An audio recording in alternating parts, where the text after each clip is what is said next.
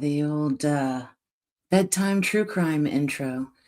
Normally, I would do this in a pre-recorded video with post-production editing and make sure that everything was perfect. But tonight, we're going to be talking about Colorado's case against Barry Morphew. And even though I'm only reading 3 documents, there is a total of more than 150 pages. So I am going to just get right into it. I wanted to review these documents because, as you know, Barry Morphew is going to trial in Colorado, hopefully soon. And I wanted to review these documents. It's been a really long time since I looked at his affidavit of probable cause. And I'm going to go ahead and start reading it. It is unlike any affidavit of probable cause I have ever seen. It reads like a novel in many places. Anyway, before I get started, I did want to make sure that I mention Lee Walters at Excalibur Private Investigation. That's who's on the screen right now. He is a sponsor of the channel and has been for several years, and he has more than 30 years of federal law enforcement experience. He is now retired from the FBI, and he opened up an office in Colorado a handful of years ago, and now he has offices in Florida, South Carolina, Colorado, and New Mexico. So his contact phone numbers for each of those states is on the screen, along with licensing information. Anyway, if you do call one of those numbers or reach out to Lee by email or on LinkedIn or website, whatever you want to do, if you do reach out to him, make sure that you tell him that you were referred by Jennifer Knight. I would appreciate it. So Excalibur Private Investigation does not pay me money, but they do provide me with services that I'm not obligated to pay for.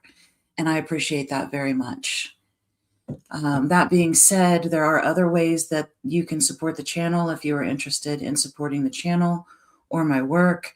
We have merchandise on YouTube.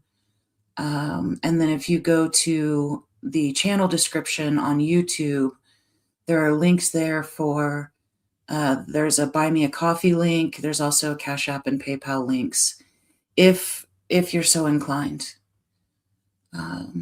Of course, you know, it's greatly appreciated, but obviously not necessary. Anyhow, so I am just going to jump right into it. Don't know if we have many people in chat here tonight. Donna says, I can't wait. You can read me to sleep anytime. And we're probably going to be here for a few hours, I would say. Let me get back to the regular comments. Looks like Luna is here and Jilly Bean. All right, you guys, thank you for being here. And, you know, whether you're here for research, you know, you're deep diving into a homicide case, you're here to research the case against Barry Morphew, or you want me to read you to sleep with court documents. Either way, welcome to it. And I'm just going to start here to get my screen in the right order. Okay, that's better. And this is the Affidavit of Probable Cause, which was from 2021. I'm going to try to remember to shift the page on the screen, but I am reading actually from a paper document. Okay. The undersigned, being duly sworn, deposes and swears that this affidavit is made in support of an application for an arrest warrant for Barry Lee Morphew, age 53. Your affiant is investigating the disappearance and murder of Suzanne Renee Morphew, age 49, who was reported missing on May 10th, 2020, from their residence in Salida, Colorado.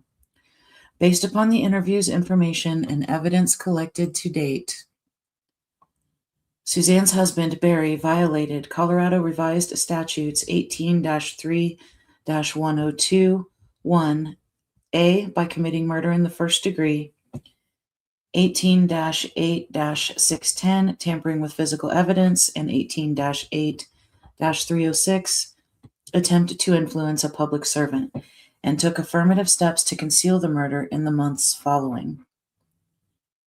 Your affiant informs this court that he is the chief investigator for the 11th Judicial District Attorney's Office and has been employed with this office since January 2007 and has investigated missing persons and homicide matters.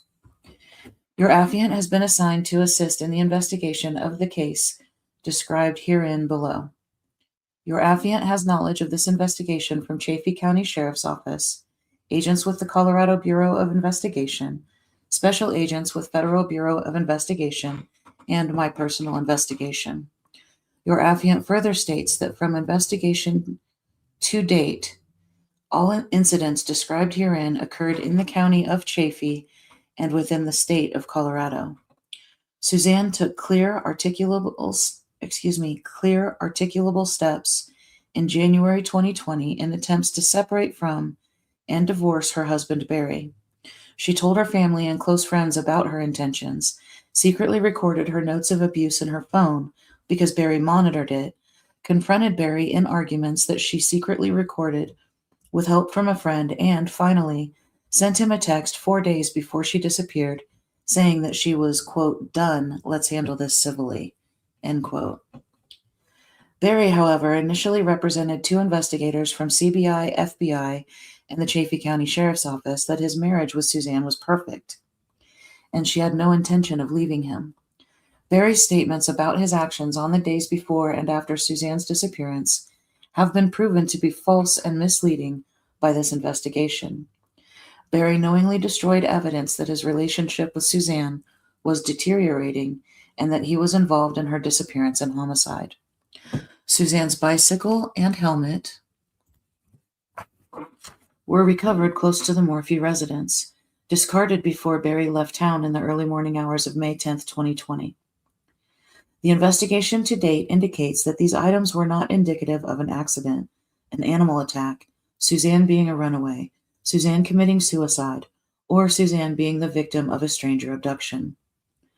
All records checks available to the FBI and local law enforcement indicate, as of April 30th, 2021, that Suzanne has not used a credit card, nor her social security number, nor has she been contacted by law enforcement, not flown in an airplane, not crossed a national border, not established utilities or housing, nor otherwise continued in her normal pattern of life for over 355 days. Based upon legal suppositions, Suzanne Morphew, based on this lack of proof of life, is deceased. Within a month or so of Barry moving Suzanne and their daughters from Indiana to Colorado in April of 2018, Suzanne sent a Facebook message of "Howdy, stranger" to her high school friend, Jeff Libler. Suzanne and Libler, who resides in Michigan, began communicating regularly through 2018 and eventually began meeting each other in 2019. Suzanne traveled to meet him in New Orleans, Indianapolis, Dallas, Michigan, and Florida, where they eventually had consensual sex. By September 2019, Barry took clear steps to determine if Suzanne was having an affair by stalking her at their own residence in Salida, Colorado, as witnessed by Suzanne's closest friend, Sheila Oliver.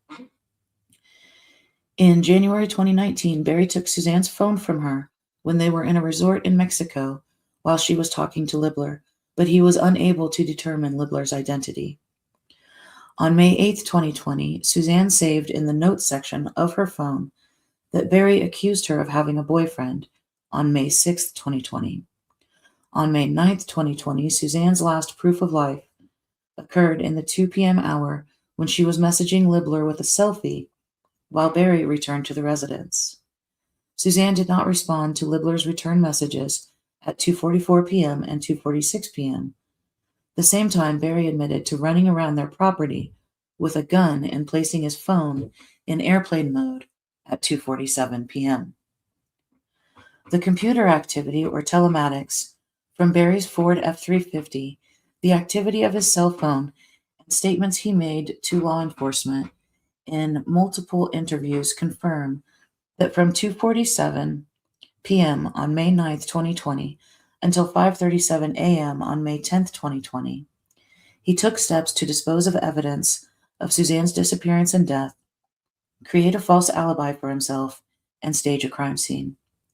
In recent months, following the presentation of evidence by FBI agents to Barry, he has changed critical details about his activities in the 2 p.m. hour on May 9th in attempts to match the evidence. Since January 2021, Barry has admitted to chasing a chipmunk with a gun around the house while Suzanne was outside sunbathing, shooting a deer with a tranquilizer dart to explain a dart or needle cap in the dryer, disposing of the tranquilizer solution during his trip to Broomfield, following a bull elk down Highway 50 in the 4 a.m. hour on May 10th to explain why his truck would be headed west, where the helmet was discarded, and finally stating to the FBI on April 22, 2021, that he looks guilty from the evidence and God allowed these things to happen. Barry's involvement in Suzanne's disappearance and death can be organized into the initial scene and interviews in Section 1, Suzanne's affair and her attempts to leave him in Section 2, Barry's early statements to CBI from May through June of 2020 in Section 3, the evidence recovered by law enforcement in Section 4, witness statements in Section 5, and Barry's statements to the FBI in 2021, wherein he tangentially describes what happened to Suzanne when he has shown evidence in the case in Section 6. The following case synopsis was prepared for this affidavit by your affiant with the assistance of FBI Special Agent Jonathan Grusing. This affidavit was edited and reviewed by Special Agent Kenneth Harris and CBI agents Joseph Cahill and Derek Graham. The affidavit includes footnotes that denote critical deceptive statements and inconsistencies by Barry that are addressed later in the affidavit. And that takes us to Section 1. And just go over here and check on you guys. Jill reminding everybody to hit the like button. I do appreciate it very much. And Martin says, was it a selfie? And oh, Martin, it's good to see you. And I wish that I wasn't just reading these documents and that I had an actual conversation planned, because I have so many questions for you. And Becky's in the house. Good to see you, Becky. Always good to see you. Martin, tell me, do you think that it is valuable for us to be reading through all these documents here now in preparation for trial, even though I know and you know how many times it's been done before? To me, I'm going to listen to this after I record it, and I'm sure that I will continue to pick up other things that I've missed. And with that, we'll get back to Section 1. On May 10th, 2020, at approximately 5:58 p.m., CCSO Deputy Damon Brown was notified by dispatch to contact Scott Ritter, later correctly identified as Martin Ritter, by phone regarding a possible missing person who also has cancer. Dispatch further informed that the missing person was named Suzanne Morphew and that her husband, Barry, was driving back from Denver and did not have cell service, when in fact he was at his hotel in Broomfield with cell service. Martin Ritter reported to Deputy Brown that he was contacted earlier by telephone by Suzanne's daughter, who was attending college at Western State University in Gunnison, Colorado, and did not reside at the Morphew residence. The daughter explained to Martin that she was concerned because she could not reach Suzanne via telephone or text. She asked Martin to go to the residence and check on Suzanne. Martin's wife, Jean Ritter, proceeded to the residence but could not locate Suzanne, so Martin contacted Barry via telephone. Martin further stated that Barry told him that he also could not reach Suzanne either. Martin told Barry that he did not locate Suzanne at the residence, nor could he locate her after searching the immediate area. Barry instructed Martin to call 911 and advised Martin that he was on his way home from Denver. Martin estimated to Deputy Brown that Suzanne went missing between 8 a.m. and 9 a.m. that same morning. And the following section is as it was reported by Deputy Brown. Deputy Brown attempted to contact Barry at 6:05 p.m. without success, then again at 7:10 p.m. when he spoke with Barry. Barry stated that the last time he saw his wife was at their residence at 5 a.m. that morning, May 10th, 2020, when he got up to leave for Denver for a landscaping job.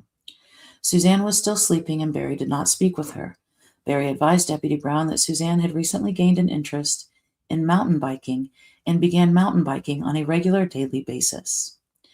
Barry advised that when Suzanne would bike, she would wear a turquoise in color bicycle helmet and a windbreaker jacket. In parentheses, it says no other description was given for the windbreaker jacket. He described that Suzanne also had an iPhone, which she would take with her when biking. Barry added that Suzanne was going through cancer treatments, and he provided Deputy Brown with her phone number when Deputy Brown requested it. Deputy Brown and Sergeant Lamine Mullinax. Martin, can you just verify if I'm pronouncing that correctly? I appreciate it.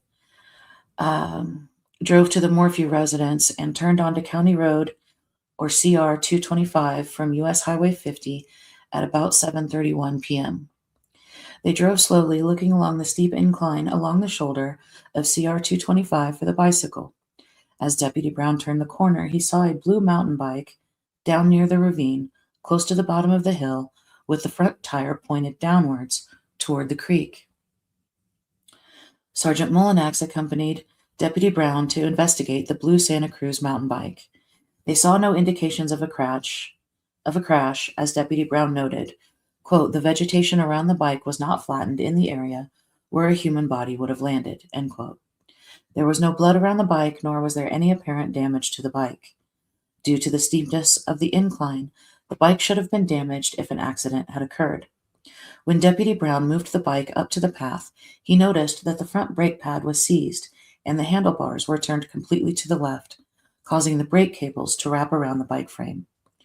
Deputy Brown and Sergeant Mullinax examined the dirt shoulder of CR 225 immediately above the area where the bike was recovered and, quote, did not observe any braking marks or skid marks from a bicycle, end quote.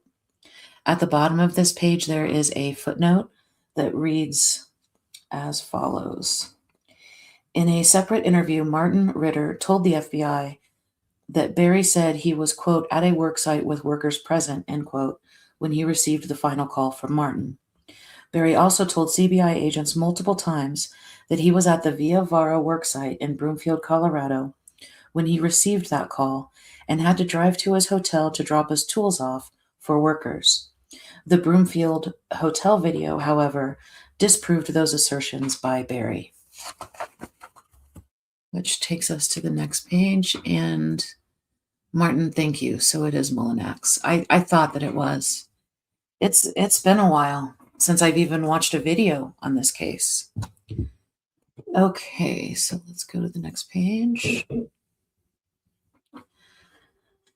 Deputy Brown examined the front rim of the bike tire, and he observed no damage to the rim or spokes, which he expected to see if the brake had locked and the weight from a rider who would have been going headfirst over the edge.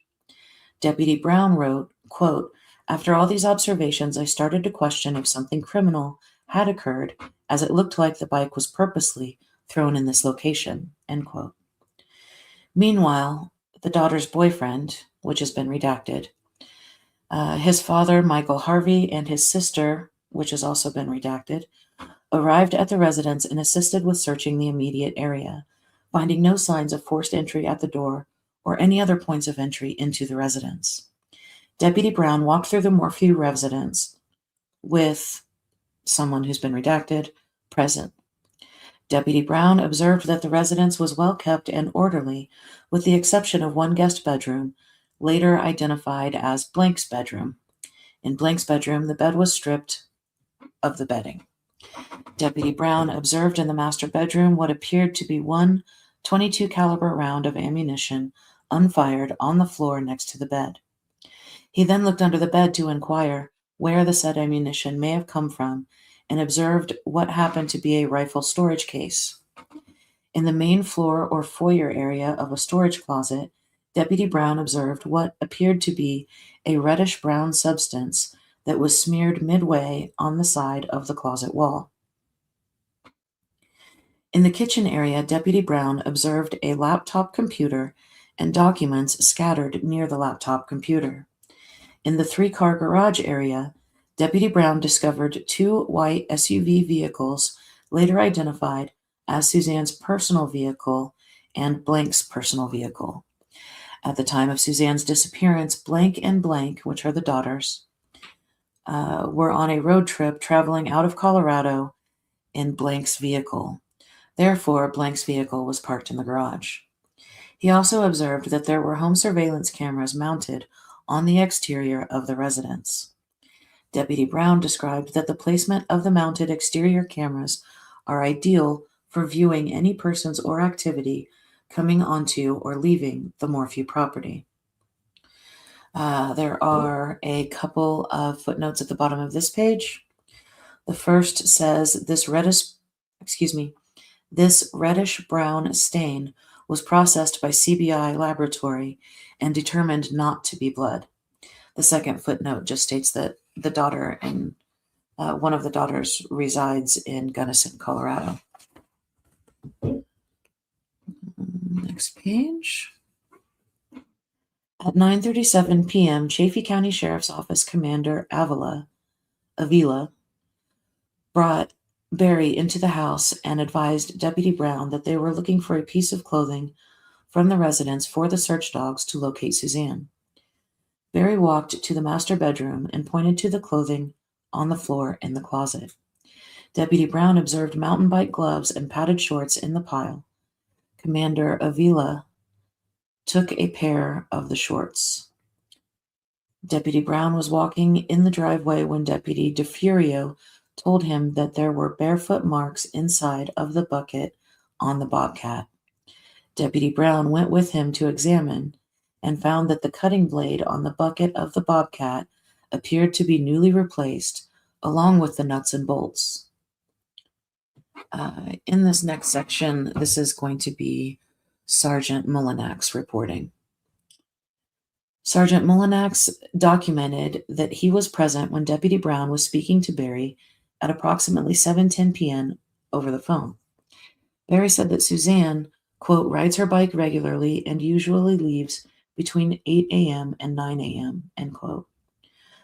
Upon inspecting the bike with Deputy Brown, Sergeant Mullinax activated his body camera, as did Deputy Brown. Sergeant Mullinax noted that the bike appeared out of place. Sergeant Mullinax and Deputy Brown walked down to the ravine as they called out for Suzanne. They walked a few hundred yards along the ravine without finding anything of interest. Sergeant Mullinax asked Deputy Brown to go to the Morphew residence while he stayed with the bike, which Deputy Brown moved up to the road. Deputy Brown contacted dispatch as they had no cell service and asked for the local hospital to be checked for Suzanne. Dispatch informed Deputy Brown that Suzanne had not been to the hospital. Sergeant Mullinax had asked dispatch to ping the number given for Suzanne's cell phone. Dispatch informed Sergeant Mullinax that the cell phone appeared to be off and last known activity was at 4:23 a.m. on the present date, with a general location about 11.5 miles west of a cell tower in Poncha Springs, Colorado. While Sergeant Mullinax was by the bike,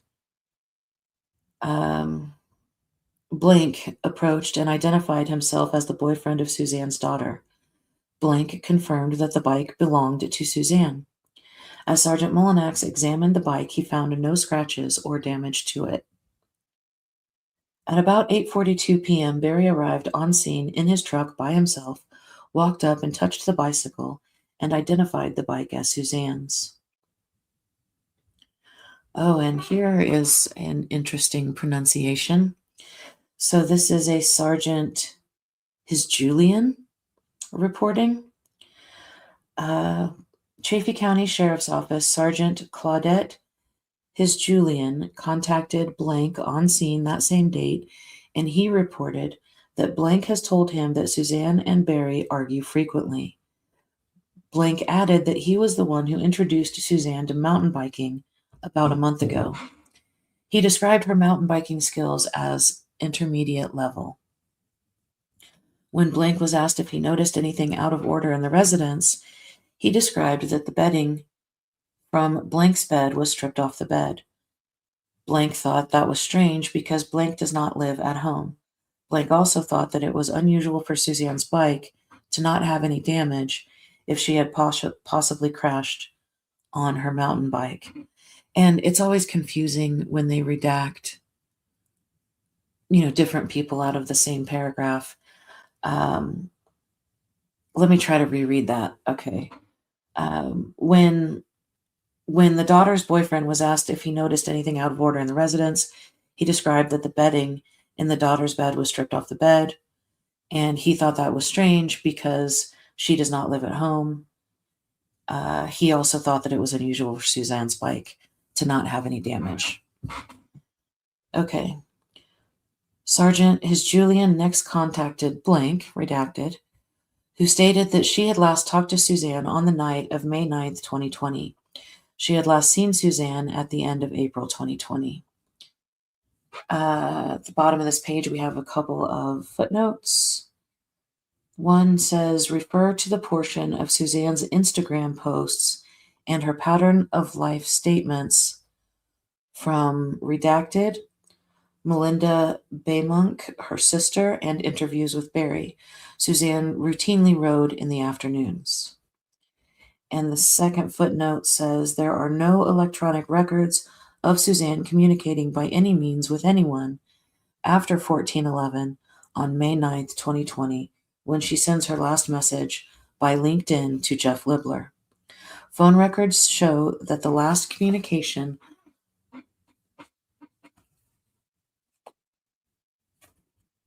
Okay, I'm sorry, this goes to the next page. Phone records show that the last communication from Suzanne to Blank was an iMessage text that Suzanne sent at 13:58 that said, stunning, in response to some photos Blank had sent to Suzanne. And that takes us to the bottom of the page here. Let's change it on the screen.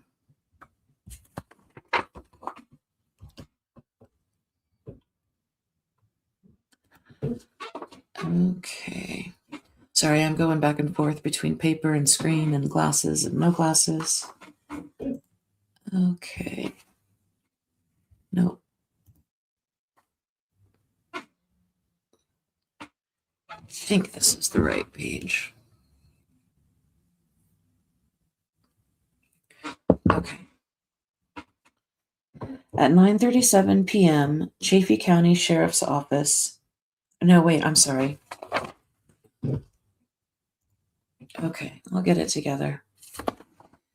Blank advised that she had sent a text message to Suzanne wishing her a happy Mother's Day on May 10th, 2020, but Suzanne had not replied. She also tried calling Suzanne, but the call went directly to voicemail. At that time, she received a call from Barry asking if she contacted Suzanne. Blank advised him that she attempted to, but was not able to reach her. Barry asked Blank to let him know if she was later able to reach Suzanne. Blank stated that Suzanne mountain bikes regularly during the afternoon hours, often using a wide trail across the highway. Suzanne normally took her cell phone, sunglasses, and blue backpack, which had a hydration bladder, on bike rides. When Blank was asked if there were any concerns with her parents' relationship,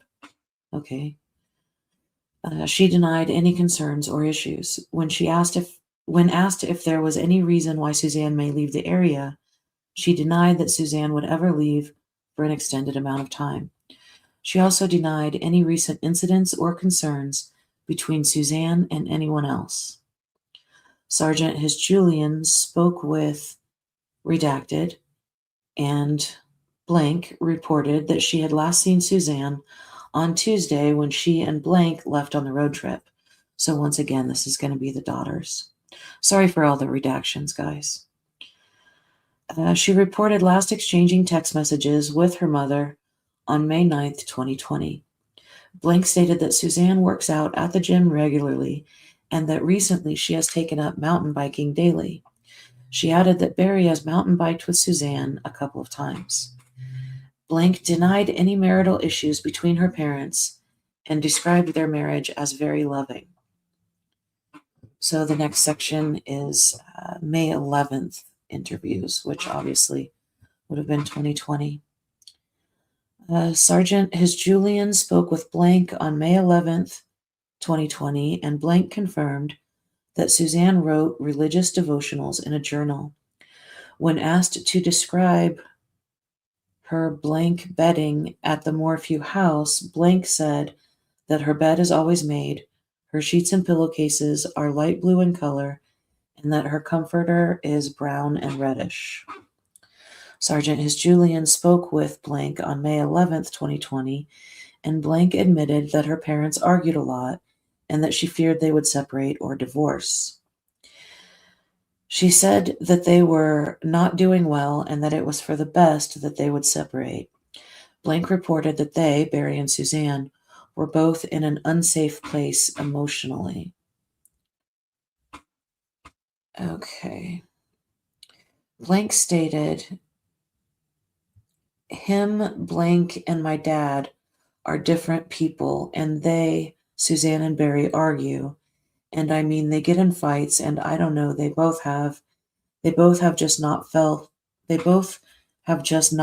safe at some point. Blank added that Suzanne and Barry weren't getting along and had discussed divorce. When Blank was discussing if she had ever seen any text messages on her parents' phones, she advised that she does not ever look at the messages on their phones. When Blank was asked if there was a possibility that her mom may have left home because she did not feel safe, Blank said her mom would never leave her Blank. Later said would not leave her. Blank later said if Suzanne would have left, she would have contacted her and her sister to let them know she was okay. Blank explained that she and her sister were heading back home on May 10th, 2020 with their friend Blank, but there were no plans for Blank or Blank to stay at the Morphew house after the trip.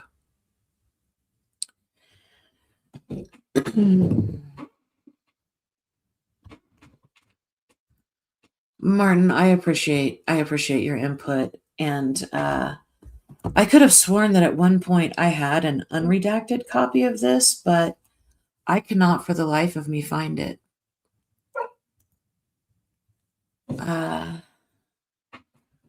All right, this is supposed to be bedtime true crime. I've got a squeaky chair and a dog who is currently trying to get my attention.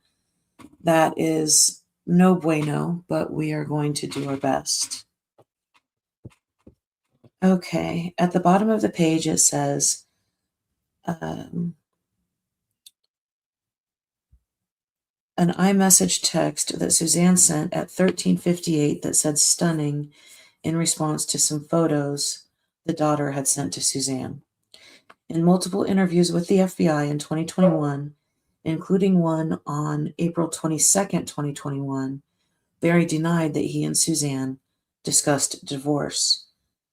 And then the next footnote says, this statement by Blank contradicts Barry's repeated assertions to CBI that he deleted arguments between him and Suzanne on his phone because his daughters always looked on his phone.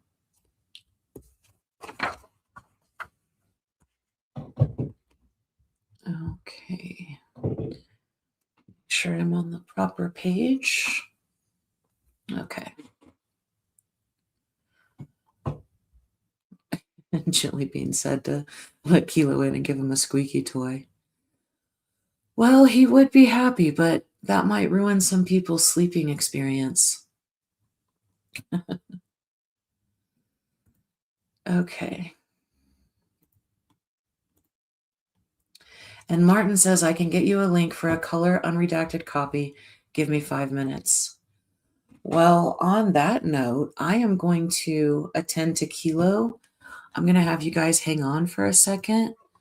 I think there might even be like some calm music I could play. Let me see. Okay, I'll be right back. We're going to pause. I'm going to take care of Kilo. Martin's going to help us out with a better copy. I'll see you shortly. Jill, if you could just let anyone know who asked if they missed this part. I'll be right back. Short break. Hi, buddy.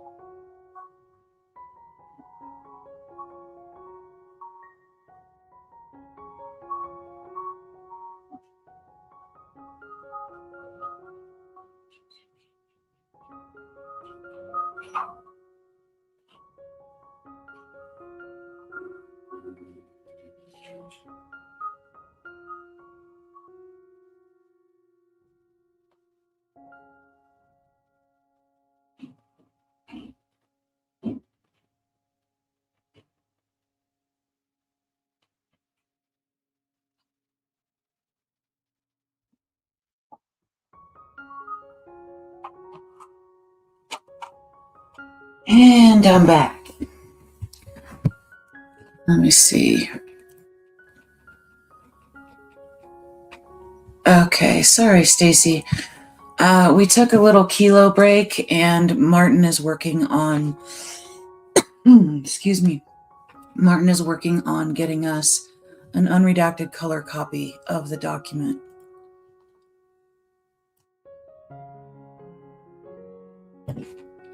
I do apologize. Okay, well, so Martin, if you can send that link to Colorado Case Files at gmail.com, that I think would be our best bet. And let me see here, because I don't think it will let you put the link in chat. I'm pretty careful about stuff like that. So I do have my email open. And I'll go ahead and continue reading this document as it is now while we wait for Martin. Let me turn off the music. Okay, we are no longer on hold. Thank you for listening to the Muzak. Okay, Blank said Suzanne always carried her cell phone with her and had a charging cable on her nightstand next to her bed. Sergeant His Julian spoke with Jean Ritter, who confirmed that Blank contacted her and Martin Ritter via telephone on May 10th, 2020 at approximately 4 p.m. to 4:30 p.m. because she could not reach Suzanne. Blank asked them to go to the house and check on Suzanne, and Jean went to the house. She did not locate Suzanne at the house, so she called Barry and told him what happened. Barry asked Jean to look for Suzanne's bicycle and call 911 if she didn't locate Suzanne. Jean returned to the house a second time, but once again she did not locate the bicycle or Suzanne.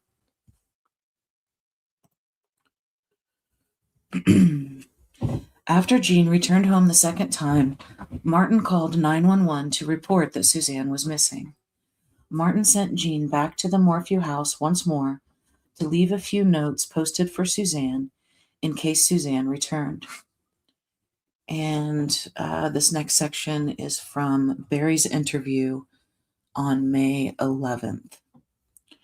In the early morning hours of May 11th, 2020, Chaffee County Sheriff's Office Detective Burgess and your affiant interviewed Barry Morphew. Barry explained that he left his residence at approximately 5 a.m. on May 10th, 2020, to travel to Broomfield, Colorado for a construction job. He did not speak to his wife Suzanne that morning because she was still asleep when he left. Barry stated that his daughters were to return to their home on May 10th for a camping trip. Barry said that he texted his wife to wish her Happy Mother's Day and did not get a response, possibly due to poor cell service at their residence. Barry said that he tried to text her again later that morning, again with no response. Barry reached his daughters via text messages, and they also stated they could not reach their mother. Barry specifically provided his route of travel to Broomfield, and in all subsequent interviews with CBI, Barry never stated that he turned west on Highway 50. Barry explained that his wife's plan for May 10th was to clean the house and get the spare bedrooms ready for their two daughters coming back, with possibly a friend to visit. Barry said that his wife rides her mountain bike every day. He added that Suzanne was diagnosed with cancer twice in her life, and she beat it. Barry said that he owned firearms, and all the firearms and ammunition are stored in a locked gun safe in the garage. It should be noted that on May 11th, 2020, while law enforcement searched the Morphew residence, 2 firearms were located at the residence that were not inside a gun safe. A high-powered rifle was located in a closet on the ground floor, in a closet. The rifle appeared to be spray painted in a camouflage pattern, and your affiant could not locate a serial number. A Benelli 12-gauge shotgun was found lying against the wall in the garage. Also, a loaded .22 long rifle cartridge was located lying on the floor in the master bedroom near the right side of the bed. After your affiant ended the interview with Barry, he was told that law enforcement was going to seize his truck to process it. And we have several footnotes at the bottom of this page. The first one says, it should be noted that when the residence was searched, law enforcement did not locate a charging cable on either side of the bed. Barry's phone entered airplane mode at 4:32 a.m., and he altered his numerous prior accounts to law enforcement to match phone and truck evidence when speaking to FBI agents in April of 2021. Barry said he turned left on Highway 50 when leaving his house, the opposite direction of heading to Broomfield, because he saw a bull elk crossing the road. Barry eventually pointed to an area on a Google map that indicated he turned his truck around at an exit in Garfield, Colorado, about 5 miles in the opposite direction of his trip. The next one reads, Suzanne's helmet was discovered off the south side of Highway 50, west of the County Road 225 entrance that leads to Morphew's Puma Path residence. This is the same unfired .22 round previously referenced above. That was the final footnote. Okay. Okay, and Becky wants to know what kind of cancer Suzanne had. And Jill says that according to Google, it is something called follicular lymphoma,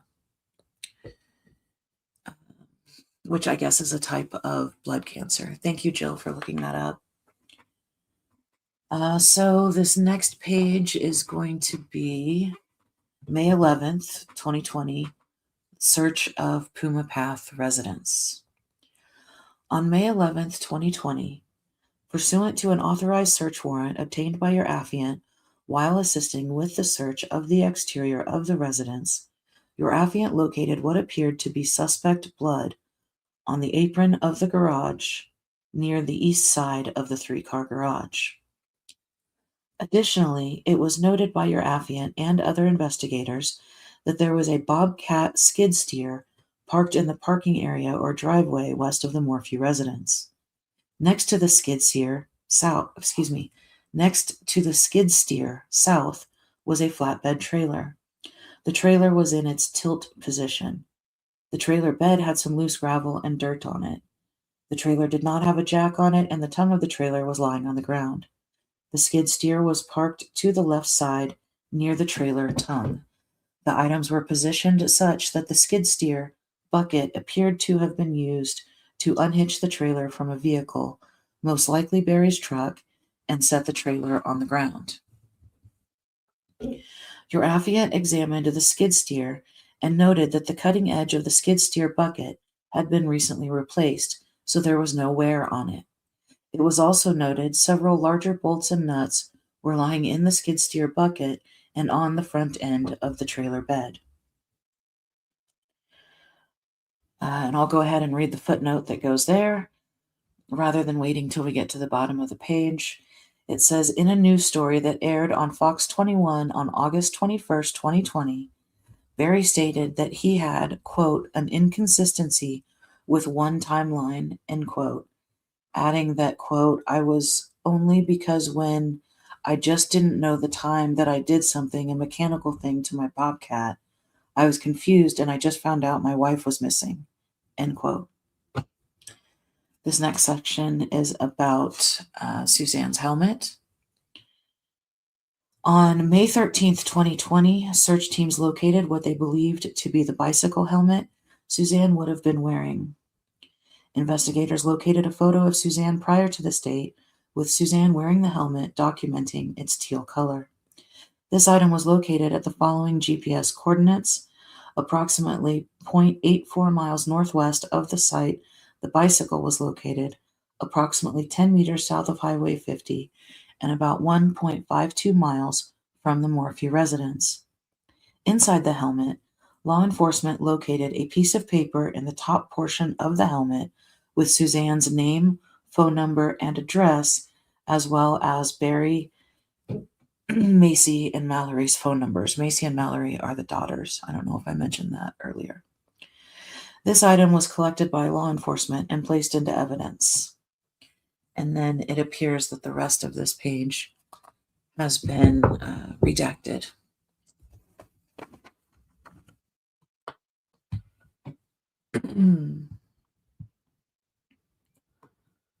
Okay, so let's go to the next page.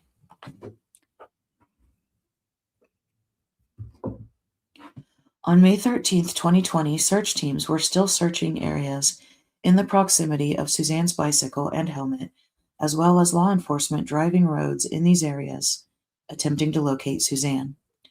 During this effort, law enforcement located what they believed to be fresh tire impressions and a piece of cloth with a reddish-brown, unknown substance on it. Also located in the area of the piece of cloth, tire impressions were located. These tire impressions were casted on May 14th, 2020 by deputies with the Chaffee County Sheriff's Office. As of the present date, these items appear to be unrelated to Suzanne's disappearance. This section is about the CBI crime scene report. FBI Special Agent Grusing provided the following excerpts from the CBI crime scene report written by CBI crime scene analyst Tanya Atkinson. Regarding the interior of Barry's F-350 on May 12, 2020, the interior of the truck was cluttered with several personal items. The interior dash area was dusty and dirty. Regarding Suzanne's white Range Rover on May 19, 2020, there were personal items to include Suzanne's driver's license and credit cards throughout the vehicle, Items from the interior were pulled out by sections or areas and photographically documented on butcher paper. Some of the items collected included a women's jacket and knit cap in the rear, pairs of sunglasses and a key in the glove compartment, a camelback and sunglasses in the front passenger seat, spa chemicals on the front passenger floorboard, and a Scott bicycle service receipt in the front driver door. And on this page, we have 3 footnotes. Oh, I see here. Jilly says Martin said to check your email. Let's go ahead and check the email. Well, I don't see it, but let's check spam just to be, yeah, they put you in spam, Martin. Report not spam. Okay. You are not spam. Don't let anyone call you spam, Martin. Okay, so here's what we will do. I will put my giant stack of paper to the side here. Thank you, Martin. I don't know if I said thank you yet.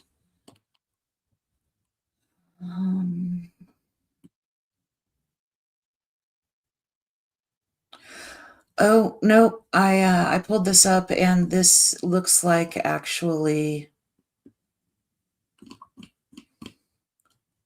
this is the civil case. What I have in this email is the Morphew federal suit, Martin.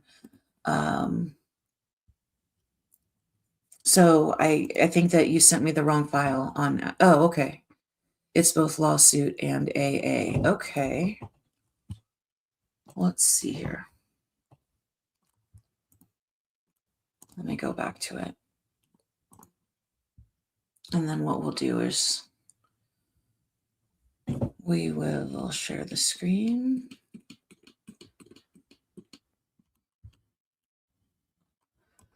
$314 pages. Okay, all right.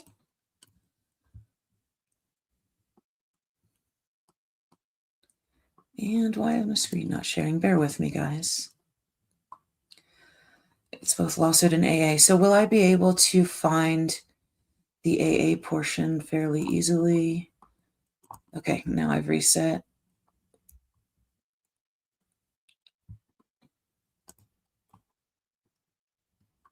Well, okay, it's downloaded. Oh, bear with me, you guys. I just don't want to bring up my email. Okay. Finally. And let's put it on the screen.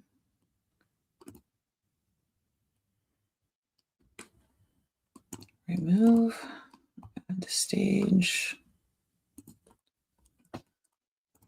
Make that a little bit bigger.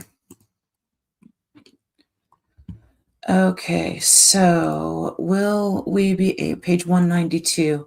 Martin, you are amazing. I don't know if anybody's told you that yet today, but it is true.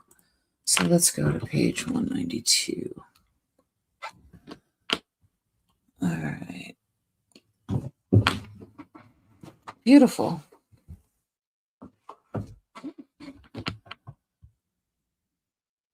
Okay, we have read through, well, we've read through that already. Let's go back to where we were, which would have been page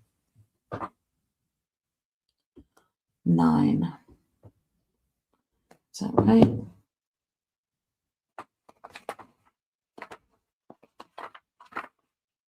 Yep, page 9. 7, 8, and page 9.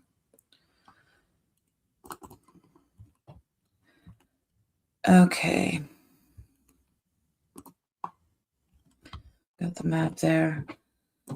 And we are back in business. This is so much better. Thank you again, Martin. Okay. On May 13th, 2020, search teams were still searching areas in the proximity of Suzanne's bicycle and helmet, as well as law enforcement driving roads in these areas areas attempting to locate Suzanne. During this effort, law enforcement located what they believed to be fresh tire impressions and a piece of cloth with reddish-brown unknown substance on it. Also located in the area of the piece of cloth, tire impressions were located. These tire impressions were casted on May 14, 2020, by deputies with the Chaffee County Sheriff's Office. As of the present date, these items appear to be unrelated to Suzanne's disappearance.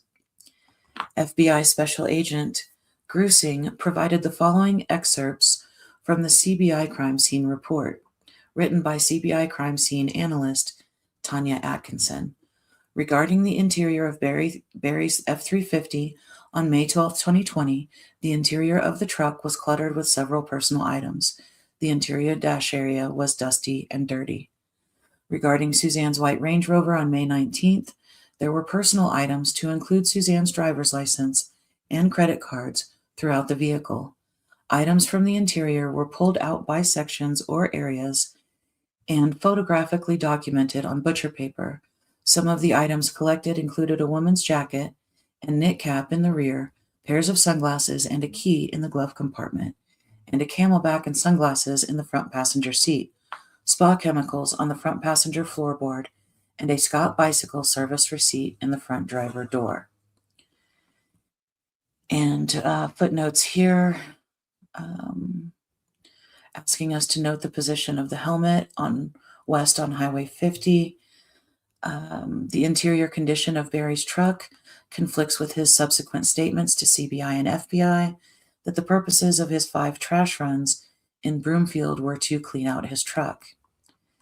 And then the third footnote says Suzanne's Instagram pictures above of her bike riding have her blue Camelback water pack visible, making it unlikely she would take a bike ride without it. The way this is written, it's almost like we have the affidavit of probable cause, and then we have commentary. Like the footnotes is commentary. I suppose it should probably be read that way, but okay. Regarding the tranquilizer dart cap on May 19th, 2020, a plastic needle cover was located in the dryer drum. This was collected by the CCSO along with additional items and swabs from different areas. The needle cover was recovered with sheets from Mallory's bed inside the dryer. Section 2. Suzanne's attempts to leave Barry and her affair. Suzanne told numerous close friends, her daughters and Barry, that she wanted out of her marriage, yet Barry refused to listen to her. She suspected Barry of having affairs for years and kept her affair very secretive to protect her daughters and the family of Jeff Libler. A small portion of interviews and evidence of her attempts to leave Barry and of her affair follows. So this is the Sheila Oliver interview. On May 11th, 2020, Chaffee County Sheriff's Office Detective Burgess conducted a phone interview with Sheila Oliver, Suzanne's best friend who lives in Indiana. Sheila had consistent communication with Suzanne via text messages and Snapchat messages until Saturday, May 9th, 2020. Sheila said that Suzanne promptly checks her Snapchat messages, and Sheila was worried that Suzanne did not read 3 messages from her on May 9th, 2020 at 6:40 p.m. and 6:48 p.m. Suzanne had been very excited about the wedding of Sheila's daughter on May 10th. Suzanne was helping Sheila prepare and eager to watch it online. Sheila provided texts with Suzanne with the following. March 25th, 2020. Suzanne, taking care of myself physically in a stressful marriage. Macy and I had a very tough talk yesterday. She's weary of the tension here. She knows how he is toward me and almost begged me to divorce him. Sheila says, what does he want? Have you talked any more about splitting? Suzanne says, he threatens, but I've never come out and said I wanted it. Today. He thinks I'm holding on till after Mace graduates. At least he probably thinks I'm not strong enough to do it, given finances. Suzanne, Macy even mentioning a restraining order. I'm sick. I had a conversation like that with my 16-year-old. Sheila says he's nuts. Suzanne says it's Jekyll and Hyde again. Pretty much told him I can't be healthy and stay in this. What did he say? He threatens to come home and pack. Ugh. Suzanne says he won't speak of divorce. Begging for another chance. I'm so torn. But in my heart, I know who he is. During the interview, Sheila also told Detective Burgess that she was so concerned with Barry's behavior that she purchased a spy pen for Suzanne, which she gave to her in January 2020 when she met up with Suzanne in Florida. This device was designed to record conversations covertly. The downloaded audio files of the spy pen conversations will be summarized in Section 4. Sheila told FBI agents in 2021 that Barry called her in the summer of 2019 when Suzanne was in Michigan, asking why Suzanne was not returning his calls. He stopped Suzanne and Sheila at the Puma Path house in September 2019 to see what Suzanne was up to, sneaking through the woods, and of earlier accounts in Indiana when Barry suspected Suzanne may have had a boyfriend before they got married.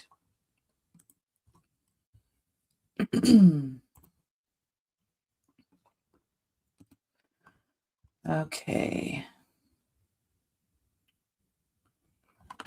Melinda, this is the Melinda Bailmonk interview. I hope I'm I'm sure I'm not saying that right. Melinda was interviewed by FBI Special Agent Richard Tipton on May 19, 2020 at the FBI office in Knoxville, Tennessee. Bailmonk is the sister of Suzanne and last talked to her on Friday, May 8th via text message. Melinda sent a text to Suzanne on Mother's Day, May 10th, 2020, and received no response. For the previous 6 months, Suzanne had texted Melinda and told her that things were getting tense between her and her husband, Barry. Melinda advised that Suzanne told her that she had come to realize what a narcissist her husband, Barry, was, and that she had come to terms with his narcissistic ways. Melinda described Barry as one who lives a double life, a liar, an adulterer, a bully, one that has to have control, cunning, fools people a lot, loves money, and treats his wife and daughters as trophies. Melinda advised that her sister Suzanne was a codependent person and was very dependent on her husband Barry. They lived a phony life and would often put on a front as if they were happy together. Melinda thought that it was unusual for Macy and Mallory to take a road trip on Mother's Day weekend, especially with the coronavirus pandemic. Melinda advised that she received a phone call from her father, who lives in Michigan, on Monday, May 11th, to tell Melinda that Suzanne was missing.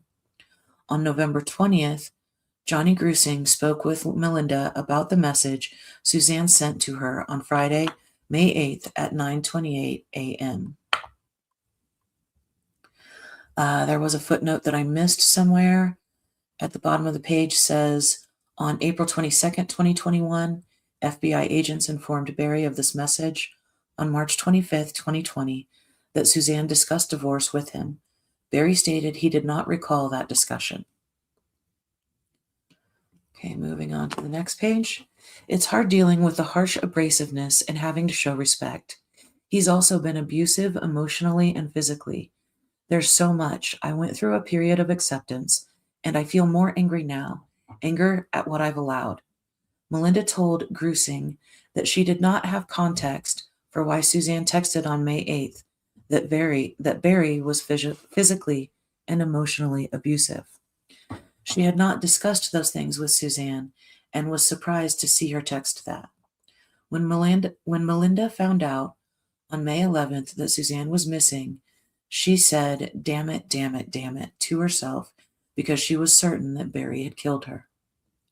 Melinda described years of Suzanne being a submissive housewife to Barry in Indiana, allowing him to control their finances, and Suzanne's longtime suspicions about Barry having affairs.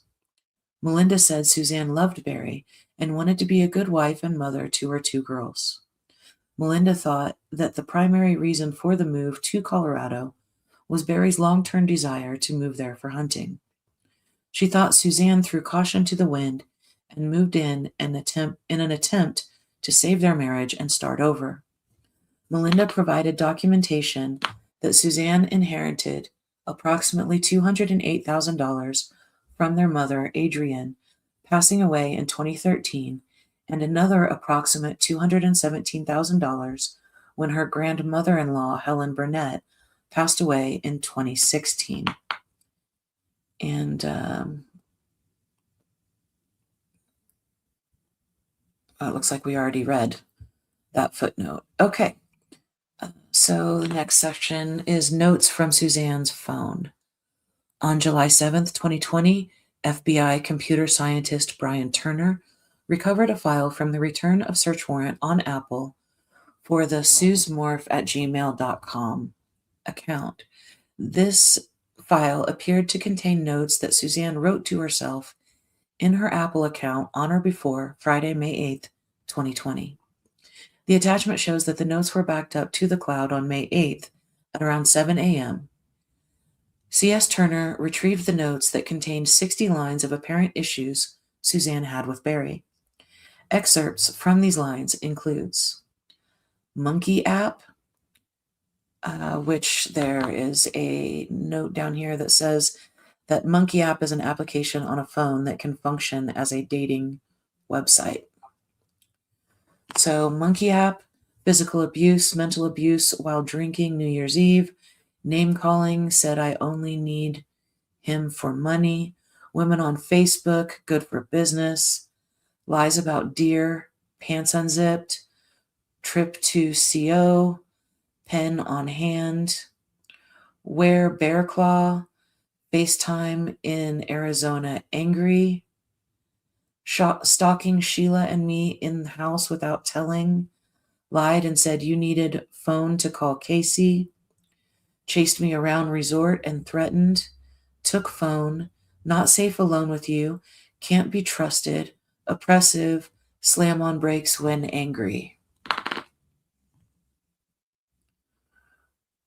Threatened to jump out of car, gun, shame and guilt daily for not meeting expectations, nothing to do with infidelity, everything to do with your character and who you are at core.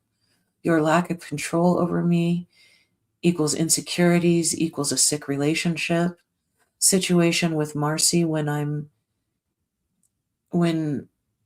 in Indiana, accused me of going behind your back, got up and left Macy, Miles, and me at the table, left plate, no comment, just to watch TV, act like I'm intruding in the garage, verbal abuse, writing checks for cash out of business account, wiring money from investment account without asking or discussing, money in your name only, pull Mal in, hurting her, left 2 times on treatment weeks, bedroom profession about marrying, having babies, and sleeping together, don't care about pregnancy possibilities, hot tub talking to self, ? Accused me of boyfriend, and hydro, May 6th, wrote in Al-Anon book, knew I was looking at phone in bonus. And I'll go ahead and check the footnote number 20 about accusing her of the boyfriend and hydro. But I do know the bottom line there, knew I was looking at phone in bonus, ? Bonus is meant to refer to a room in their house that they called the bonus room. And the number 20 footnote says the BF stands for boyfriend, the hydro for the cancer medication Suzanne was taking, and 5-6 for May 6, 2020, as confirmed by Barry to FBI agents in interviews in March and April of 2021. Okay, May 6, 2020, message to Barry. Pursuant to an authorized search warrant, Barry's Verizon phone was searched by FBI examiner Jim Stevens, who found an image that Barry likely swiped the message off his screen and the swiped image was inadvertently saved. This message was not recovered separately in Suzanne's phone or Barry's phone. The image appears to be a message from Suzanne to Barry. The date of this message was May 6th, 2020 at 10:13 a.m. I'm done. I could care less what you're up to and have been for years. We just need to figure this out civilly. And the next section is about Suzanne's affair with Jeff Libler. Let me just go back over here and say hi. Suzanne Martin says Suzanne was spying on Barry while he was spying on Suzanne. So sad. It is sad. Every single thing I've heard about this case, some things make me mad at first, but it always lands back on sadness. It's just sad. Jilly says, S.A. Grusing going to be on this trial, or didn't he move on to something else? So Johnny Grusing is retired from the FBI. He's no longer I believe he was a supervisory special agent, but he's no longer a special agent for the FBI. Last I knew, Johnny Grusing was working for the Douglas County School District in Colorado. But as we've seen during many trials, when people retire, they do generally still come back to testify at trial for a case they worked on. And I can't imagine that Johnny Grusing wouldn't testify at Barry Morphew's trial. He's been a part of so many of these Colorado cases. Mark Redwine, Letitia Stout, Barry Morphew. There are a few others that he was mentioned in as well. So I would be surprised if we didn't see Johnny Grusing at trial. Okay, let me take that off and back to the document here. It is interesting how it's kind of got his face cut off there. In fact, I'm going to go ahead and change the background because I don't want to necessarily stare at that image anyhow. All right. Perfect.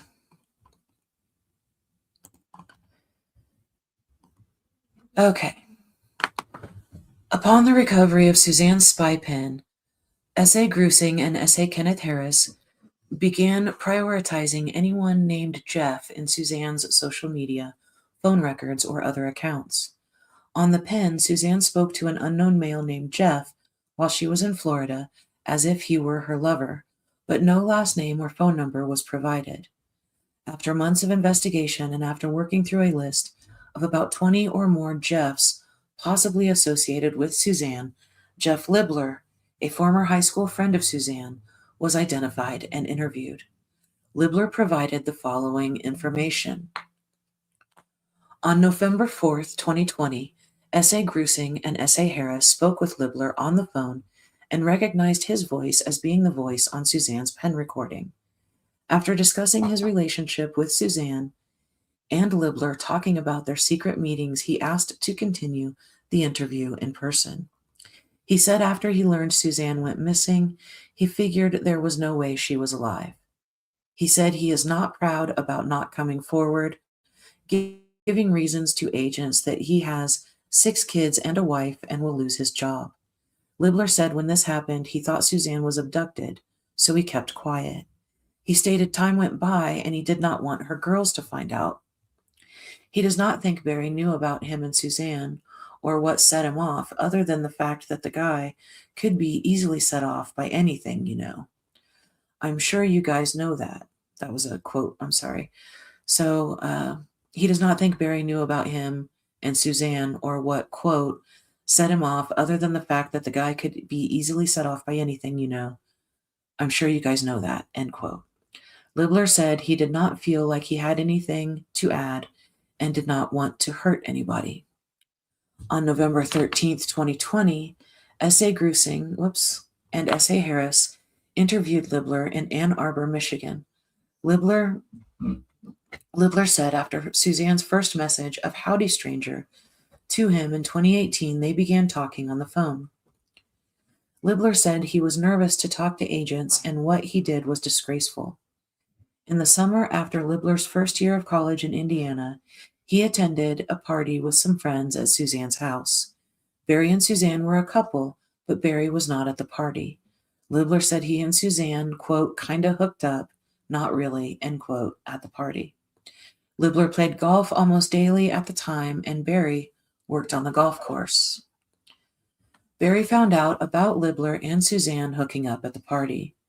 Upon seeing Libler on the golf course, Barry, quote, jumped off the tractor, and he was ready to beat me down, end quote. Libler told Barry, quote, you're going to lose your job, you're going to lose everything, end quote. Libler talked him out of it. You all right, buddy? Kilo's ears are bothering him. Sorry, guys. Libler talked him out of it, and that was the last interaction Libler had with Barry. Libler said he did not talk to Suzanne until 2018, following that night in Indiana. He explained, quote, I'd tell her I carried a torch for her all that time, end quote. Libler and Suzanne used FaceTime to communicate in 2018, though Libler's daughter saw one of their communications in late 2018, and Libler told Suzanne they had to stop. They did not speak until around Christmas 2018 because Libler deleted Facebook, Instagram, and all messaging between him and Suzanne. Around Christmas 2018, Suzanne found Libler's LinkedIn account and sent a message with words to the effect of, quote, I'm worried sick about you. Are you okay? End quote. Libler responded to the message and they began talking again, first in a platonic way, then their relationship progressed again. Libler said they communicated through FaceTime but did not physically see each other in 2018. Suzanne and Libler communicated regularly from late 2018 through May 9th of 2020, and she provided him with numerous reasons why she wanted to leave Barry. Between February 2019 and February 2020, Libler and Suzanne met each other in New Orleans, Florida, Indianapolis, Michigan, Dallas, and again in Florida. During the last 5 trips, they stayed in hotels, talked and shared meals, and had consensual sex. Libler has not traveled to Colorado to see Suzanne, partly because Suzanne said Barry has surveillance cameras all around the house. The footnote reads, Libler also told agents on November 13th, 2020, that he was last in Colorado when he visited Denver in 2016. Libler stated, quote, here's what she told me about her relationship with Barry. Not good, lots of fights, very argumentative. Felt like it was horrible for her health, mentally, end quote. Libler asked Suzanne if she felt afraid Barry would hurt her, and she answered, quote, he would never cross that line, he's learned. Libler took that to mean something happened physically one time to Suzanne, whether Barry shoved or hit her. Agents asked Libler when Suzanne first said she loved him, and he replied she told him that in 2018. They discussed that they were soulmates and, quote, meant for each other, end quote. They eventually exchanged words of love to each other. Libler explained they were soulmates because of their approaches to the world and to people. Libler said that Suzanne treated people well, not simply for social stair climbing or status benefits. Libler was striving to be that type of person. He stated he was not a good person, though. He was horrible for having this relationship with Suzanne. When agents asked Libler how Suzanne took steps to be careful about Barry knowing her travel activities, he said when Barry called, Libler left the room. This happened once in Suzanne's hotel room in New Orleans. Agents asked Libler what other steps they took to conceal their relationship from Barry. He responded, quote, we talked all the time about protect for the kids, for family, all that stuff. Suzanne knew when Libler was going to be working in his car, and he never initiated. I got lost. Suzanne knew when Libler was going to be working in his car, and he never initiated conversation with a phone call or a text. They communicated through his LinkedIn account in 2019 to determine when they could FaceTime. Agents asked Libler if Suzanne ever spoke about leaving Barry. He said Suzanne's plan was to get Macy out of the house and to college before Suzanne would probably go on her own. Libler and Suzanne talked about one day being together. She told Libler this was not about him. Quote, "It's about her getting away," end quote. He said Suzanne was not happy mentally. She could not take it, and it was wearing her out. Libler had a corporate LinkedIn account, and he created a second account to use to communicate with Suzanne. They stopped talking on the phone in December 2019. Libler deleted his second LinkedIn account of Jeffrey S.L. after Suzanne disappeared when he thought she was abducted. Libler said, "I don't want her legacy to be she had an affair with this guy."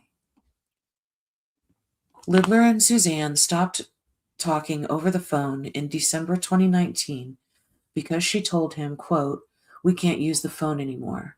He, Barry, watches everything I do, and I'm afraid he's going to find out." Suzanne mentioned an incident when she was on the beach in Mexico listening to music on her phone, and Barry was suspicious of her. Libler said, quote, "She started handing her phone over to him and told him, 'Do whatever you want, go through it,'" end quote. Libler and Suzanne used WhatsApp because they could talk and leave messages, but there was no phone record of it. Libler did not think there would be call records of them talking past December of 2019. In October 2019, Libler had a sales meeting in Dallas, and Suzanne was traveling to Phoenix. She left a day early and went through Dallas, staying at the same hotel Libler stayed, the Galleria in northern Dallas, with the ice rink inside.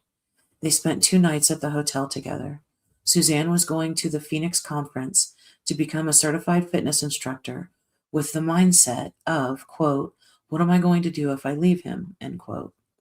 She talked to Libler about Barry's moods and anger, saying, quote, "As long as he gets what he wants, everything's fine," end quote. Libler said he and Suzanne had a mutual understanding not to dive too much into the problems they had with their spouses. Libler knew Suzanne had discussions with Macy in March or April 2020 about separating from Barry and getting a divorce. Suzanne told Barry, "I just want peace," explaining she wanted it to be peaceful for the girls. Libler thought that in February 2020, Suzanne was wanting to break out on her own, but still wanted to wait until Macy graduated. Libler said Suzanne felt some shame that she had so much materially, and she spoke with Libler about life transformation. Barry held the huge houses and Range Rovers over Suzanne's head. Barry told her things like, "I provide these things for you. You have the greatest life. You have everything. $1 million home. You have Range Rovers." Libler said they never made concrete plans, but she told him several times when she does leave Barry, she would go without contacting Libler for a while. Suzanne said she was not doing this for Libler, but for herself. Suzanne's talk of leaving Barry was like a wave with a higher frequency of waves. Libler said Suzanne had faith in God. Good Lord, Jennifer. Okay. Libler said Suzanne had faith in God. Still? Okay, pause for a moment. I apparently need a sip of my beverage. Libler said Suzanne had faith God would provide for her and she would figure it out. Libler did not know she had an inheritance until he read about it in the media. In March through May of 2020, Libler and Suzanne talked a lot about mountain biking, and Libler looked at the trails online in Colorado, and they sometimes talked before Suzanne went for a ride. Suzanne put her bike in her car on her way to the trailheads and did not often ride in her own neighborhood. She normally rode in the evening for about half an hour or 40 minutes. In the first week of May 2020, Suzanne told Libler the girls were going on a camping trip that weekend. Libler said anytime she was alone with Barry, she dreaded it, didn't want to be alone with him. Barry refused to go to counseling, though Suzanne offered. Barry told her, "You just need to be who you were to me and everything will be fine." Libler said he thought 2 things could have happened to Suzanne. Barry either learned about us and snapped, or maybe she told him she was going to leave him. Agents asked Libler what Barry's reaction was when Suzanne mentioned she wanted to separate from him. Libler responded he was very much against it, she would say, because he wants everything to look perfect on the outside. Libler said he does not believe Suzanne reached out to him with the intention of having a boyfriend. He described Suzanne as beautiful, kind, someone who treated people well, and a good listener, traits that attracted him to her. Libler said Suzanne is naive in some ways because she assumed the best of people and did not see what lies beneath. While Suzanne lived in Indiana with Barry, he acted suspiciously, like he was having an affair, Libler added. Quote, and then I can tell you too, over the last year, she's like, I'd love for him to find a new girlfriend and just get out, end quote. Libler said that so long as Suzanne gratified Barry sexually, it was fine. He added, quote, I don't think she was deriving a lot of pleasure out of things, end quote. When agents asked Libler if he thought that or knew it, he said, quote, I know. She said it's not pleasurable, end quote. Suzanne told Libler that she would not completely starve Barry of sex. Agents confirmed with Libler that he no longer had the phone he used to speak with Suzanne. He explained that in June 2020, he dropped his phone on his stone steps and the faceplate shattered. Libler sent the phone into his company and they sent him a new one. The phone the company sent Libler had all the same corporate apps on it as his previous phone, but none of the personal apps. Libler provided consent forms for his DNA, phone records, and the logins for his social media accounts. Your affiant served search warrants for LinkedIn and WhatsApp and received records for Suzanne's LinkedIn account with photos and texts shared between her and Libler. Your affiant also served warrants on the Verizon account for Libler. The following data was collected.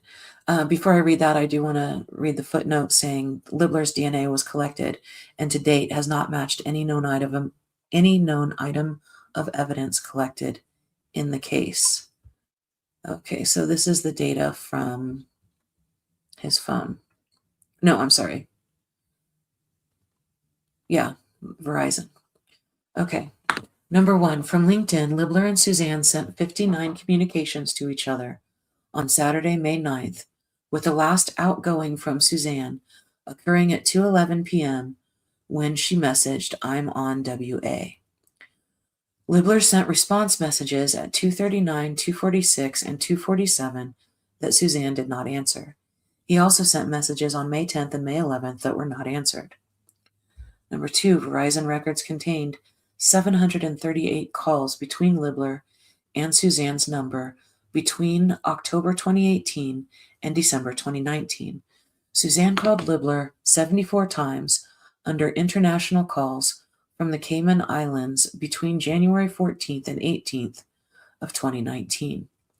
On December 18th, 2020, agents contacted Libler by phone and showed him some of the results of the LinkedIn messaging and photos between him and Suzanne on May 9th, 2020. On May 9th, 2020, Suzanne sent a message to Libler at 11:42 a.m. that stated, quote, guess who's alone again, end quote. Libler told agents that messages meant they were free to talk, and Suzanne was not surprised that Barry left her alone at home. Libler confirmed that Suzanne's message at 2:11 p.m., I'm on WA, referred to her starting WhatsApp so they could share video with each other. From referencing the LinkedIn messages before and after, Libler does not believe they used WhatsApp that time or later that day. Suzanne sent this photo to Libler on LinkedIn at 2:03 p.m. Libler's message to Suzanne at 2:46 p.m. Hey, your weather looks great, may have been in reference to the picture she sent earlier or to Libler checking conditions in Colorado through the internet. Suzanne never answered that message or subsequent messages by Libler, wishing her a happy Mother's Day on May 10th. From the return of search warrant on Libler's Verizon phone, Libler used the same Michigan switch for all 23 communications from May 7th through 11th, 2020, as he did on the day of the November 13th, 2020 interview with agents at the office of the FBI in Ann Arbor, Michigan. Following the interview, Libler sent agents a screenshot of his credit card charges for his Costco wholesale credit card under the name Jeffrey S. Libler for May of 2020. Noted are charges in Wixom, Michigan for $292.40 at Menards on May 7th, 2020, a charge of $26.58 in Howell, Michigan on May 9th, and Howell, Michigan on May 11th. These charges are consistent with home improvement stores and the dock project Libler told agents he was working on in the days leading up to and through Mother's Day weekend at his Michigan residence. Libler also messaged Suzanne on May 7th, 2020, saying that he went to Menards, and Suzanne asked him on May 9th whether he had finished his dock. The previous footnote says, FBI agents showed this May 9th, 2020, 2:44 p.m. photo of Suzanne to Barry multiple times in March and April 2021, since it may be the last proof of life of her independent of Barry. Okay. I do look forward to seeing the look on his face when he, during those times when he looks at that photo. Before we get into section 3, I want to pop back over here and just check in on you guys.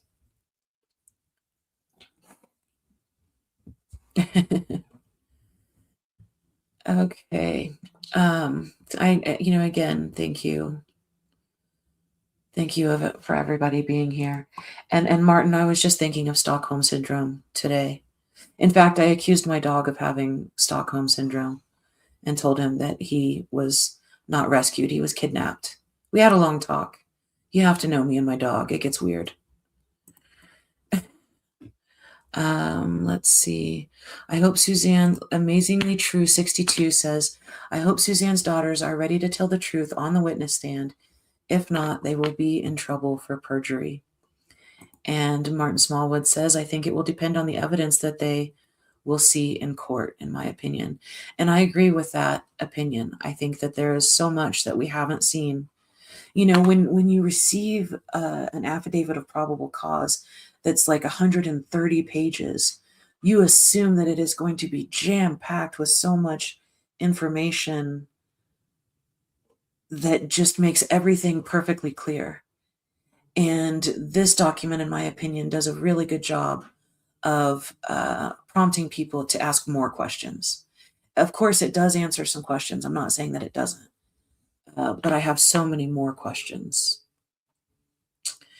And speaking of questions, Martin says, did Suzanne send that picture? And according to the affidavit of probable cause, she did. But as I'm sure you guys already know, I have seen time and time again, most recently in a trial that I covered in December over Christmas. There was a trial up in Boulder County where things that were in the affidavit of probable cause as justification for an arrest warrant don't make it all the way to trial because they are proven false before they get there. For other reasons as well. But I'm just saying that this affidavit is one-sided, and we don't know for sure any of this stuff, but we're looking through their evidence of probable cause. This is not the trial. But I am curious, Martin, to know, I want to know, what do you think? Do you think Suzanne sent the picture? Because it seems like you don't. And I have heard on Reddit is where I heard that there might be some some further conversation to be had about that quote-unquote selfie. Anyway, oh, amazingly, that's sweet. This channel should have more subscribers. Great content. I appreciate you. Okay, back to it. Actually, I need to pause for a smoothie break. I've got my normal water, but since I was reading the Morphew documents, I also included a pineapple orange banana smoothie. Okay. Let's get back to it here. Section 3. Your affiant selected statements from some of the interviews of Barry with CBI, CCSO, and the FBI from May 2020 throughout July 2020. Barry's assertions in these interviews are referenced throughout the remainder of this affidavit to include substantial changes that Barry makes in an attempt to fit any evidence presented to him by CBI agents. The following statements were summarized for the purpose of this affidavit. Barry interview, May 13th. On May 13th, 2020, CBI agent Joseph Cahill and CCSO detective Robin Burgess interviewed Barry. Barry provided a background of his marriage to Suzanne, his daughters, Mallory and Macy, and their living arrangements. Barry explained they resided in Arcadia, Indiana, until approximately 2018. At that time, he sold his landscaping business, BLM Landscaping, and other real properties and moved to the residence at 19057 Puma Path in Salida, which is Chaffee County. Barry, an avid hunter and outdoorsman, explained they moved to Salida to be closer to Mallory, who attends Western State University in Gunnison, Colorado. Barry stated that she, Suzanne, and Macy reside at 19057 Puma Path. There are no other persons who live at this address. Barry stated he has a family Verizon cellular phone account for his number, Suzanne's number, along with Macy and Mallory's phones as well. Barry has an iPhone 5S. He did not know the model of Suzanne's Apple cell phone, but knew it was pink in color.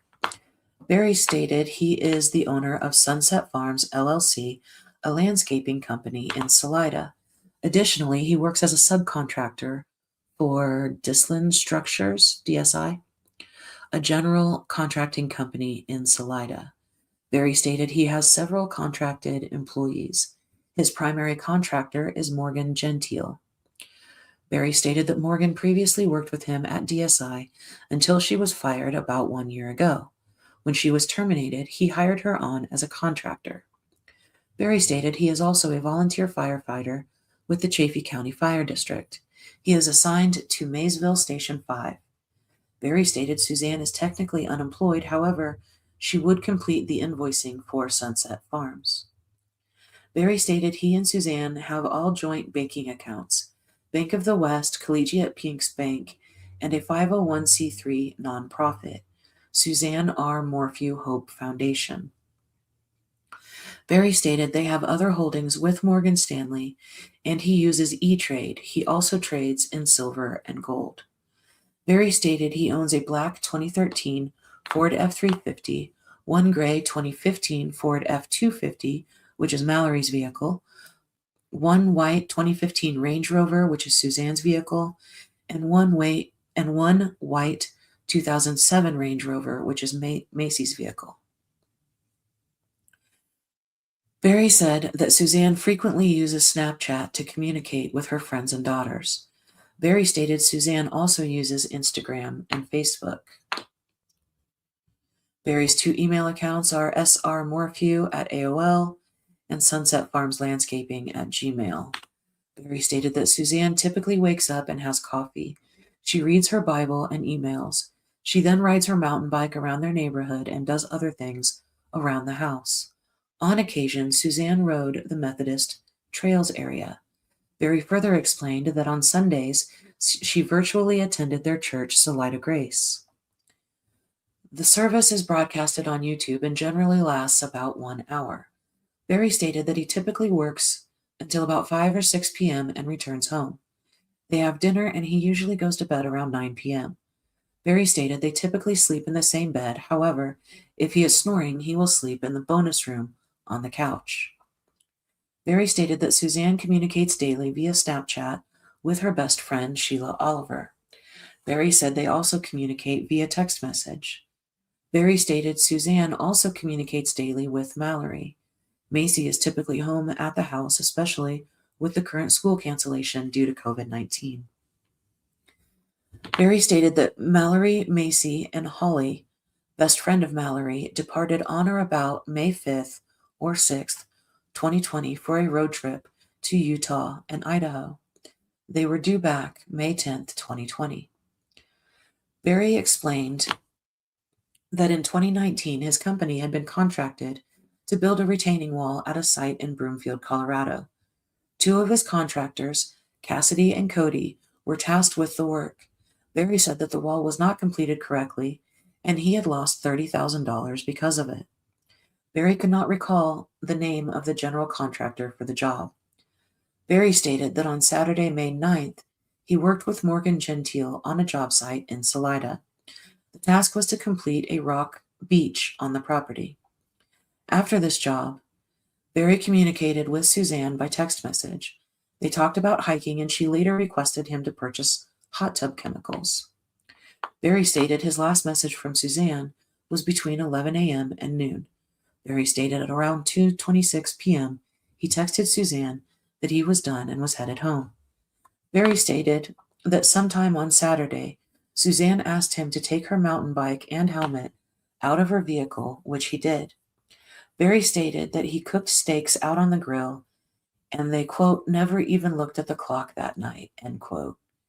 He added, "It's actually one of the best nights we've had in a while, actually," because there were no chemicals in Suzanne. He said they put their phones aside. This paragraph has always been troublesome to me. Sorry, I don't want to get too loud for those people who are sleeping. Quote, "It's actually one of the best nights we've had in a while, actually," end quote, because there were no chemicals in Suzanne. I really want to know what the direct quote is. You know, that they're saying that his words exactly said the "it's actually one of the best nights we've had in a while" actually part, but then they ended the quote, and apparently he went on to talk about how there were no chemicals in Suzanne. And I did see what may or may not be a kind of conspiracy about, about that. That Barry might try to say that Suzanne was actually taking the BAM herself as some sort of, pain relief, or, dealing with the cancer treatments, or, just some sort of sedative. I don't know. I haven't seen that. It's just, that's, And Amazingly True says the picture of Suzanne looks like a copy. And it does. And Martin says the person that did it left their mark as evidence.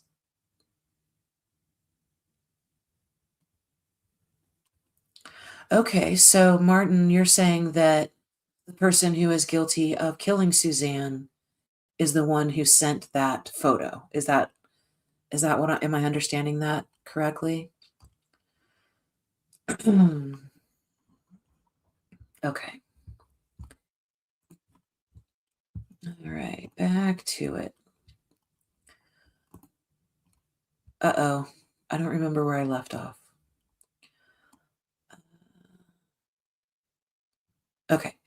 Barry stated that sometime on Saturday, Suzanne asked him to take her mountain bike and helmet out of her vehicle, which he did. Barry stated that he cooked steaks out. Oh, I already read that. Good Lord. There we are. Okay. He said they put their phones aside. This is after his comment about because there were no chemicals in Suzanne. Okay. Barry explained that on Saturday evening they had dinner together, had sexual intercourse, and went to bed. Barry could not specify a time, but believed it was around or after 8 p.m. Barry stated neither he nor Suzanne left the residence again.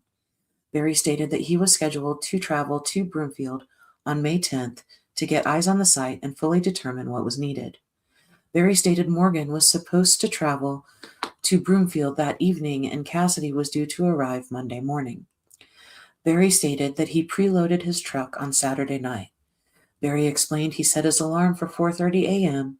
on Sunday, May 10th, 2020. And the footnote here says Barry changed his statement to CBI in 2020 and the FBI in 2021 multiple times about the alarm to match evidence. Barry stated he awoke to his alarm at 4:30 a.m. Barry explained that when he awoke, Suzanne was still asleep in the master bed. Barry stated he heard her snoring. Barry said he showered and left the house about 5 a.m. Barry stated he last saw Suzanne wearing short white shorts and a white string-type shirt. Barry stated that he traveled on Highway 50 to Highway 285. He traveled Highway 285 to E470, north to I-76, and then on to US 36. Barry stated that he went directly to the Holiday Inn and checked in. Barry said he went into the room for a short period of time and rested after the drive. Barry explained he then went over to the work site. After looking at the site, Barry called Morgan and requested her to bring another person. Barry stated that he was at the job site at 10 o'clock-ish. He added it was just hotel and job, back and forth. Barry stated he drove to a McDonald's near the job site and cleaned his windshield. He then went back to the hotel room. He stayed in the room for about 1 hour and possibly watched television. Barry then returned to the job site. Barry stated in response to the question if he ate that day, "I kinda looked for something to eat." He said that he always keeps granola bars in his truck. He said, "I saw a McDonald's pulled in there. I don't like crap food, so I thought I'm not going to eat here." He added, "So I just ended up eating granola bars." While on the job site, Barry explained that his neighbor, Jean Ritter, called him and explained Mallory still could not reach Suzanne. Jean, who has the access codes for the house, asked to go check the house. Jean discovered Suzanne's car was there, however, her mountain bike was not. Barry stated he had texted Suzanne Happy Mother's Day earlier, as did their daughters. Barry stated his daughters had not received any replies from Suzanne. Also, Barry stated there is no cellular phone service at the house unless the phone is on the HughesNet Wi-Fi internet service. Barry stated, "I was at the job site when Jean called me," adding that Jean called around 5 p.m.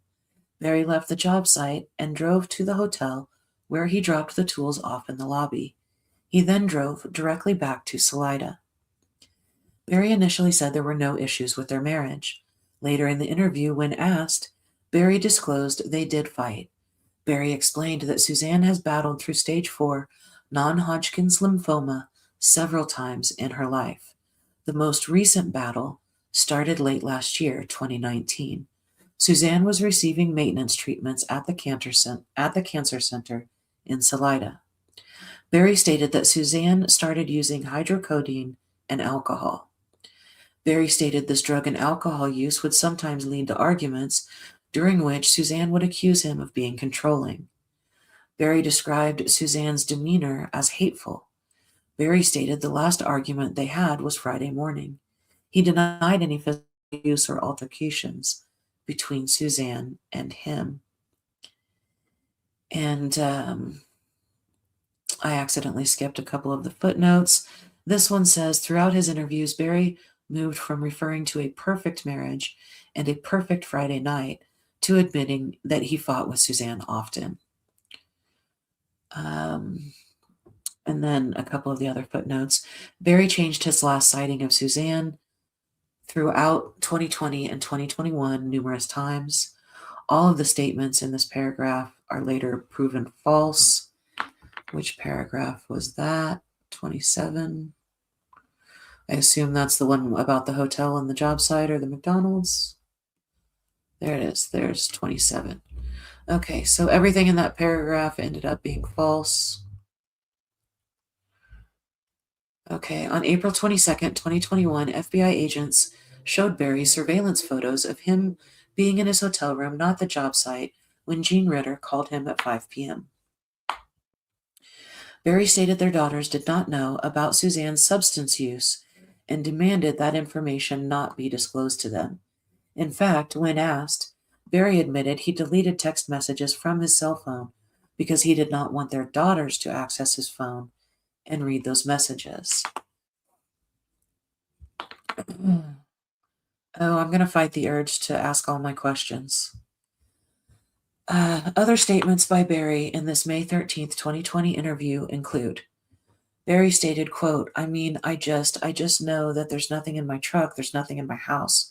I know that for a fact, unless somebody came there Sunday morning after I left. That's all. I'm just being honest with you that they can be there for 10 weeks. They'll never find a single thing, but, end quote.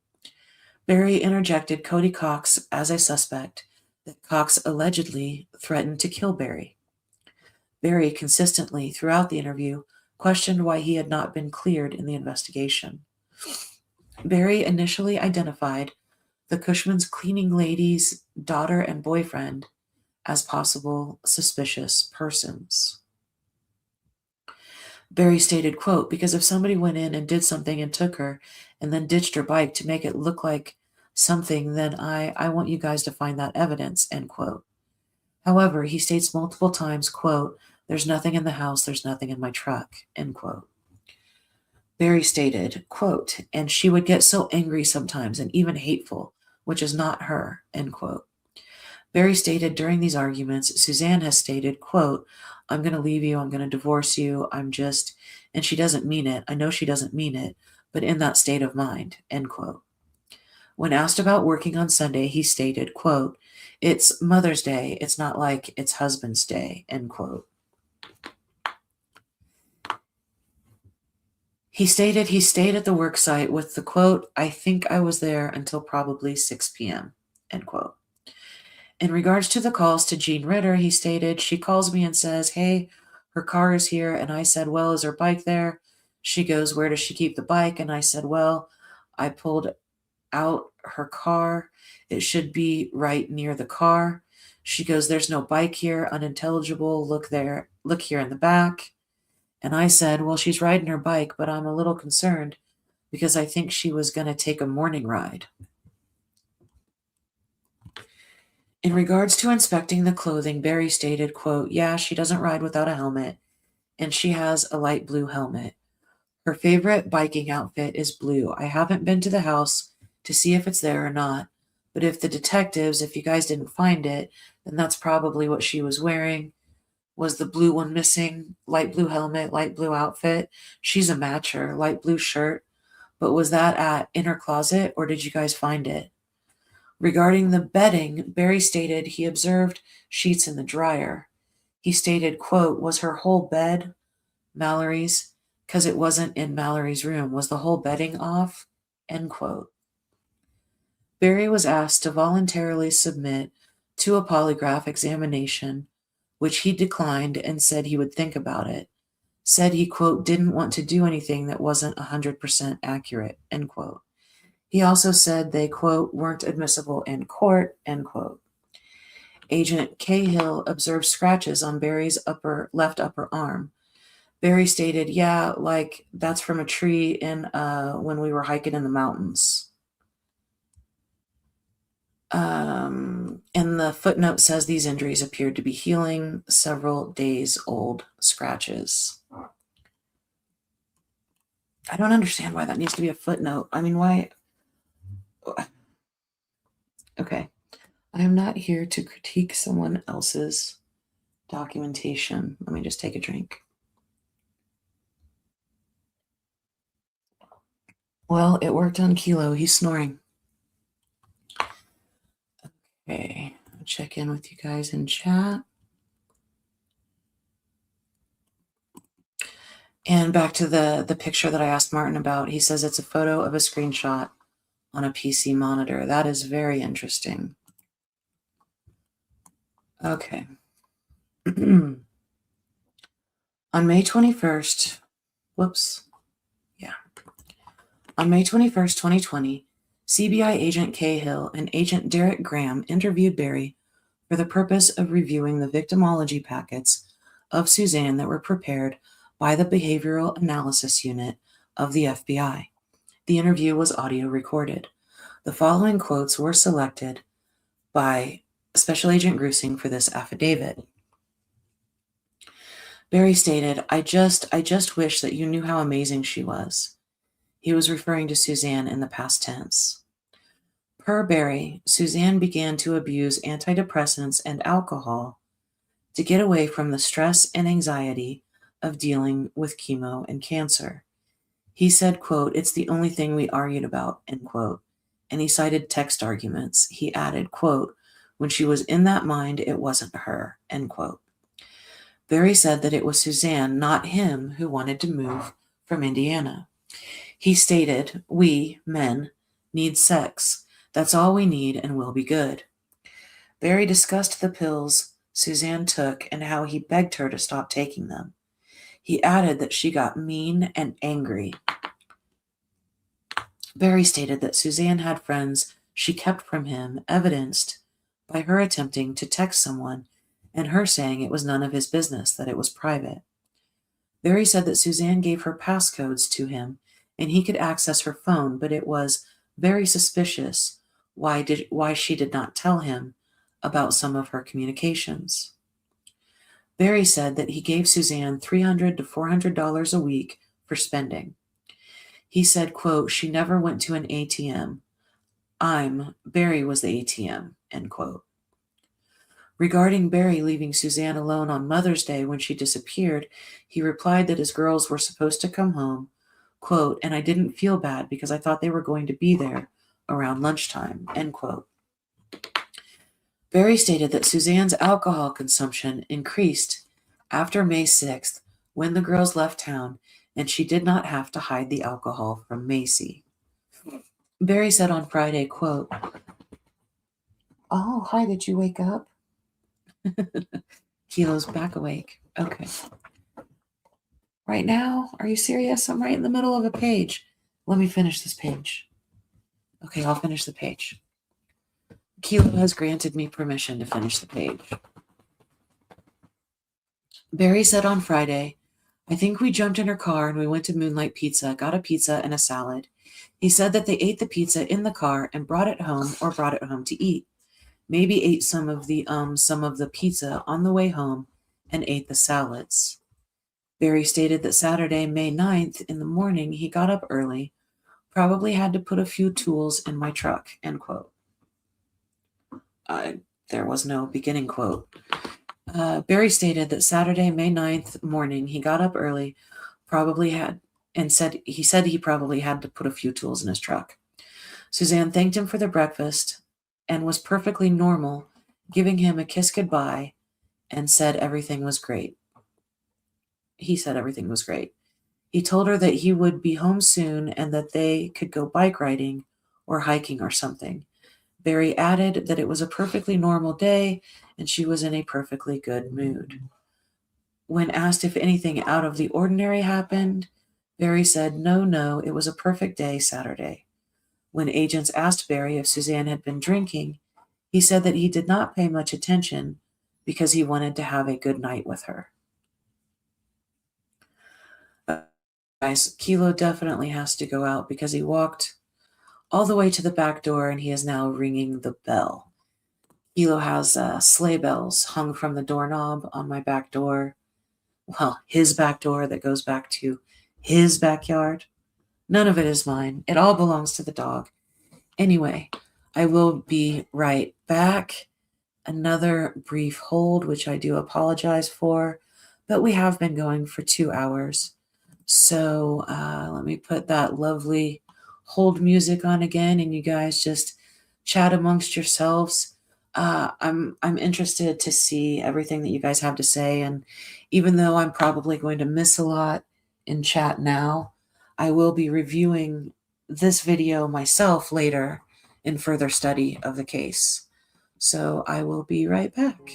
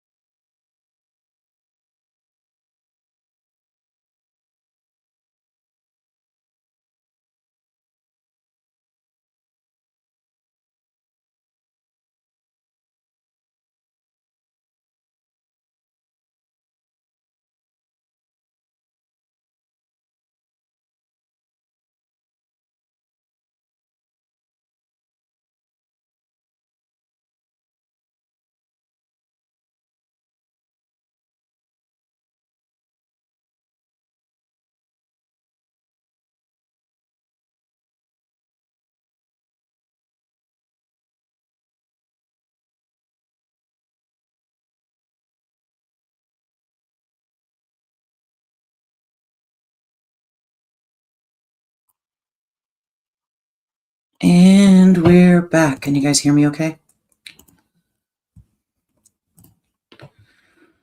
Sorry about that. That was an extended trip. He took his sweet time. But that's our mascot. Okay. Just let me know that you guys can hear me okay, because the screen did some funny things. Give me a thumbs up or something.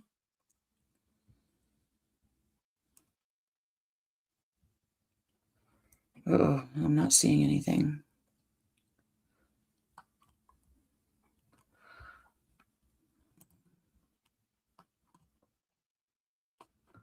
There we go. Oh, okay. Jelly Bean says, I can hear you fine. Well, I'm sorry. Okay. Okay. Barry said that they grilled steaks and did not leave the house after he got home that day. He said that he and Suzanne laid out on the patio in the sun. Barry said that she made soup for lunch. He left his phone alone because he wanted a nice evening with his wife. Suzanne talked to Barry that evening about purchasing a house in town for $800,000. He said that Suzanne was not on her phone that night that he knew of. When agents asked Barry if he and Suzanne went to bed together, he replied, I'm pretty sure we do, and later, I'm pretty sure we went to sleep together that night. Suzanne did not leave the house after they had sex and went to sleep. When asked by agents specifically if Barry used his phone to set his alarm for 4:30 a.m. on Sunday, he stated that he, quote, just woke up on my own without an alarm, end quote. CBI agents asked Barry why he answered sex as the number one reason why someone might be motivated to cause Suzanne to disappear on the BAU questionnaire. He answered, quote, because my wife is beautiful, end quote. He added, and that's my nightmare right now. Like if somebody's got her and sexually abusing her right now as we speak, end quote. Agents told Barry that workers who came to his hotel room following his May 10th departure commented that the room smelled like chlorine. He replied that he had no idea why and that maybe the hotel staff used it to clean because of COVID. Agents also told Barry that documents were left in the room and asked him if he took any documents into the room. He replied, not to my knowledge. There was somebody in the room after me. It could have been his. And there's a footnote. In April 2021, Barry told a different story about the documents to FBI agents. When agents asked Barry why he did not pick up Morgan Gentile as agreed on Sunday for the ride to Broomfield, he stated, I didn't want her to ride with me because she smokes, and I told her I wanted her to drive her car, and she was just going to follow me. So May 28th, there was another interview with Barry. On May 28th, 2020, CBI agent Cahill and agent Derek Graham interviewed Barry and audio recorded the interview. Barry was asked about the tranquilizer darts in his house. He stated that the darts' purpose was to tranquilize bucks to sell them. He said the bucks could then be placed in a trailer that has cubicles. The tranquilizer is a sedative narcotic, and he only did this tranking and selling of bucks back in Indiana. Barry said he has not used the tranquilizer or darts in Colorado. And the footnote there says, this statement contradicts Barry's admissions to the FBI in 2021 of using tranquilizer darts and disposing of the evidence. Barry interview June 2nd. On June 2nd, 2020, Special Agent Grusing, I don't know what happened.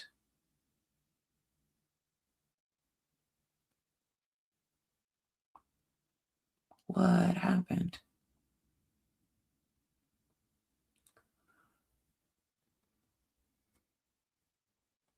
I completely lost my place.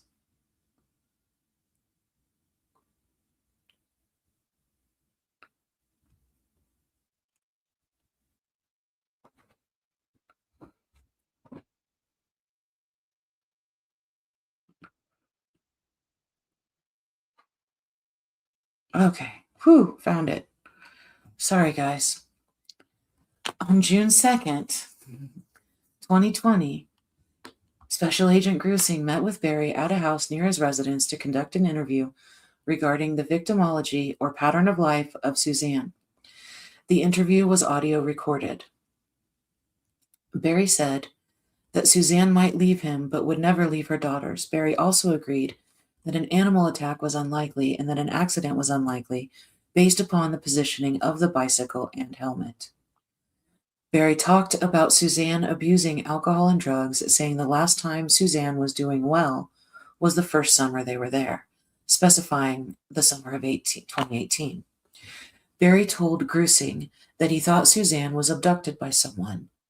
Grusing explained that the last similar violent act that occurred in the Salida area happened in 1980. Barry was informed of the time of day Suzanne was riding, the low traffic area, her minimal exposure in the community, and other low risk factors and stabilizers in her life. Grusing told Barry this looked like an intimate partner homicide, and Barry did not object. Special Agent Grusing noted Barry listed sex as the top motivation someone might have had for Suzanne's disappearance. Barry said he listed that because of how attractive Suzanne was. Grusing asked Barry why he only wrote convict for his response on what should happen. Convict, not convict. Okay. Special Agent Grusing asked Barry why he only wrote convict for his response on what should happen to the person responsible for Suzanne's disappearance. He replied, it should be convicted and held responsible. I mean, that's not what I wanted to write, but I mean, inside me, I felt like I would like to physically harm them if they did this to my wife. That's but, end quote. Hold on a second, you guys. I'm going to blow my nose.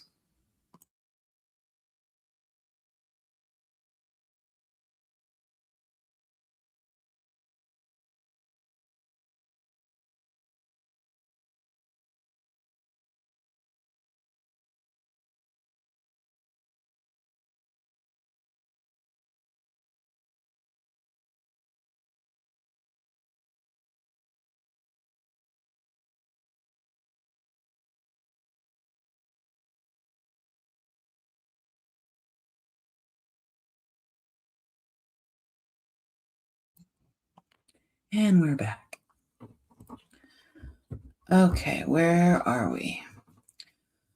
When Barry asked if his last image of Suzanne, when Barry was asked of his last image of Suzanne, he initially replied that he did not see her on the morning of May 10th or remember a last image. Grusing walked Barry through his prior statements of seeing Suzanne and describing her clothing. Barry was asked multiple times what his last image of her was, and he did not answer the question. Finally, to elicit some response, Grusing asked if he even remembered seeing a lump of covers in his bed before he left for Broomfield. Barry replied that he saw, quote, probably just the lump there. Detail is remember her breathing, end quote. Regarding Friday, May 8th, Barry stated, quote, but in the afternoon, the text fight, was like it never happened. She texted me back and it was just like, hey, what time are you coming home? Hey, this or that, just pick this up or pick that up, end quote.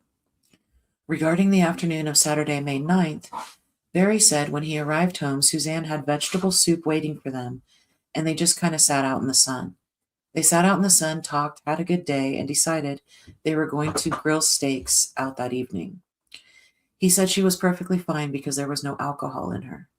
Regarding Suzanne's activities on Saturday night, Barry stated, quote, she took Mallory's sheets off and washed them Saturday evening, end quote. I thought he was asking them about the sheets. Okay, Barry was asked if other people had passwords to get into the phones and laptops of Suzanne.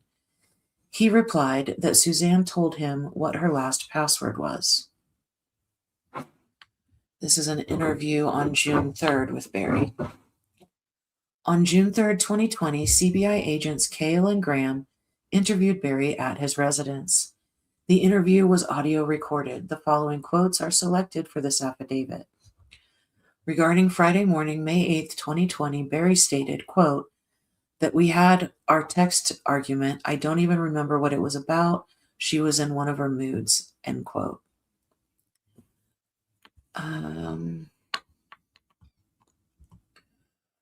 Couple of footnotes that I missed. Suzanne's affair with Libler started in the late spring, early summer of 2018.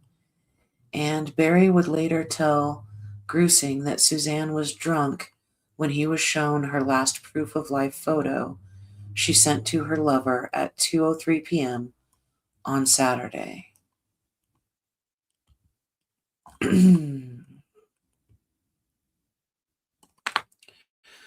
When questioned about their activities Friday evening, Barry responded that they, quote, probably watch TV and Suzanne is usually on her computer. She's typically on the computer, maybe doing a class online. She always looks for clothes online, end quote. He added that she did not apologize about the text that morning, like nothing ever happened. Regarding Saturday, May 9th morning, Barry stated he did not set an alarm or recall what time he got up. He made himself and Suzanne breakfast, set it next to her in bed. He said, I think I made bacon and eggs and toast. Regarding Saturday, Barry stated that he got home and Suzanne had a bowl of soup ready for him. They talked about hiking and biking. They spent the day together and sat outside in the sun and talked for an hour. Regarding Saturday, Barry stated, quote, I honestly don't recall what we did after soup, but I think we hiked here in the subdivision. Yes, we did hike. We hiked to Foose's that night, end quote. Then twice, quote, I'm pretty sure that's the night we hiked to Foose's, end quote. Barry stated, I know we sat down at the lake for a while. I'd say we were gone for an hour and a half, maybe.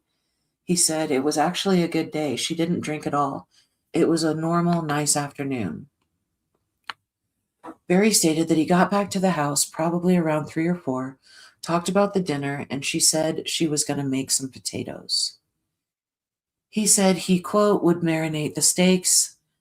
I'm probably in the garage. I usually tinker around there, killing time, end quote. He added that Suzanne was probably doing Mallory's sheets, adding that Mallory's bed was a free-for-all while he was in the garage tinkering. Barry said, quote, just had a wonderful evening and she was perfectly fine because there was no alcohol in her, end quote. He again said he asked her not to drink that night. Barry stated that after dinner, Suzanne did the dishes and he went back into the garage fixing the pin on the Bobcat. Barry stated, quote, I think I recall seeing 4:15-ish when I get up and knowing that, hey, if I leave at 5, I'll get there at 8, end quote. He added, I probably got up, took a shower, got my clothes on. Barry added that Suzanne was naked the last time he saw her, so he did not know what she was last wearing. Barry stated that he went into the dryer looking for socks and saw Mallory's sheets, and he dug through some of Suzanne's clothes in the dryer. A pair of her shorts was in there. Regarding Sunday morning, Barry stated, I think was getting hungry. I think I went to a McDonald's that was close, and I think when I was there, I think I decided against McDonald's, but I never eat there, and because of COVID, so I think I went around the corner to a gas station and got a granola bar. I thought you kept granola bars in the truck. Okay, Barry interview June 17th. On June 17th, 2020, CBI agents Cahill and Derek Graham interviewed Barry. The interview was audio recorded. When questioned of anything recently that might have been a first for Suzanne, Barry responded that she started taking THC and CBD edibles and oils about a month before she left. Barry reported that she was getting it from a guy in Westcliff named Tim, and Barry could provide Tim's contact.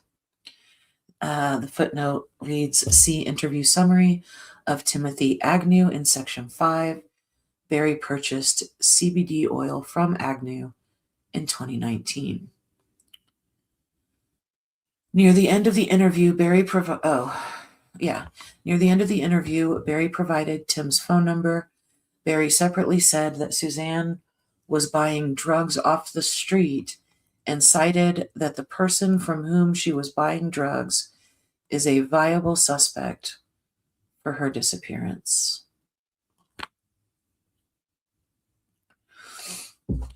On June 25th, 2020, CBI agents Cahill and Derek Graham interviewed Barry. The interview was audio recorded. Barry said that Suzanne's family, the Mormons, were involved in marijuana and maybe they were responsible for her disappearance.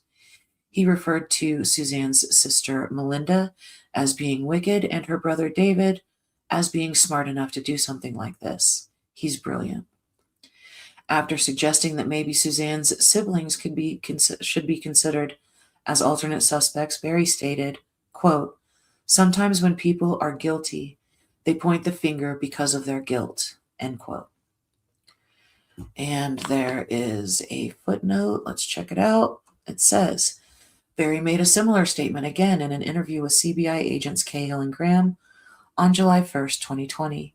Barry said that Melinda and David appeared to be pointing the finger at him and stated, "So I don't understand why they're doing that unless they're guilty. But sometimes people that are guilty say, hey, you know, he did it, end quote. When Barry has suggested alternate suspects like Melinda or David, he seems not to recognize that he seems to be doing the very thing he is explaining that is supposed to indicate a person is guilty. How dare you put common sense in a legal document? Anyway, okay. Barry thought that Suzanne and Kurt Sigler might have been having an affair.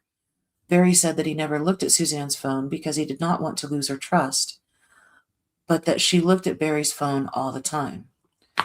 Barry said that Suzanne had the body of a 30-year-old and that they, women, give us sex. That's all we ever want or need, end quote. Barry said, quote, "I guarantee you that my tech from my truck and my phone will exact match my interviews because I know for a fact what I've done," end quote.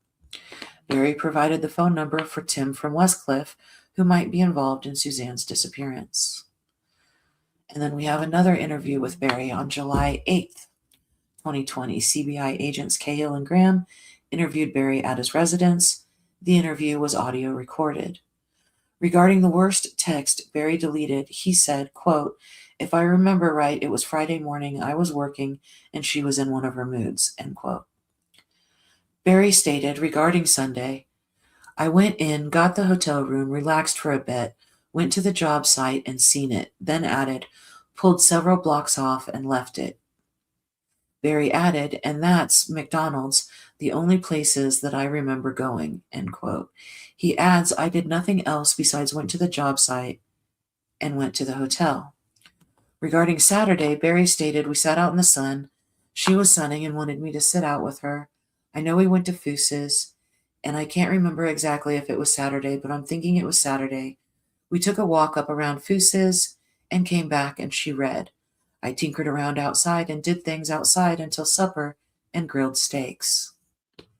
Barry stated, "If I went to DSI, it wasn't in the afternoon, and I could have ran back to crib and had him put the blade on." Barry said, "I know I made steaks on the grill. That's one thing that I know I did." Barry stated, "We had a lot of good time together that week." Regarding the argument Friday morning, Barry stated, "To be honest with you, I can't even remember what it was about." The alcohol got worse and worse and worse those last 3 months, and she was drinking every single day. Barry stated, "I just can't remember any specifics," when informed by CBI about the long phone call on May 8th, adding, "To be honest, I just can't remember us talking on the phone." Barry stated, "That weekend, nothing out of the ordinary happened. It seemed normal and perfect." Barry stated that with the girls gone, Suzanne's phone, would have been on all night Saturday. Barry stated, "I think there was some trash in my truck," adding wrappers, bottles, and junk that accumulated over the work week. He said that he threw trash in a garbage can and went to the gas station and got a granola bar. Barry stated, "I'm pretty sure when Jean called, I was right there at the wall," adding that he loaded up his tools, took them directly to the hotel, told the lady working in the hotel lobby that he had an emergency, and asked if he could leave the tools in the lobby. When asked if he threw anything away at the hotel, Barry replied, "Not that I recall. I mean, I could have, but not that I recall." When asked to be specific, he replied, "Not that I recall." Barry was asked twice if he took anything into the hotel room besides his backpack, and he replied that he did not. "No, sir. It's been less than half an hour. No, no, go lay down." I think Kilo is over this document. Okay. Barry was asked twice if he took anything into the hotel room besides his backpack, and he replied that he did not. Barry stated, "I don't know," when asked by CBI when was the last time Suzanne talked about leaving him. When asked if it was recent, he replied, "No, I don't. I don't ever recall her saying she's going to leave me." Agents asked Barry if Suzanne ever told him that she was done, and Barry stated, "She's never said that. She loves her family too much." Barry stated, "We grilled a steak, split it." Barry stated, "We had 2 different plates that night." This statement was refuted by Agent Graham, who explained that it appeared only 1 plate was recovered from among items in the dishwasher. Barry replied that he must have hand-washed his own plate. Barry stated, quote, "Because she started drinking," end quote, in response to the statement by CBI that he and Suzanne's behavior got worse the minute the girls left on the trip.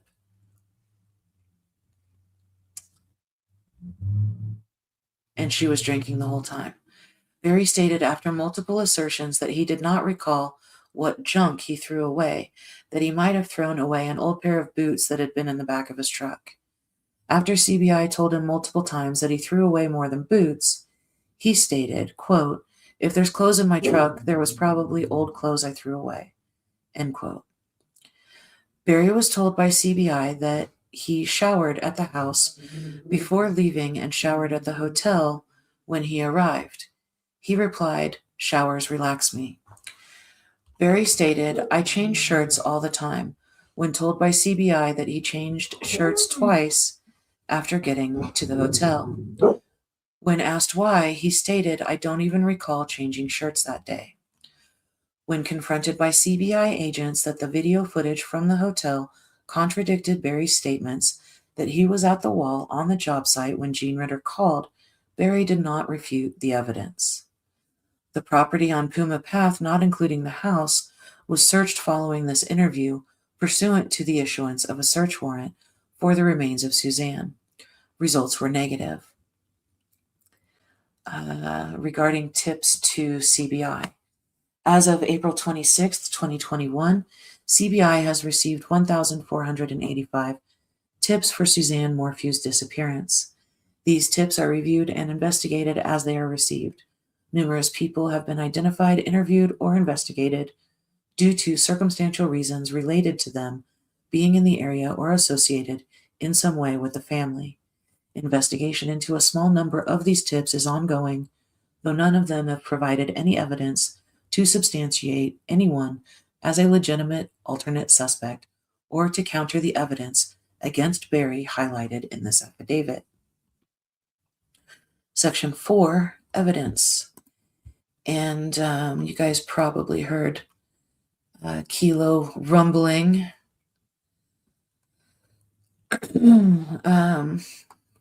I think there's probably just something going on outside. You know, we've only lived in this house since October of 2025. And since the day we moved in, Kilo acts like it's his neighborhood and it's always been his neighborhood. So if anyone closes a door in his neighborhood, he makes sure that he heard them, or he makes sure that they know he heard them. Anyway, let me take a drink. Give me just a second.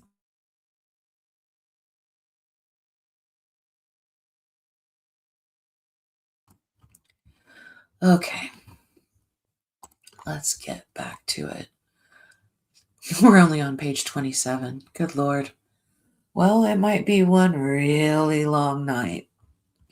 That's okay. I'm into it. Let's do it. Tips to CBI. Nope, I already read that. Section 4, Evidence. Tire impressions. On May 14th, 2020, search teams located tire impressions in the area where Suzanne's helmet was located. The GPS coordinates are blankety blank blobbity blah. On the same date, the tire impressions were casted by agents with the Colorado Bureau of Investigation for late possible comparisons. Detective Julian advised Special Agent Grusing on August 26th of 2020 that only one tire impression was suitable for testing. On May 14th, 2020, your affiant prepared a search warrant for the telematic data from Barry's Ford F-350 truck. On the same date, your affiant submitted the search warrant, affidavit, and service request form to the Rocky Mountain Regional Computer Forensic Laboratory. It's bad when even the acronym is too long. RMRCFL. That's ridiculous. Okay. The results of this data will be discussed in conjunction with the search of Barry's phone. On May 20th, 2020, search efforts were still ongoing at the Morphew residence, searching for evidence related to Suzanne's disappearance. On this date, Detective Julian located a writing pen that appears to be the spy pen Sheila Oliver referenced. The pen was located in a cloth bin amongst women's bras. The cloth bin and pen were inside the walk-in closet in the master bedroom located on the ground level of the residence.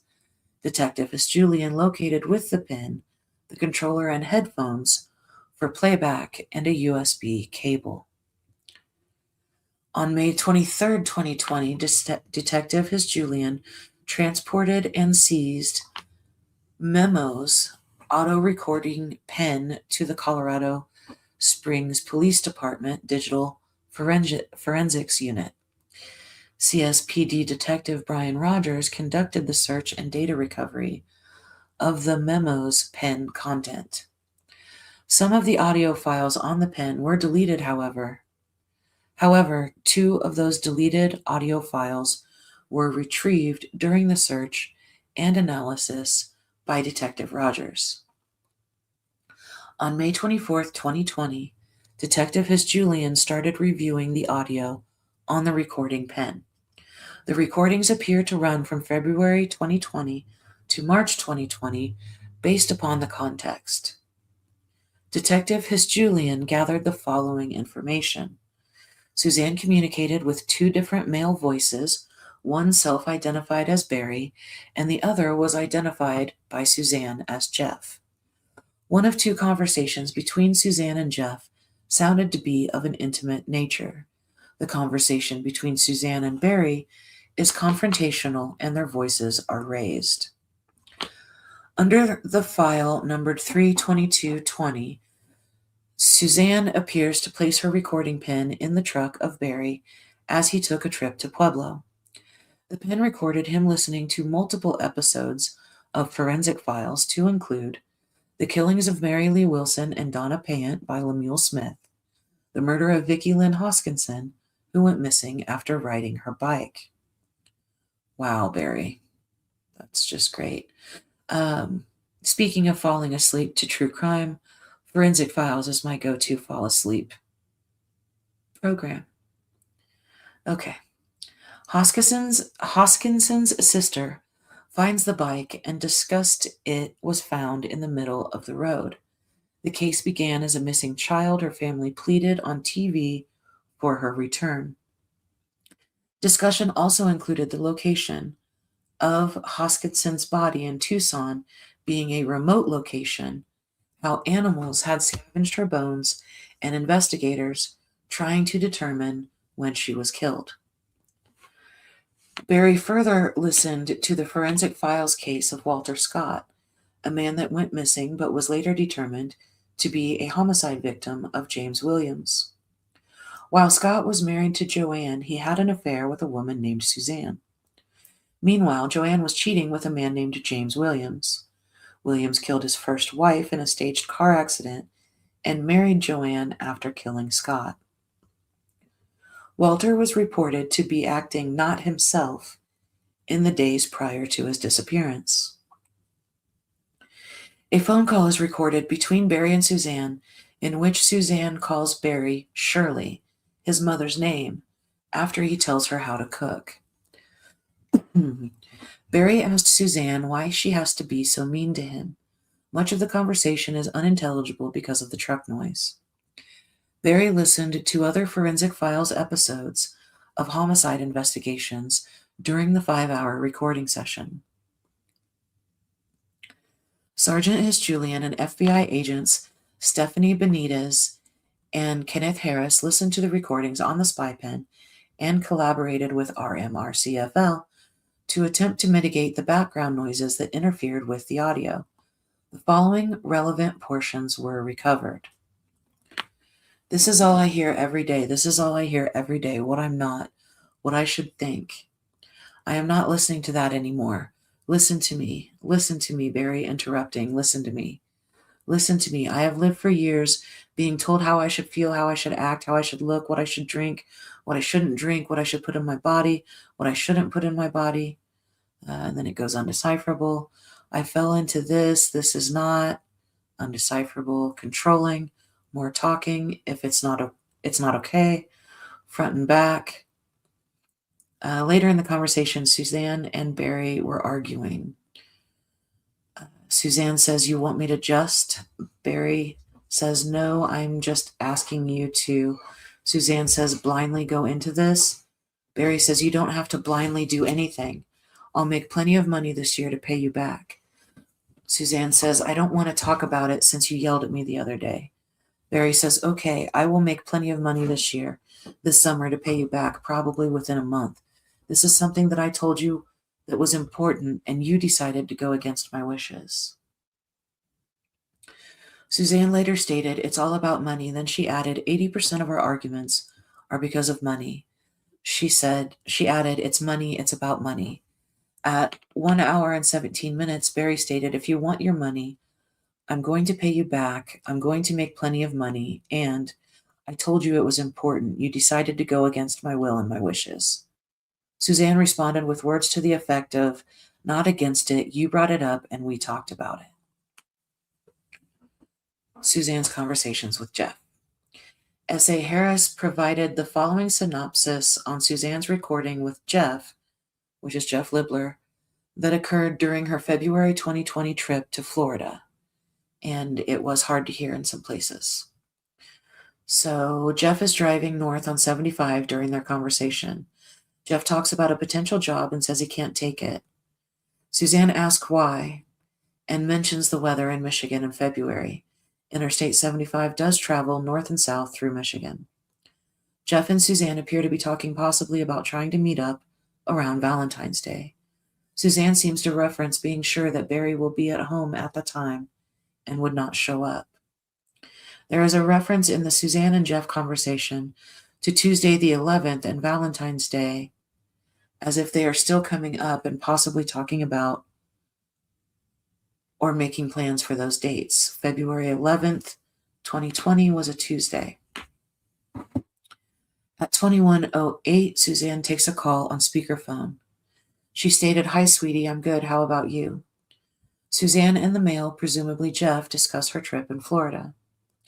She later stated that Barry was flying to Florida, and she thought, "It's just weird stuff, this whole Valentine's Day thing. But I was kind of happy to hear that because maybe we are in the clear." Jeff replied, "Well, like I said, I don't want it to be a stressful thing. I just don't." Suzanne stated, "Jeff, come on. I'm the one who started the whole ball rolling," she said. No, I'm sorry. She added, "I mean, there's a lot that went on last week that I haven't told you about. Not good stuff. So I really think he feels bad about that too. You are not a homewrecker. You are my lover and my sweet friend and the man I love dearly, okay?" Jeff stated, "I won't. I just want you to be happy, that's all." Suzanne replied, "I'm looking at the man who makes me happy." On May 19th, this is about the tranquilizer. On May 19th, 2020, Chaffee County Sheriff's Office Deputy Scott Himshoot was present during the search on Puma Path in the laundry room and was asked to collect a new dart box, empty, one plastic hypodermic cover, one new dart book from safe in garage, one dart from box under bench in garage, among other items. The plastic cover was located by evidence search teams in the dryer inside of the sheets belonging to Mallory's bed. These items were sent to the CBI laboratory for testing.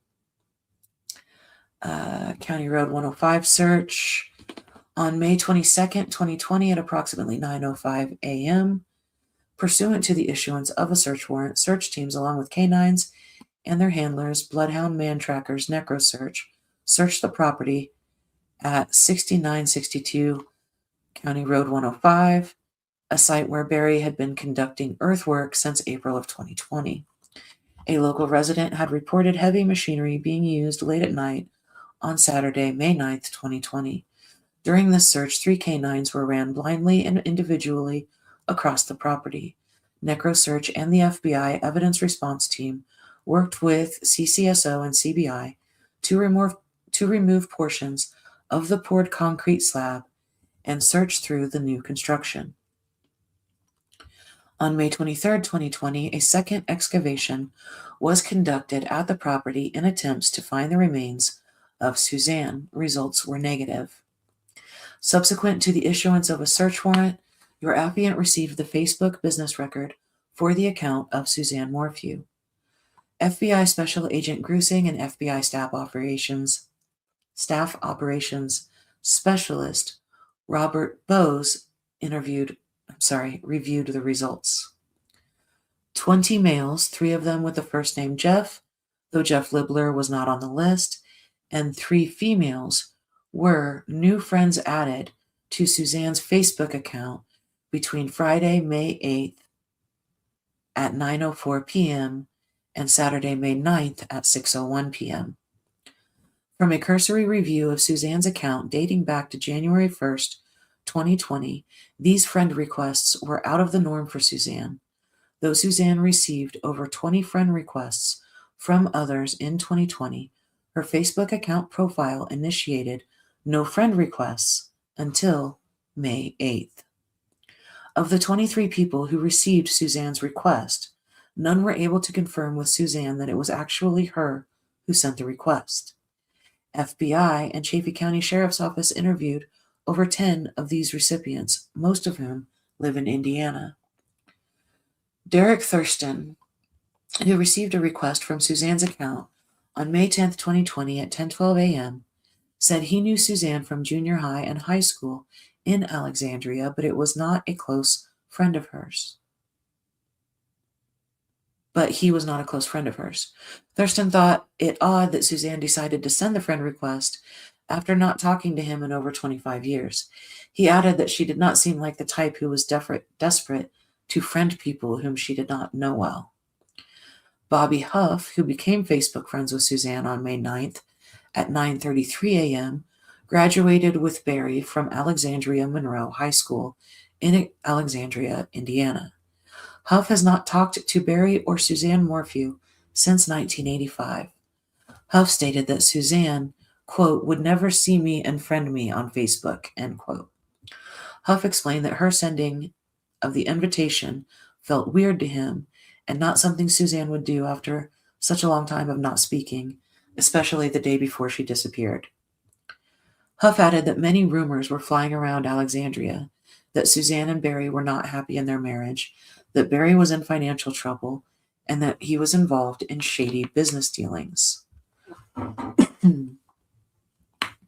Shane Phipps became Facebook friends with Suzanne on May 8, 2020 at 9:08 p.m. Phipps said that he did not know Suzanne because she was younger than him, but he and Barry knew each other from high school since Phipps was 1 year older than Barry. Wade Pulliam called the Suzanne Morphew tip line. Pulliam wanted to report receiving a Facebook request from Suzanne on Friday, May 8, 2020 at 10:05 a.m., which he found strange because he has not spoken with her in 30-plus years. Ricky King became Facebook friends with Suzanne on May 9th, 2020 at 9:31 a.m. King had his phone with him when he received the friend request on that Saturday, May 9th. He accepted the request, though he had no real contact with Suzanne or Barry since high school. King described the friend request as strange, considering the timing and the fact that he did not know Suzanne or Barry well.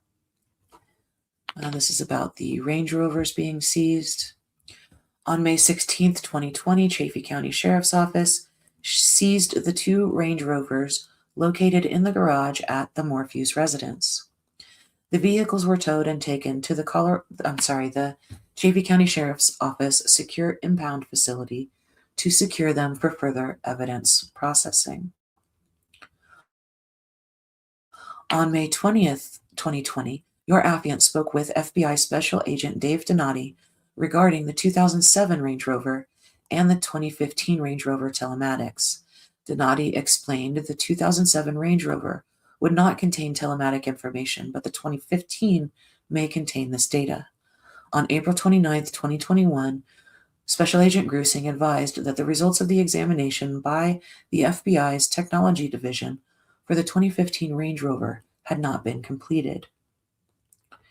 Barry's Verizon records. On May 12, 2020, your affiant spoke with Special Agent Kevin Hoyland with the FBI Cellular Analysis Survey Team, or CAST.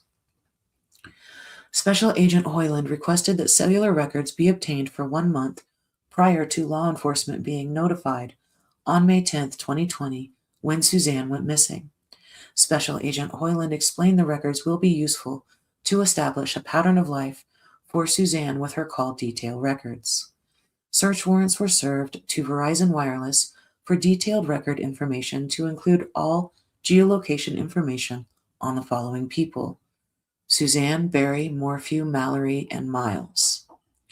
To date, no evidence has been obtained to include outgoing phone calls, outgoing SMS text messages. Whoops. Sorry, I did it again. Good Lord. Okay. To date, no evidence has been obtained to include outgoing calls, outgoing SMS text messages, vehicle movements, sightings on video cameras, or sightings by an independent witness other than Barry that Suzanne left the Morphew house after May 8, 2020 at 7:06 p.m. FBI Special Agent Grusing, computer scientist Brian Turner, and cast agent Hoyland, along with personnel from the RMRCFL, have examined Barry's cell phone. Grusing wrote the following regarding Barry's cell phone content as it relates to Suzanne's disappearance. From 5:41 p.m. on Friday, May 8, 2020, through Sunday, May 10, 2020, all 11 calls between Barry and Suzanne are outgoing from Barry to Suzanne. Out of 58 voicemails on Barry's phone, none are from Suzanne. Barry deleted numerous calls between himself and Suzanne from May 4th to 5th, 2020. When asked by FBI agents in April of 2021 why he deleted those calls, he said he did not recall doing so, and he must have been freeing up space on his phone. I'm going to take a quick pause just because Kilo has a filled bone and it is loud, and I don't know if you guys can hear it as loudly as I can, but I'm going to set him up in a different location.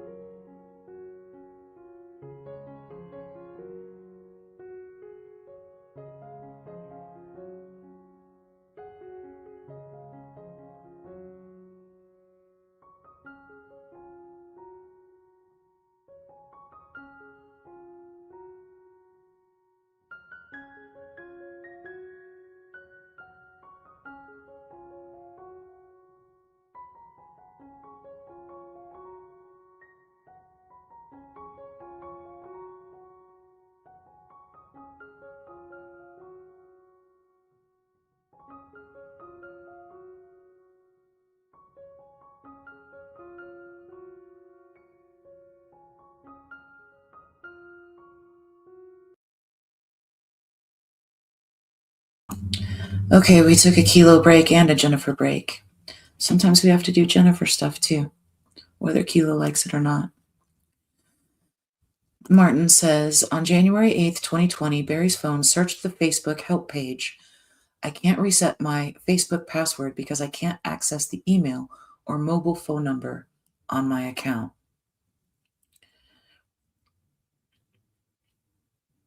Interesting. Very interesting. Martin, Martin holds a wealth of information on this case.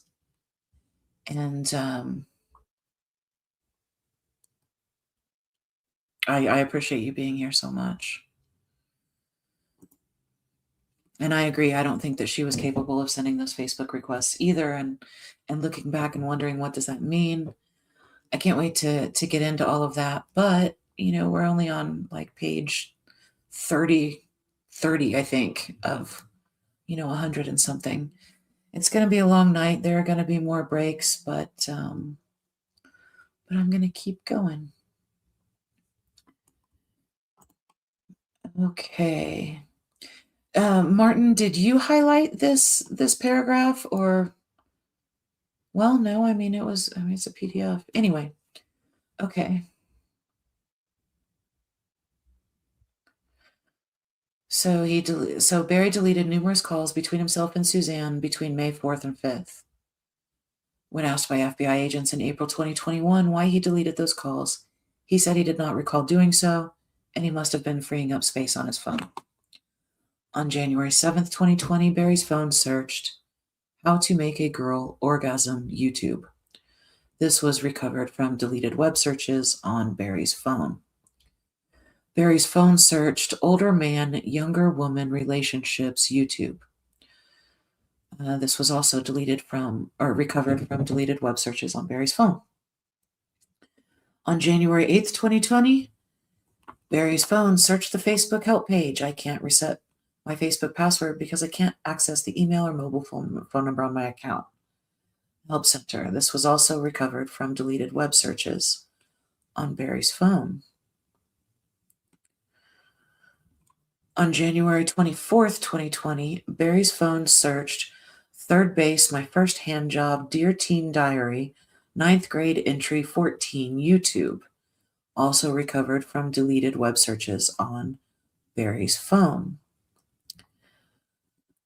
On January 25th, 2020, Barry's phone accessed localsnapsext.com, Find a Cute Girl Near Salida, and Come Get Dirty Ashley Madison, along with other such sites that were recovered from deleted web searches on Barry's phone. On March 19th, 2020, at 6:44 a.m., a video on Barry's phone was taken of a prescription drug bottle of Suzanne Morphew for mirtazapine. Mirtazapine? I've never heard of that. Quick Google search. I don't know. Jill, if you know what that is, let me know. Hey, people are trying to sleep. No barking. Okay, on April 24th, 2020, Suzanne sent Barry the following message that was recovered from deleted images by the RMRFCL. Oh, I'm sure your mistress has you all happy now, so you can say you love me, but bully me when you're with me. Yeah, that's love. RMRCFL examiner Jim Stevens found the above image as one that Barry likely swiped the message off his screen, and the swiped image was saved.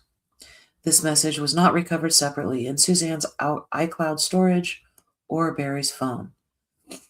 On May 4th, 2020 at 4:04 p.m., Barry made an outgoing call to Suzanne that lasted 3 seconds.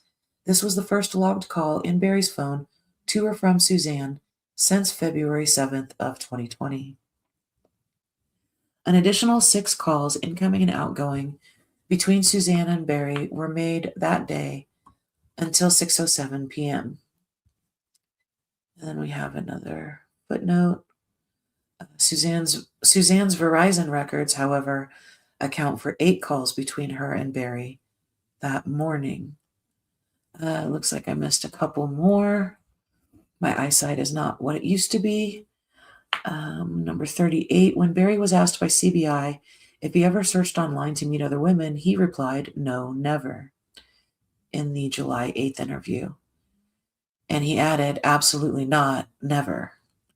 And then the next one says, in Barry's interview with CBI on June 2nd, he stated that Suzanne was abusing her prescription pills.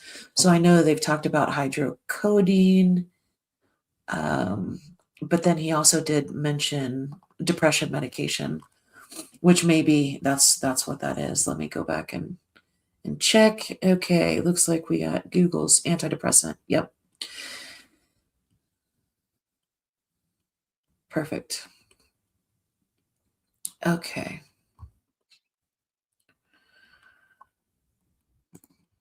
All right. So May 5th through 10th, Barry's phone and other GPS sources. For the context of examining data from Barry's phone, a comparison of the locations from his Ford F-350 as gathered from the return of the search warrant for telematics, together with the Verizon return from Suzanne's phone per search warrant return, are included by Special Agent Grusing for the dates of May 5th through May 10th, 2020. On May 6th, 2020, Barry called Suzanne 6 consecutive times between 8:06 and 8:13 a.m. before she sent the aforementioned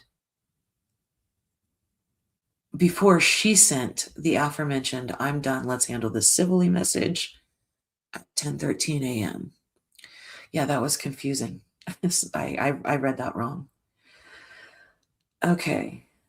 So Barry called Suzanne 6 times back to back in a 5-minute period before she said, "I'm done, let's handle this civilly." That message was recovered as a deleted image from Barry's phone. On May 6, 2020, from 2:43 p.m. to 5 p.m., Suzanne received 4 messages that were deleted from Barry's phone prior to the seizure of his phone on May 13th from Barry, which referenced, "When I'm dead, going to see my Savior, and this life on earth is a mere grain of sand compared to eternity."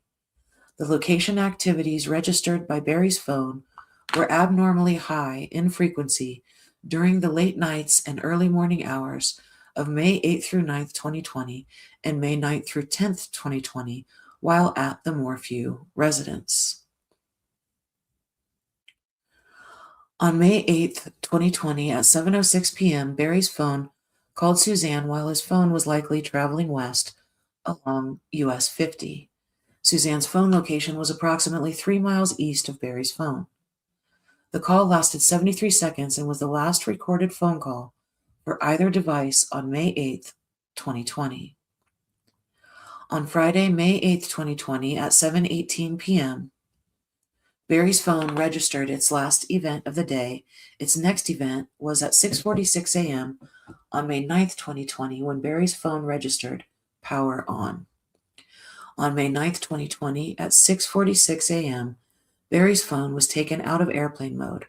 Your affiant knows that airplane mode is a setting available on smartphones and other portable devices. When activated, this mode suspends the device's signal transmission technologies like Bluetooth and Wi-Fi, effectively disabling all voice, text, and phone services. GPS may or may not be disabled. On May 9th, 2020, from 7:22 a.m. to 7:39 a.m., Barry's phone registered locations at his Tailwinds worksite near Poncha Springs. During that time, Suzanne's phone exchanged messages with her friend Sheila Oliver at 7:35 a.m., and Greg Fisher accepted her Facebook friends request at 7:30 a.m. Suzanne's phone was located at the Morphew residence per cast analysis for the entire day of May 9th, 2020. On May 9th, 2020, from 9:31 to 9:33 a.m., Ricky King and Bobby Huff accepted Suzanne's friend requests on Facebook. And there's a note. Huff told the FBI that he did not think Suzanne sent the request and that she would never see me and friend me. Looks like we missed another one. Where did we miss 41? Huh. Oh, here it is. So 41 says, Fisher told the FBI that he thought Suzanne's Facebook had been hacked and he checked her account online upon receiving the request. Fisher said he is a close friend of Gene Mormon, Suzanne's father, and said it didn't seem like her to send him the request. Interesting. I did wonder who Greg Fisher was. Okay.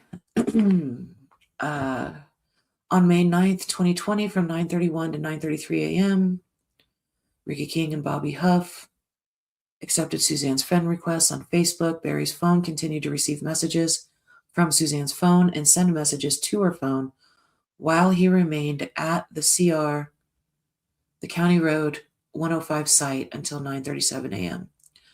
On May 9th, 2020, at 9:50 a.m., Suzanne texted Barry, "Want to hike?"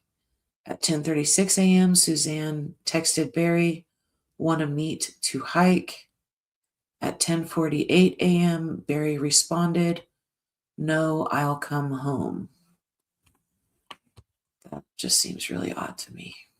Okay. On May 9th, 2020, at 11:14 a.m., Suzanne's phone received a second password reset message from Facebook. Shortly after 11:15 a.m., Barry's phone traveled west on Highway 50, arriving at the Morphew residence around 11:27 a.m. Both phones per cast appeared to be at the residence from 11:30 a.m. through 1:40 p.m. Barry's phone exchanged 2 messages with Tim Bacco at 1:49 p.m. and 1:50 p.m. Barry also made an outgoing call to Suzanne for 2 seconds at 1:51 p.m., his 10th of 11 consecutive calls to Suzanne. And Barry's phone exchanged 2 messages with Tim Bacco at 1:49 p.m.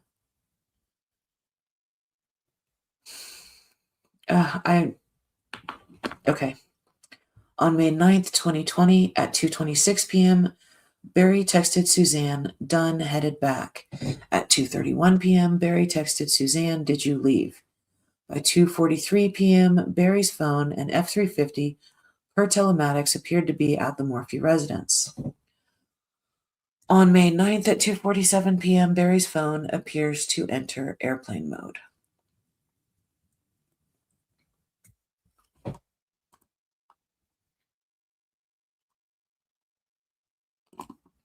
So I had to go back to comments really quick. That reading just that, I mean, I was having a hard time retaining it as I was reading it, the timing of those messages, but it didn't pass the sniff test. It didn't pass the smell test.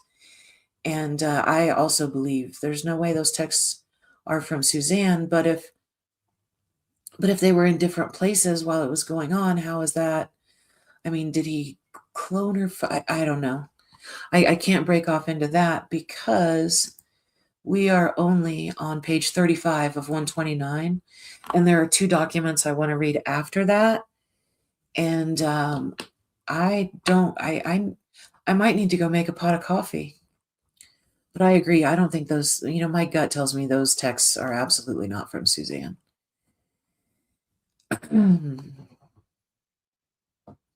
Okay. All right, back to it. Let me take a drink. Okay.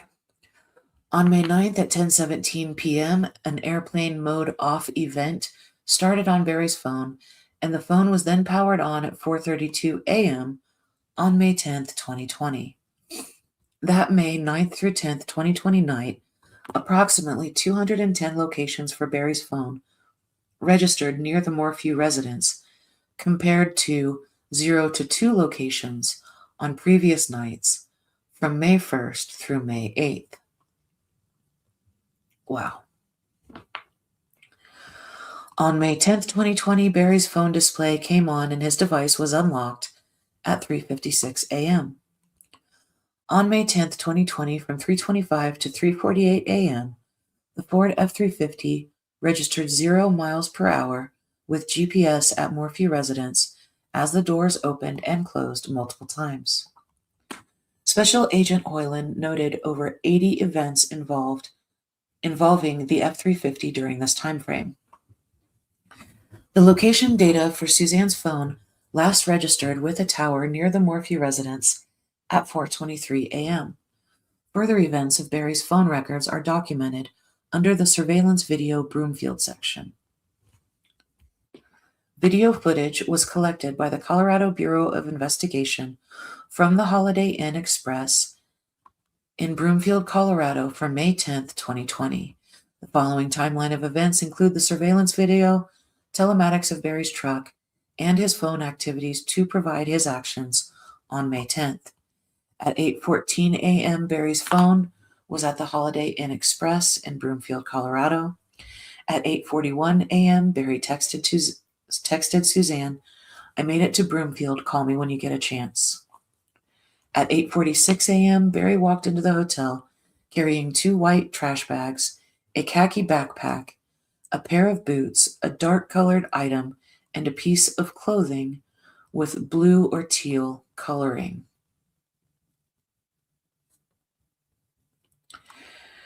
At 10:06 a.m., Barry exited his hotel room. He was carrying the charcoal long-sleeved shirt and 2 white bags and a pair of boots. At 10:20 a.m., the location of Barry's phone was near the lot of McDonald's on Interlochen Boulevard in Broomfield, Colorado. That's so weird. I used to stop there on my way to work. Anyway. At 10:22 a.m., the driver door of the F-350 opened in the rear parking space of the same McDonald's lot, which is from the truck telematics. Barry is seen on video provided to CBI from the First National Bank located adjacent to the McDonald's lot. He is carrying unknown items in his hands and placing items into 2 separate trash cans located on the edge of the McDonald's lot between 10:19 a.m. and 10:41 a.m. Per CBI, no timestamps.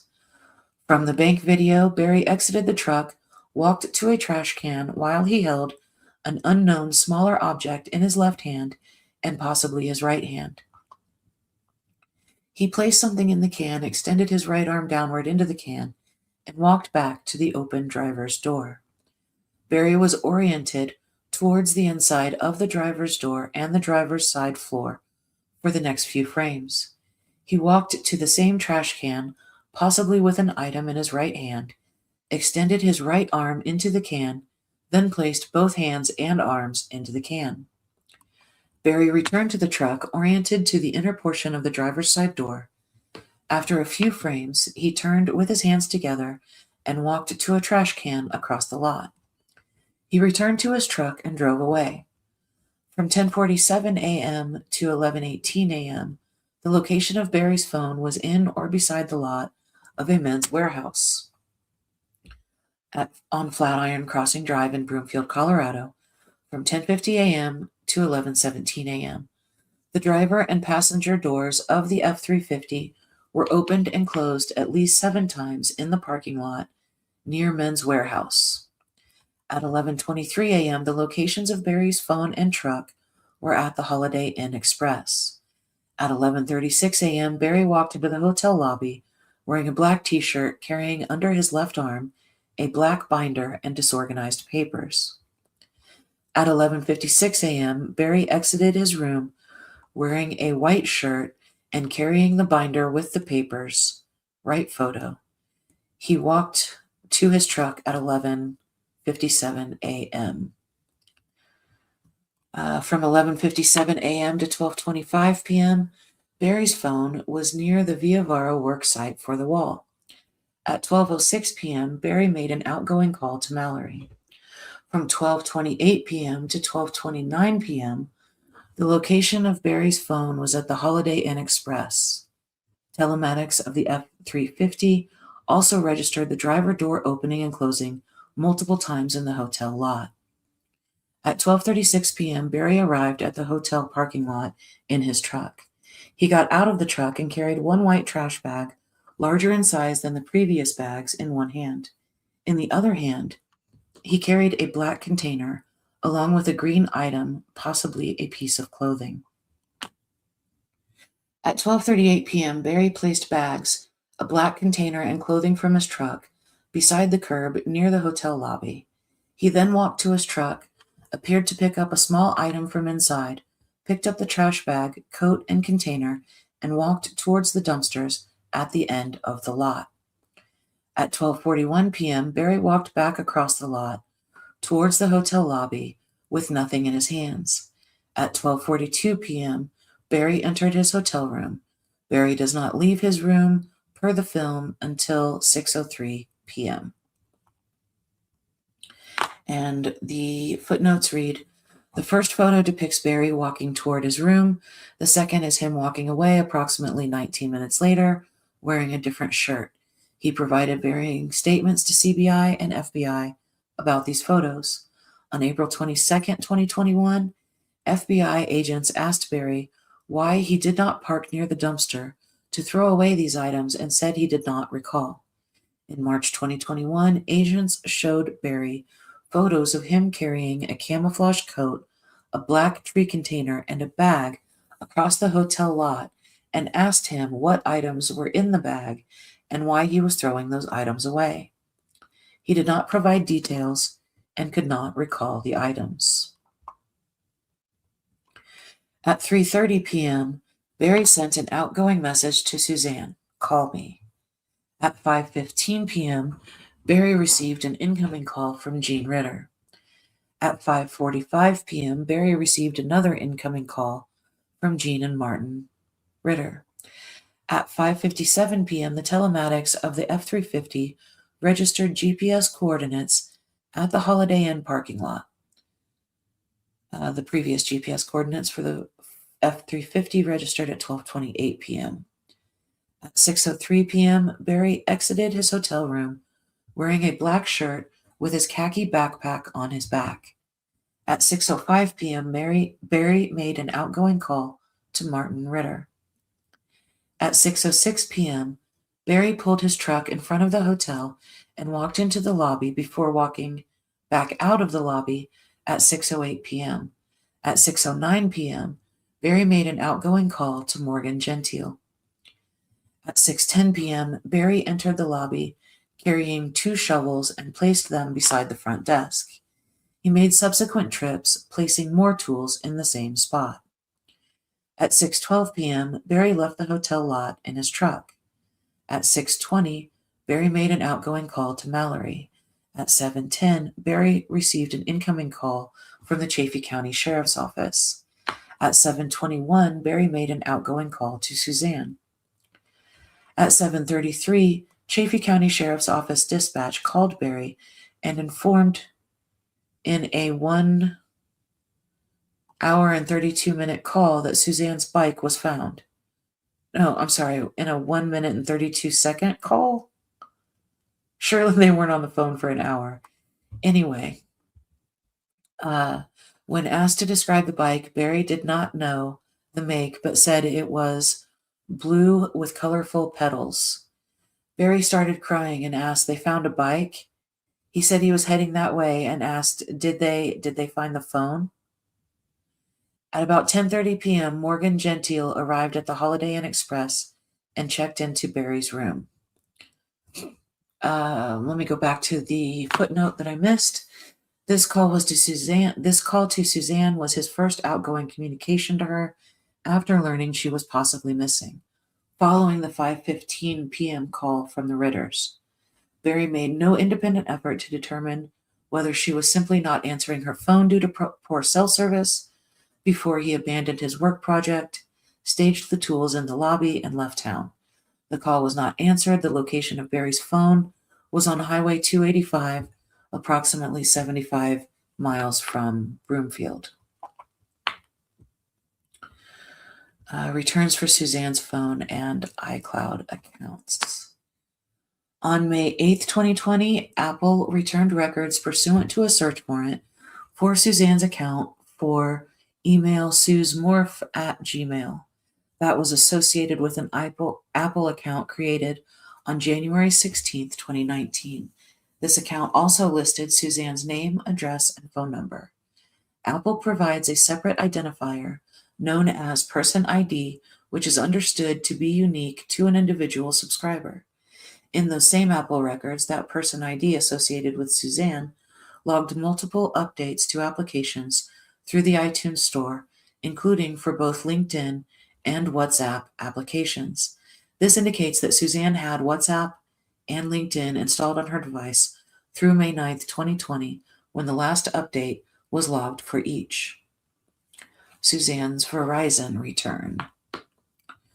Per location coordinates received from the search warrant served on Suzanne's Verizon account, Special Agent Grusing determined that she traveled to Florida, staying in various hotels in Naples and Marco Island between January 31st, 2020 and February 16th, 2020. She communicated primarily with Sheila Oliver, Barry, Gene Mormon, and Kurt Sigler. On May 5th, 2020, Suzanne's texts and locations confirmed her trip to Gunnison to drop off Macy so that Macy, Mallory, and Holly could travel together. On May 6, 2020, at 8:44 a.m., Suzanne sent Macy a text. "Good morning, I miss you already." Her next message was to Barry at 10:13 a.m., stating, "I'm done. I could care less what you're up to and have been for years. We just need to figure this out civilly," which once again was deleted from Barry's phone. On May 6th, from 2:43 to 5 p.m., Barry sent her the suicide text, which he deleted from his phone. On May 7th, Suzanne sent Macy videos of the cat Lulu from inside the Morphew house and exchanged messages with her. On May 7th, Suzanne messaged Barry, "Been studying all afternoon. I'm going to bike now. I've got veggie soup on for supper." On May 8th at 7:02 a.m., Suzanne's notes folder was last backed up, wherein she articulated over 50 grievances against Barry, one of which refers to Barry accusing her on May 6th of having a boyfriend. On May 8th, 2020, at 8:43 a.m., Suzanne sent Barry the message, "Sorry, I forgot about Rob last night, but I will continue to do your invoicing when you need to."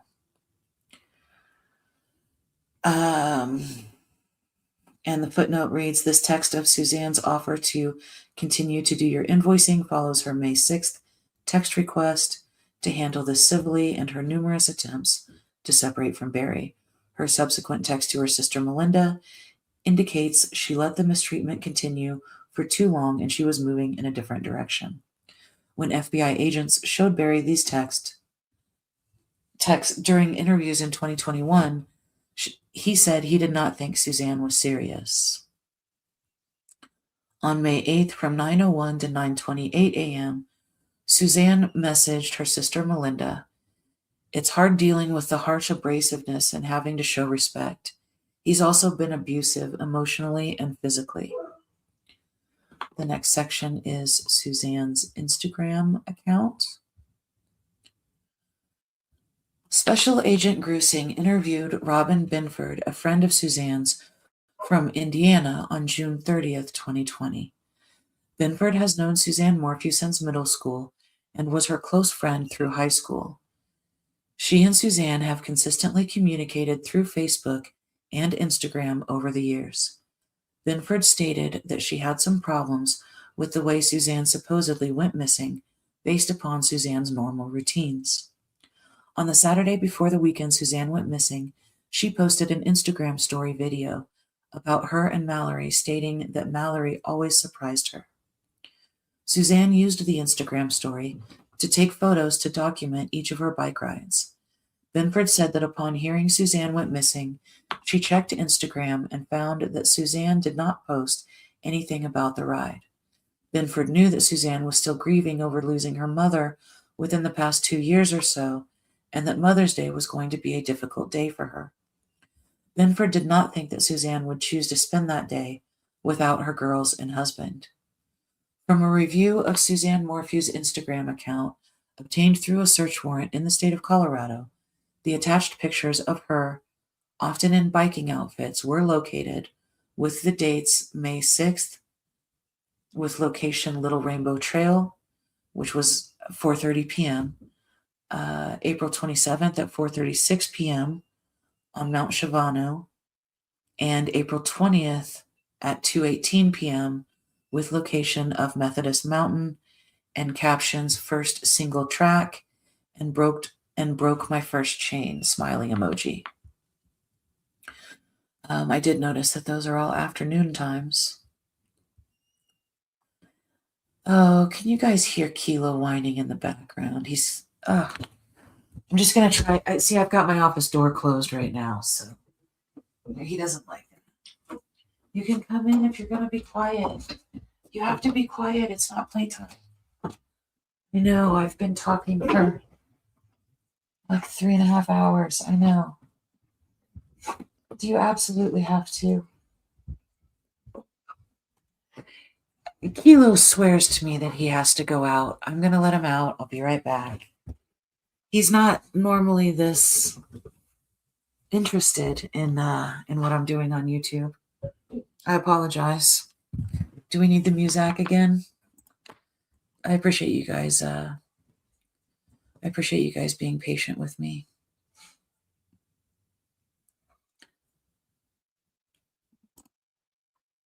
Oh, okay, Martin. I will be right back, and we'll look at that.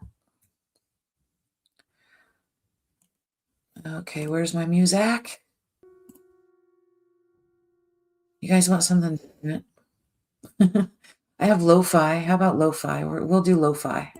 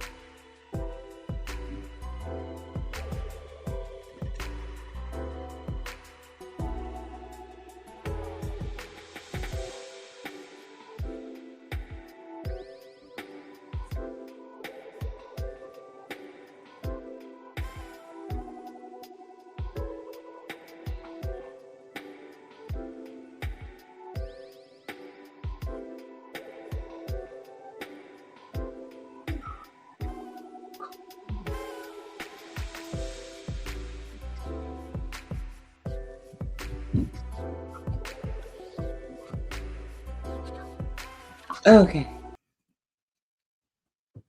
Okay, back to it. Yes, my dog is very spoiled. It's a fact. We love him. Okay.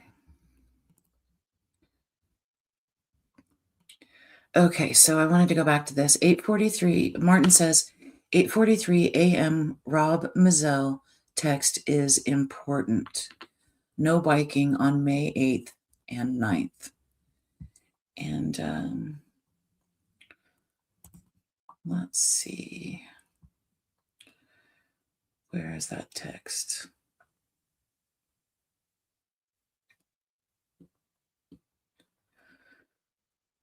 On May 8th at 8:43 a.m. Sorry, I forgot about Rob Mazzell last night, but I will continue to do your invoicing when you need to. Okay. Ugh. Okay. Yeah, we haven't read this one yet. Okay.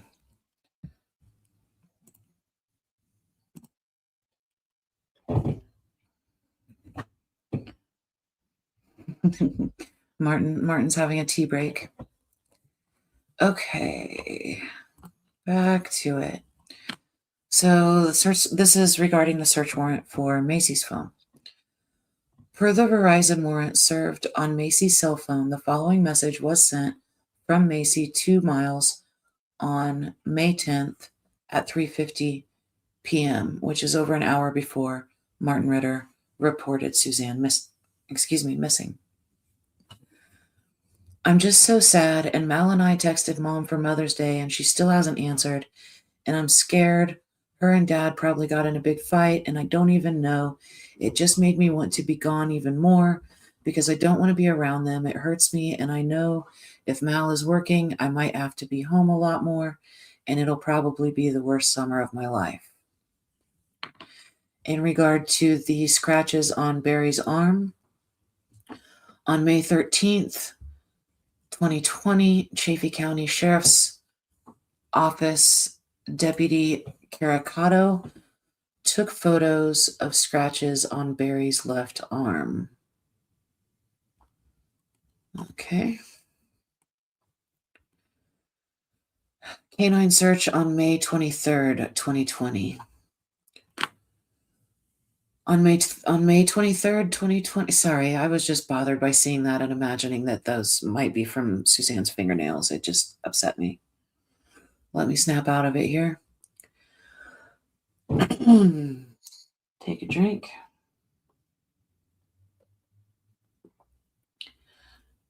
On May 23rd, 2020, search teams along with canines and canine handlers, Bloodhound Man Trackers NecroSearch, searched the Puma Path property. During this search, 3 different canines were used. Each of the 3 canines were ran blindly and individually during the search.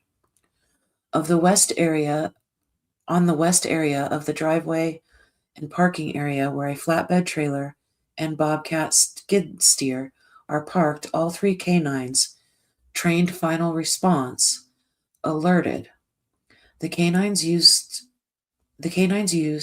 have been trained in a specific way to alert their handlers when they detect possible human decomposition or remains.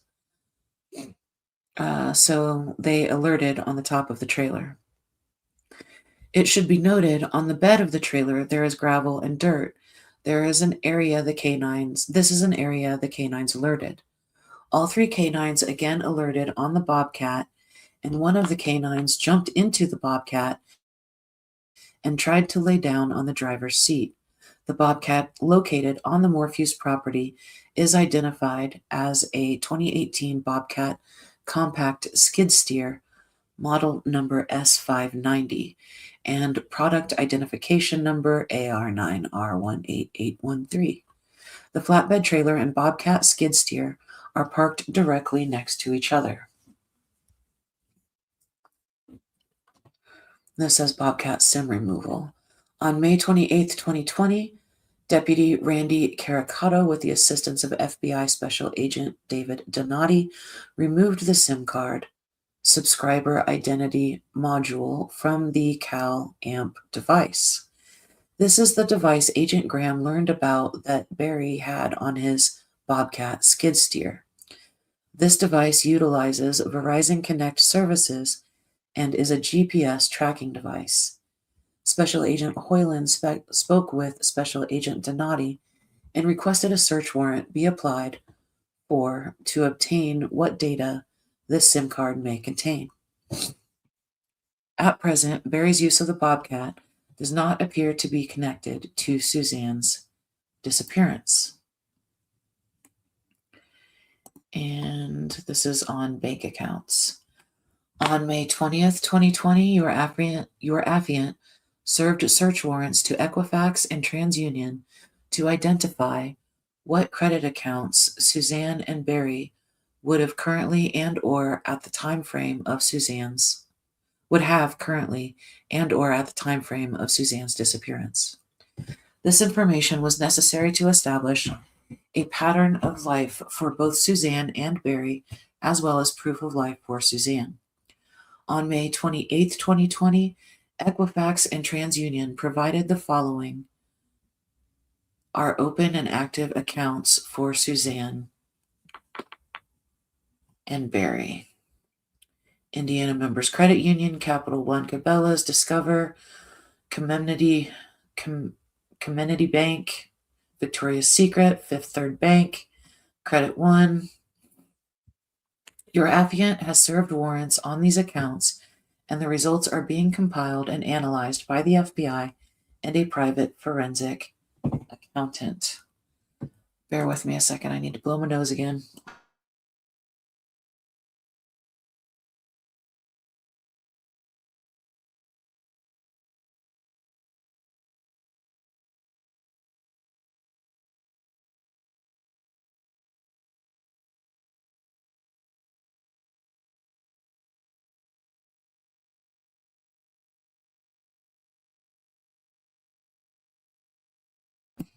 Okay. Might be a little bit better.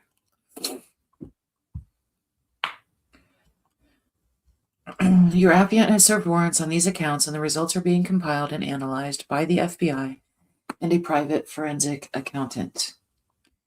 Indiana Members Credit Union, on June 6, 2020, your affiant served via email a search warrant to Indiana Members Credit Union requesting banking records for the Morphews. On June 9, 2020, your affiant received via email from Deborah Morelli, Loss Prevention Manager, the requested records for the Morphews account. With the records, there is documentation that on June 5th, 2020, Barry called the bank and requested his email address be changed from srmorphew@aol.com to barryleemorphew@gmail.com. Oh boy. Collegiate Peaks Bank. I can't speak. Okay. Per search warrant served by your affiant on Collegiate Peaks Bank.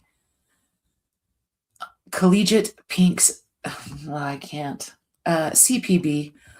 On May 26, 2020, Barry withdrew $5,846.22 in the Suzanne Morphew Foundation account, which brought the balance to zero. The account was opened on March 5th with a deposit of $5,880.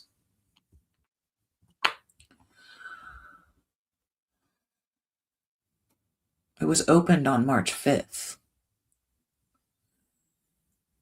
And she told him she was done on May. Okay.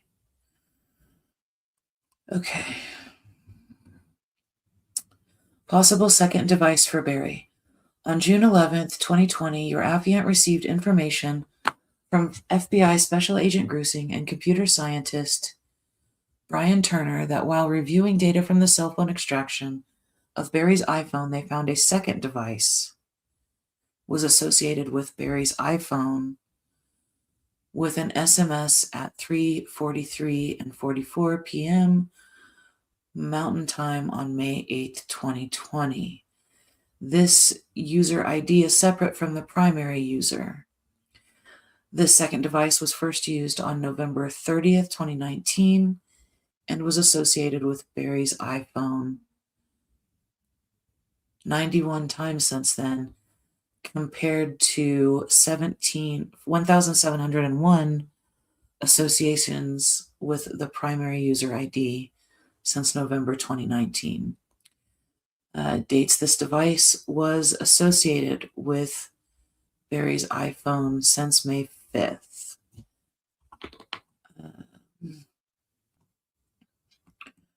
May 5th, 12:48, May 10th, 8:47, May 10th, 11:50, May 11th, 7:54, May 11th, 8:14, May 11th, 5:44, May 12th, 5:58. As of this present date, the second device has not been identified. I didn't know about that before. I don't know how. This is the first I'm hearing about Barry having a second device. I mean, I didn't follow this as closely as some, but, I certainly did know. I think Kilo would like to take over the reading at this point. Okay. As of this present date, the second device has not been identified. FBI Proof of Life and Fugitive Services. Per the request of FBI Special Agent Grusing with the assistance of the FBI Safe Streets Task Force, the following searches were done through the FBI and its federal partners in attempts to locate Suzanne as if she was a fugitive or missing person. On August 26, 2020, Agent Brian Palmer, Homeland Security Investigations in Denver, Colorado, checked border crossings for Suzanne R. Morphew or Suzanne R. Mormon with her date of birth and social security number. I don't have any land border crossings for her. The last travel I have was her returning from San Jose, Mexico to Dallas, Texas on December 2nd, 2019 on American Airlines Flight 1385. On August 25th, 2020, FBI Special Agent Martin Dinelli, isn't it? Dinelli? Requested flight information from a national airlines reporting agency and found flights for Suzanne on July 24th, 2019, July 28th, 2019, August 13th, 2019, and August 17th, 2019. More flights were located for a Suzanne Mormon in April 2020, but this person did not appear to be identical to Suzanne. On August 24th, 2020, Patricia T. Ellswick, Technical Information Specialist, FBI CJIS Division, Global Law Enforcement Support Section, NCIC Operations and Policy Unit Investigative and Operational Assistance Group, provided emails of the offline records checks for any law enforcement queries of Suzanne. The spreadsheets provided multiple queries from Chaffee County Sheriff's Office and the Colorado Bureau of Investigation from May 10th to 12th of 2020. SHP Cheyenne queried her on May 13th, 2020, and Loveland PD queried her once on May 14th, 2020, both during the widespread news stories. Besides other Chaffee County Sheriff's Office, CBI, and FBI queries from the Colorado offices in June and July of 2020, the Okeechobee Sheriff's Office in Florida queried Suzanne Morphew 3 times on July 10th, 2020. On August 25th, 2020, Special Agent Grusing spoke with the dispatch operator Joanne for Okeechobee Sheriff's Office and learned that the CBI requested a welfare check for Suzanne Morphew because of the Okeechobee address for her father, Gene Mormon. Suzanne was not located. Wyoming State Highway Patrol Dispatch and Loveland PD Dispatch confirmed to Special Agent Grusing on September 1st, 2020, that they had no contact with Suzanne but were simply running an attempt to locate based on the Chaffee County Sheriff's Office's entry. On August 25th, 2020, FBI Operations Support Technician Diana Plumoff provided the following checks per the request of Special Agent Grusing. Nothing of significance in Suzanne's clear report. No activity seemed tied to her since 2019. Suzanne R. Morphew Hope Foundation was first filed in Indiana in 2012. It was registered as a nonprofit with the Colorado Secretary of State on February 21st, 2020 by Barry Morphew at 19057 Puma Path, Salida, Colorado. OST Plumoff further noted that as of May 11th, 2020, CCSO entered Suzanne as a missing person in the National Crime Information Center, or NCIC database. 4 checks inaccurate, nothing significant was found by OST Plumoff for Suzanne besides her ties to the Puma Path address in Salida as of May 2020. No electric or utilities were found in her name. Her social security number has not been used since May 2020. No new physical addresses or P.O. boxes for her name or social security number were located, nor were any liens, judgments, or loans accrued under her name. On August 26, 2020, FBI SOS Kelly Rose Olson requested a nationwide facial analysis, comparison, and evaluation, or FACE services, search for Suzanne Morphew using the photo above. This service, through the FBI's Criminal Justice Information Services System, compares the photo of Suzanne to the issuances of visas and passports, driver's license photos from 18 states, and the Department of Defense automated biometric identification system. To date, none of these databases have provided any biometrics that match those of Suzanne. For checks in the internal FBI database, several financial-related results on Suzanne and Barry were referenced from 2013 to 2018. It appears they had access to large amounts of cash. The reporting parties were concerned about money structuring. On June 24, 2020, Barry made a $20,000 deposit at Collegiate Peaks Bank in Salida on Suzanne's behalf. I made it. Collegiate Peaks Bank, I got you. He has a history of making large cash deposits and wire transfers. These same checks for Suzanne's proof of life were conducted in March 2021 by the FBI with the same negative results. CBI laboratory results. On June 3, 2020, the CBI laboratory, hereafter CBI Lab, provided the results of DNA analysis for the CCO case 65 evidence items to include DNA buccal swabs from the Morphew family members Andrew Mormon, Miles Harvey, and others were listed. Of note, no workable DNA was recovered from the Bobcat blade, the new dart box, or the dryer. On August 31st, 2020, Special Agent Grusing reviewed the lab results with CBI lab forensic scientist Caitlin Rogers to discuss results relevant to this affidavit. The following items were noted. The DNA on the bicycle seat included a mixture of 4 people, Suzanne being the primary, and with Barry and one of the responding CCSO personnel being included. The 4th male is unknown. The DNA on the bicycle grips included a DNA mixture of 4 people, Suzanne and Sergeant Molinax being primary contributors. Barry was excluded as a contributor. The DNA on the bicycle brakes and handlebars included a mixture of 4 people. Suzanne, Deputy Brown, and Deputy Himshoot were primary contributors. Barry was excluded.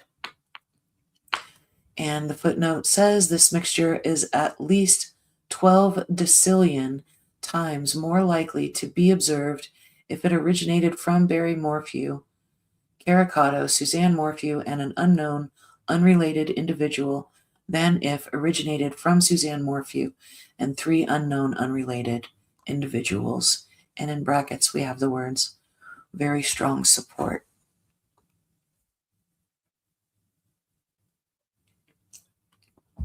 Okay. The front driver door of the 2015 white Land Rover was tested and the DNA was consistent with samples from Barry and Suzanne. Mallory and Macy were excluded. A plastic hypodermic cover collected from the dryer was tested by CBI for DNA. A low-level partial DNA mixture of 2 people was recovered, with Suzanne and Macy being possible contributors. Barry was excluded as a contributor. A dart needle collected by CCSO, submitted as dart from box and garage, was swabbed and a partial DNA profile was developed, with Barry included as the contributor with moderate support. The dart body collected by CCSO, submitted as dart from box in garage, was swabbed and a low-level DNA profile referenced that Mallory could have been a contributor. The interior cushions of the helmet were tested for DNA and a partial profile was developed. The mixture was more likely to involve Barry and Suzanne, that coming from anyone else by a factor of 6.2 times. And we're definitely not getting into the DNA conversation tonight. I mean, you're welcome to in the comments, but I'm just going to keep reading. And I will definitely be reading any comments later. Okay. Barry's liquidation of assets. Within a month of Suzanne's disappearance, Barry began to liquidate their assets. On June 1st, 2020, Barry petitioned for guardianship in Hamilton County, Indiana, of Suzanne for him to act as her guardian. This filing allowed Barry to sign documents on Suzanne's behalf and sell their residences in Indiana and Colorado.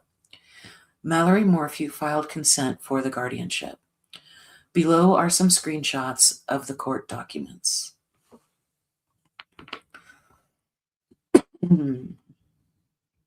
Sorry, I shouldn't be coughing into the microphone when people are trying to sleep. Let's see. Barry L. Morphew, petitioner herein, being first duly sworn, petitions this court to appoint a guardian of Suzanne Morphew, and in support of this petition states as follows.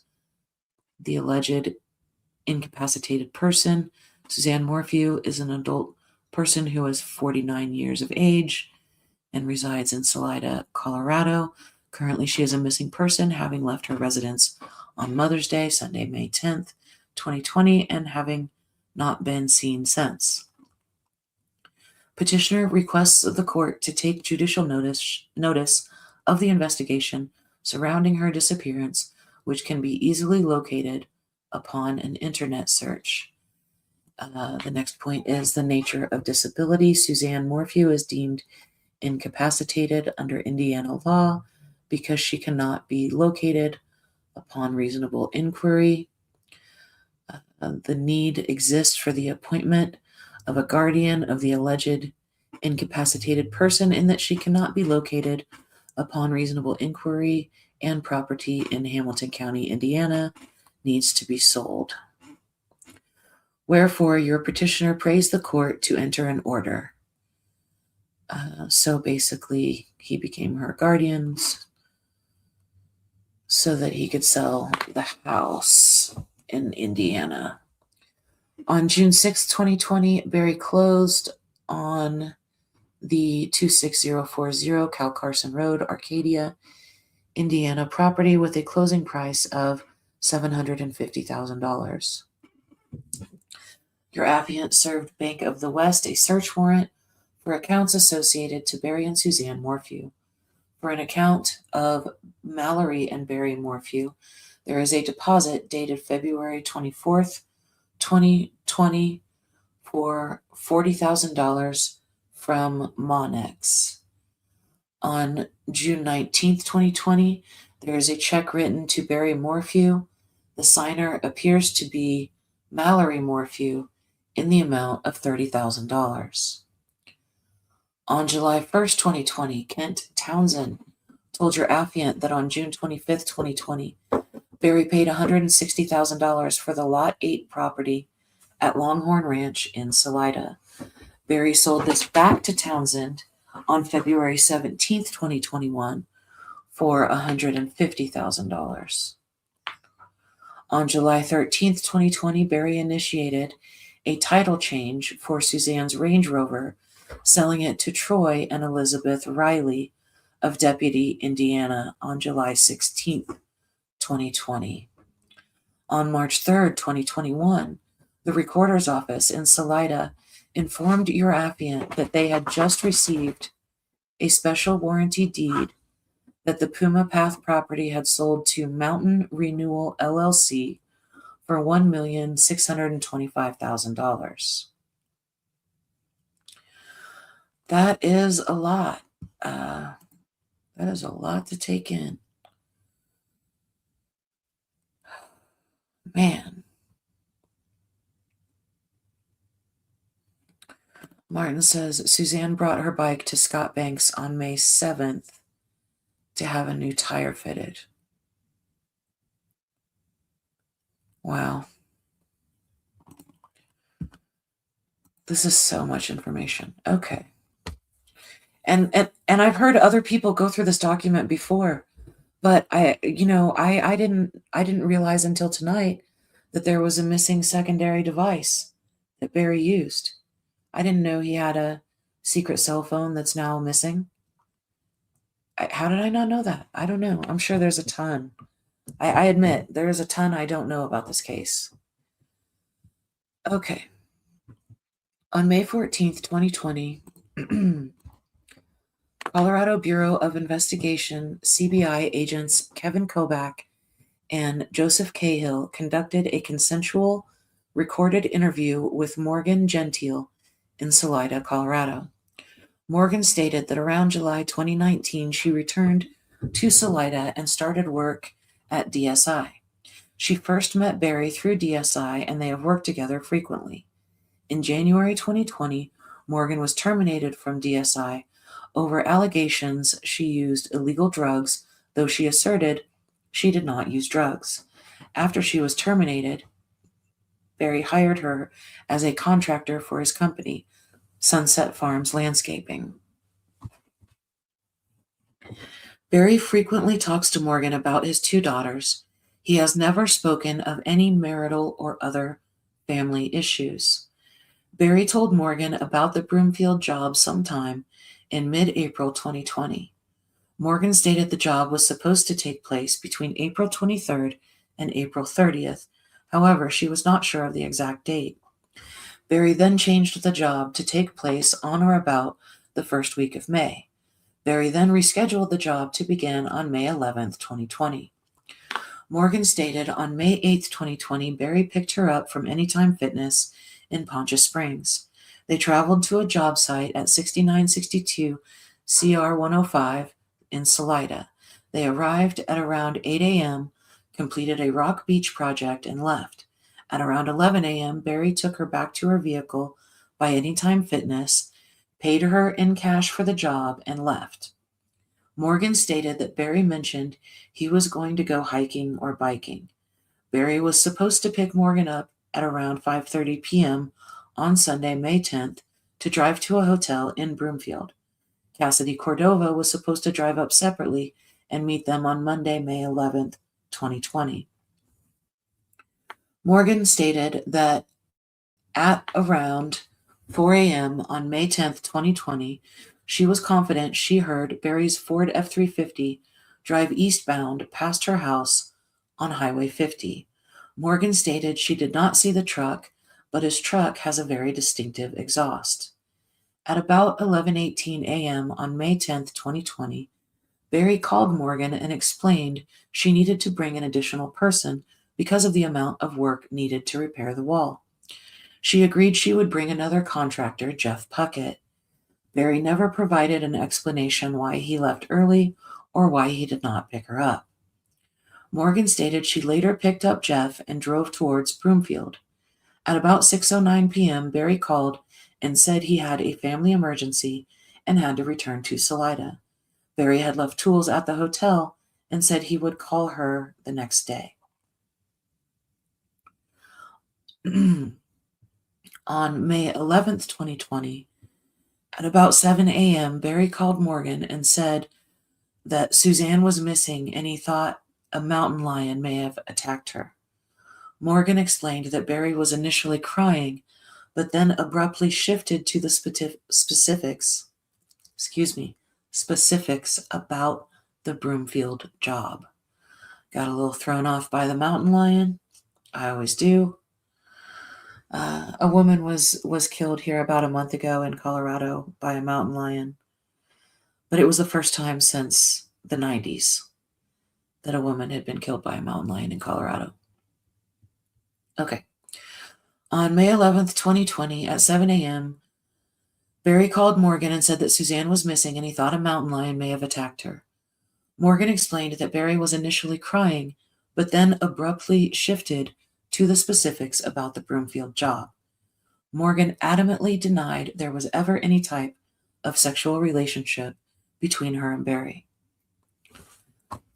Moving on to the Jeffrey Puckett interview. On May 14th, 2020, investigator Richard Wren interviewed Jeff Puckett. Puckett was one of the workers who was supposed to meet Barry Morphew in Broomfield on May 10th, 2020, to complete a landscape job. Puckett stated that he was contacted by Morgan on Sunday, May 10th, to see if he wanted to go to Denver to work on a job for Barry. After being asked by Morgan, Puckett contacted Barry directly. Puckett had no knowledge of the job until he was contacted by Morgan. On Monday, Puckett and Morgan met up with Cassidy Cordova, who was helping them with the job. And then we move on to Cassidy Cordova's interview. On May 14th, 2020, investigator Richard Wren interviewed Cassidy Cordova. Cordova advised he had contact with Barry Morphew early on the week of May 4th, and Barry mentioned that he may need Cordova to help with a job in Denver next week. Barry said that he would get back with Cordova later if he was for sure needed. On May 10th, Cordova had not heard from Barry, so he called him about 1:45 p.m. to ask about the job. Barry asked Cordova to help with the job since Cordova, was already in Colorado Springs. Cordova met the rest of the crew in Denver on Monday morning. Cordova advised he has known Barry for about 2 years because they worked together at DSI. Cordova advised that Cody Cox had an issue with Barry over Barry firing him. Cox had been working for Morphew also. And the Cody Cox interview. On May 14th, 2020, investigator Richard Wren interviewed Cody. Cox worked with Barry and for Barry's landscape business. Cox and Cordova did a landscape job in Broomfield between August of 2019 and December of 2019. The general contractor did not like the job and it had to be repaired several times. After the last attempt to fix the wall, Cox refused to go back to Denver to fix the wall. Barry fired Cox. At the same time, Cox was given the ultimatum to leave DSI or be fired because of a hot urinalysis test. Cox left DSI. Cox advised that this all happened around the end of December 2019. Cox was asked about the information that he wanted to kick Barry's ass. Cox advised that rumor was started by Jeff Puckett. Cox said that he was not happy about getting fired, but was not going around saying that he wanted to fight Barry. Cox advised he had met Suzanne and talked about how she had brought cookies to his kids. He described Suzanne as a very nice lady. He denied having done anything to Suzanne and denied knowing what happened to Suzanne. Cox advised that Barry never talked badly about his relationship with Suzanne. During a subsequent interview on May 22, 2020, Cox stated he does not recall ever telling Puckett he wanted to beat up Barry. And this is from the second Sheila Oliver interview. Make sure you guys are all doing good. And Martin, thank you. Martin says, I've gone through this affidavit more than 20 times, and I always find something new each time I read it. It's amazing. And for it to be, well, anyway, welcome back to it. And I'm going to listen to myself reading this, and I will, even though I'm the one reading it right now, when I'm on the replay crew, I will once again pick up things that I hadn't put together before. And Jilly, I appreciate you being here. I know that you are a night owl, but you don't have to stay awake if you don't want to, but I appreciate you guys being here. Okay, on May 14th, 2020, Sheila Oliver was interviewed by FBI agent William Roll. Sheila said that she first met Suzanne when they were roommates and students together at Purdue University, West Lafayette, Indiana, about 1990. Suzanne married Barry in August 1994. Both families have children in the same age ranges and have raised their kids closely. About 2 years ago, the Morphew's daughter Mallory went to college in Colorado, Western State College in Gunnison. The Morphews then moved to Colorado in 2018. They didn't have their home sold in Indiana before they left. The move seemed to be in a rush. Barry was domineering in the marriage with Suzanne. He would tell her she had to change in order for them to get along. Money was a big issue between them. Barry was very controlling with money. He insisted Suzanne use cash, but he would charge hunting equipment on his credit card. He invested in the silver market, and then it bottomed out. Suzanne did not stand up for herself until recently. Excuse me. The marriage had become very rocky by 2018. There was hope a move to Colorado, making a new start, would help things. There was never a definite reason for Mallory going to college in Colorado and the family moving there. Suzanne thought it would be nice for them to live near Mallory, though. Suzanne came back to visit Sheila twice from Colorado. Once was Thanksgiving 2018, while the Morphews were still trying to sell their house in Indiana. While Suzanne was at the Oliver's house, she had stepped away from her cell phone. To use the restroom, and Barry tried calling her several times within a few minutes, then tried calling Sheila, then tried calling Darren. He was persistent and obsessive about knowing where she was, at least when she was with Sheila. The other time was June or July 2019, when Suzanne returned to Indiana to visit Sheila and then went to Michigan to visit her dad. Barry called Sheila saying he couldn't get in touch with Suzanne. Suzanne told Sheila this was odd because Barry never bothered to call Suzanne any other times. He was just very persistent in checking up on Suzanne when she was with Sheila. The Oliver's daughter Hannah was married on Sunday, May 10th, 2020. Hannah was like a daughter to Suzanne. The wedding was originally going to include many people, and Suzanne was going to attend, but due to COVID-19 restrictions, it was limited to immediate family and was live-streamed online. Suzanne was going to watch it. She would not have missed it for the world. On Saturday, May 9th, 2020, Sheila sent 2 snaps to Suzanne in the morning, which were opened. Later in the day or evening, Sheila sent 3 more snaps to Suzanne, which were never opened or received, as reflected on Sheila's cell phone. Sheila stated there is a 0% chance that Suzanne would run off and not at least tell one of her daughters or Sheila. If she had left Barry, she would have contacted one of her daughters or Sheila to let them know what was going on. Suzanne would not commit suicide. Her religious beliefs would not allow her to do this. Sheila said Suzanne suspected Barry had an extramarital affair, based on Barry's behavior, which included him turning his phone off at times, not being where he said he would be, always secretive, and not honest with Suzanne. He had to travel back to Hamilton County, Indiana, for some type of legal proceeding at least once, but maybe more.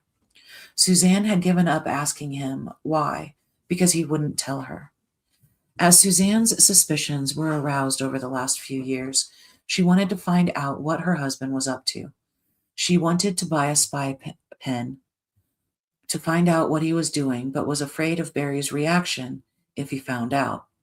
Suzanne asked Sheila to buy the pen for her on the internet. Sheila did this and gave the pen to Suzanne while they were on vacation together in Florida a few months ago, around February 2020. That just makes me sad. It just makes me sad. If I'm in a relationship and oh no, I'm not gonna, if I, me, I'm not gonna do that. I'm not gonna do it. Okay. Anyway, it makes me sad. Okay. The George Davis interview. On May 15th, 2020, CBI agents Graham and Cahill interviewed George Davis, who stated he has known Barry for approximately a year and a half. George stated he has not noticed any recent changes in Barry's behavior. George explained that he and Barry work out together, usually 5 days a week. Once the COVID-19 restrictions closed the gym, they began working out at George's residence. George explained Barry typically comes over to work out somewhere between 1,700 to 1,900 hours.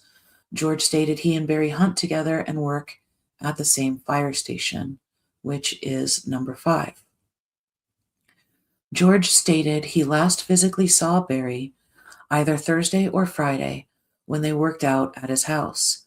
George explained since he works 1 week on, 1 off, he believed they may have worked out earlier around 4 p.m. George stated Barry has never confided in him about any type of marital problems.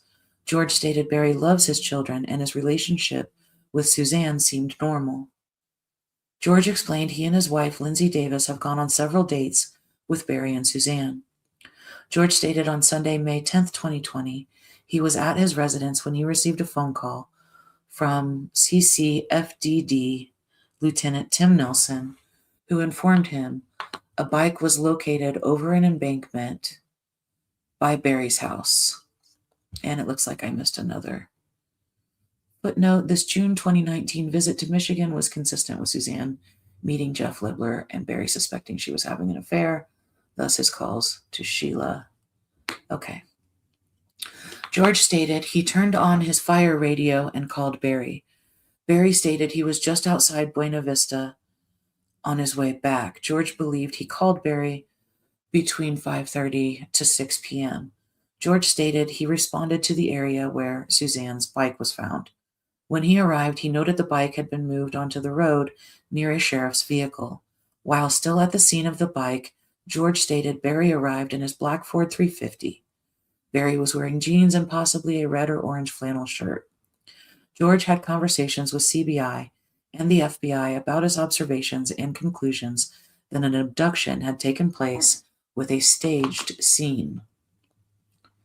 So this is Morgan Gentile interview.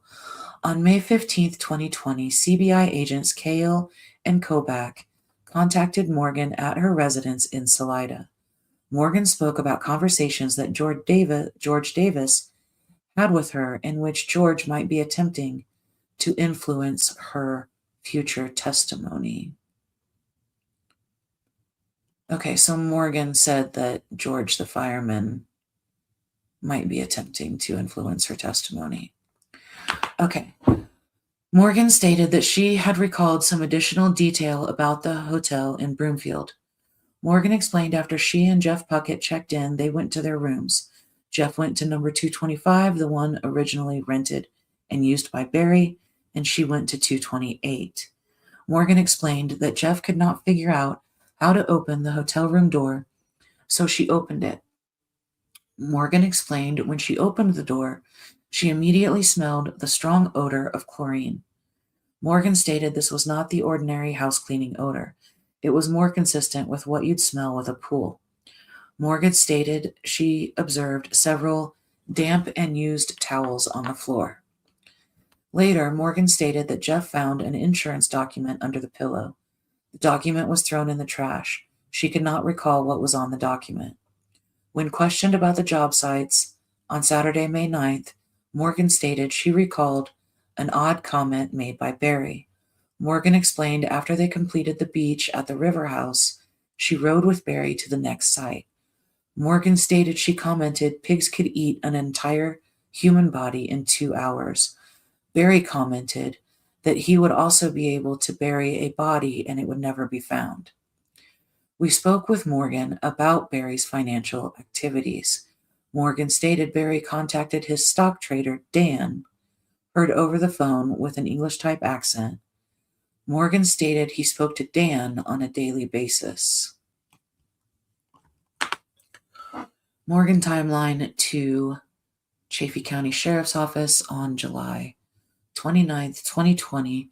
Morgan Gentile provided a handwritten timeline to Chaffee County Sheriff's Office Sheriff John Speasy. The following lines were noted by Special Agent Grusing for the affidavit. Okay, Martin, remind me, is it Spezzy or Speasy? It's Speasy. Martin says maybe there were 2 spy pens. Who knows? Barry said he called Morgan after visiting the wall job site. He was at the wall around 12 noon for 20 minutes, but Morgan says the call was at 11:18 a.m. and Barry was out of breath. Speasy, yeah. That's what I thought. It's been a long time. Okay. I can't believe that it's been. I can't believe it's been 6 years almost. Okay. On July 29th, Morgan provided a handwritten timeline to Sheriff John Speasy. The following lines were noted by Special Agent Grusing for the affidavit. For Sunday, May 10th, Morgan wrote that she heard Barry's truck at 5 a.m. She added, 11:15, Barry called. He was out of breath, panting but fatigued, kind of like hungover, but he doesn't drink. Honestly, when I hung up, I thought to myself he sounded like he had the worst night of his life. Morgan provided more details about her trip to the Broomfield Hotel, to include her route on May 10th. She wrote, arrived at hotel 10 to 10:30, grabbed Barry's tools, went to check in. Morgan wrote that she and Puckett checked in rooms 228 and 225. When Morgan walked in 225, the smell of chlorine was so strong, made my eyes water.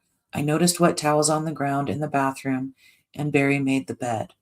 For Monday, May 11th, Morgan wrote that they drove to the job site from the hotel. She indicated it looked like Barry had removed top caps. That was it. We also did not have the tools we needed, like a packer or gravel. Interview of John Schmitz. On May 16th, 2020, CBI agent Gonzalez contacted John Schmitz regarding a message he had left on the Suzanne Morphew tip line. Schmitz stated that he first met Barry in or about December of 2017 when they were working on the same construction project in Indianapolis. He said that Schmitz is a contractor and Barry was the landscaper assigned to the Main Street Shops project. Schmitz stated that at some point during an altercation with Barry body bumped him, which prompted Schmitz to grab him in a headlock and pin him against a wall. He said that what he recalls the most during that altercation was the evil in Barry's eyes. Schmitz said that when he heard about Suzanne, he just had a feeling that it was not good knowing what he does about Barry. Schmitz stated that in May of 2018, he and Barry were charged with disorderly conduct by the Boone County Sheriff's Office for the incident that occurred in December of 2017. He said that the case had been continued until February of 2019, when all charges were dropped.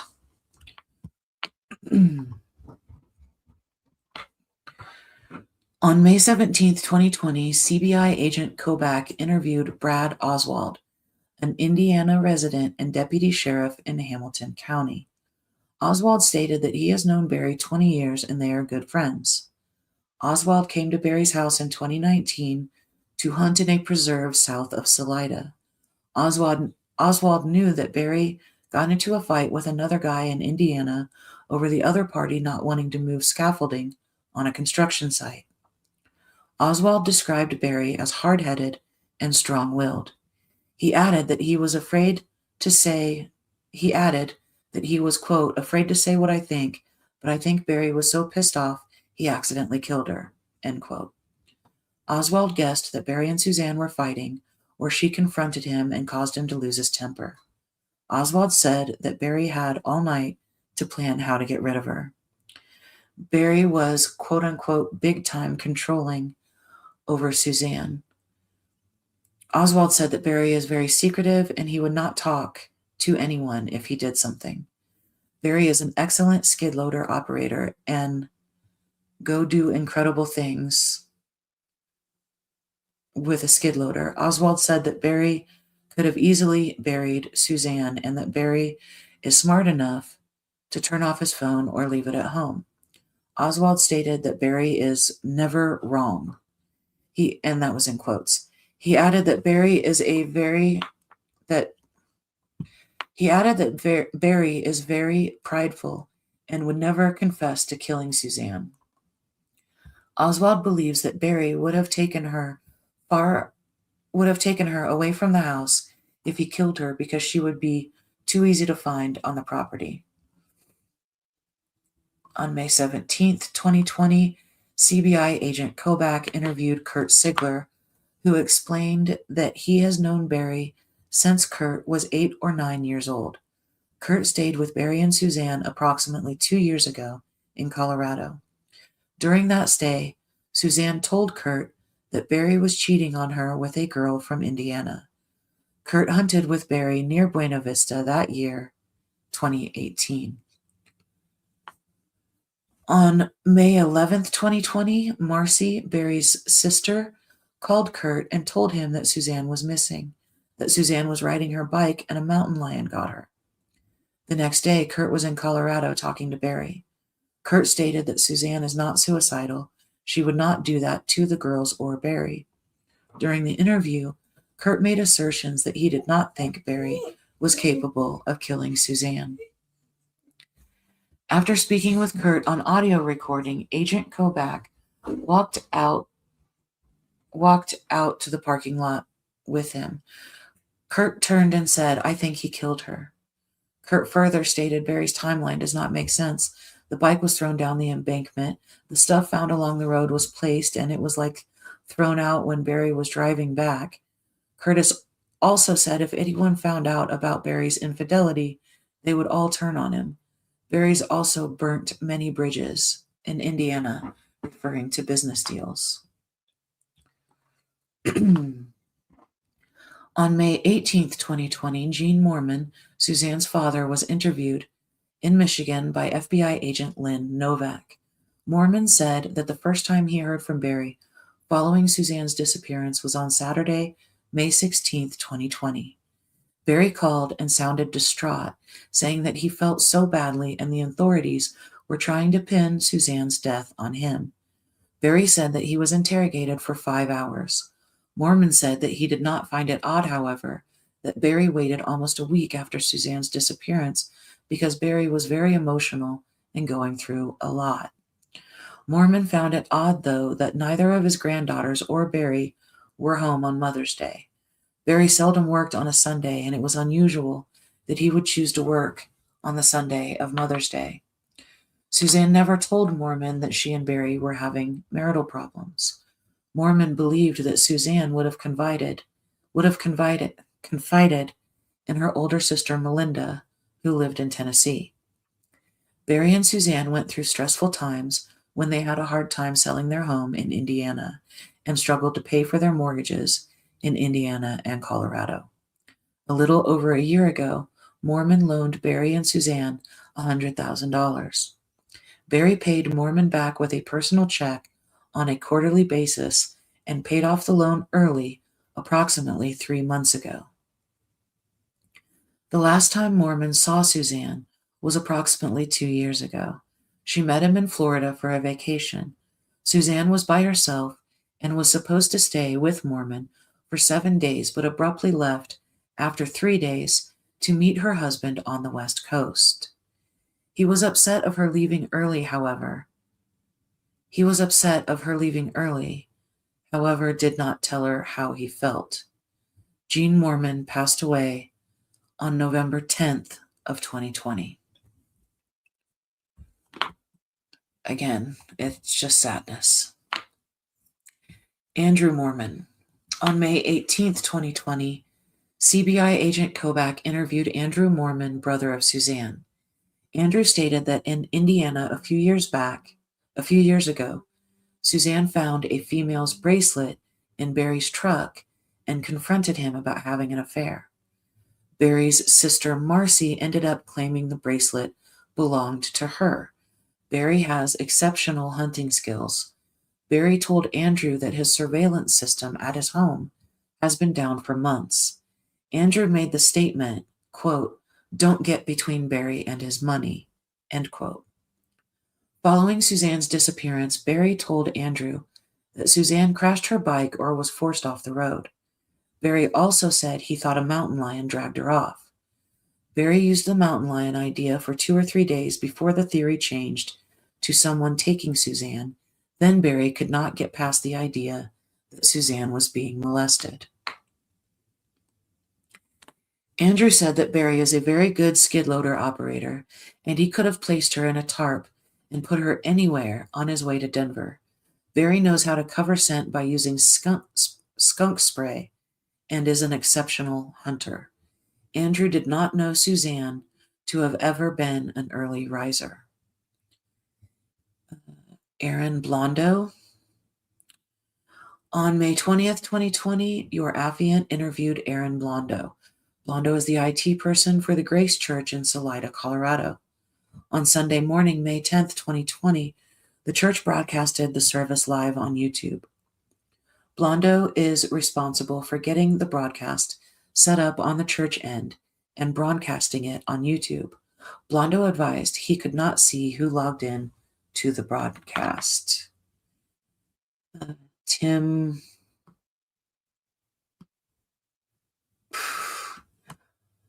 I don't know, Martin. Is it Clicco? Clicco? Tim Clicco? We're going to call him Clicco. On July 27th, we're going to call him Tim. On July 27th, 2020, Special Agent Grusing interviewed Tim at his place of business in Salida, Colorado. He stated that Dan Thomas, a developer friend of his, told him, good Lord.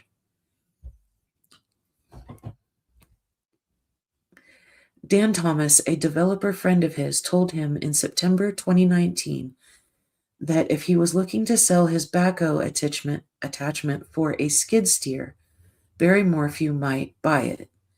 Thomas gave Tim the cell phone number for Barry, and Tim traded texts with Barry around September and October 2019.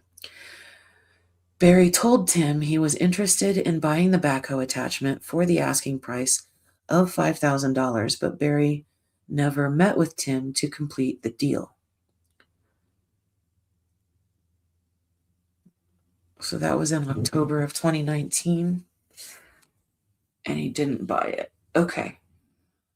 On Saturday, May 9th, 2020, Barry again reached out to Tim and said he was interested in buying the backhoe.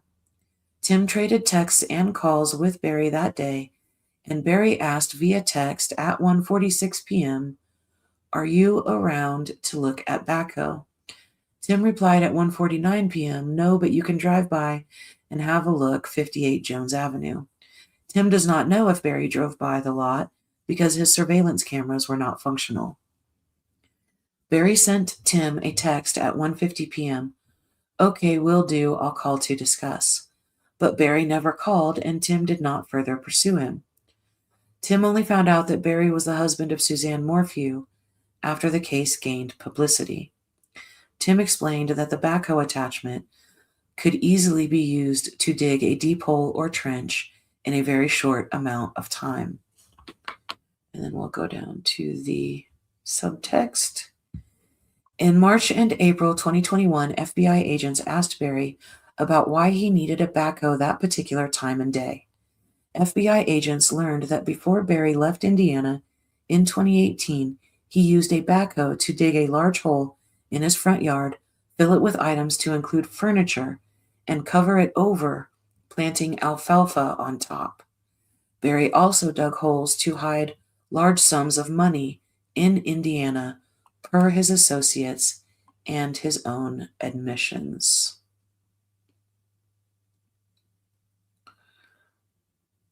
Okay, so this Tim is Timothy Agnew, aka CBD Tim. As cited previously, Barry told CBI on June 17th and 25th that Tim from Westcliff might be responsible for Suzanne's disappearance. Investigators identified Tim as Timothy Agnew in Westcliff, Colorado. Your affiant and Special Agent Grusing contacted Agnew on July 8, 2020, in the presence of his wife, Megan. The Agnews were not advised that the purpose of the interview was centered around the allegations made by Barry that Timothy was a drug dealer who should be considered a suspect in the disappearance and death of Suzanne. Timothy advised that he met Suzanne at the farmer's market in Salida in 2018, and Suzanne told him about her battle with cancer. She said that she had lymphoma in her 20s and the cancer was coming back. She was looking for treatment that was non-traditional to buy some time because she was, quote, feeling run down. The Agnews provided 4 purchase orders from Barry and Suzanne from October 2018 through April 2020 for the hemp oil. Timothy only spoke to Barry once when Barry called him in the summer of 2019 and said that Suzanne's lymphoma was back and she needed more oil. Suzanne interacted with Timothy about 5 or 6 times and never gave any indication that she was having to be secretive about taking the oil around Barry, or that Barry disapproved of her taking the oil. Next section is Carrie Waddell. Give me just a second.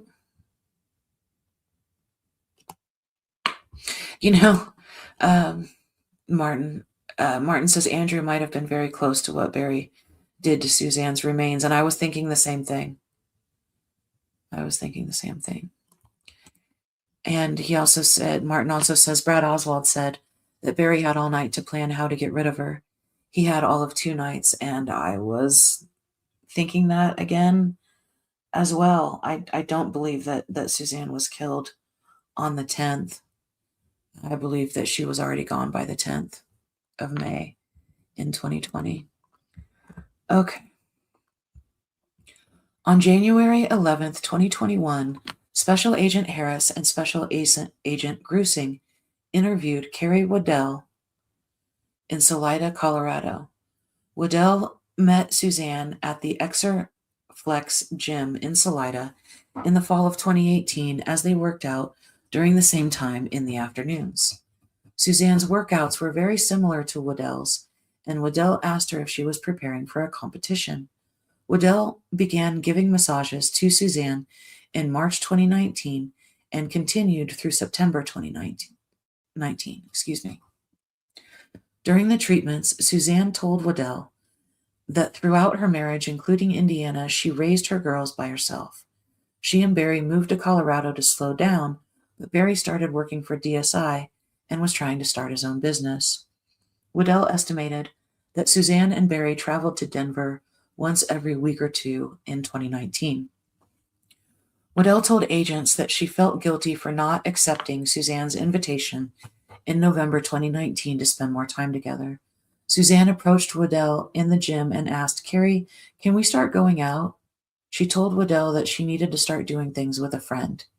Waddell believes that Suzanne was going to speak with her about Barry's failed attempt a few days earlier to ask Waddell to start giving him massages.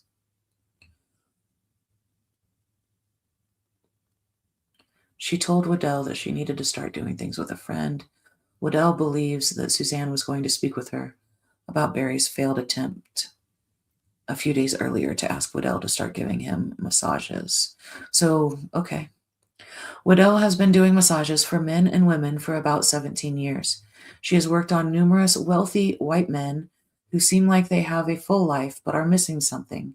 These men, like Barry, are looking to fill that void through church, money, cars, sexual relationships, or other means and cannot seem to find what they are looking for.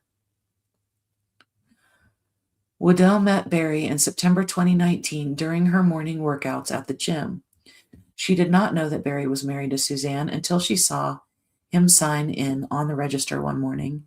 When she saw his name, everything that Suzanne told Waddell about the problems with her husband clicked in Waddell's mind. Barry was alone during his morning workouts. He watched Waddell in the gym to the point of making her uncomfortable. She perceived him as a predator with a huge ego. Barry's truck caught her attention because of its size, noise, and firefighter plates. Barry was not always working as hard as Suzanne stated, because he was in the gym about 4 times a week. Once, Waddell was working out in the afternoon, and she saw Barry walk up to the second floor of the gym. He looked all around the gym until he saw Waddell. After a while, she walked up to the second floor and said, "Hi, I'm Barry Morphew. Have a good workout." Waddell thought her "Dead Men Tell No Tales" t-shirt might have attracted him. She told Barry, "Your wife is a wonderful person."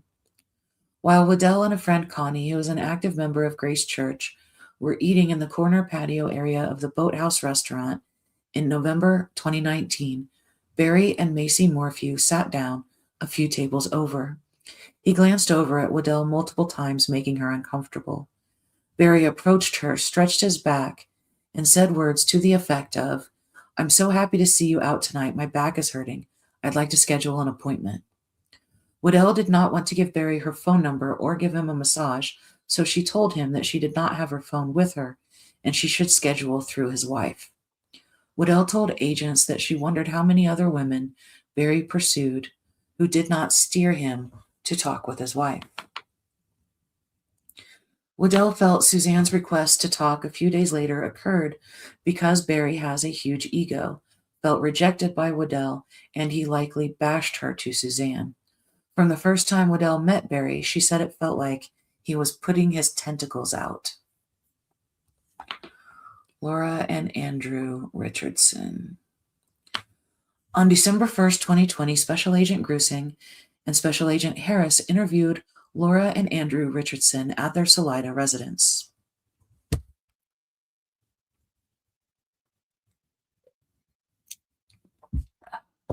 Excuse me.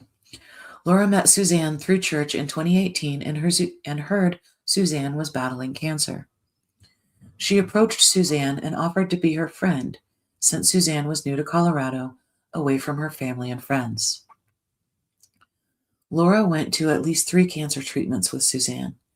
As Laura and Suzanne got to know each other, Suzanne shared that Barry chose to go to work over going with her to cancer treatments. As Suzanne began to feel better, she was more fiery, and she traveled out of state with Barry to see her father. When the Richardsons went to the Morphew house for the second dinner, Barry announced that Mallory was a virgin and there are no other virgins at Western State. The statement was odd to Andrew and Laura for multiple reasons and seemed more like a declaration than conversation. On May 1st, 2020, Laura and Susie celebrated Suzanne's birthday at Laura's house. Suzanne was very healthy and positive as she showed them her mountain bike and talked about Mallory receiving an award at school. She spoke about doing the books for Barry and how that would serve as a bridge between them. Suzanne also started training online to become certified as an athletic trainer. She was coming out of cancer treatment and felt like she had a second chance at life. Andrew said he and Laura responded to the scene where Suzanne's bike was recovered on May 10th after Mallory called Laura at about 9 p.m. Andrew and Laura stood with Barry on the road for 4 hours while law enforcement, along with search and rescue, searched for Suzanne. Andrew told agents that Barry was silent for most of their time on the road, regardless of the suggestions Andrew made. Andrew told Barry they should explore the tracks around the bike or go down to the area where Suzanne's bike was recovered to see if they could see anything. Andrew wanted to search, look around, and ask questions to figure out what happened to Suzanne, but Barry was not interested. Barry looked at Andrew and said, "You're a really good man." Andrew did not know why Barry said that in context of their situation. Andrew described Barry's expression as stone-faced throughout the evening. Andrew said the bike positioning in relation to the road made no sense for an accident to have occurred because the rider would have needed to make a 90-degree turn from the road to head downhill. Barry told Andrew he made the trip from Denver to Salida in an hour and 15 minutes, or some similar ridiculous amount of time, once he thought Suzanne was missing. Andrew did not understand why Barry waited that long until that night to come back, if he thought Suzanne was on a bike ride that morning. Andrew helped with the searches for Suzanne, which Andrew described as disorganized. Barry and his friend George searched by themselves. Barry was gone all day every day and left his girls at the house. Barry tracked a mountain lion for an entire day across Highway 50, but he did not find anything. On the third or fourth night after Suzanne went missing and Barry had been complaining about law enforcement's focus being solely on him, Andrew went to speak with a friend of his who lives nearby and is a defense attorney. The attorney listened to Andrew and he gave Andrew his business card to give to Barry. He told Andrew that Barry needed to take the polygraph test so law enforcement could focus somewhere else. Andrew took the card and gave it to Barry, explaining his conversation with the attorney. Barry was very excited to get the card and grateful for Andrew's referral. However, when Andrew told Barry the attorney recommended that he take the polygraph, Barry looked at Andrew and said, "I don't think I'd pass a polygraph." Andrew waited in uncomfortable silence for a few moments to allow Barry to qualify his statement. Andrew told agents he got chills from Barry's response and thought Barry's reaction was very strange. When Barry said nothing else, Andrew awkwardly told him he had to go, and he left. Andrew waited until the present date to tell law enforcement about the encounter with Barry because he did not know if it meant anything to the investigation. Barry has since told Andrew that he spoke with the attorney a few times and the attorney has been helpful. On December 8th, 2020, Laura said that Barry called her on December 4th, 2020 at 10:30 a.m. and they spoke for 10 minutes. Barry said his girls were angry with Sheila, having a hard time with her, and do not want to talk to her. Barry told Laura he does not know why Sheila is doing this, quote unquote this. He said words to the effect of, Suzanne's not dead. She's coming back. Barry thus did not know why Sheila felt she needed to remember Suzanne or grieve. Laura was shocked by these words, but did not ask Barry why he thought Suzanne is alive. Matt Craig. Matt Craig of Noblesville, Indiana, was interviewed by Special Agent Grusing and Special Agent Harris. Matt explained that Barry sold BLM Landscaping Services, LLC, and Sunset Tree Farms to Matt, his brother, Dan Craig, and Hank King.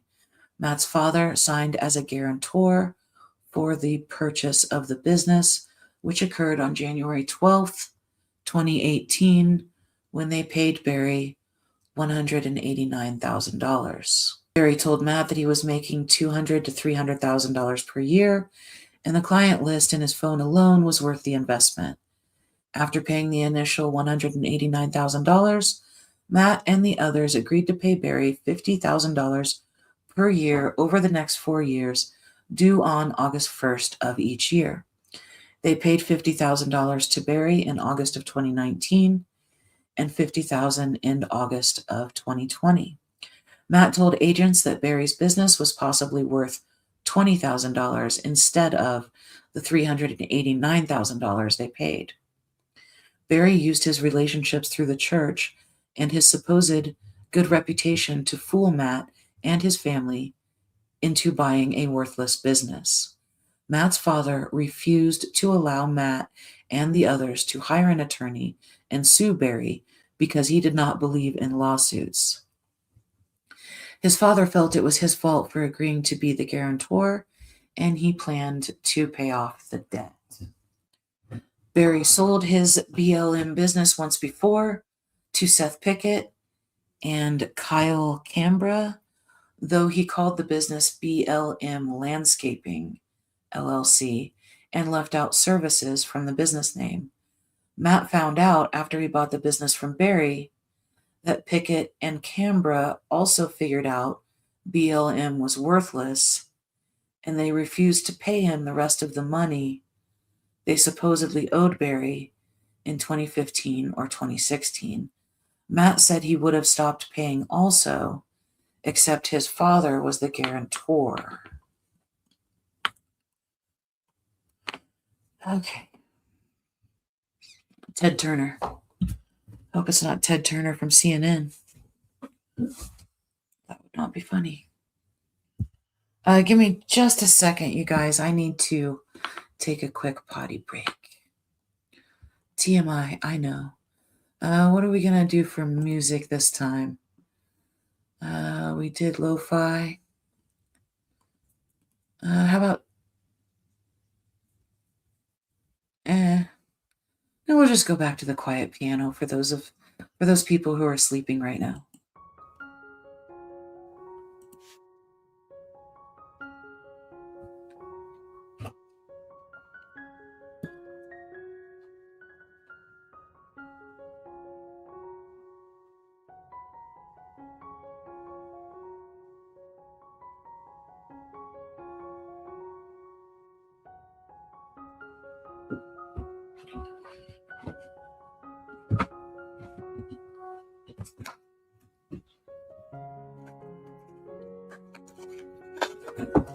You want me to cover you up?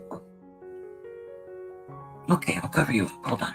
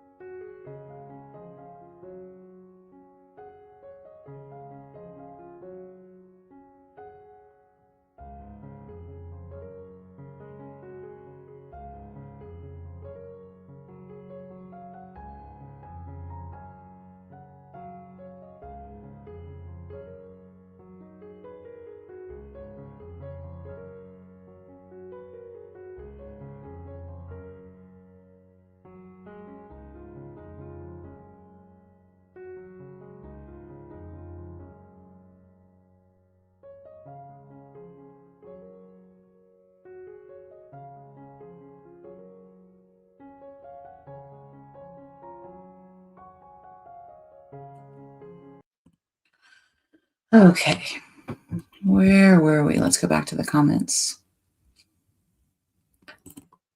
Martin says it's 5:45 a.m. here. That music is doing its job. That's funny. Well, I will definitely be sending you an email soon, Martin, if you don't mind.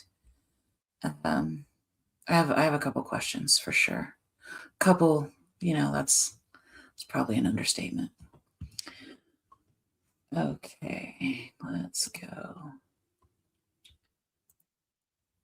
Okay, Ted Turner.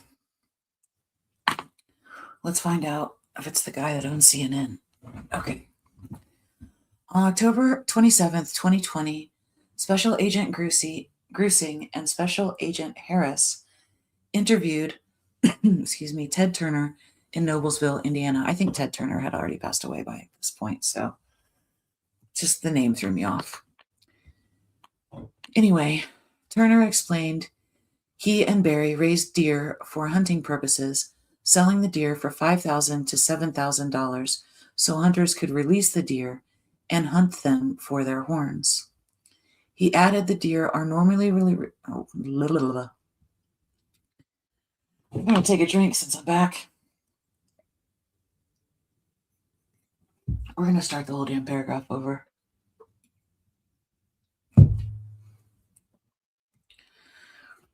Kilo's all covered up in his blanket. I think we're good for the rest of the night. Okay.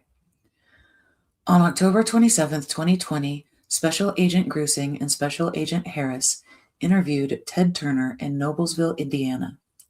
Turner explained he and Barry raised deer for hunting purposes, selling the deer for $5,000 to $7,000 so hunters could release the deer and hunt them for their horns. He added the deer are normally released in acres that are fenced, and thus the chance to shoot the deer is guaranteed.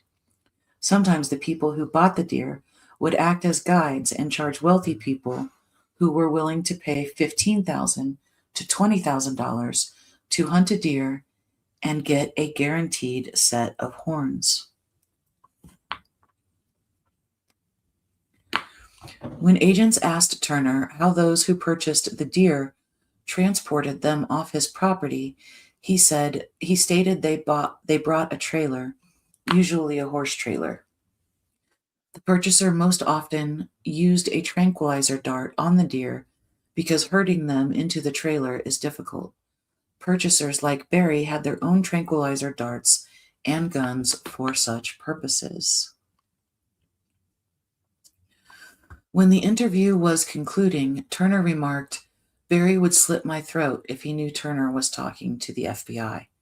Turner refused to elaborate on why he made such a statement, but said all the deer farmers talked to each other and they knew what Barry was doing. George Wimmer. On February 16, 2020, Harris and Grusing interviewed George Wimmer by phone.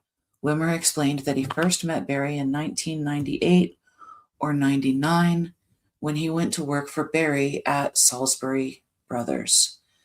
Barry was the foreman and Wimmer was a manager. Following those years, Wimmer went to work for a friend for a year and a half. He then came back around 2004, and Barry was starting his own business. Wimmer did not have much further contact with Barry. Wimmer lost contact with Barry and found out years later he was selling his business to a young man named Kyle and another guy. Wimmer told Kyle to be careful because he had seen a lot of Barry deals go south. Kyle and his friend became defensive. Wimmer told them, quote, "You are dealing with the devil," end quote. Following this conversation, Barry blew up Wimmer's phone. Wimmer eventually answered, and Barry vented at him for warning the boys. Wimmer described Barry as shady, not on the straight and narrow, doing a lot of deals under the table, working in cash, and hiring a lot of illegals. Barry told people that his dad dying affected him so badly that he could not run his own business. Barry was not planting trees at the proper depth either, too shallow or too deep. He knew that he had to adjust the trees or they would die, but he was too focused on making money and moving on to the next job. Barry planted rows of trees incorrectly and hurriedly, and they died. When Wimmer learned Suzanne was missing, he Googled Barry and read about all that was going on with her disappearance. Wimmer was intrigued by it and saw the Tyson Draper video. After Wimmer watched it, he concluded Barry is guilty for sure. Wimmer said that Barry thinks he is a really good liar and he is not. Barry is the kind of person that will just stand there and tell you something you know damn well is not true. Wimmer would just often listen and not contradict it because he just did not want the conflict with Barry. Wimmer sent Barry a series of text messages on September 23, 2020, accusing Barry of killing Suzanne and telling Barry that he would rot in hell. Holly Wilson. From October 2020 through December 2020, Holly Wilson recorded her phone and in-person conversations with Barry, providing those recordings to Special Agent Grusing. Holly and her husband, Jeff Wilson, knew Barry and Suzanne well, through their church in Indiana. During these recordings, Barry told Holly words to the effect of, "You are Suzanne to me." He held her hand while in the car, gave her a kiss goodnight, told her Suzanne would approve of whatever would happen in their relationship, and twice touched Holly's breasts, pretending like the touches were accidents when her husband's head was turned away or not looking. Barry told Holly that he had an ex-FBI guy working for him, and sometimes saying he had a PI, private investigator, working for him, who charged him over $50,000. Barry would not specify if these people were the same. Once Barry told Holly and Jeff that he may have found where someone was holding Suzanne and asked Jeff to come to Colorado to cut the guy's balls off. Well, I mean, you guys know that my favorite private investigator is an ex-FBI guy, Lee Walters. As far as I know, Lee Walters was not working with Barry Morphew. Lots of ex-FBI guys become PI guys. Okay. The following is a brief summary of the pertinent quotes from the recordings of Barry and Holly. November 5th, 2020. When Barry was asked if he had thoughts of what happened to Suzanne, he responded that he had two ideas. Barry stated, quote, "One, somebody took her right there where the bike was, they threw her in the car, or she got in willingly, whatever, and ran off." Barry added, "Or somebody chased her and she's in the river and she's still in the river right now today, somewhere in a log jam," end quote. Barry said he did not see anything else, adding the FBI was telling him that she left on her own. "They were trying to tell me that she left," Barry said. "She did not leave. He knew she would not do that." Holly asked Barry if his guy was able to go through the list of people whom Suzanne was Facebook friend requesting. He replied he had not spoken to him about it. Holly wondered out loud if someone else hacked into Suzanne's Facebook. Holly said it was unlike Suzanne to send out a lot of requests, asserting, "If I had to bet, I'd say it wasn't her." And Barry said, yeah, she wasn't like that. Barry was asked about the last thing he said to Suzanne. He replied, "I don't even know. It was just a normal night. We just ate dinner together and just had a quiet evening like we usually do, usually." Holly's spouse asked Barry what someone would do with Suzanne if that person took her.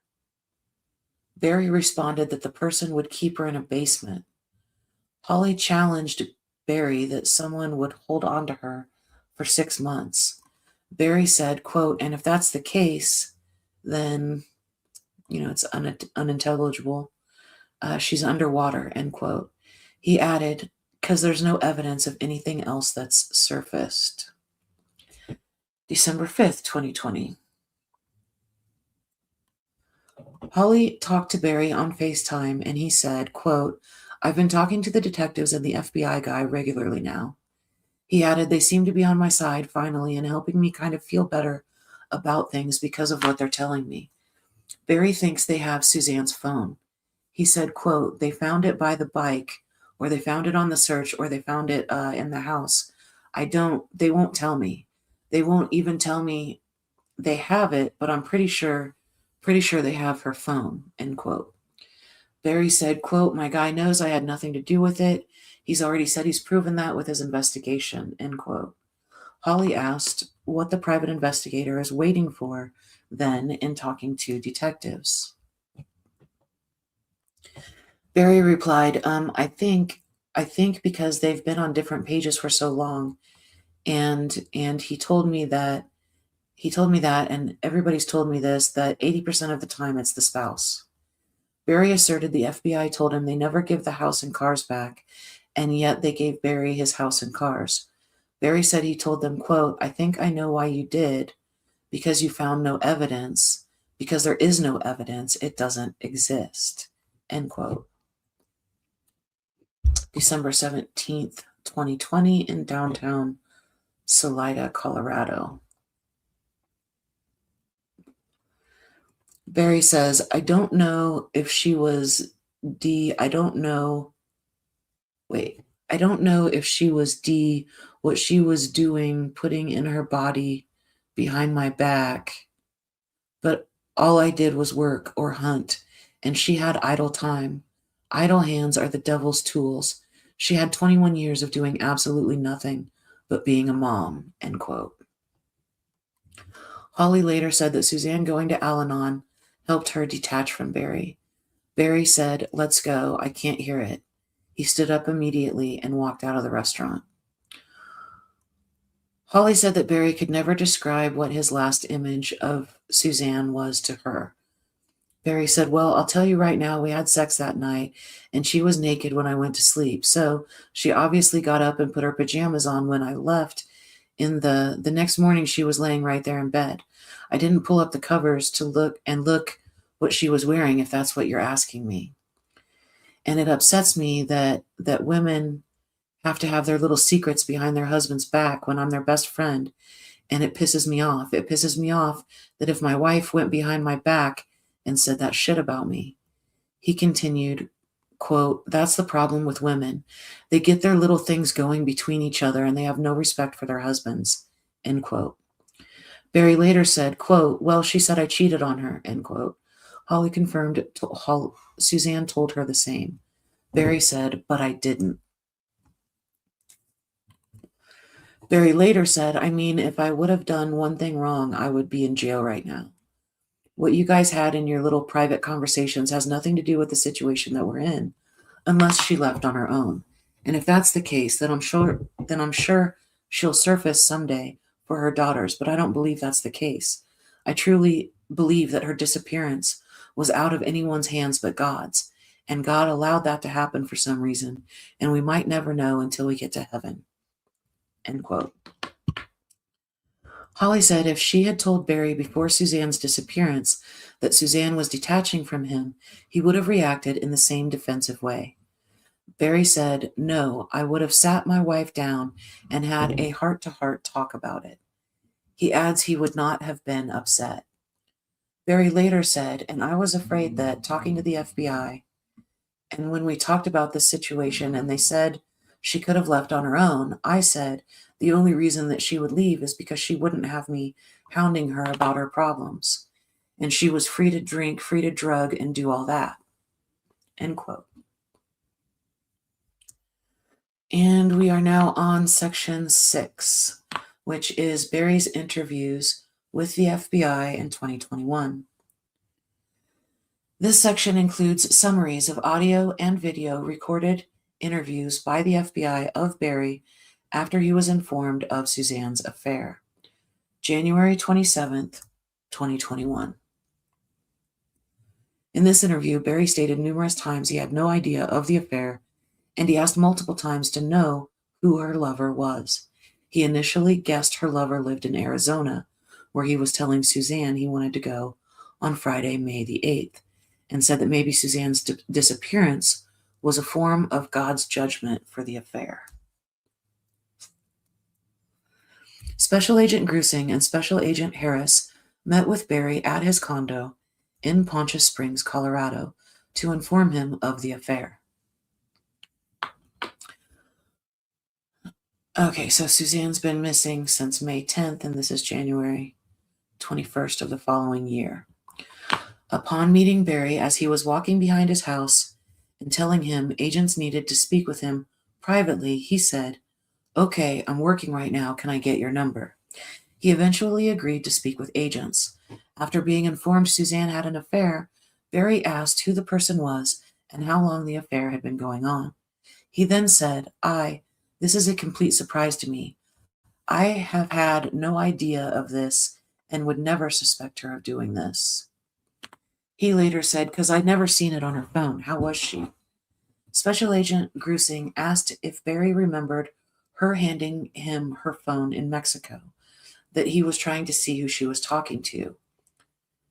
Barry said, "Yeah, wasn't it her phone, Snapchat?" Barry said, "I can assure you I had no idea there was another man." Barry said, "I had no idea they were communicating, and if you guys are trying to tell me that I found out about this and did something, that's completely wrong." Special Agent Grusing said that Suzanne's and her lover's communications stopped Saturday afternoon. Barry said, well, I was with Suzanne. I came home to have lunch, went into town to get the blade on my Bobcat fixed, and I had the wrong timeline on that. So if she was talking to this individual, it had to be when I came into Salida. Special Agent Harris told Barry that Suzanne was communicating with the individual on some occasions while Barry was in the house. Barry asked, where is this guy from, Arizona? Grusing told Barry hundreds of communications existed between Suzanne and this person, especially on Saturday, before Barry came back home, just before 3 o'clock. Barry asked, can you tell me how many months it's been going on? Grusing said Barry could probably answer that himself. Barry said, well, I can't answer that on the way she treated me, because she didn't treat me like she wanted to leave me. Grusing told Barry about the recording pen and the conversation when Barry asked Suzanne to tell him if she loved him, and she could not answer that she loved him. Barry was asked if he remembered that. Barry was shaking his head side to side to signal no as he replied, yeah, I remember. Barry began to cry audibly.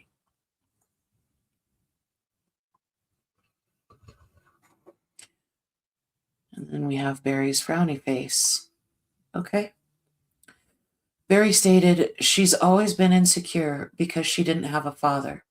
He left. He was a drunk when we were dating. Insecure that I'm cheating, I'm having an affair. When we're married and I got a secretary that I'm having an affair with her. You can go back through my whole entire life. I've never even touched, let alone talked or texted another woman besides my wife. You'll never find that. Barry asked to guess who Suzanne's lover was and said, it's either David Huff or Kevin Stout. Am I right? Agents did not confirm, and Barry began to talk about Suzanne possibly being in the river. Grusing asked, the river from an accident or an abduction? Barry said, either one. I don't think the way I see it, it was an accident and she ran from somebody to the river. He continued, if she got in the river and hit a rock with her head from that could have been a possibility, or they could have grabbed her at the river and took her up. Barry was asked if he found out something about Suzanne on Saturday or if someone else was involved. Barry shook his head and said, there's nothing that I found out Saturday about her having an affair. Nothing.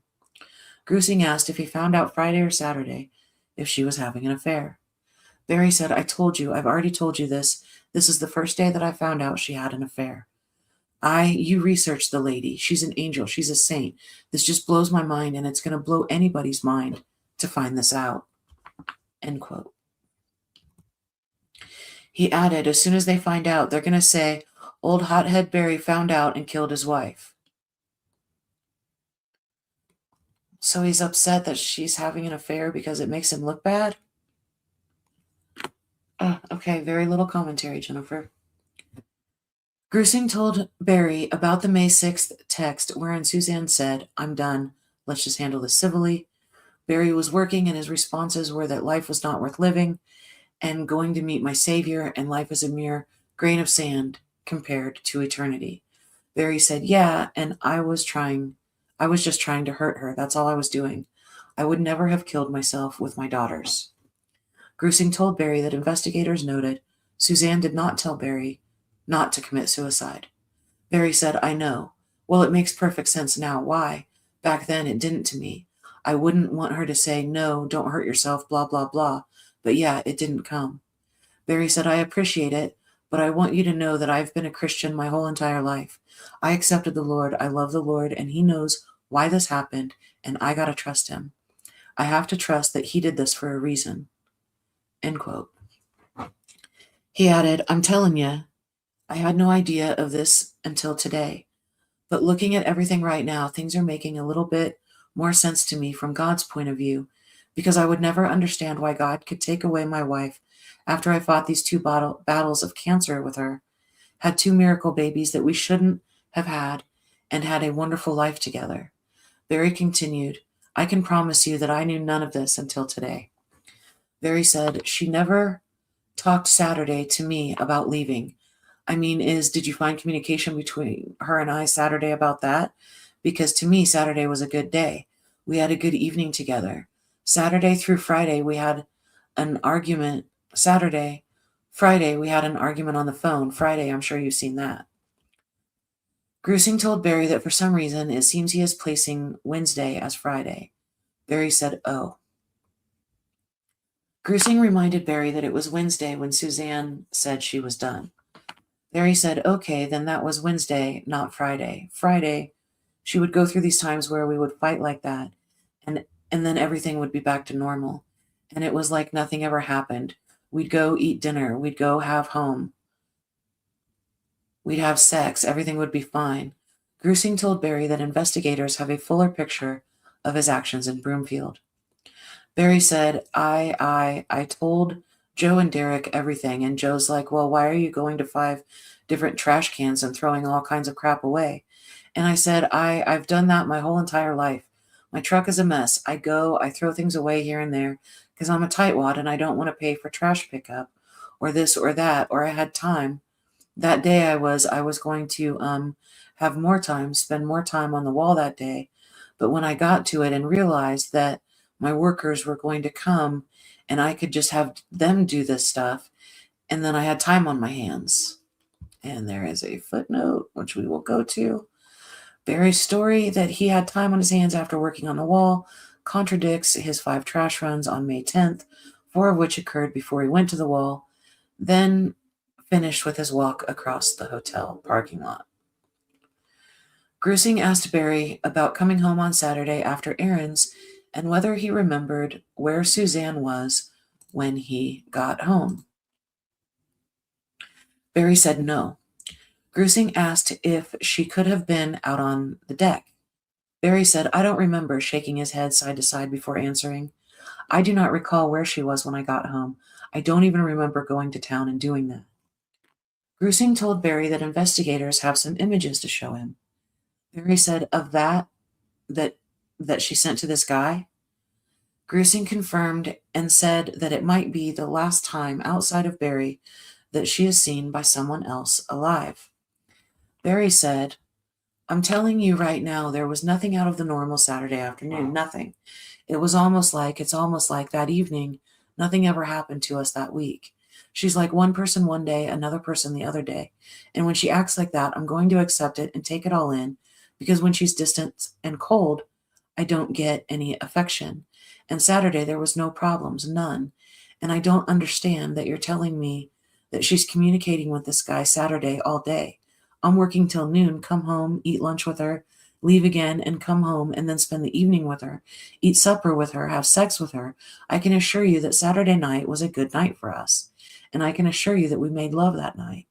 And there's no way she would have done that to me if she's got this head on about this other guy." Grusing said that Suzanne was disclosing things about their love life to the other guy. Barry said, "Well, I'm sure if she's not disclosing things or having sex with her lover," Barry made air quotes with his hands while saying this, "because that would upset him. So she's probably lying to him if she's saying we're not having sex, because we do, and we did. And I can assure you that that night we did, 100%. In February, when I went to meet her in Florida, that's all it was sex. I mean, why would she do that to me if she's got this other guy that she's leaving me for? None of this is making sense." Grusing asked what does not make sense to Barry, adding that Barry said earlier things were making sense. Barry said, "Making sense in God's eyes. Why someone like me, someone like us? Well, now that you told me she was having an affair, maybe, I don't know, maybe in God's eyes, this was his way of resolving something. I don't know." Barry stated, "That's just why I said it's making sense to me with God's relationship. None of this, I'm telling you that there's nothing that I knew about. I know I had text where I said, yeah, you're having an affair, you having a boyfriend. I just did that to reciprocate what she was saying to me." Grusing said that Suzanne had on her notes on her phone that Barry accused her of having a boyfriend on May 6th, which is the same day she texted and said they should just do this civilly. Grusing asked Barry if he remembered that. Barry said, "Yeah, I remember that, but I didn't mean it. I was just saying it to get to her, to try to get to her. Barry talked about striking Suzanne once when he clipped her nose, but that was the only time he was physically abusive. Grusing said that in doing the victimology work on Suzanne, investigators know that was not the only time she came at Barry, and that when Suzanne got frustrated, she would physically come at Barry. Barry said, "She physically come at me several times throughout my life, and I took it. And I'm a man, and I'm tough, and I can take it. Gotta lie about the scratch marks." And then there is a footnote. Reference the scratches on Barry's left arm on May 13th in the CCSO photos. Barry later told the FBI he did not recall how he got those, possibly from a tree. Okay. Gotta lie about the scratch marks in front of people when they're on my face, but that is the only time I ever touched her, and I swear to God, I would never lay a hand on my wife, and that was just a crazy reflex. Harris asked Barry what he meant when he said this might be God's way of resolving things. Barry said, "I tell you what, I've had a very hard time understanding why God did this, and he allowed it.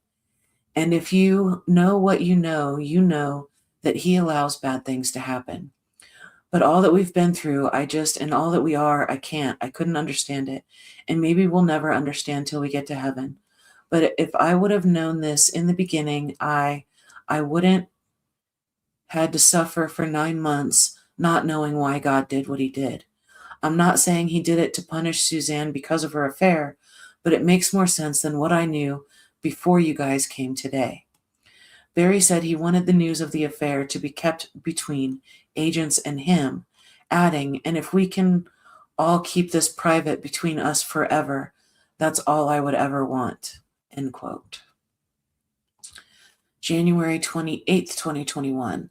In this interview, Barry suggested that Suzanne ran away, discussed with agents her numerous trips to meet her lover, was told by agents that her lover thought the affair led to her homicide, and was told that no body cases could be proven. Harris and Grusing attempted to contact Barry Morphew in a construction area behind his temporary residence in Poncha Springs, Colorado. He spoke with agents by cell phone as he walked back and forth in front of the car, about 50 yards away from the vehicle, though agents said they needed to meet with him. Some of the conversation included, after thinking about what he learned yesterday, Barry suggested that Suzanne ran away. He said, "Can you answer that? Can you answer? Could she possibly have staged her bike and got in the car with somebody? I know that they did a research on all of the vehicles that were in that area. And I mean, did that clear that, possibility? Because she's not a dumb person. She's pretty stinking smart. And if she's thinking of just taking off, that's something she would think about. I know her. Is that a possibility that she did that?" Special Agent Grusing told Barry that Suzanne sent her lover photos of herself serving as her last proof of life. Barry stated, "Well, let me tell you this and see if you can shed some light on this. I told you that in the past year, not the past year, but before that happened the past year, she had taken 7 trips by herself. Are you guys aware of those?" Grusing confirmed, and Barry replied, "And one of them was to Louisiana. Are you aware of that one?" Grusing confirmed, and Barry replied, "And was this individual that she was having an affair with at that location with her?" Grusing asked Barry his thought and why he brought up Louisiana. Barry stated, "Because it would just, when it happened, and she said she was going there, it didn't make any sense at all to me. She's like, I've always wanted to go, blah, blah, blah. And she was going through cancer. I was trying to make her happy, wanted to give her whatever she wanted. But when I was questioning her, it didn't make sense to me why she would want to go there." And we have another note. Barry admitted to questioning Suzanne about the New Orleans trip to meet Libler. Further evidence he at least suspected the affair. Okay, I lost my place. Where is it? Thinking Smart, Louisiana, 59. There it is. Okay. Barry asked, so, I mean, then that makes you guys have evidence that she's not? Grusing stated the FBI uses methods to determine if someone is alive or not. Barry asked, in your systems of investigations, these things that are physical evidence? Grusing concurred that there was little physical evidence, and he told Barry that recently some nobody homicide cases have used the FBI to prove someone is not alive. Barry responded, that's very interesting. Barry asked, was when you approached him, her lover, what was his demeanor? Let me take a drink. Grusing said he was shell-shocked and very contrite. Harris confirmed he was shell-shocked and contrite, adding that the man feels bad about it. Barry asked, feels bad? He feels bad about the affair? Grusing said he wonders if the affair caused her He wonders if the affair caused her to disappear and caused her homicide. Grusing added, Suzanne's lover had said, maybe it was my fault. Maybe my relationship with Suzanne caused her to be killed. Barry was silent for a few seconds.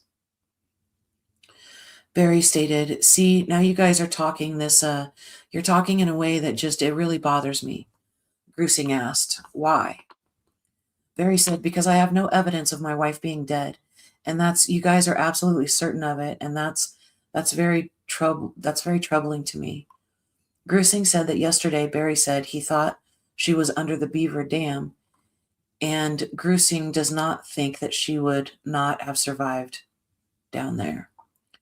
I know, but I don't know that for a fact. I said that's my thought. After 9 months of nothing from anybody, that would seem to make sense why there's no evidence, but I don't know that for a fact. Barry later said, let me ask you a question. You guys have bugged my phone. You've heard every conversation that I've had since May 10th.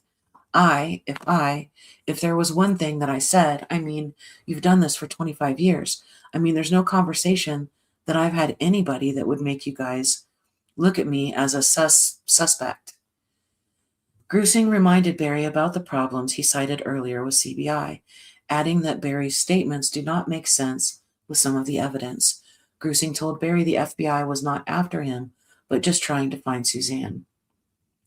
Barry stated, okay, well, I'm at my meeting. I got to get to work. So 1 month later, February 28th of 2021. In this interview, Barry again asked for the lover's name, gave his code for knowing when people tell lies, discussed his activities on Saturday, May 9th, and significantly changed his earlier accounts to match evidence provided to him, putting a gun in his hand that afternoon when Suzanne was last known to be alive. At 1:14 p.m., Grusing greeted Barry, and Barry replied, hey, guys.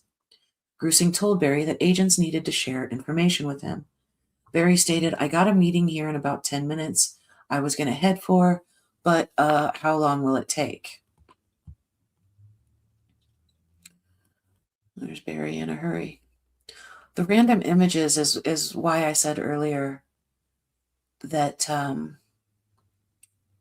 it read like a novel. Anyway, Grusing told Barry he has first right of refusal to the information. He asked, is this about her and the guy? Grusing said agents would like to discuss the affair, the technology, and other aspects, and that Barry can clear this up. After a few minutes, Barry asked, are you able to give me the name of the gentleman? Grusing said agents could share more information with Barry, then asked him what giving him the name of the man would do for him. Barry answered, it's just peace of mind. If it was a friend or an acquaintance, just peace of mind. Wouldn't you want to know if it was your wife? Grusing said he did not know how he would respond. Barry added, yeah, I mean, just to know that wasn't a friend at least. Grusing confirmed the man was not Barry's friend. Grusing responded, the evidence points towards her not being alive, with the facts collected to date, not to determine who was guilty. Barry said, and I'm not guilty. There's no doubt that I'm not guilty. I'm just telling you that from what Joe and Derek did to me, I mean, Jim Comey's a liar. And, do you think he's a liar? Grusing said he did not know if Comey was a liar, and Barry interrupted, that's ridiculous. How could you not know he's a liar from what he said on the stand in front of the Senate? Grusing asked what he said. Barry stated, well, I don't know exactly what he said, word for word, but they asked him questions and he said, I don't recall, just like Hillary Clinton. All them freaking liberals don't recall anything when they don't want to tell the truth. And there's a footnote that says, Barry's equating of people saying, I do not recall, means to him that these people are telling lies, was told back to Barry on April 22nd of 2021, when Barry said, I don't recall, to most of the critical questions about what happened to Suzanne on Saturday and Sunday, May 9th and 10th. Grusing told Barry that agents brought a notebook with evidence they would like to share with him. Barry replied, can you answer some questions first? Was she with him in New Orleans? Grusing said she was. Barry asked, and she was with him in Florida? Grusing said she was. After a pause, Barry asked, and Indiana? Grusing said she was. Barry asked, and how long has this been going on? Grusing said 2 years. Barry asked, 2 years? Grusing said it started shortly after they moved to Colorado. Barry asked, and you can't tell me where they connected the first time? Harris said they connected through social media. And Barry repeated, social media. Barry said, and the app you said they were using to communicate, there's no way I could have known about that? And what was that called again? Grusing said agents did not want to give that to Barry, and he replied, I'm not going to go hunt. Grusing told Barry he was a hunter. Barry said, I know, but I need this for he continued. So, just tell me who the guy is. I don't know why you can't answer that. I'm not going to go do anything to this guy. I can't afford to leave the only parent that my daughter has. If I go beat some guy up and go to jail, I can't afford that. Would I want to? Yeah. Would you? Yeah. Somebody's screwing your wife for 2 years behind your back? That's just cold-blooded. I would never do that to a guy. But I'm not going to do that. But for my peace of mind, I'd just like to know who it is. And do you believe me when I say I had no idea this was even happening? Grusing said some of the evidence items that agents brought to show Barry would help prove he did not know. Wait, what? Grusing said some of the evidence items that agents brought to show Barry would help prove he did not know. Barry said, well, I didn't know. I'm telling you right now. She was the last person in the world I would suspect would do this, but for her to pull this off blows me away. I guess that's his puzzled look. I don't know, I guess.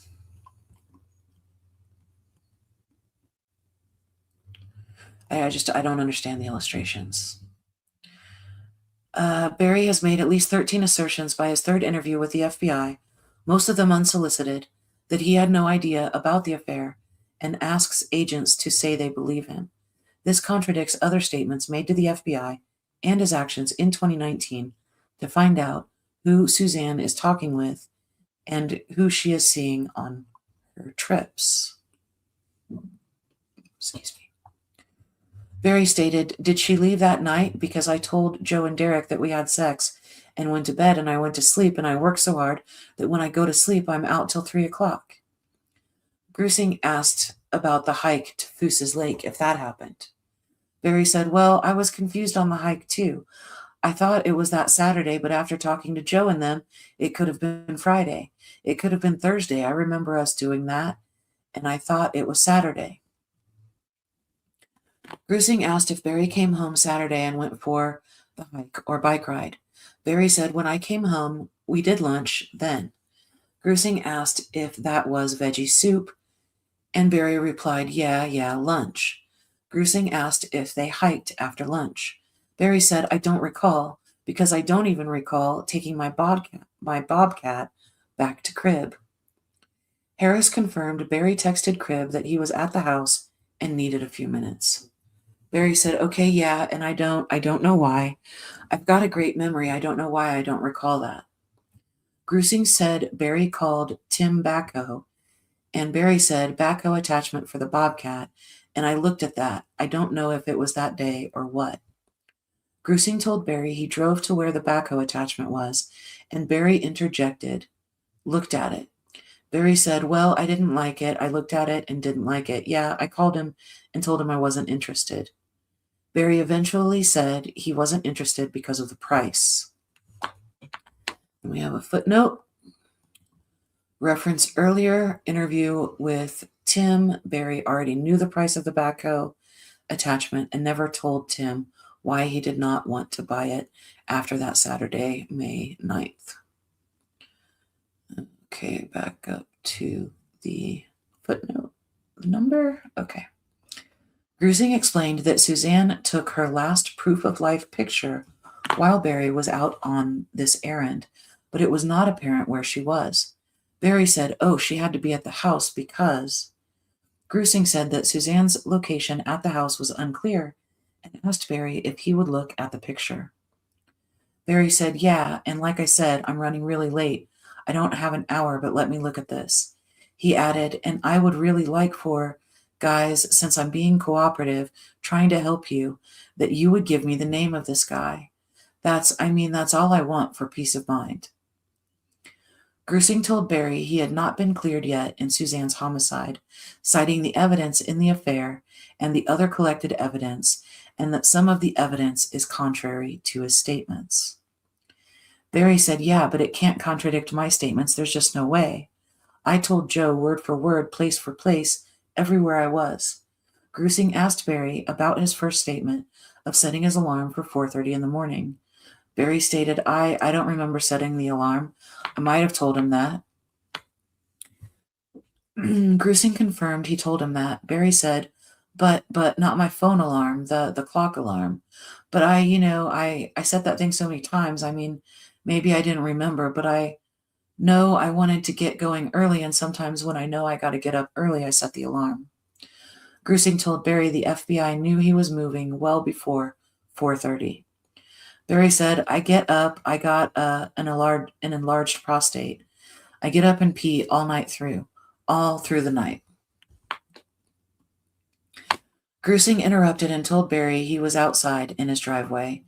Barry said, well, if I did anything outside, it wasn't anything wrong. Grusing explained Barry's statements do not matter compared to the importance of him seeing the evidence. Barry replied, it doesn't matter. Your evidence does not matter because if it's anything to do with me, with tying me up with her disappearance, it's wrong. Grusing said the agents were in an auditor role, not determiners of guilt. Barry interrupted, but Johnny, you know that there is nothing on my phone that shows that I knew about her affair. So I think I know what you guys are trying to do. You're trying to say if I knew about that, then I did something. Grusing later told Barry that Suzanne told Jean Ritter not to come over to have coffee that week. Barry said, see, this is all pointing to her leaving. All of it is. And if she's in Mexico somewhere and she's freaked out or something went wrong, how do we know that? Barry said he had to go to work but agreed to see the photo of Suzanne's last proof of life. And once again, it's that photo. Barry looked at the photo and said, well, look at her. She's obviously drunk. Look at her eyes. Do you know what drunk eyes look like? He added, would you say those eyes are drunk eyes? Grusing said bloodshot eyes are what he looks for. Barry said, no, it's the lazy eyes is what I see in her. And she drank. Grusing asked Barry if she was wearing that swimsuit when he came home. He said, she was laying out. When Grusing confirmed, Barry said, yep. Grusing asked if this arrival at home was after the blade change with Crib. Barry replied, "No, that's from going home after I got finished with Morgan for lunch. She was laying out, and then we ate lunch." Grusing said the photo was taken later that day, and he replied, "Then she must have went back out when I left." Grusing asked Barry if Suzanne was still laying out the second time he came back. Barry shook his head and said, "I don't recall that." After a pause, he said, "I don't recall." Grusing told Barry that when he arrived that afternoon, his phone went around the house quite a bit. Barry was nodding his head, saying, "Mm-hmm." Grusing asked, "Were you looking for her?" Barry said, I shoot chipmunks." Grusing asked, "You shoot chipmunks?" Barry said, "Yeah." Grusing said it looks like he was chasing one. Barry said, "Yeah, I was. I've shot 85 chipmunks because they got into my furnace and cost me a bunch of money. So when I'm home..." Grusing interrupted and asked if he used a .22, and Barry replied, "22. So when I'm home, I just walk around and shoot them. Just keep going around the house." Barry made circular motions with his right arm.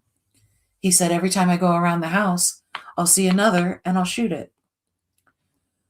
Grusing told Barry that activity would explain his phone's behavior, adding that he left his driver door open in the garage before he went to the first patio.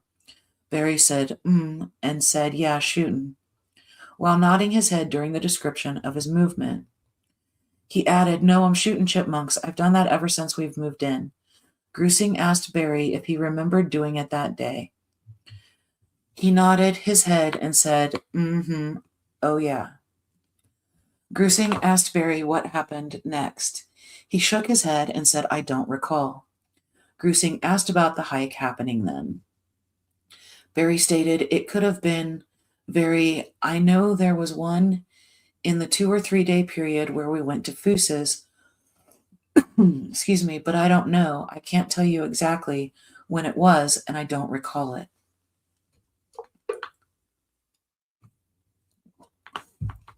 Grusing showed Barry a photo sent by Suzanne to Libler in the morning of May 9th, 2020, with a series of texts discussing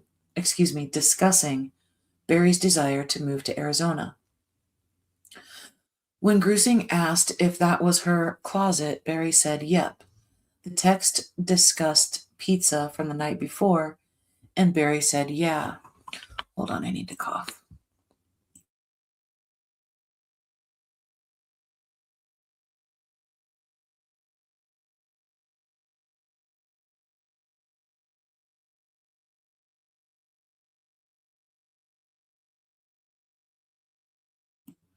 Sorry, I was just reading chat too. It looks like we lost Martin.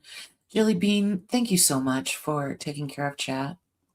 I do appreciate it. Okay.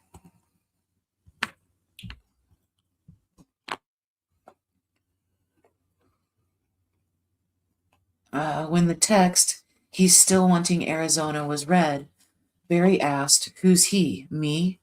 Grusing confirmed. Barry asked, "Why is she talking to this guy about me and my life?"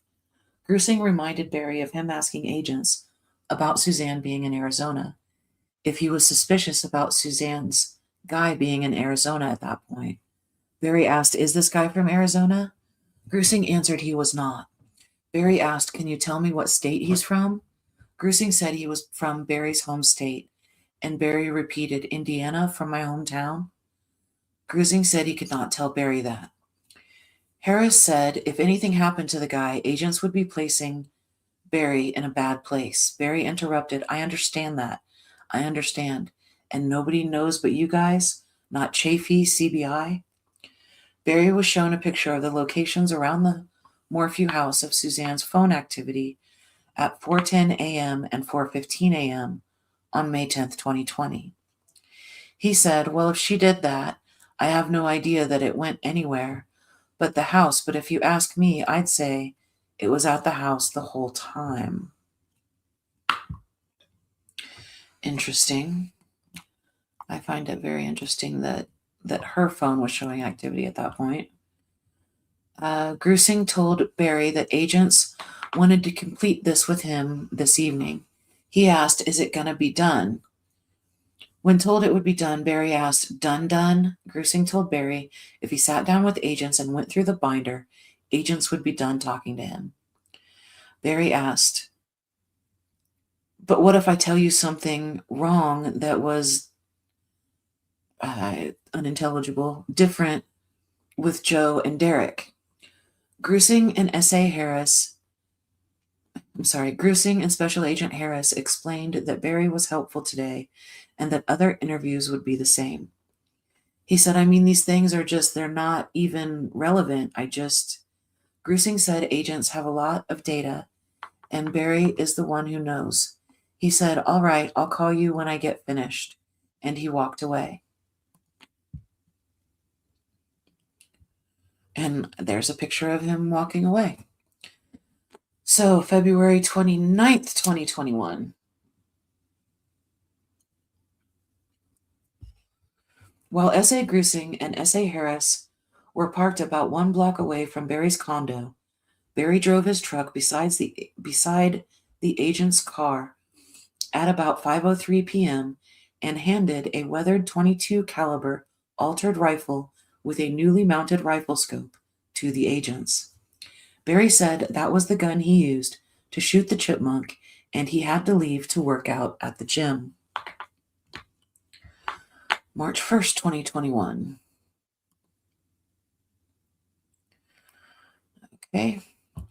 In this interview, Barry again significantly altered his prior statements to adjust to evidence presented to him. He said he turned left on Highway 50 as he left the house on May 10th to see where elk were going, which put him in the direction of Suzanne's helmet. The admission to Harris was the first time Barry admitted to turning left on Highway 50, away from the Broomfield route. This accounts for the missing mileage from his return trip home from the Broomfield Hotel. Barry's odometer registered a 183-mile trip to the hotel that morning, including about 2 miles of deviations, and a 167-mile trip on the same route home for an approximate 14 extra miles. Harris explained to Barry that sometimes questions shed light on things and help investigators know where not to look for Suzanne as well. Special Agent Harris states there are things about his truck we are wondering and asks Barry when he left for Broomfield, did he turn right or left on Highway 50?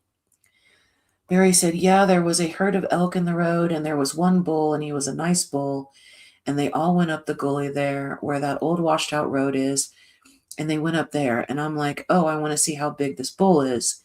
And I turned down there, and they crossed right in front of me, and then I went down to the Garfield turnaround, and then went to Broomfield. Grusing asked what Garfield is. Barry said, "It's a little town before the ski town. Little ski town." Grusing asked if it was before Monarch. Barry said, "Yeah, I turned around right there." Grusing explained that agents have checked and hadn't seen Barry or others go past the Monarch camera. Barry said, "Yeah, I didn't. I turned around there. I went that way because I saw those elk. They were in the road right there before I got up to 50, and I let them cross, and there was one good bull in there, and I was like, man, and I just missed seeing how good he was. You know, I'm a hunter, and I just wanted to see him, and I just turned that way to look at him. That's the only thing, and I went to Broomfield. I told Joe and Derek everywhere I stopped. I had crap blowing out of the truck. I pull over at one spot, got my truck situated, went off." And then here is a Google Earth map.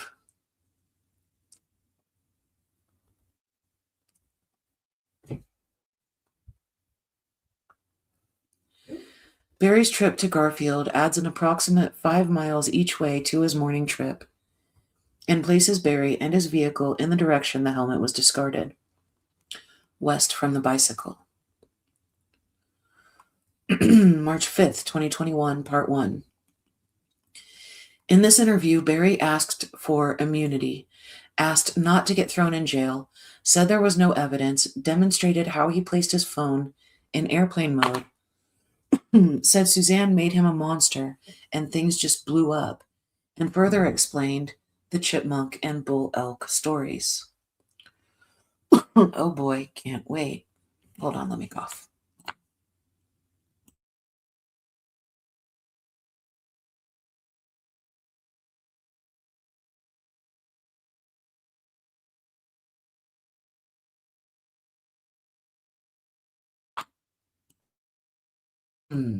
Okay, how about if I unmute?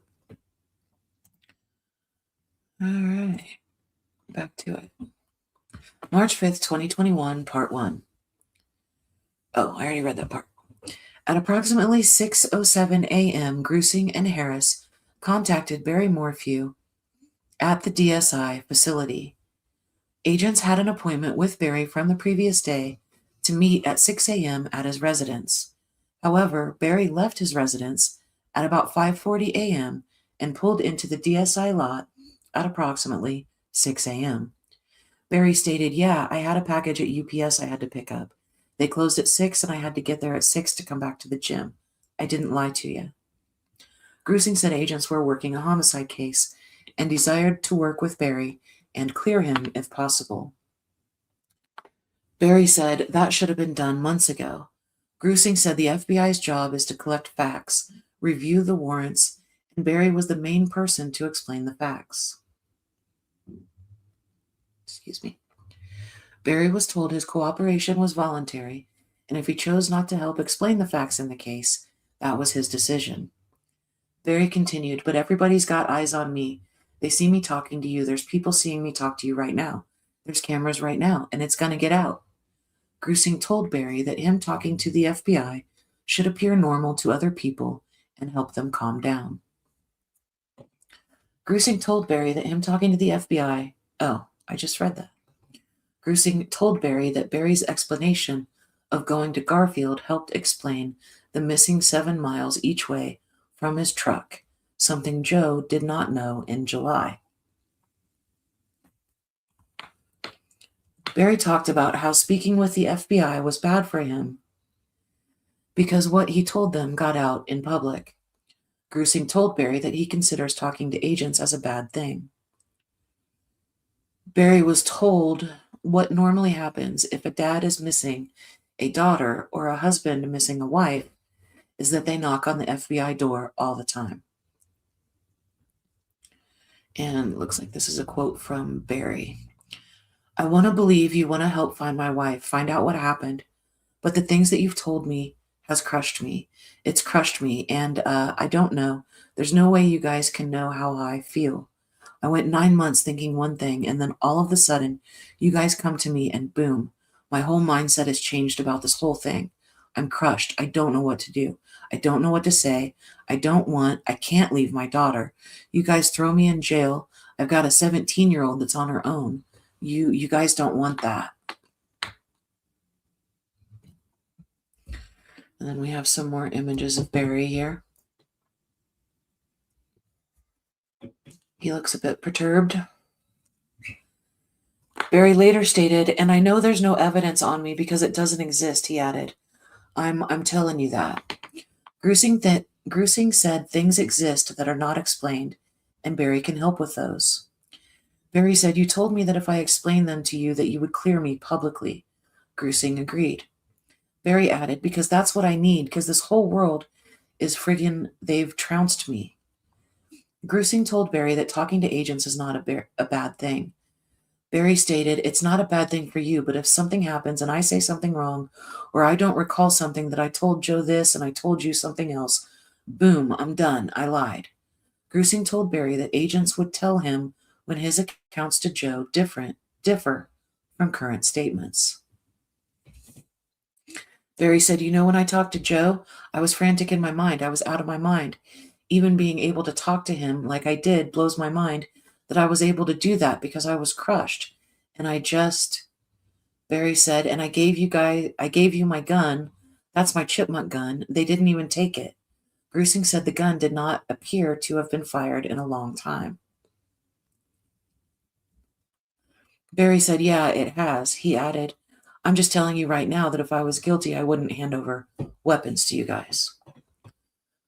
Grusing said Barry's movements that afternoon, to include the truck door opening, him running from porch to porch, and Suzanne not answering texts from her lover, looked different from investigators' perspectives. Barry stated, I've explained that. You can ask anybody that knows me. I've killed 85 chipmunks at my house. That's all I do. I can't sit still. I'm a worker. I'm a busy bee. That's what I was doing that day. Grusing asked Barry for permission to ask another question about the chipmunk thing, and Barry said yeah. Grusing said from 2:44 to 2:47, Barry is going to the porches. Barry said, Grusing said at 2:47 p.m., Barry's phone went into airplane mode. Grusing asked Barry if he'd placed the phone in airplane mode. Barry asked, was it on me, or was it on the kitchen, or what? Grusing said the phone movement was how agents knew Barry was moving around. Barry said, oh, because it was on me. Grusing said that in the past, Suzanne tried to track Barry's phone because she thought he was having an affair, and Barry said, Grusing said Suzanne told her friends and her lover about her tracking him. Barry stated, well, she's told me that. She's tracked me everywhere I went. And then there was something unintelligible. When Grusing said Barry may have been placing his phone in airplane mode to keep from being tracked, he said, no, I don't recall turning my phone on airplane mode. I do not recall that. Grusing further explained that Barry's phone went into airplane mode at 2:47 p.m. and came back out at 10:18 p.m., adding that maybe Barry did it on accident. Barry looked at his hand as if he was holding a cell phone and said, yeah, it's the first thing that comes up when you hit settings, and it would if that happened. It was probably an accident. He added, I do not recall that.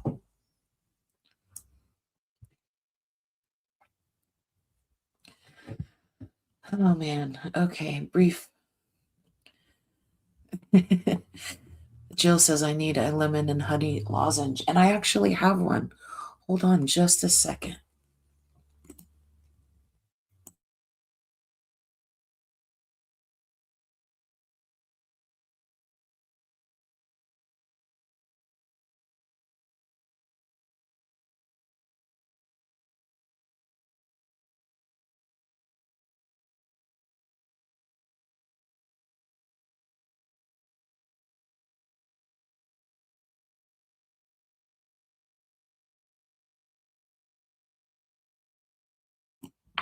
Okay, we'll see if that helps. It might change how it sounds, but, this is not a professional recording. I just wanted to read the affidavit word for word so that I could study it. Yeah, the lozenge is going to sound weird. Maybe that was a bad idea. Okay, we'll try it anyway. Barry said I had junk in my trunk, and Barry said I had junk in my trunk, and I always have junk, and I'm always taking something out, leaving my door open. I don't know that that's the case, but that's what I did. Grusing said the truck doors, to include passenger, were opening and closing until 9:52 p.m., that Barry must have been loading a lot in his truck. Barry said to get ready for Broomfield. Yeah, I was putting everything in my truck for Broomfield. I was cleaning off my workbench just because it was a wreck. Barry admits on April 22nd, 2021, to the FBI that the tranquilizer was on the workbench and that it likely got thrown away in Broomfield.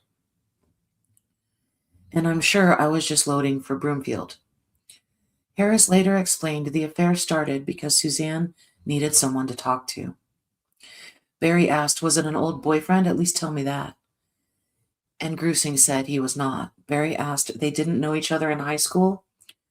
Grusing said Suzanne reached out to someone to talk to because Barry was working all the time, and Harris said Barry was gone from Suzanne for 2 years in Indiana. Grusing said that for Suzanne, perception was reality. For instance, when Barry put a gun to his head, he was not physically abusing her, but she felt like he was. Barry said, mentally, emotionally, I know, she said that. Barry added, if I abused her anyway, it was emotionally. And I got angry at times, but it was just because she accused me of these things that were not true. And I had no way to prove it to her. She had no evidence that I ever did anything with another woman, and I haven't, but I couldn't prove that. I mean, you think 32 years of a lover, you could look them in the eyes and say, honey, I've never done that to you. And they would believe you, but she didn't.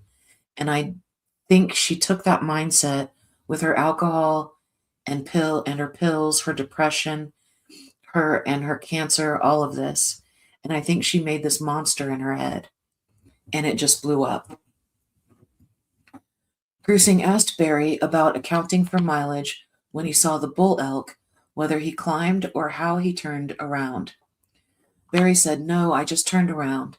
When asked where, Barry stated, Garfield, probably the first place I could turn left in. I didn't go in and then turn around. I just backed in and went straight to Broomfield. Barry said, and I had no idea, and I should have told that to Joe. When Grusing interjected and said Joe did not know that back then. Barry said, yeah, but I didn't keep it from him. It just didn't come into my head. Grusing told Barry he could not be a good dad for Macy because of the stress. He replied, and I'm not, and it's killing her. And I just want to put it behind. I just want to start new. I just want to start over, and I don't know how to. I loved or love Suzanne. I hate what she did to me. That breaks my heart. But I can't live like this. I can't go on like this. Grusing said agents do not intend to investigate this indefinitely, but Barry is the best source of information versus other people who do not know. Barry asked, and what about immunity? Can you give me immunity if I sit and just open my life to you? Grusing asked, immunity for what? And Barry replied, I think in case somebody falsely convicts me or something. Grusing said, you won't be falsely convicted. Barry was told if something bad happened, agents would argue to the district attorney that Suzanne had the affair and talked about antagonizing him starting May 5th.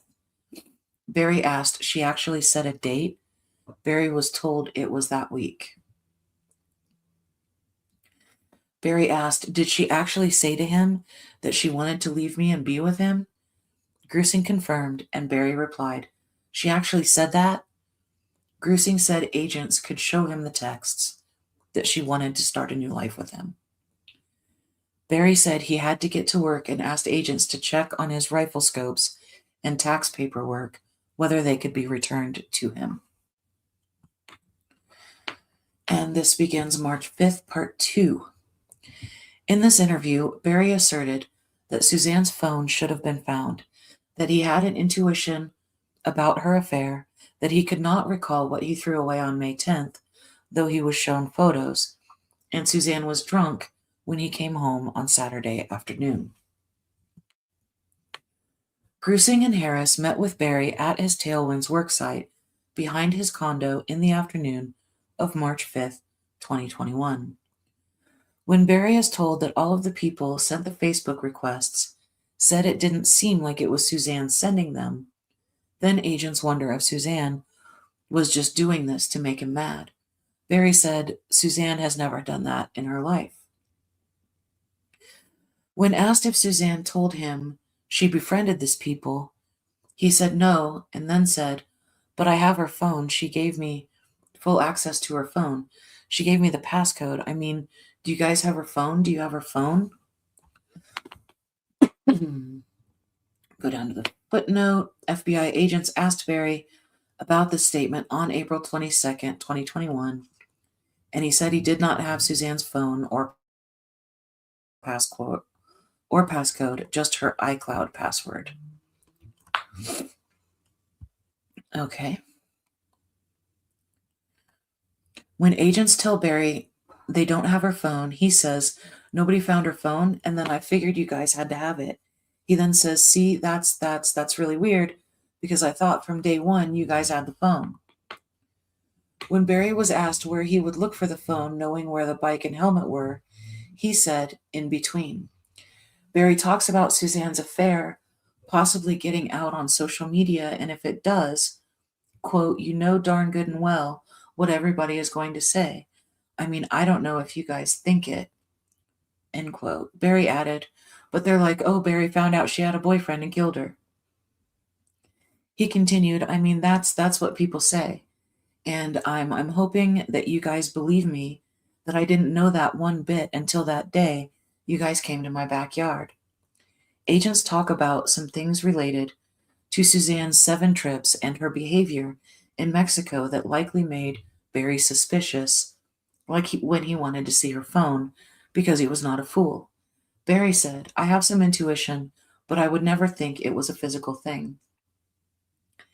And then the footnote reads, Barry refuses to tell agents in subsequent interviews how long he suspected Suzanne was having an affair.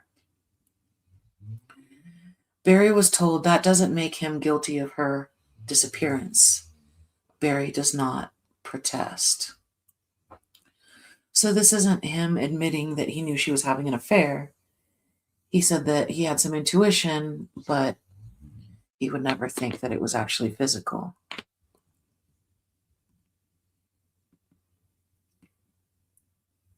Okay.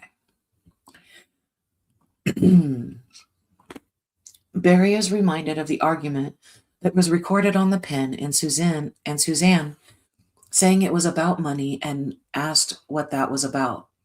Barry said it was Suzanne's grandmother's money and explained that Barry and Suzanne had borrowed $100,000 from Suzanne's dad and that it caused family problems with Suzanne's brother.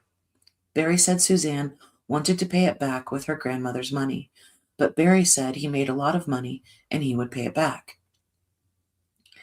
Barry was asked about his phone pinging down by the river during the Facebook posts on Friday night and asked if he was outside. Barry said, I could have been, I don't remember. I chase critters around the house all the time. There's a bear that got in the garage. He completely destroyed my garage. And I've been looking for him ever since he came in the garage. I wasn't going to shoot him, but I was just going to scare him off. And coyotes are always outside, end quote.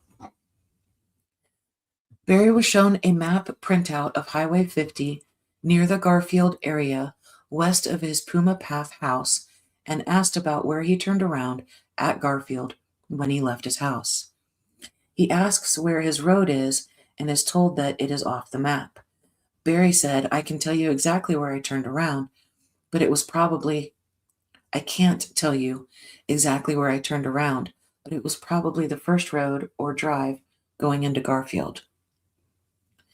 Barry said the reason he was watching where the elk go is because he hunts sheds and that while the bull didn't have its horns, it was a big bull and he figured that Barry could get its pattern, then he could follow that pattern and find its horns.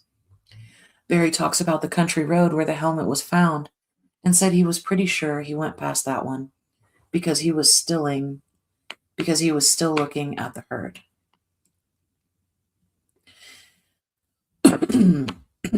Oh, excuse me. Hope I didn't wake anybody up. Okay. As Barry discussed watching the herd and its patterns and where he turned around, he was motioning several times back and forth with the pen from the road to the location of Garfield Mine on the map. Barry was shown a photo of the RTD stop and asked about it. Barry said he pulled over there to GPS the job site. There was a trash can right there, and he just took stuff out of his truck. Barry said that whatever he threw away was probably just sitting right there on his seat. Barry said he couldn't tell agents what it was, but it wasn't worth anything. Barry says it was just junk, probably wrappers and cans. Agents labeled this as trash run number 1. Barry was shown a satellite image of the south side of the hotel where his truck was parked. Barry said he remembers why he was there. Barry said he was just waiting for someone to come out of the door and go in and get a free breakfast. Agents labeled this as trash run number 2. Barry was shown photos from video surveillance pictured below of him carrying things, including boots, into the hotel. Barry said he doesn't even remember carrying the boots into the hotel. Then Barry said he remembered that he took them into the hotel to take the laces out. Barry said the boots had holes in them, but he wanted to save the laces, so he took them in to take the laces out. Barry was asked about the blue item he was holding, excuse me, and he said it looked like his swimsuit and asked if they got it from his truck. Barry was asked by agents if he remembers what was in the garbage bag. Barry said it was probably his mail. Barry was asked about changing his shirts that day, and he said he did so because it was hot. Barry was shown photos from video surveillance and asked about his McDonald's trash run. Barry said he was pushing it down because the trash was at the top, and he was pushing it down so it would fit. Barry was asked what the small item was that he was throwing away, and he said he couldn't remember. Barry said he does this all the time, and it is just him. Barry said, I know it looks bad, and it probably looked bad to Joe, but there's nothing there. Agents labeled this as trash run number 3. Barry was shown a map of Men's Warehouse parking lot and told that he stopped there. Agents asked if he took things to the dumpster there. Barry said, not to my knowledge. Barry was asked if he took things to a trash can, and he replied, I could have. Barry was told he was there for about 40 minutes and asked if he remembered what he was doing there. Barry said, I think I was still cleaning my truck. I mean, like I said, I was probably getting crap out of my truck, like I said, which I've done my whole entire life. Agents labeled this as trash run number 4.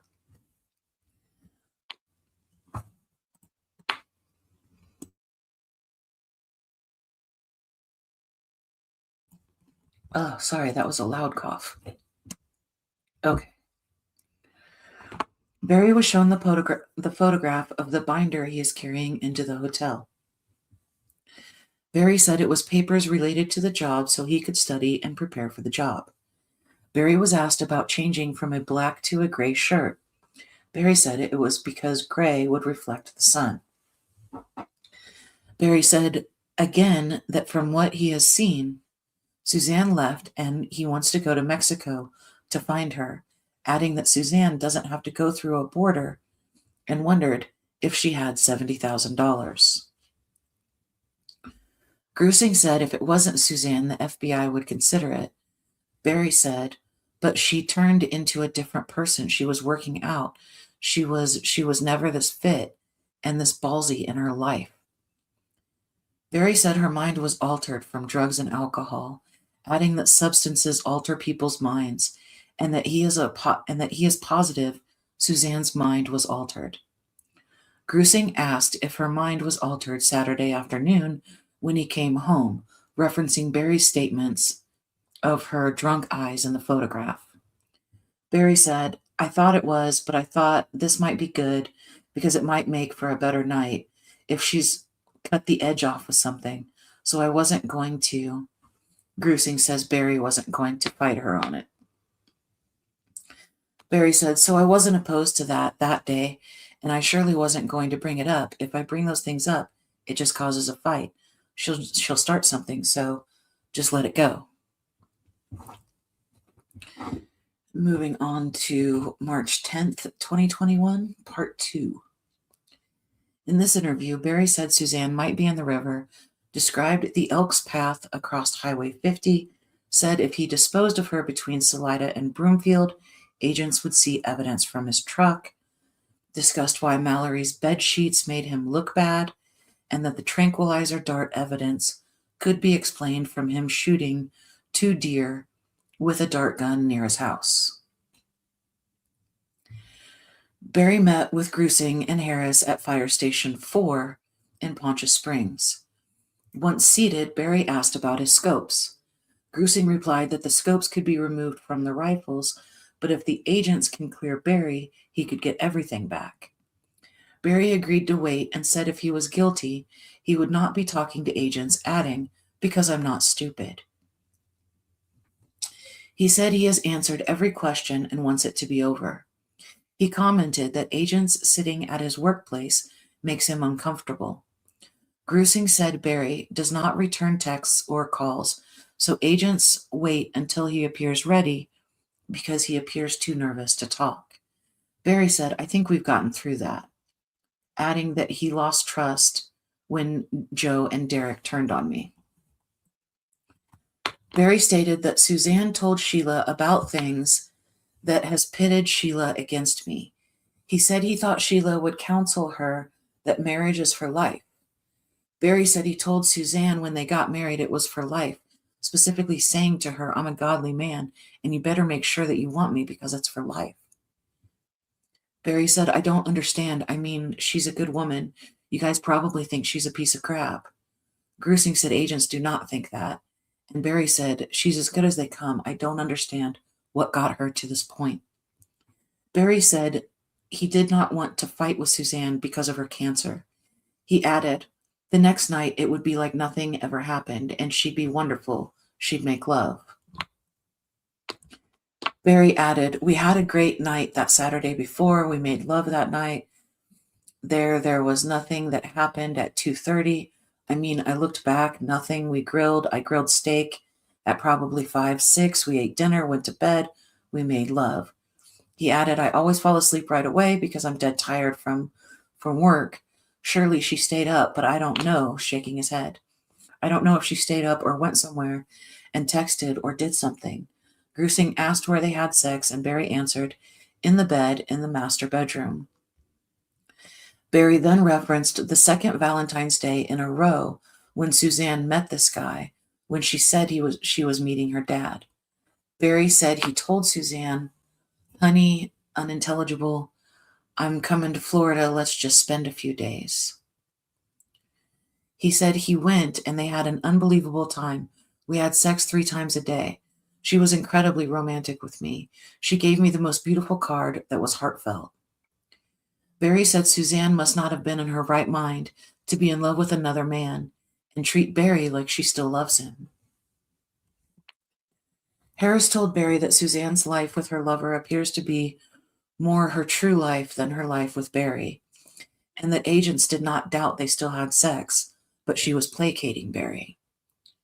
Barry was told Suzanne felt like she had to have sex with him at times.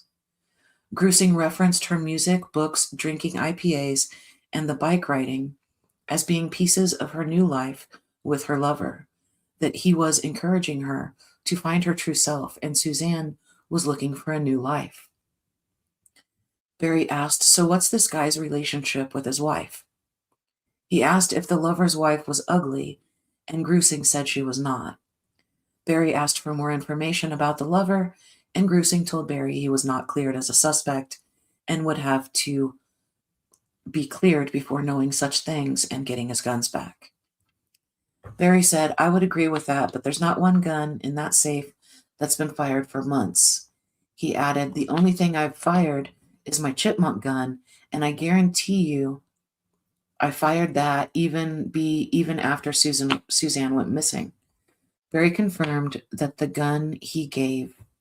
Barry confirmed that was the gun he gave agents. Grusing asked Barry when he thought it was okay to stop searching for Suzanne, and he replied, "Never." Grusing asked when Barry physically stopped searching for her. He said, "I searched for three to 5 months." Grusing asked Barry at what point he felt searching would do no good. Barry said, "I felt like she was gone. I really felt in my heart that somebody took her and left the area, and then probably 5 months down the road, I thought she's in the river." Grusing asked Barry what he did about searching difficult places like mine shafts. He said, "We did. We searched every mine shaft in this area."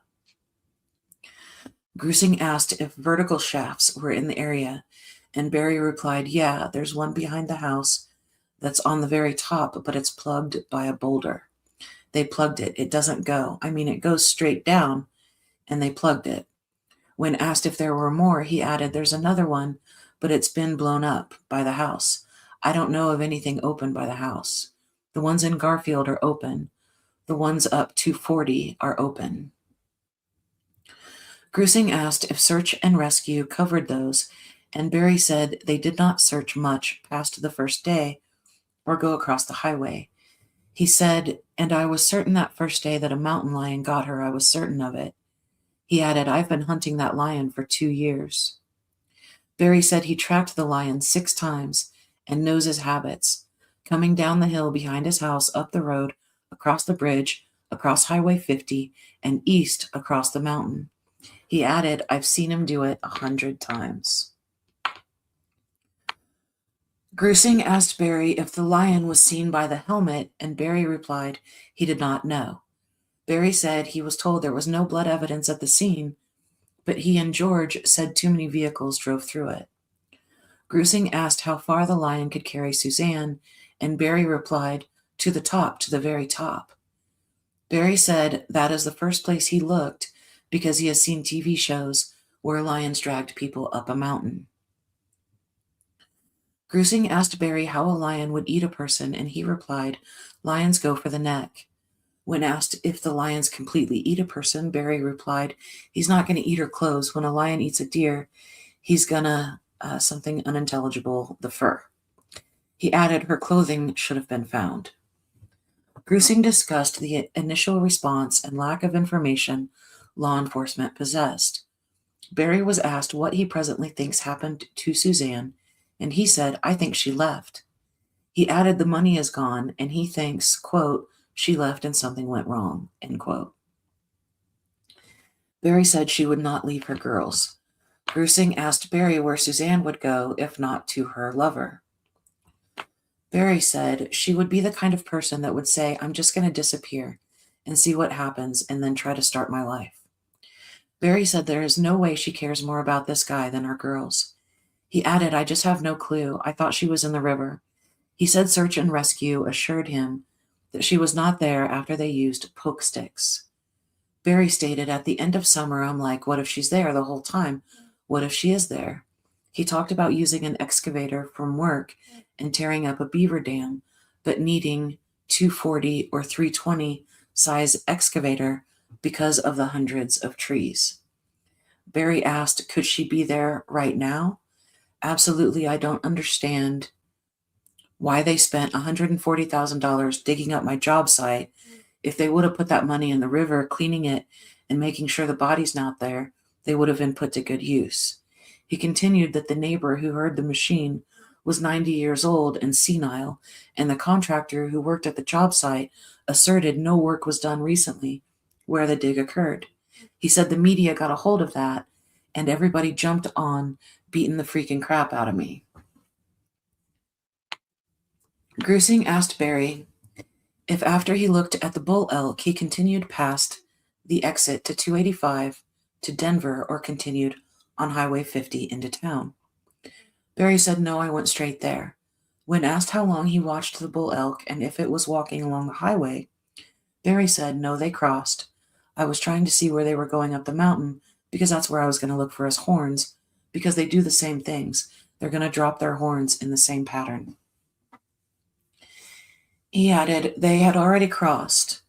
They were in the road. When I stopped in the road, before I got to 50, they were in the road crossing, and then they crossed the road, and by the time I get up there, they're already crossing the mountain. I mean, I didn't stop on 50. I keep going. I'm just watching to see where they're going. I get to Garfield, turn around, go right to 285.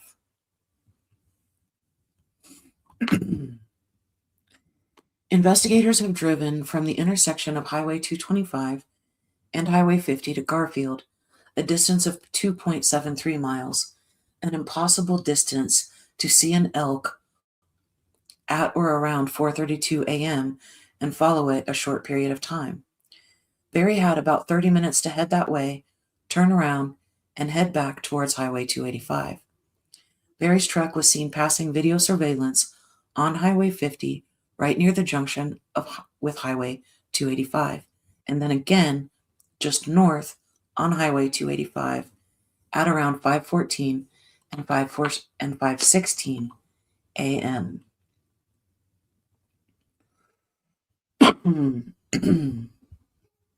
Excuse me.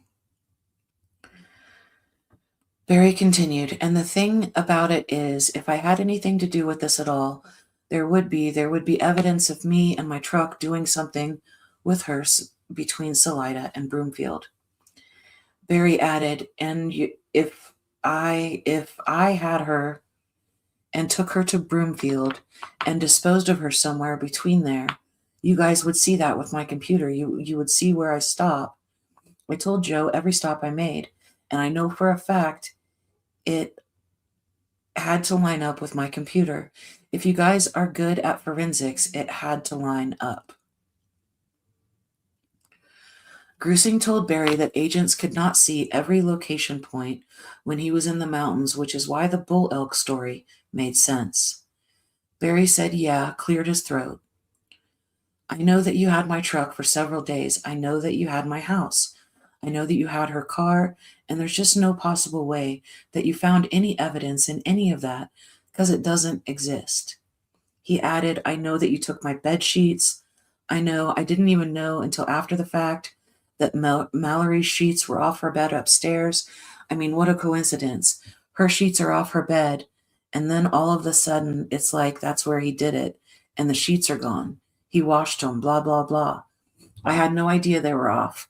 Suzanne was obviously washing the sheets because Holly was with Suzanne and Macy, and they were going to stay there that night, and Suzanne's taking sheets off and washing, getting things ready. Down to the note, Barry is presumed to mean to say Mallory here when he says Suzanne. So let's reread that.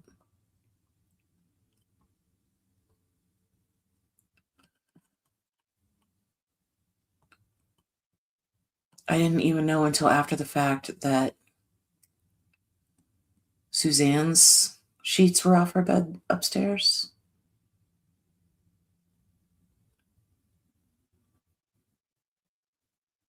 Okay. Grusing asked if Holly was going to stay there, and Barry said, yeah, they always sleep together. Yeah, they always sleep together.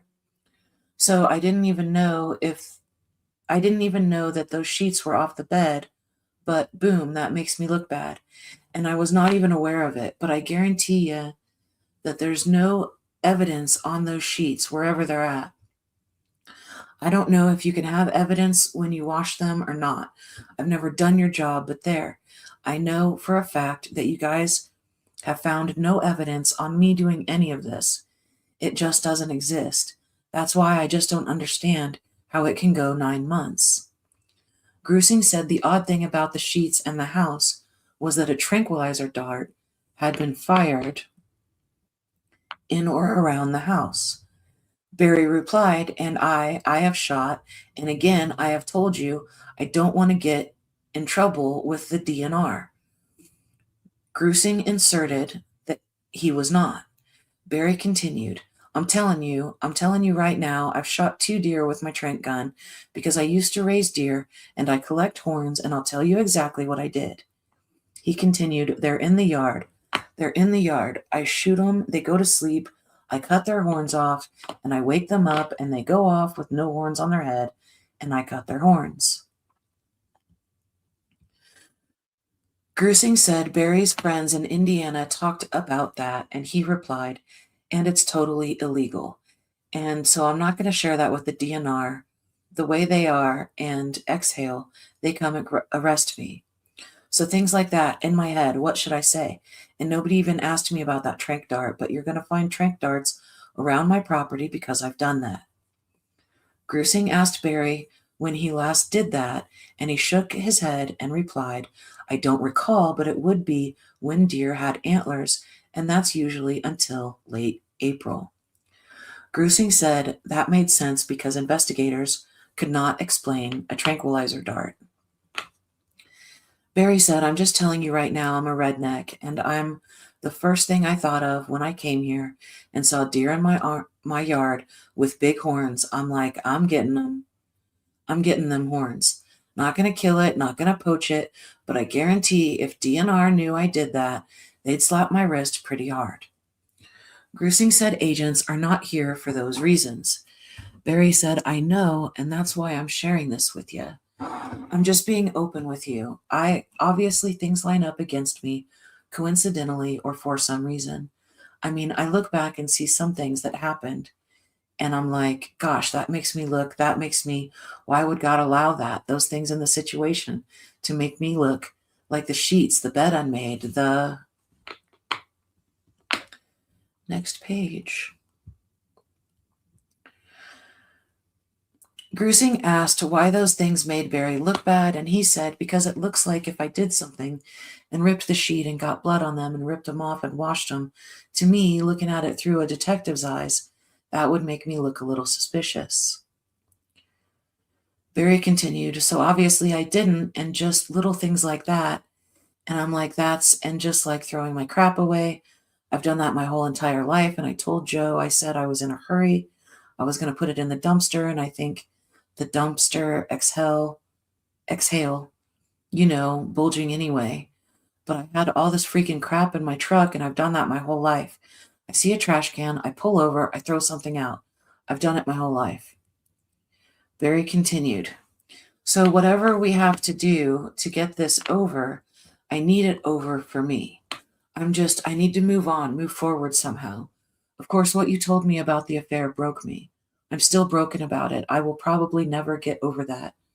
But the good thing about that is it would allow me to move on, knowing if what you're saying to me is true, even if she comes back, or even if we find her alive, she doesn't want me anymore anyway.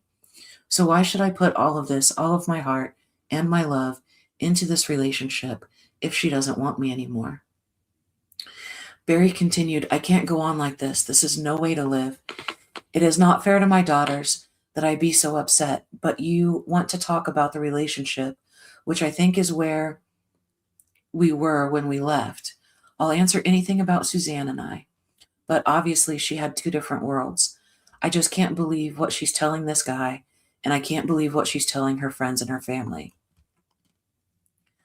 Grusing read the text of Barry's response on May 6th, saying that Barry was sorry things went the way they did, asking what he meant by the way they did. Barry said, I don't recall that. Barry added, and I know there was a terrible text and I told Joe about that. Grusing said this was Wednesday, and Barry said, yeah, but I thought it was Friday when I talked to Joe. I thought this happened Friday. So Harris asked if Barry knew what the fight was about, and he said she was accusing me of having an affair, and she accused me of having cameras in the house watching her every move. When Grusing asked if Barry had functioning game cameras, he said, I had game cameras. I think all of them were in the safe, but they took them all. The game cameras I had outside, sometimes I put them by the drive just to see if somebody's coming in and out when I'm gone. But most of the time I'm trying to get a picture of a deer, an elk, or a bear. But I had no cameras in the house. I've never used a camera in the house, and she was just absolutely sure that I had cameras in the house.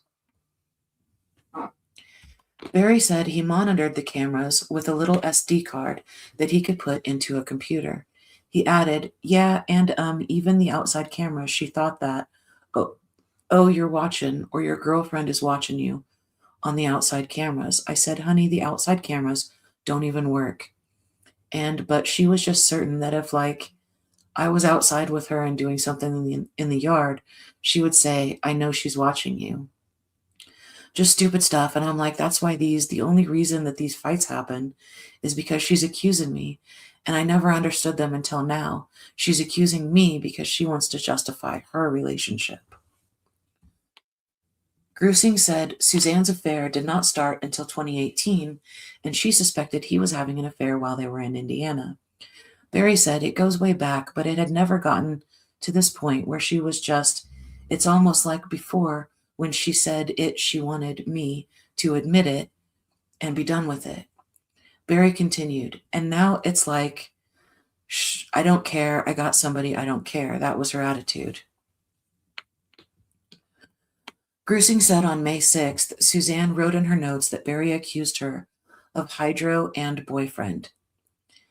After confirming hydrocodone was one of her medications, Barry said, and I told you why I did that. I did that to make her feel what it's like to be accused because I didn't believe she had a boyfriend. I mean, I've told you guys that since day one. You surprised the heck out of me telling me that she's having an affair. If you would have said she's texting somebody and having an emotional, conversational affair, maybe I could have.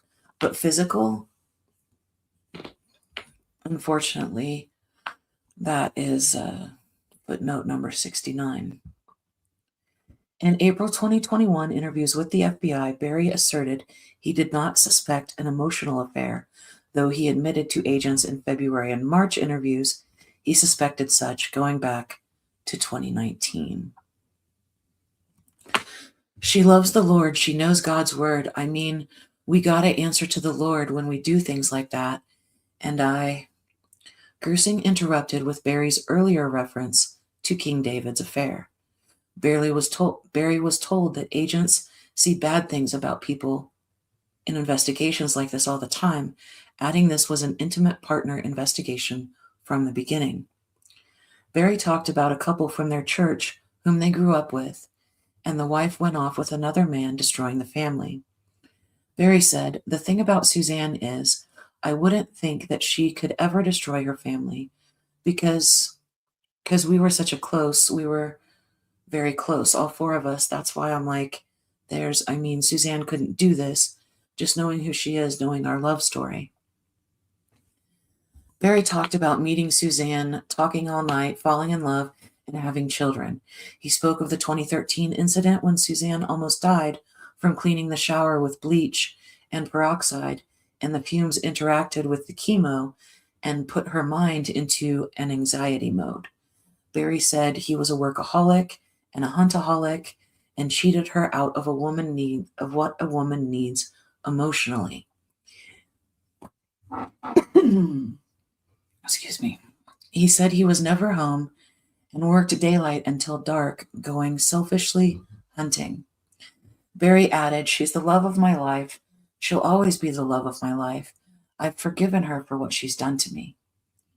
Barry added, but I don't know if I could ever be with her again if she comes back, and I'm justified not to go through this.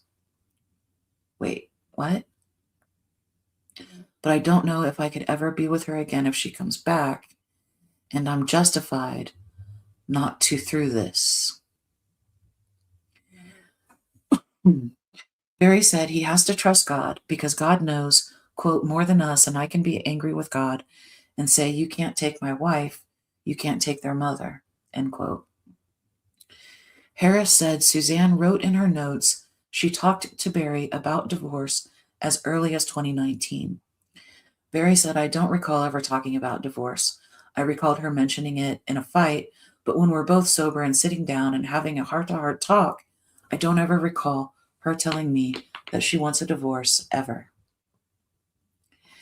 Harris explained that in 2019, Suzanne said Barry won't hear talk about divorce.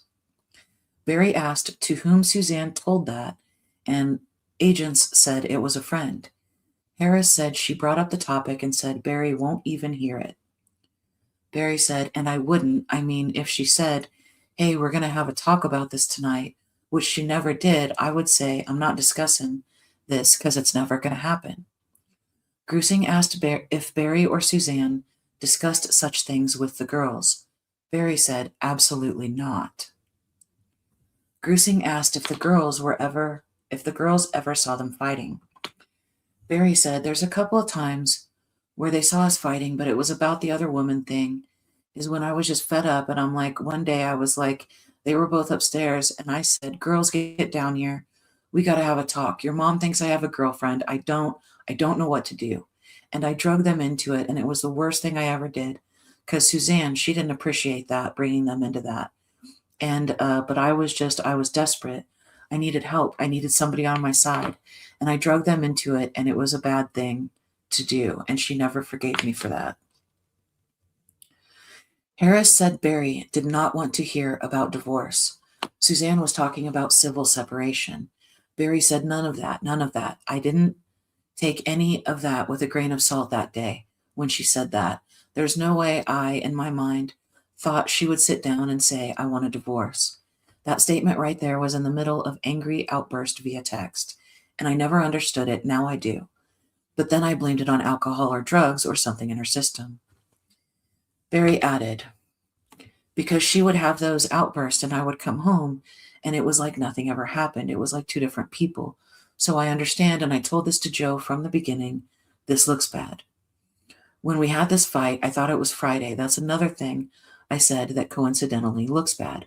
But that had nothing to do with anything. I mean, Grusing showed Barry deleted calls from his phone on May 4th, asking if he remembers why he deleted them. Barry said, no, I don't recall deleting any calls. The only thing I deleted was texts because I don't want the girls to see them. But I don't recall deleting calls. Grusing showed deletions of calls to Dan Monex, Collegiate Peaks Banks, there's the bank again, and others. And Barry said, no idea, don't recall deleting them. If I did, it was just to clean things up. But Grusing said agents were available whenever to meet with Barry. He said, well, I'm in a situation where I feel like I've looked bad because I've not reached out to you guys, but I've not reached out because of what everybody else is telling me. Barry asked if the FBI was having the sheriff keep tabs on him because it seems to Barry that the sheriff drives by when agents are in town. Grusing said agents do not tell the sheriff what to do. Grusing showed Barry a document with 3 calls from him to Gene Mormon on May 8th and 9th, explaining those were the only calls to Gene in Barry's phone logs. Barry said, Gene and I would always talk. And Grusing replied, these were the only calls on his phone. He replied, to Gene? Well, Gene and I talked quite a bit. Well, here's the deal.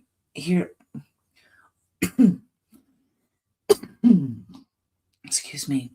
Well, here's the deal. Usually it's him calling me. Let me see where we're at here. Okay. I'm going to have to take a pause and make myself another drink. Man, I started this live stream at 6 p.m. and it's now 12:33 a.m. So I think I'm justified in taking a little break. Okay, I will be back after a short pause.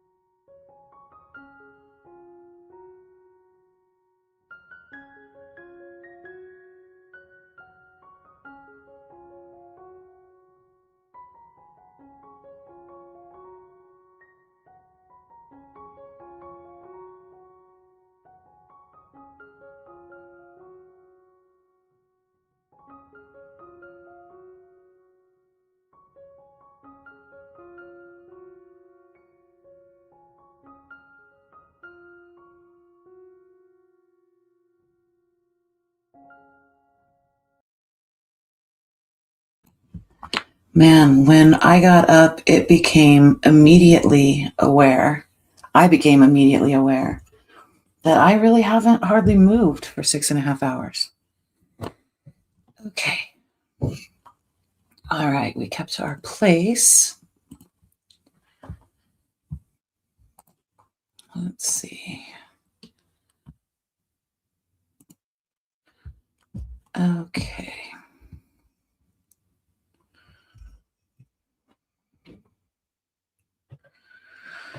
Okay, we'll start here. Barry asked if the FBI was having the sheriff keep tabs on him because it seems to Barry that the sheriff drives by when agents are in town.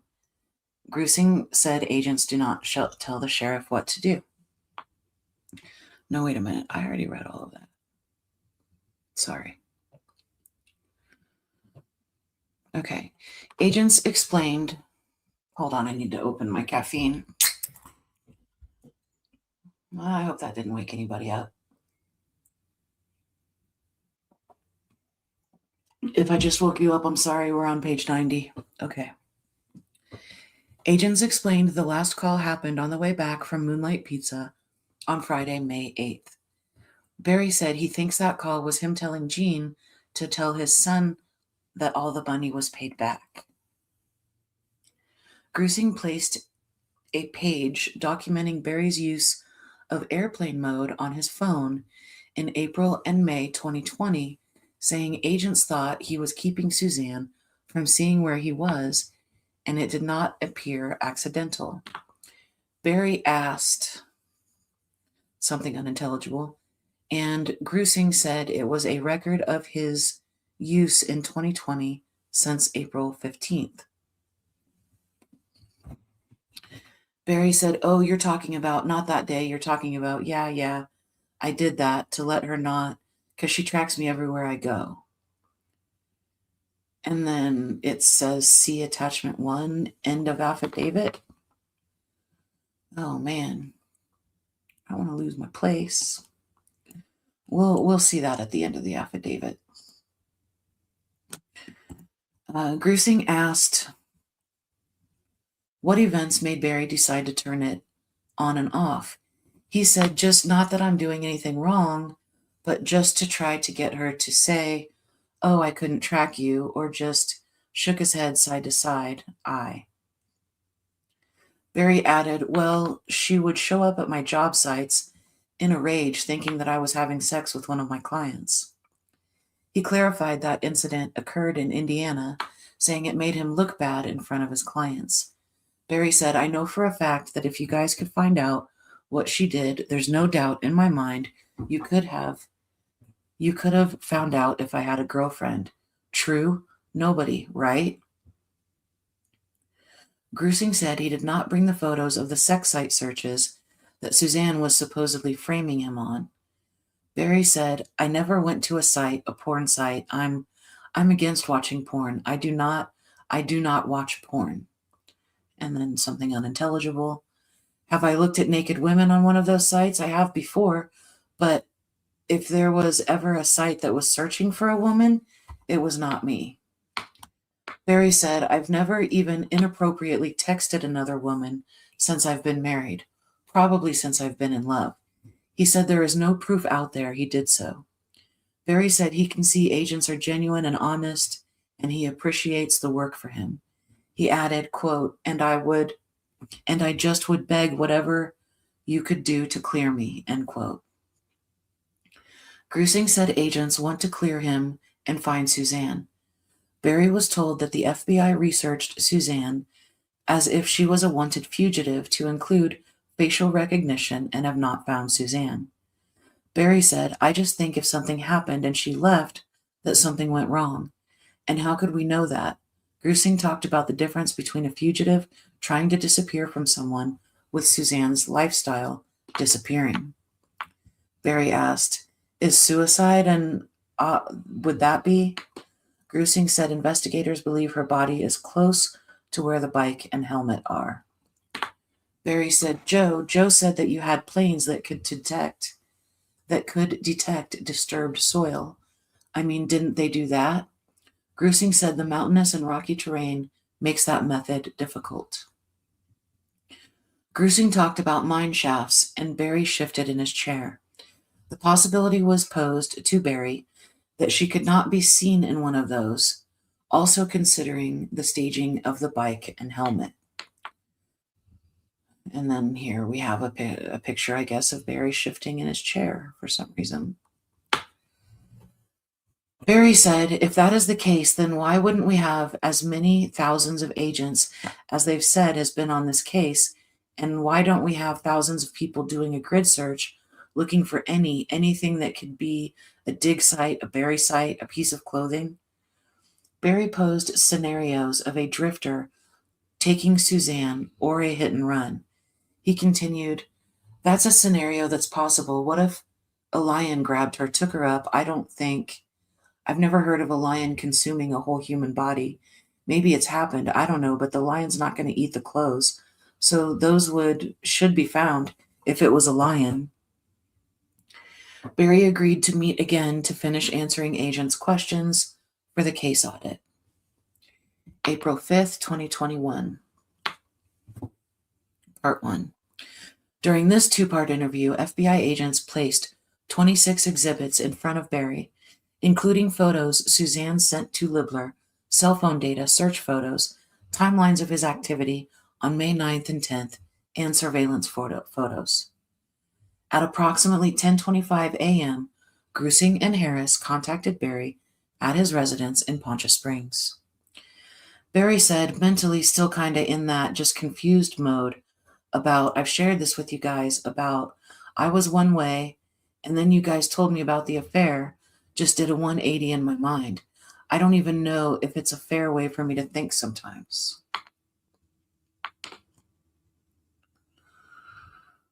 Grusing asked what Barry meant by a fair way to think. Barry stated, just, I don't think about her the way I did before you told me that.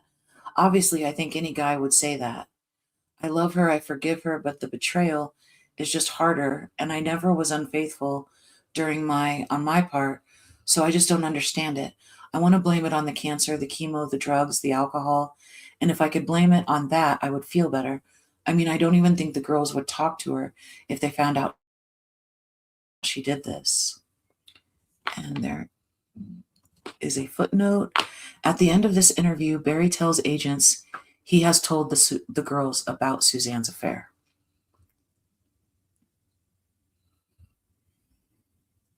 Okay, so he says, I mean, I don't even think the girls would talk to her if they found out she did this, but they do know that.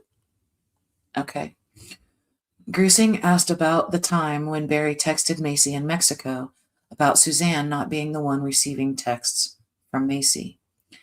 Barry replied, well, Macy she had witnessed that once before at the house where it was a time where Suzanne was just really banging me up about having somebody. And I was kind of at my wit's end and grabbed her phone one time, and Mallory was at school, but Macy was there. And then there's a footnote. This is the second time Barry admitted to grabbing Suzanne's phone, with the other being the time in Mexico. And I just let Macy know. I said, you need to come down and hear this. I said, your mom thinks I'm having an affair. There's no way that I've ever done anything. And like I told you guys before, that was the only time we ever had arguments.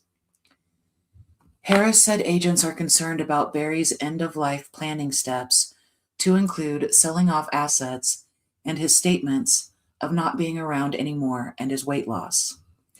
Grusing added that Barry's behavior with Shoshana, to include pictures of them taken at the Antlers Hotel, appears concerning. Barry said, well, I'll tell you right now that she is a special person in my life, and I've told you before, she is a dear friend. There's nothing sexual going on with her, and I didn't meet her until October 25th. The first time I ever even saw her face to face and talked to her was October 25th. Barry said by meeting Shoshana, God answered his prayer of, please give me something. He continued, my daughters know about Shauna. They know we're friends. They know I go over there. And yeah, I've been there late at night, but we're talking and we're just helping each other, and that's it. Grusing addressed the end of life planning again, and Barry said, "No, I'll be honest with you guys, and I've shared this with you. This thing has been, I'm a tough guy. This has been painful to me, and just being done with it, I've definitely thought about it. I could never worry about that. I know that the selling of the assets is just for me to get out of here. I'm getting out of here." And it looks like I missed a footnote that says Barry's relationship with Shoshana Dark is documented following this section.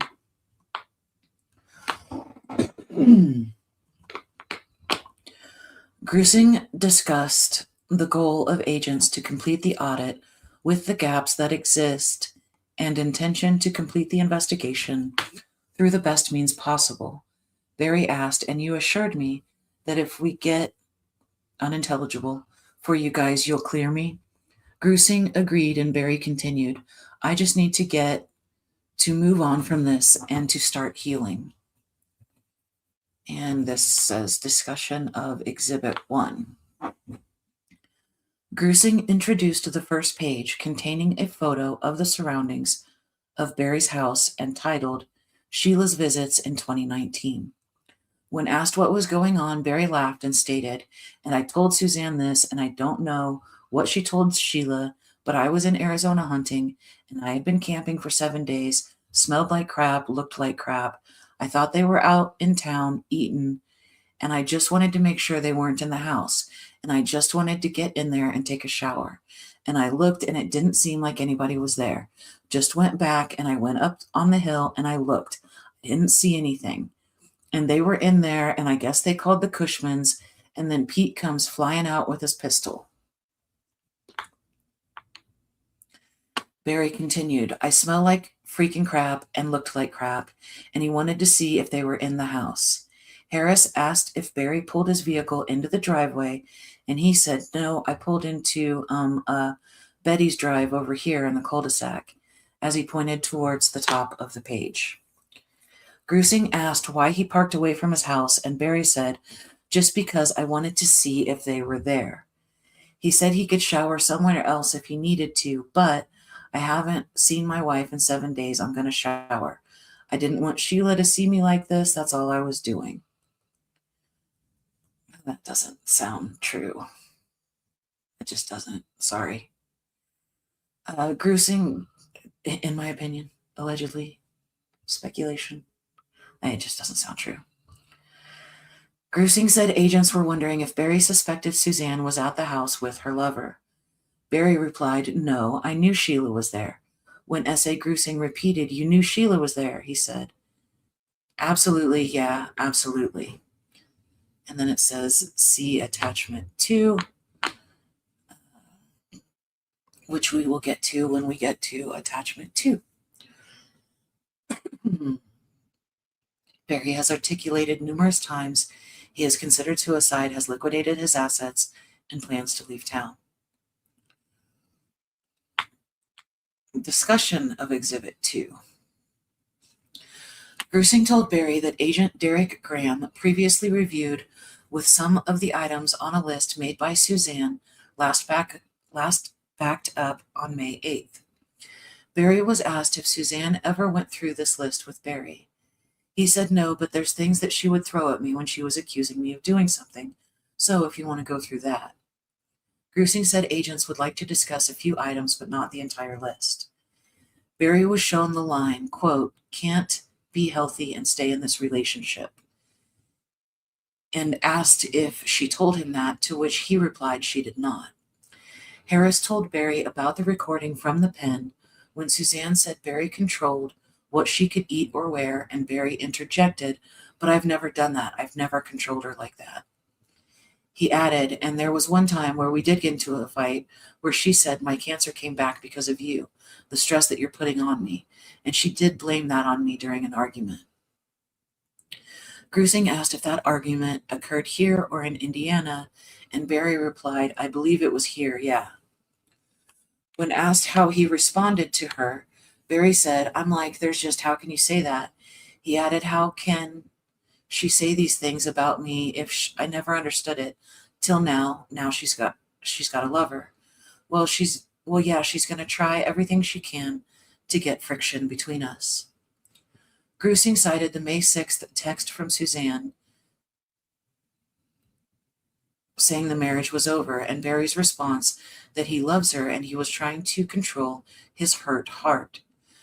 Grusing described Suzanne wounding him deeply and him trying to move forward.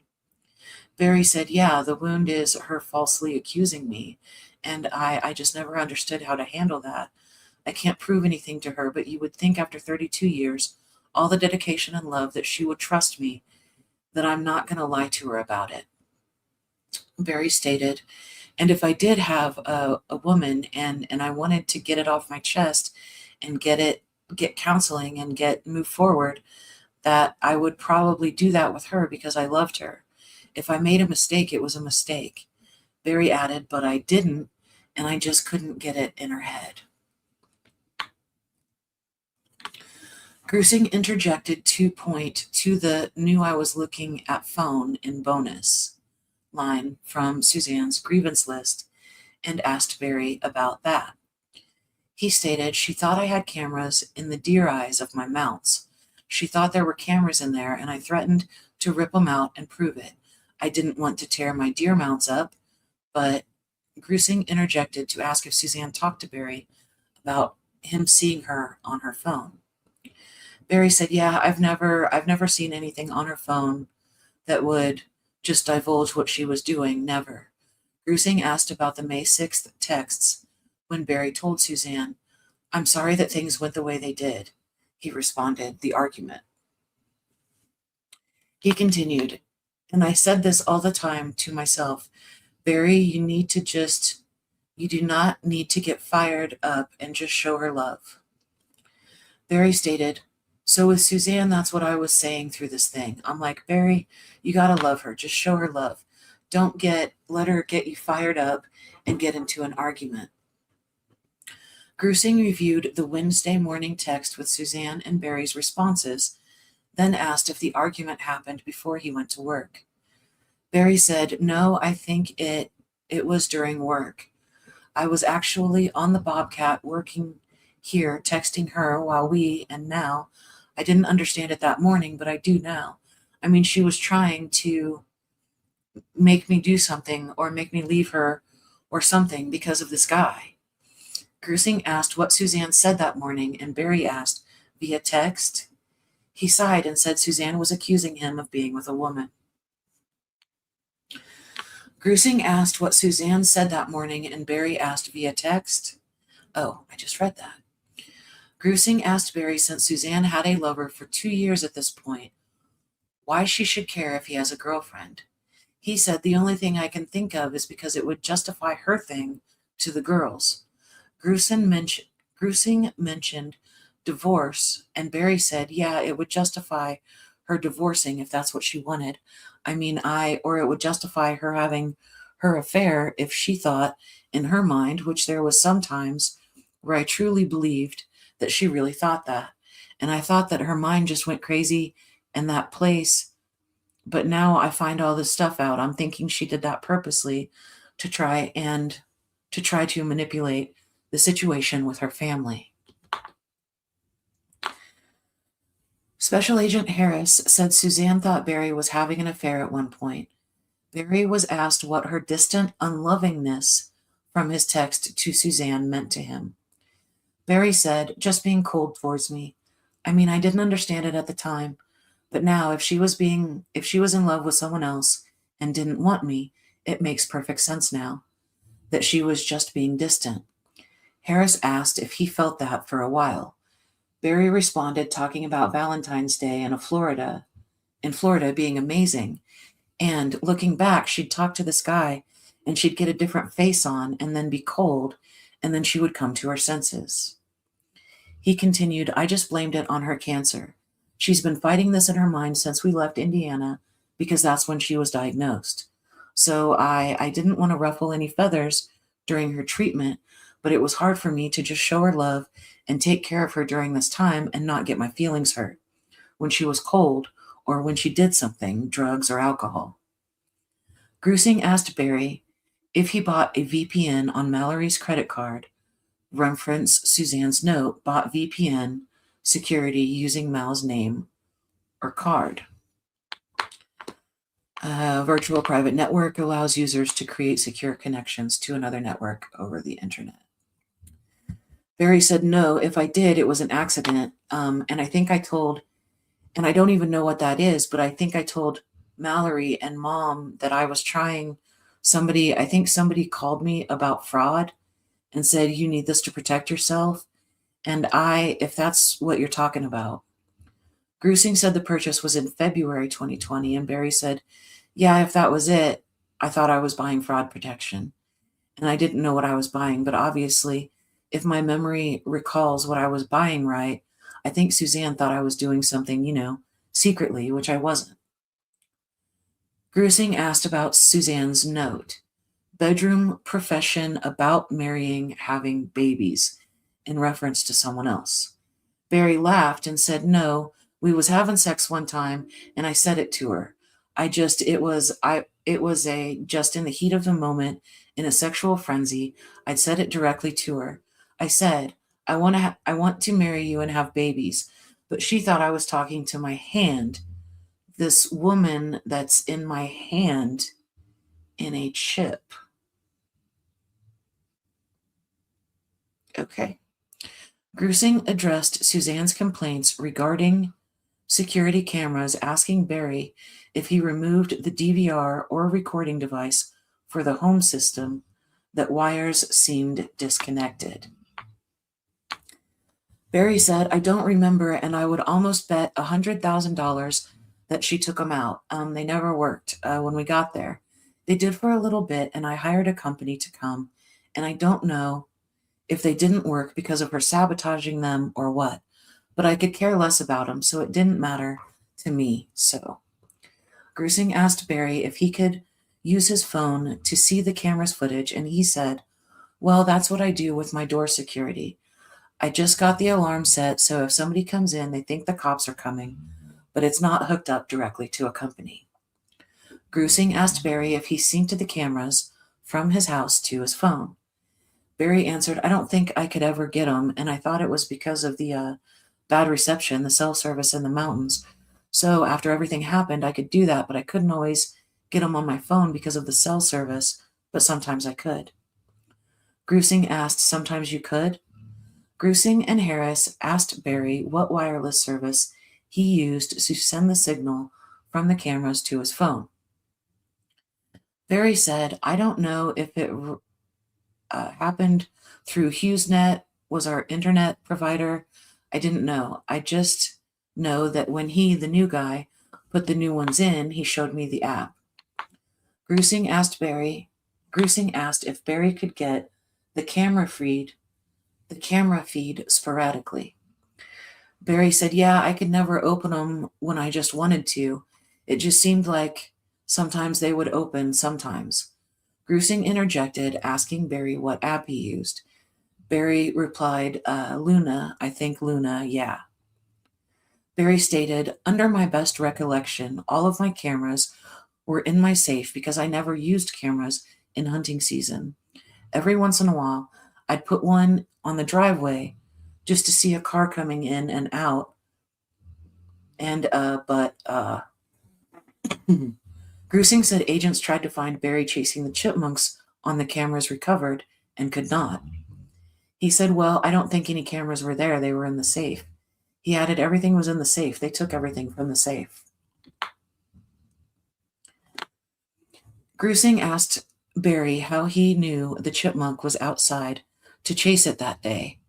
And he said, oh, they're always out there. That's just what I do. I mean, I've shot 85 chipmunks at my house, and when I'm bored, I shoot chipmunks. Grusing said, right, and asked if the chipmunk gun was in the car or truck with him, and he said he did not remember.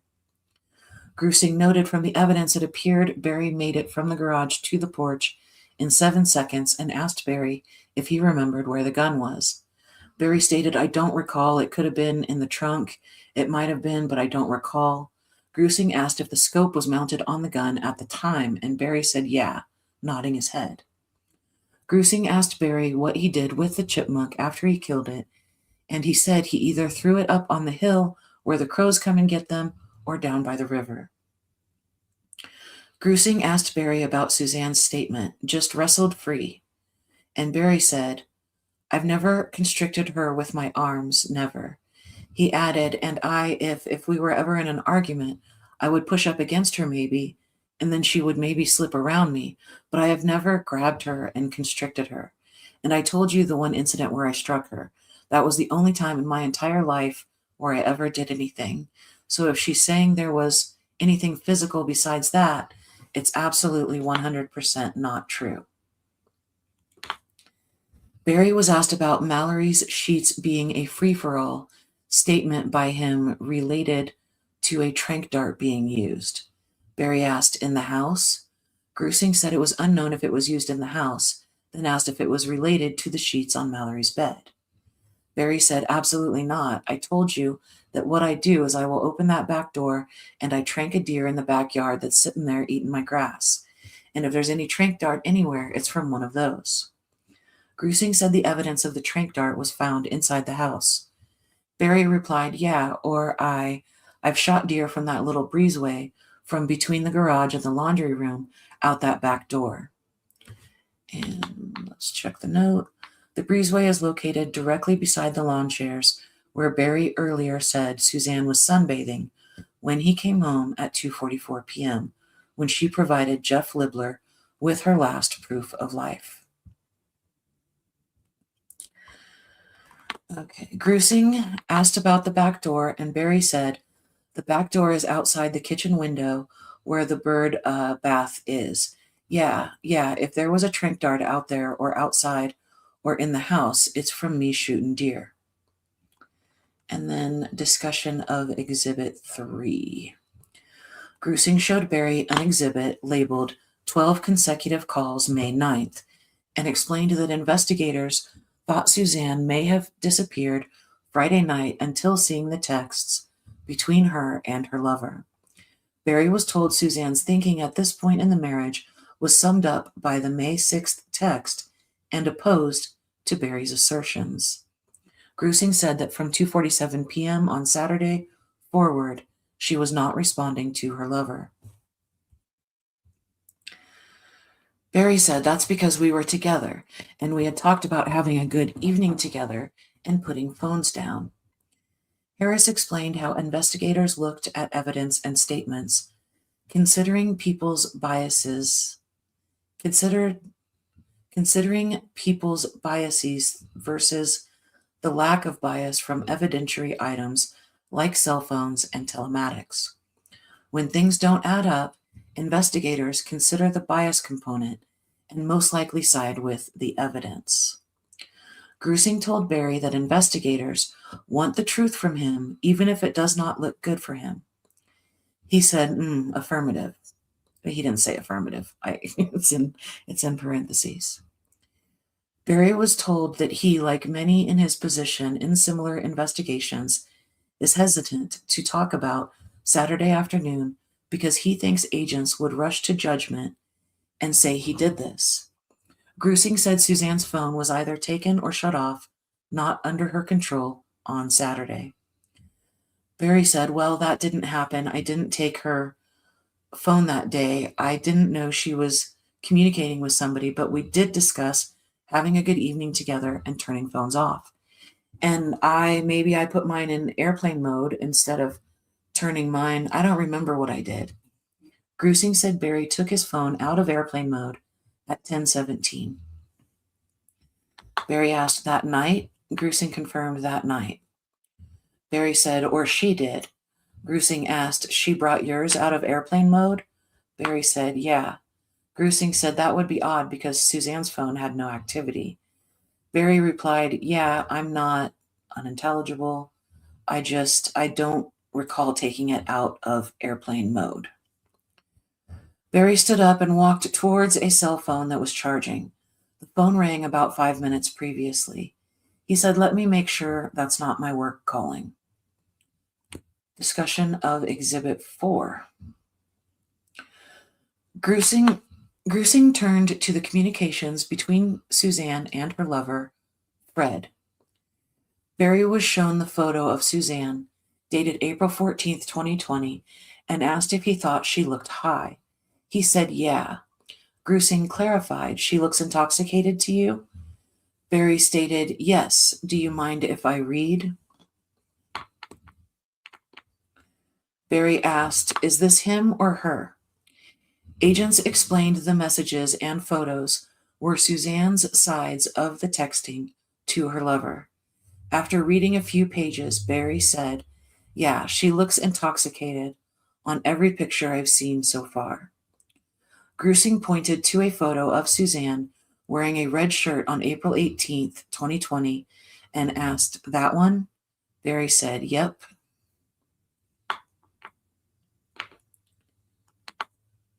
Grusing pointed to a photo of Suzanne wearing, oh, I'm sorry, I already read that. I was thrown off by these images. After continuing to read through the texts, Barry said, she's saying she's wearing. He was referencing the 421 photo of Suzanne wearing a yellow and white shirt with her text, thanks, baby, I wear it for you. Barry stopped reading, sat down, and agents asked if he had thoughts. He said, that's pretty hurtful.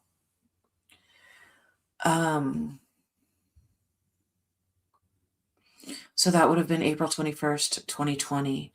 And the yellow and white shirt is a baseball shirt. And Barry is a baseball guy. I don't know. Anyway, Barry was shown a photo of papers for the Broomfield wall, and Harris explained the photo was from a bathroom drawer. Barry said, yeah, that's probably my side of the bathroom. Grusing asked if he came back from the site and put those in the drawer. Barry said, I had different copies. He added, that was the original copy they gave me, like when we first was looking at the job.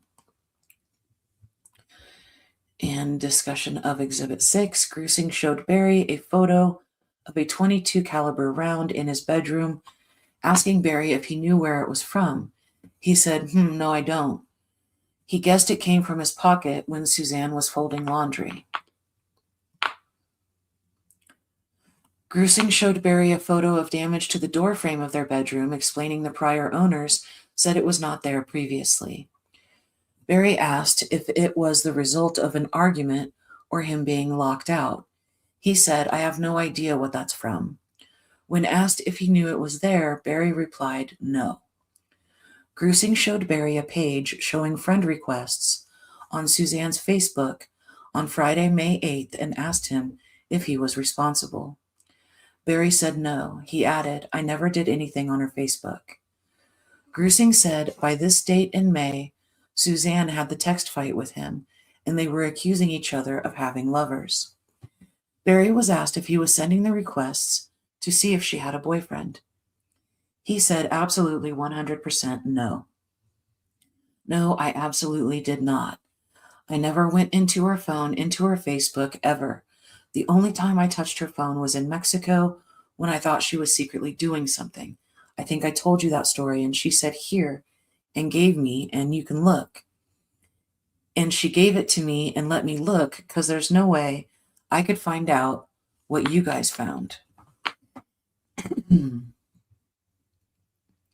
Barry continued, and I went to Snapchat and I looked through all of her Snapchat people, and I looked through all of her text people, and I didn't see anything, and I gave it back to her. Grusing asked Barry about Suzanne's list, chased me around a resort and threatened, and took phone if those occurred at the same time. Barry replied, yeah, that's the same, I don't remember chasing her, but I maybe walked behind her. Something unintelligible, wouldn't chase through a resort, but I was wanting her phone, and that's when I got it. Grusing returned to the Bobby Huff and the Facebook requests, confirming it was not Barry, and he said no, absolutely not.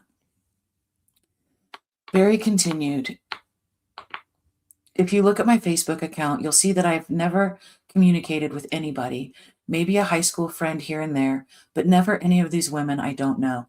Never had communication. And, she was bothered by that. And I said, if you want me to cancel it, I'll just cancel it.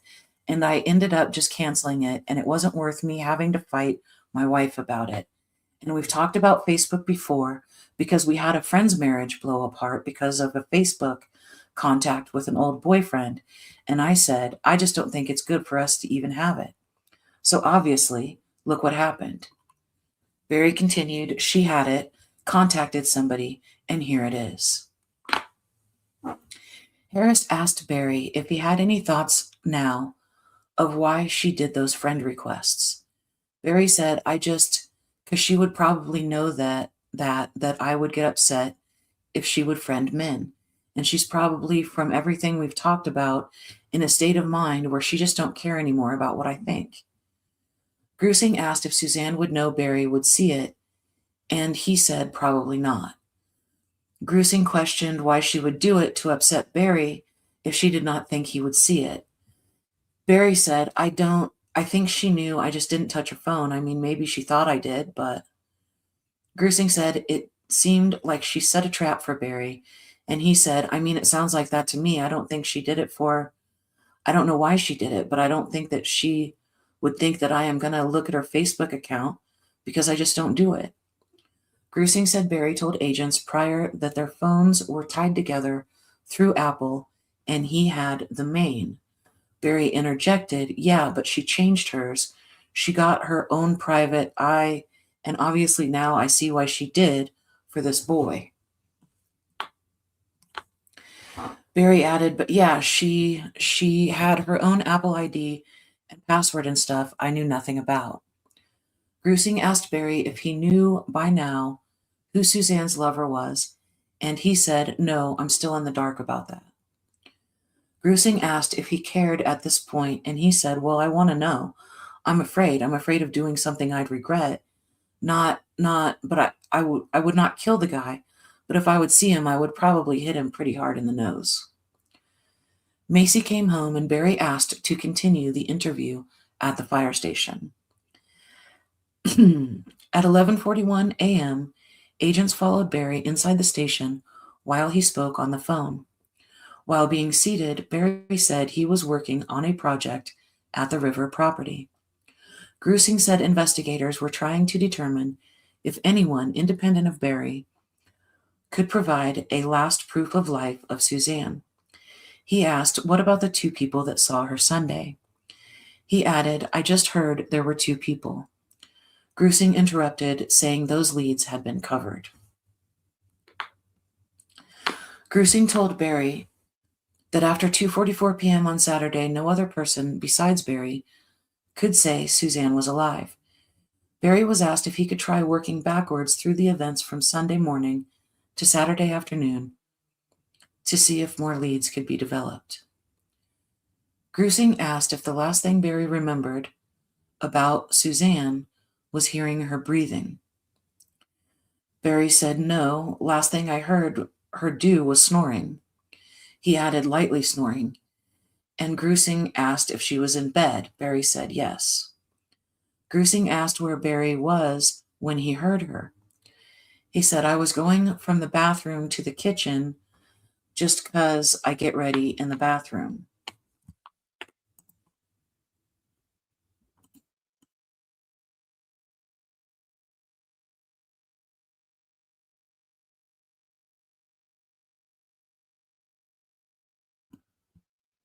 Okay.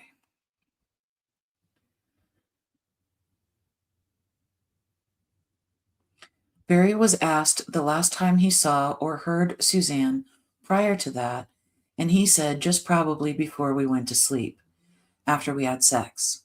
Grusing asked what happened before that, and Barry said before that we had dinner. When asked where he sat, Barry said at the bar. Barry was asked what he ate and what she ate.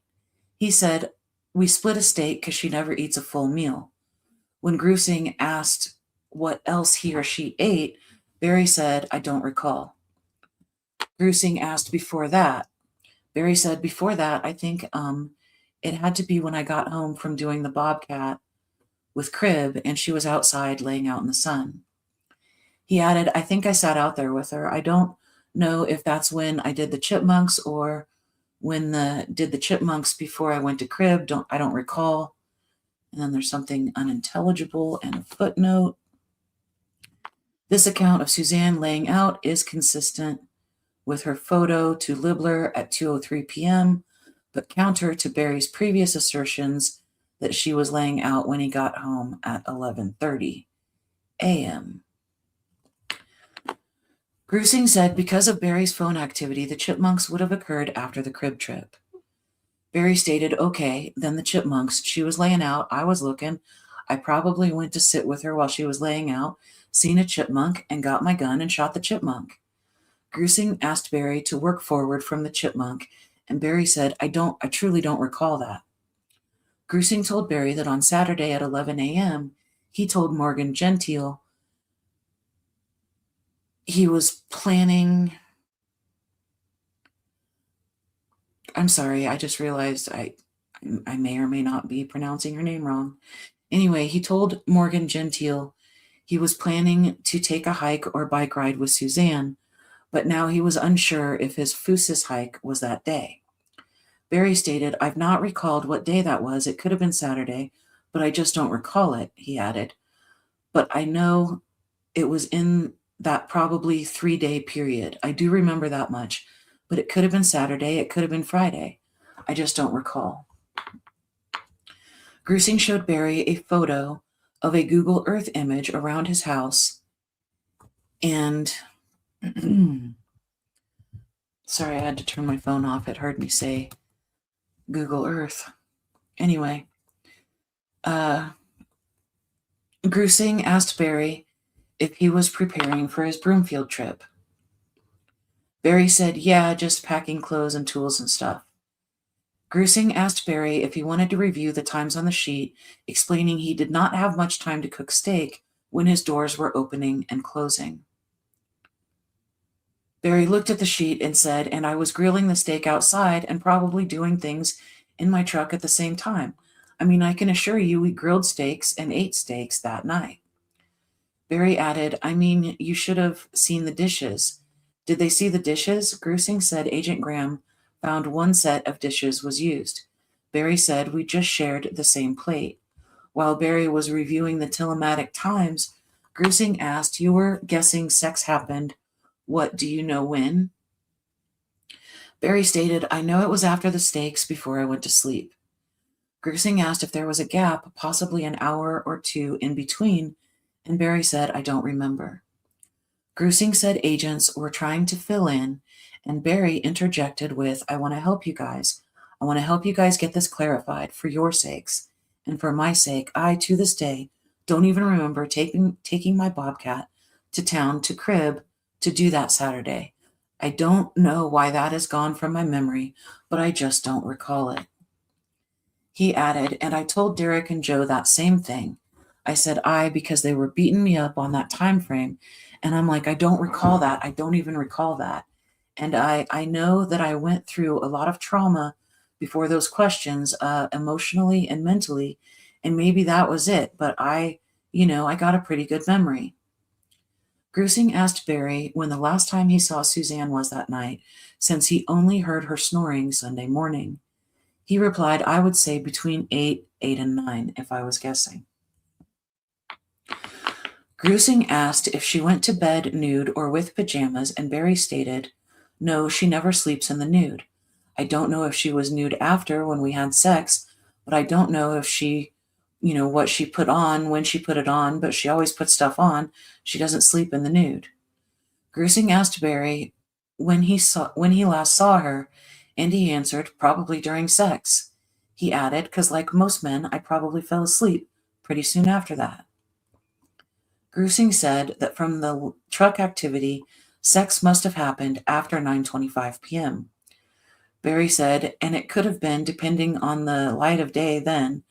It was May, so it's still, right now, I see it's getting lighter and lighter, so I'm just kind of basing off light instead of clocks, not something unintelligible, clocks. Grusing asked if Suzanne seemed out of the normal regarding their sex that night, considering the affair and fights that week. Barry said, no, I've never had a feeling that anything was different in our sex life, never. Grusing referenced Barry's phone function of airplane mode being on at 2:47 p.m.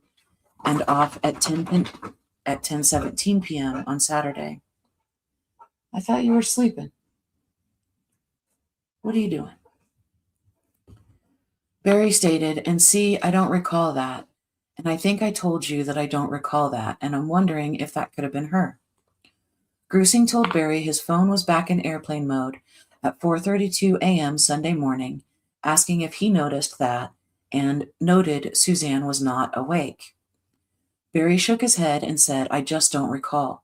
He added, yeah, I don't recall any of the airplane mode thing. He continued, not saying that I didn't, I could have, because we always talk about when we're going to have an intimate night, turning the phones off. So, but I just don't recall that. Grusing asked about the 4:32 a.m. airplane mode function while Barry was preparing to leave to Broomfield. Barry stated, I know that I could have been in the shower and she could have gotten up and turned it back on if she had turned it off. Easily could have done that because my phone is not with me in the shower. Grusing asked Barry to review a series of 20 photos of him walking to the McDonald's trash can. The first few photos depicted him carrying a small item in his hand. Barry said, Barry said, I know that I had a bunch of crap in my truck from cleaning off my workbench, and I do know that one of them was an old pair of boots that was ripped. And the other stuff, I just don't. Grusing said Barry had a small item in his hand and used one arm to push it down, then both to push it further down, as Barry was shown the photos. Barry said, yeah, then the trash was heaping to the top, that's why. Something unintelligible just sitting in there. Grusing asked if the photos helped Barry recall what the item was, and he said, no, I mean, it was just probably trash. Grusing showed Barry he pushed the trash to the extent his shoulder was in the trash can. Barry said, yeah, I don't even recall that, but... Grusing said Barry returned to the truck, grabbed another item, and walked it back to the trash can. Barry said, yeah. Barry was told anything he could remember helps the investigation, that these appear to be two small items he disposed. Barry said, yeah, I couldn't tell you what that was. Harris reviewed Barry's left turn from 225 to see the bull elk on Sunday morning, looking for the future shed, asking if he had to go up in elevation. Barry said, no, I was just seeing their route. I just wanted to know because they usually take the same route. So if a herd of elk is going to go up across the road at a certain place and go up there, then that's where I'm going to go look for their sheds. Grusing asked if Barry saw them and continued to look for their route as he went along. He said, no, I just wanted to see the direction because Colorado Trail is right off that parking lot, and it's pretty flat all through there, and it doesn't start going up till you get up the railroad tracks. So you can pick them and see them through the trees wherever they are, where they're going. Barry was asked if he was in a rush to get to Broomfield and the elk distracted him. He said there was no rush to get there. I'm just an early riser and an early go-getter, and usually if an animal gets in my interest, I'm going to take advantage of it. That's it.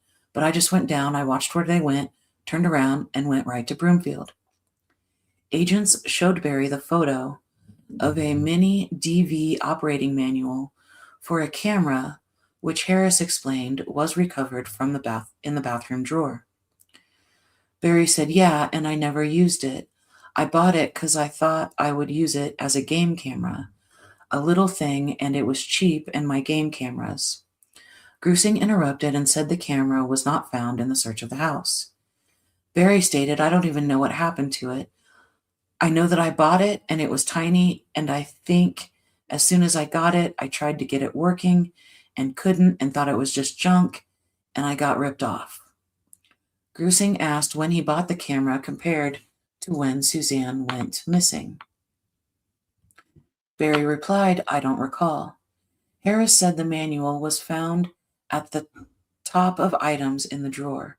Grusing asked Barry to confirm he did not get it to work. Barry said, yeah, I tried to get it working and I couldn't. I just thought. Grusing asked if he tried to mount it outside like a game camera, and Barry said, no, never. I couldn't get it working. Harris reviewed photos of the safe in Barry's garage, with items piled in front of the safe to address his concerns that Suzanne took money from it. Grusing showed Barry a photo of the contents of the bottom of the safe, noting that the scope looked like the scope mounted on the chipmunk gun. Barry looked at the photo and stated, yeah, it does. He added, I could have mounted it after the fact. Grusing said that was why agents asked him earlier about the scope being on the gun, clarifying he could have mounted it after the fact. Barry shook his head and said, yeah, I just don't recall. Grusing told Barry the serial matches the one on the squirrel gun, and Barry said, yeah. Harris showed Barry photos of Suzanne's wallet, cash, driver's license, hydration packet, medication, and other items recovered from her Range Rover. Grusing said that, considering the evidence, it does not appear Suzanne chose to disappear.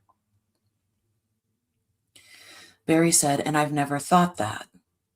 There's a footnote that says, after being told of the affair, Barry asserted multiple times that Suzanne must have left on her own, which was why her personal documents, wallet, money, and Camelback water pack were shown to him.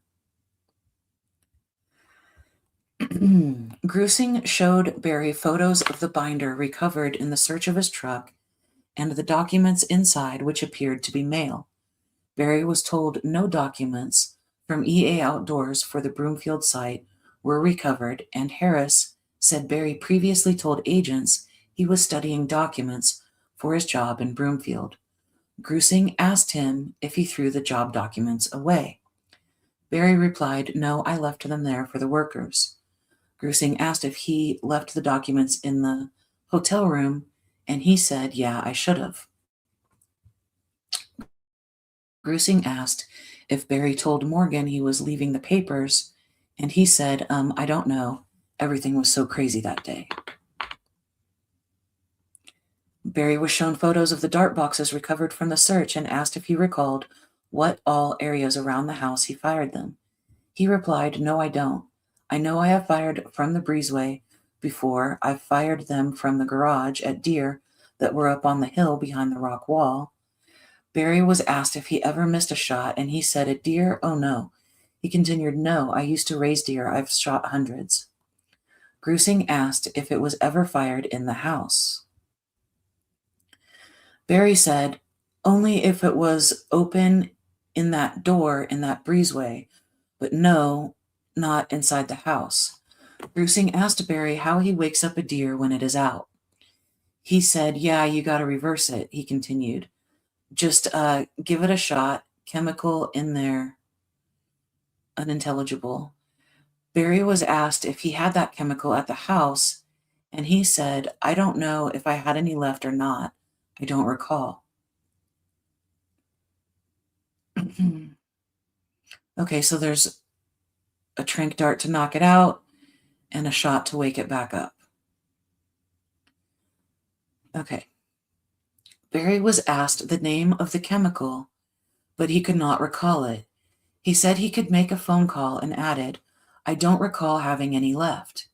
Barry said they are fired like a bullet, and when asked if they have an expiration date, he said they have one. Barry was shown photos of the interior of his truck with the tools, trash, and disorder when it was photographed by law enforcement. He said nothing looked out of place. When asked what was in the backpack, he said clothes, just clothes for staying overnight. Now, my question is this. We've had 500 photos of Barry Morphew that seem to be pretty out of context and don't really show us anything. But you could show us the image of his truck. I don't know if they do it later. Then I'll eat my words. It's fine. Okay. Barry was shown the photos of nude women and sexual encounter dating sites recovered from his cell phone. He said he never had a dating website, and the images and websites recovered must have been from pop-up ads when he was viewing pornography.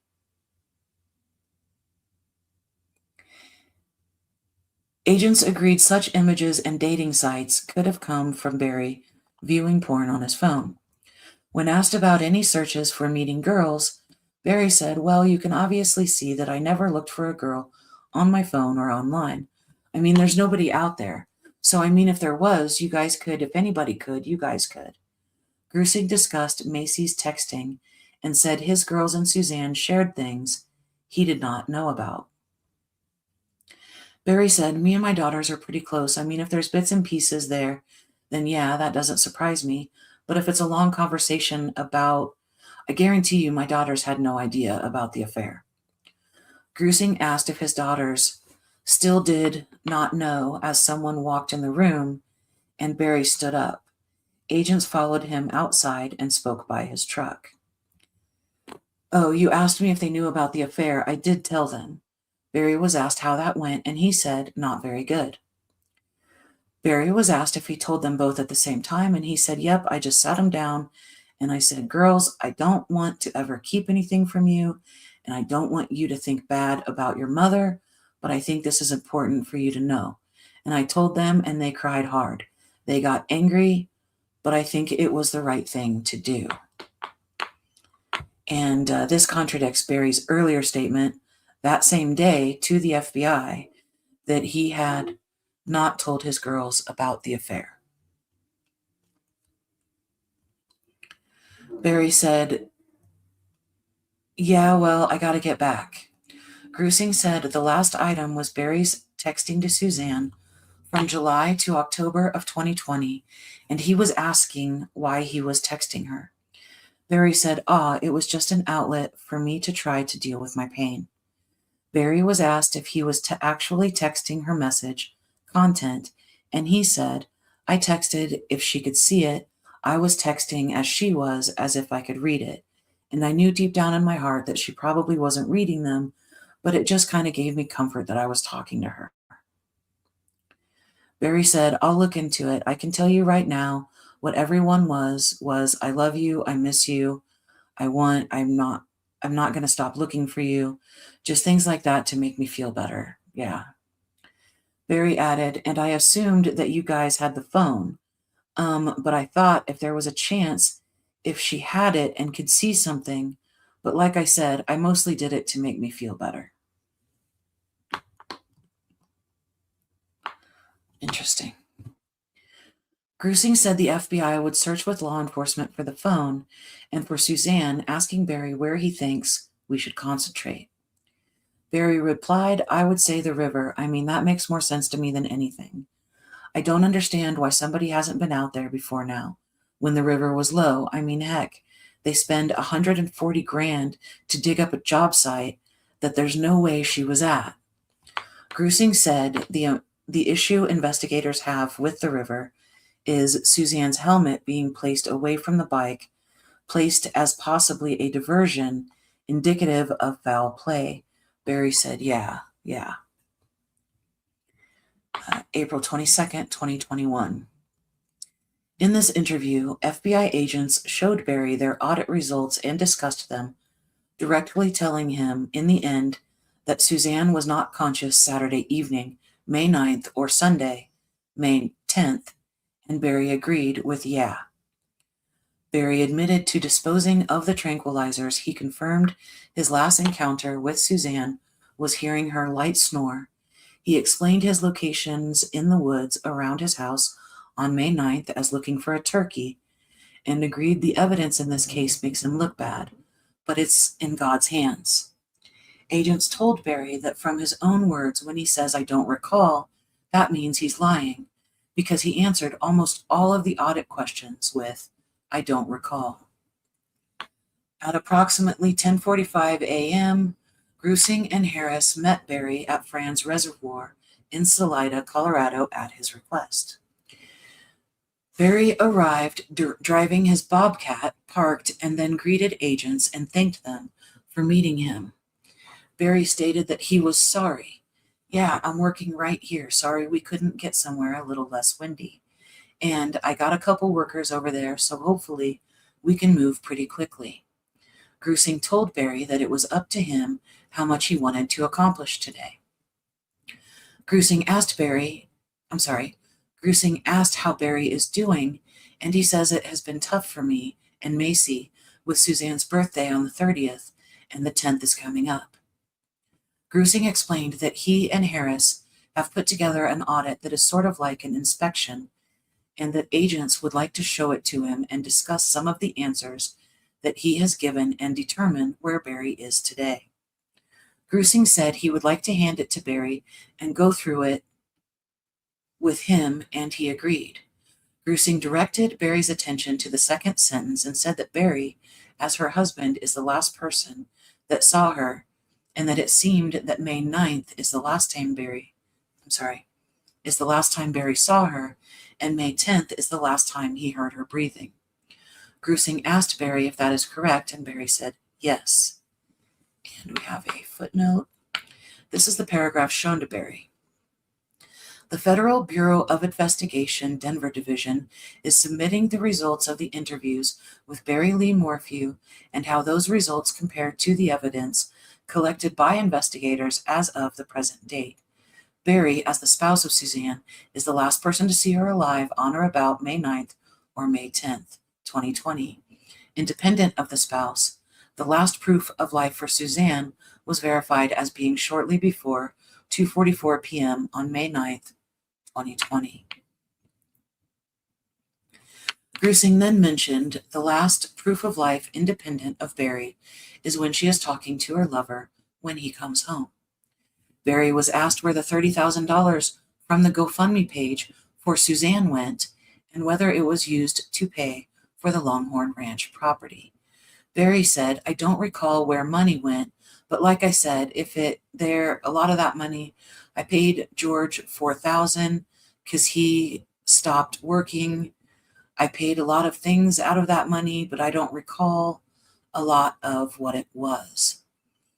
Harris explained to Barry that agents want the fullest picture, and when things are missing after behaving consistently, there is a question of what changed.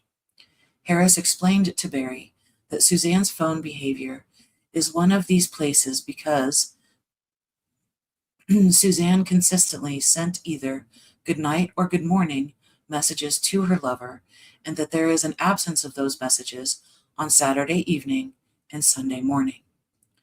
Harris told Barry that looking at the evidence, it seems likely something happened to Suzanne's phone, to Suzanne, or both, since she is not saying something to her lover before she goes to bed. Barry nods his head in response and says, "Yep."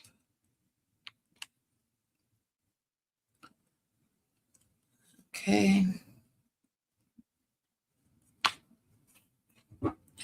Grusing told Barry that for sure on Sunday morning after Barry leaves, Suzanne would have been texting her lover, so her phone is either gone or inoperable Sunday morning. Barry said, "K." Grusing said that we have seen months of data from her phone. Barry said, "And there's no evidence of anybody getting into my house after I left?" Grusing said that is correct. Barry said, "None." Barry is silent for a moment and then turned towards S.A. Harris and said, "Okay, go ahead." S.A. Harris talked about how sometimes in marriages, spouses may see things differently, but it appears clear to investigators that Suzanne was taking steps to communicate with Barry, that she was done with the marriage.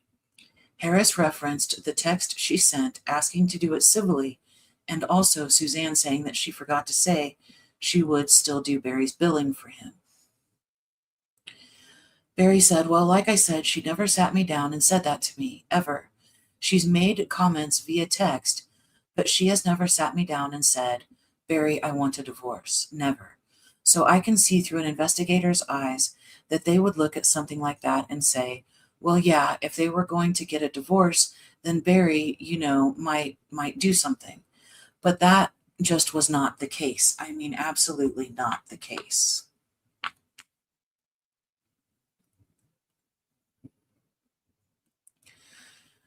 Grusing asked Barry again about the statement that Suzanne's lover told investigators, where he said that Barry either found out about the affair or she said she was leaving him or both, and that is why Suzanne was not responding on Saturday or Sunday.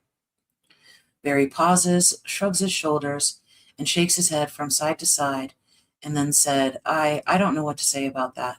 I mean, I would not if she would tell me I love her so much that if she would say, Barry, I'm not happy, I found love somewhere else, I would say, we don't need to get, if this is what you want, I don't want to be with you. If you don't love me, I love you, but I want you to be happy. I would have wrote her a check for half and let her on her way. Grusing asked what the check would have been back then. Barry said, well, we'd have to sell the house.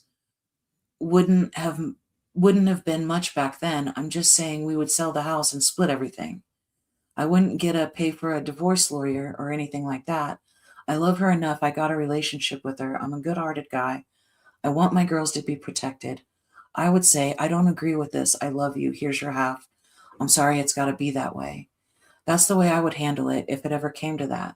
But like I said, she never set me down and said that.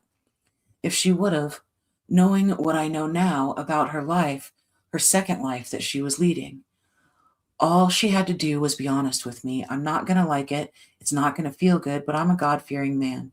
I love the Lord. I think that she loves the Lord. He continued, I know that she was in sin, and Satan can put blinders on anybody. So I know what this looks like on the outside, and I know what the people, and if they get wind of this affair, are going to say, and it's going to look like to them, but they don't know me, and they don't know her, and they don't know our relationship. If you knew how special our relationship was from day one to when she fell into sin, you couldn't have told me. Grusing interrupted Barry and said that he could see that Barry was trying to uphold his side of the relationship. Barry said, but she didn't believe that in her head, Johnny. I mean, I gave her everything since she was 17 years old, and I'd loved her better than anybody could, so it doesn't make sense to me what she did. Grusing went back to the first paragraph on the audit and told Barry that investigators still don't have from him the last time he saw Suzanne alive, and asks Barry what time he would say. Grusing explained that investigators are looking for last proof of life because we have a difference of her breathing and then Barry seeing her. Barry said, yeah.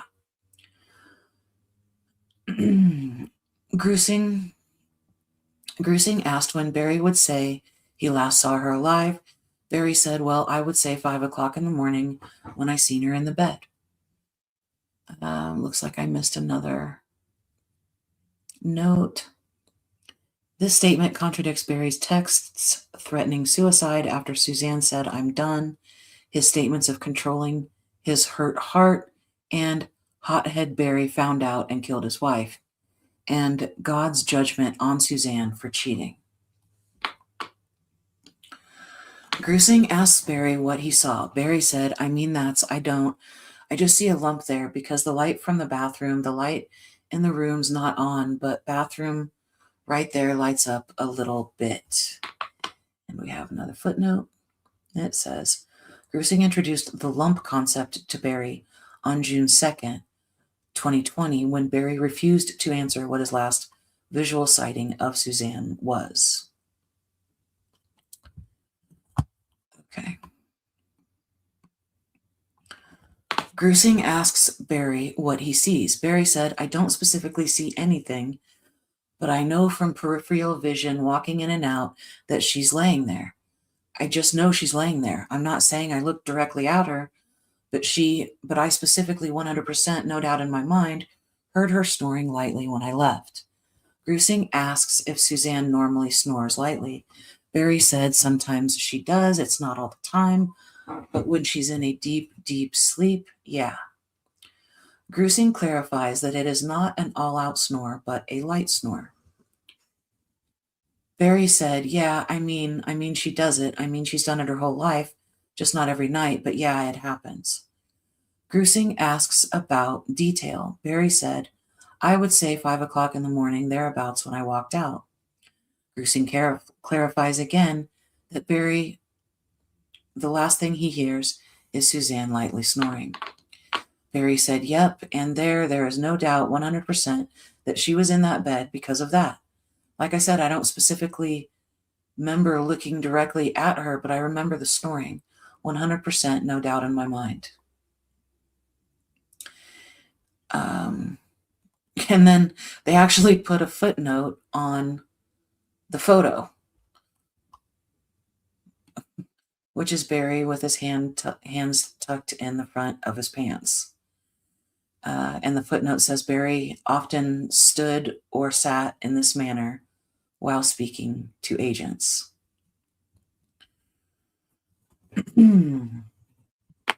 Gruesing clarifies that Suzanne was not with him when he took the left turn to look at the bull elk. Barry said, no, absolutely not. 100% no. Gruesing asks if Barry had the helmet with him when he went to see the bull elk. Barry said, absolutely not, absolutely not. Gruesing explains that is the direction the helmet was found. Barry said, no, absolutely not. Gruesing said that he has to ask those questions. Barry said, I understand.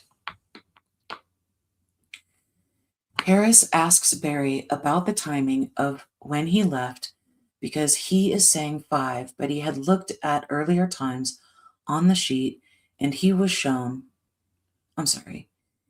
but he had looked at earlier times on the sheet he was shown and that we are trying to make sense of the marks in time. Barry interrupted and said, and I don't know exactly the time, I just know it was around 5 o'clock, but I don't know exactly. Gruesing asks Barry when he sees the lump, was it him seeing just covers or some of the covers with Suzanne? Barry said, like I said, I don't recall looking specifically at her. I just know she was there, maybe more from the noise than seeing her, but I know I saw her there. No doubt in my mind, 100% she was laying right there when I left. Gruesing tells Barry that investigators are still waiting for some things, like her Range Rover, and that things like this don't end at that, and we are waiting for snow to melt to look at a few places. Gruesing asks Barry to call if he has anything else that comes to mind, and we will talk. Barry said, I've been cooperative. Have I been cooperative with you guys? Gruesing says he has. Barry said, any guy in his right mind knows anything about the legal system would tell you not to talk. Gruesing interrupts Barry to say that he hears Barry, but fathers or spouses of people who go missing typically can't be stopped from calling the FBI. Gruesing told Barry if he is guilty, he is correct, that he should not be talking to us. Barry said, yeah. Gruesing says, but if Barry wants us to find Suzanne, he shouldn't hesitate to call on anything that comes to his mind. Barry said, and I want that. I mean, I still love her. Even though I found all this stuff out, and even though it hurts me to the bone, it doesn't mean I don't love her. I want her back. Well, it looks like he started to say back. I know she made a mistake. I know it's not her. And I know that if she got right with the Lord, that she would ask for forgiveness from him and me. Barry added this hard on his daughters, and he wants Suzanne back. Barry added this is hard on his daughters, and he wants Suzanne back. Gruesing asks Barry if he remembers what he said when he first met with agents and what he said about Hillary and Comey. Barry said, I probably said something about Comey's a liar. He's at the very top of FBI, and he's a liar. Gruesing asks Barry if he remembered what he said about how he knew Comey was lying when he said certain things. Barry said no. Gruesing reminded Barry that he said when Comey said, I don't recall, That is what both Hillary and Comey would say, and that is what Barry told agents indicated that they were lying. By this point in the audit, Barry had replied, "I don't recall," so many times to the audit questions, the agents lost count.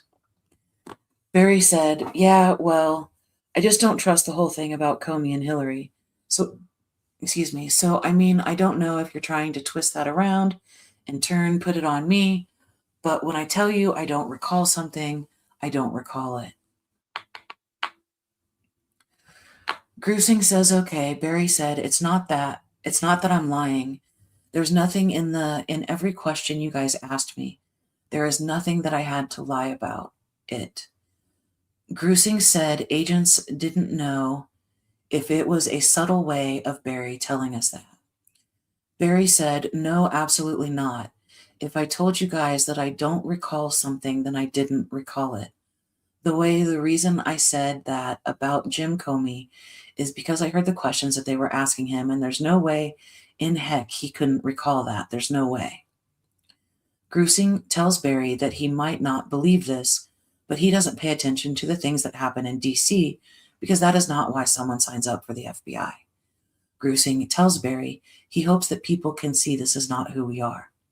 Barry says that he sees Grusing and Harris as two men of integrity and honest, God-fearing men, and then said he hopes agents would see him in the same light because Barry thinks us three are a lot alike. And that's in quotes. Us three are a lot alike. Grusing says that we all make mistakes as well, and that is why agents want to leave room for Barry to talk about anything, including something he thinks might make him look bad. But he hopes agents are the type of people Barry could tell that to. Barry said, "You are." Grusing asks if Barry would show agents the pin on his Bobcat he was repairing on Saturday. Agents and Barry start to walk back over to his Bobcat. While walking, Barry said, "So as of now, I'm not going to get anything of mine back?" Grusing said that is not up to agents. Grusing asks Barry, "What's most important?" Barry said, "The guns are the most important, and my cameras." Grusing asks about the pin on the Bobcat. Barry points to a pin on the back right arm of the Bobcat and says that he didn't even realize that the nut has come off of a bolt that is there. Barry states that when the Bobcat arm goes up and down, the pin works its way out one way or the other, and he just has to beat it back into place because it holds the cylinder in place. Grusing asks if Barry can do that on his own and doesn't need help. Barry confirms that he can. Barry starts talking about the cutting blade of the Bobcat and walks around to show agents as he describes how it has a cutting edge on both sides and can be flipped, and that when Cribb had to replace his blade, it had already been flipped and both edges were worn out. Barry said he thinks that Trent had the blade and gave it to CBI. Other topics covered in the audit included Barry's purchase of the VPN, Barry deleting calls from his call logs, why Barry initially thought his big argument with Suzanne was on Friday, evidence through Libler messages of other arguments daily that week, how long Suzanne was distant and unloving, if Barry and Suzanne were separate on Wednesday and Friday evenings based on their cell phones, discrepancies in his calls to Jean Mormon, evidence pointing to Barry sending the Facebook friends request on Friday night, Barry's phone functions involving passwords, token sharing, and group functions, and the multiple airplane mode functions on Barry's phone. Barry was shown Google Maps of his residence and his phone activity on Saturday, May 9th, when he arrived home between 11:30 a.m. and left at 1:38 p.m. When shown location points that his truck may not have pulled into the driveway, and he appeared to be coming up through the woods on foot to his house, Barry said he might have been looking at turkeys.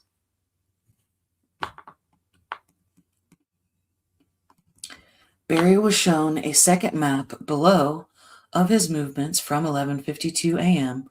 to 12:31 p.m. when he appeared to head east of his property.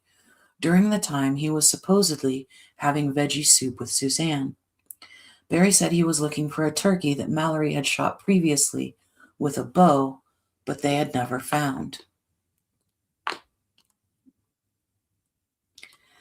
Barry was shown a third map where it looked like he was on foot, heading back to his truck before he left at 1:38 p.m. and called Suzanne at 1:47 p.m. and 1:49 p.m. Barry said it made sense that he did not talk to Suzanne much during that lunch hour, as a reason for him calling her twice when he got to Highway 50. Barry was asked about the following and shown exhibits. Regarding his trip to get a backhoe on Saturday, May 9th, and why he needed a backhoe that day, where the towel Suzanne was lying in her last photo on might be located. It was not recovered at the house. Why Barry texted Suzanne, "Did you leave?" as he headed home at 2:31 p.m. More details about the chipmunk gun, when he mounted the scope, and Suzanne's reaction to him shooting. When the Fooz's hike occurred, details of his last meal with Suzanne, whether Barry unplugged his router or threw away surveillance components, his purchase and disposal of the mini camera, his cleaning of the workbench for his trip to Broomfield, his movements through Saturday night and Sunday morning, when he last saw Suzanne's phone, items thrown away, and trash runs in Broomfield, proof that he was not at the wall when he received the call from the Ritters, and staging of the tools in the hotel. Regarding the photo of Barry pushing the trash to the bottom of the McDonald's trash can, he said the photo makes it look like he was disposing of evidence. He could not recall what items he threw away. When asked about the folders that were burned in his fireplace, he said he and Suzanne were cleaning out file cabinets that week. Barry was shown a map of Garfield, Colorado, and he confirmed he turned around on Sunday, May 10th, at the first place he could have, pointing to exit 228. And we have a footnote. Barry pointed to this as a possible turnaround point, though he stated, "I don't recall," numerous times.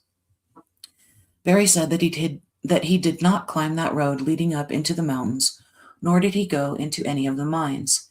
He said George and his buddies searched those mine shafts for Suzanne. When asked about Suzanne's leather journal that was not recovered, he said he did not recall that she had one. Barry was told that Suzanne confided in friends that sex with him was not pleasurable, then reminded that he put sex as the top reason on his victimology questionnaire for someone's motive for her disappearance. Barry refuted that by saying, "She had an orgasm every time, so I don't understand that." Oh, Barry. No, she didn't. Oh, Barry. I better not say, "Oh, Barry," in a concerned tone, or he might think I'm having an orgasm. No, Barry. Okay. I'm not saying she never did. I can't even, it's inappropriate for me to even be making these statements. I'm going to shut up now. Barry said he should have listed rape instead of sex on the questionnaire as a motivator for her disappearance, because he thought of some creep trying to rape her. Barry was told by Harris about the needle sheath for the tranquilizer being found in the dryer. He said he had no idea how it got there, and it's not going to do with me. It's got nothing to do with me. Barry added, "I hate that because, that makes me look bad." Grusing asked Barry if he shot the tranquilizer gun on Saturday, May 9th, and he said absolutely not. Barry was told no tranquilizer like BAM was recovered at the house. He said he used BAM, Telazol, and xylazine as tranquilizers. When Barry was asked if he disposed of those, he stated, "I don't recall." Barry was asked what he used to reverse the tranquilizer effect, and he said, "Tolazine." Barry said he brought the chemicals which he knew to be controlled substances, from Indiana and kept them on his workbench. Barry said he kept the chemicals in vials and injected the chemicals into darts, not using a licensed vet for the process. When asked if he was able to do that all himself, he said, "Yeah, absolutely." Barry was asked the last time he used those chemicals, and he said around the end of April 2020. Grusing asked if those chemicals could have been part of the workbench he cleaned off before he went to Broomfield, and he said could have been. Barry admitted to submitting a ballot on Suzanne's behalf for the presidential election, saying, "Yeah, just because I wanted Trump to win." He said, "I figured all these other guys were cheating. I knew she was going to vote for Trump anyway." Grusing informed Barry that was not legal, and Barry said, "I didn't know you couldn't submit it for your spouse."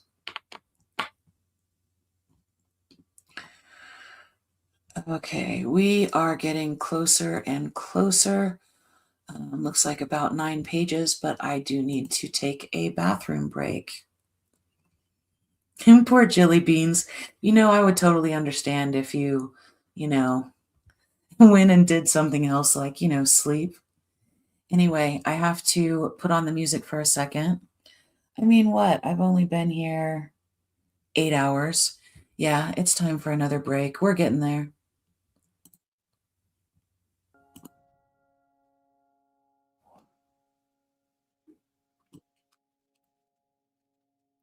Oops, my music's not playing. Why not?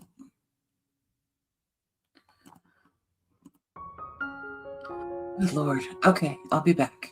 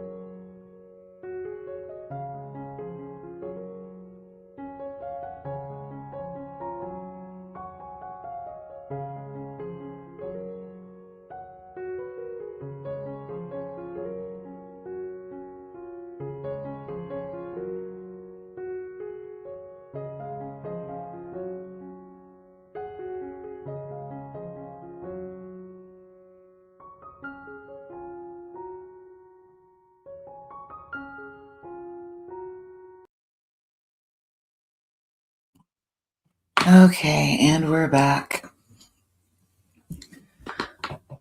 Let's see.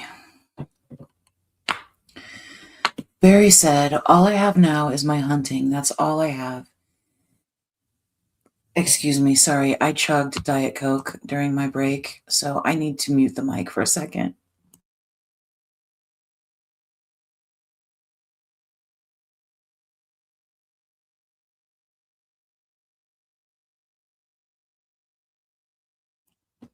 Wow, that's embarrassing. Okay, let's start over. I felt like the girl in that Sprite commercial. My eyes are watering. Barry said, "All I have now is my hunting. That's all I have. And I've done it since I was 7 years old. So if I've got to live this life without her, I at least want my hunting. and this year I'm going to travel. George and I's gonna hunt, and it would be nice to have my guns that I'm confident with and shot many animals and have great confidence in them. Be nice to have my cameras. When I go back to Indiana, I put them up there, and they're cell phone cameras that I can be anywhere in the country, and I can get pictures of the deer that I'm hunting. So guns and cameras are my most important things on the wish list. Harris tells Barry that when he talks about closure for himself and the girls, agents want to find her to give them that closure, and agents want him to know that is a focus for them. Barry said, I know, and I just need to know from you guys, and I think I asked you this, if there's physical evidence that she is deceased, my family needs to know about that. Barry said that Macy thinks Suzanne left, and he needs evidence she's not still alive.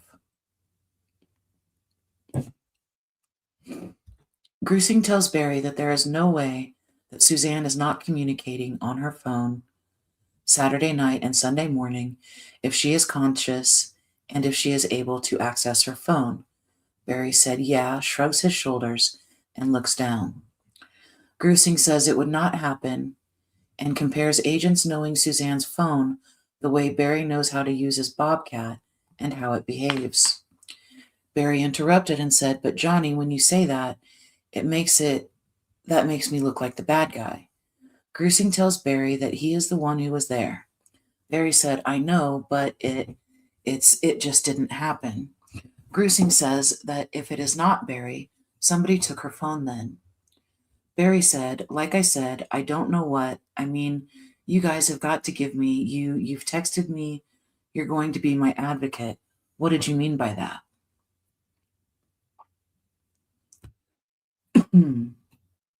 Grusing said that he told Barry he would be his advocate to represent Barry's statements the very best he can, because right now Barry is not going to stand up and tell everybody his story because he is smart enough not to do that. Barry is talking to agents and we want to tell the unvarnished, Barry is talking to agents and we want to tell the unvarnished truth of what Barry is telling us and not shade it in one way or the other. Barry said, okay.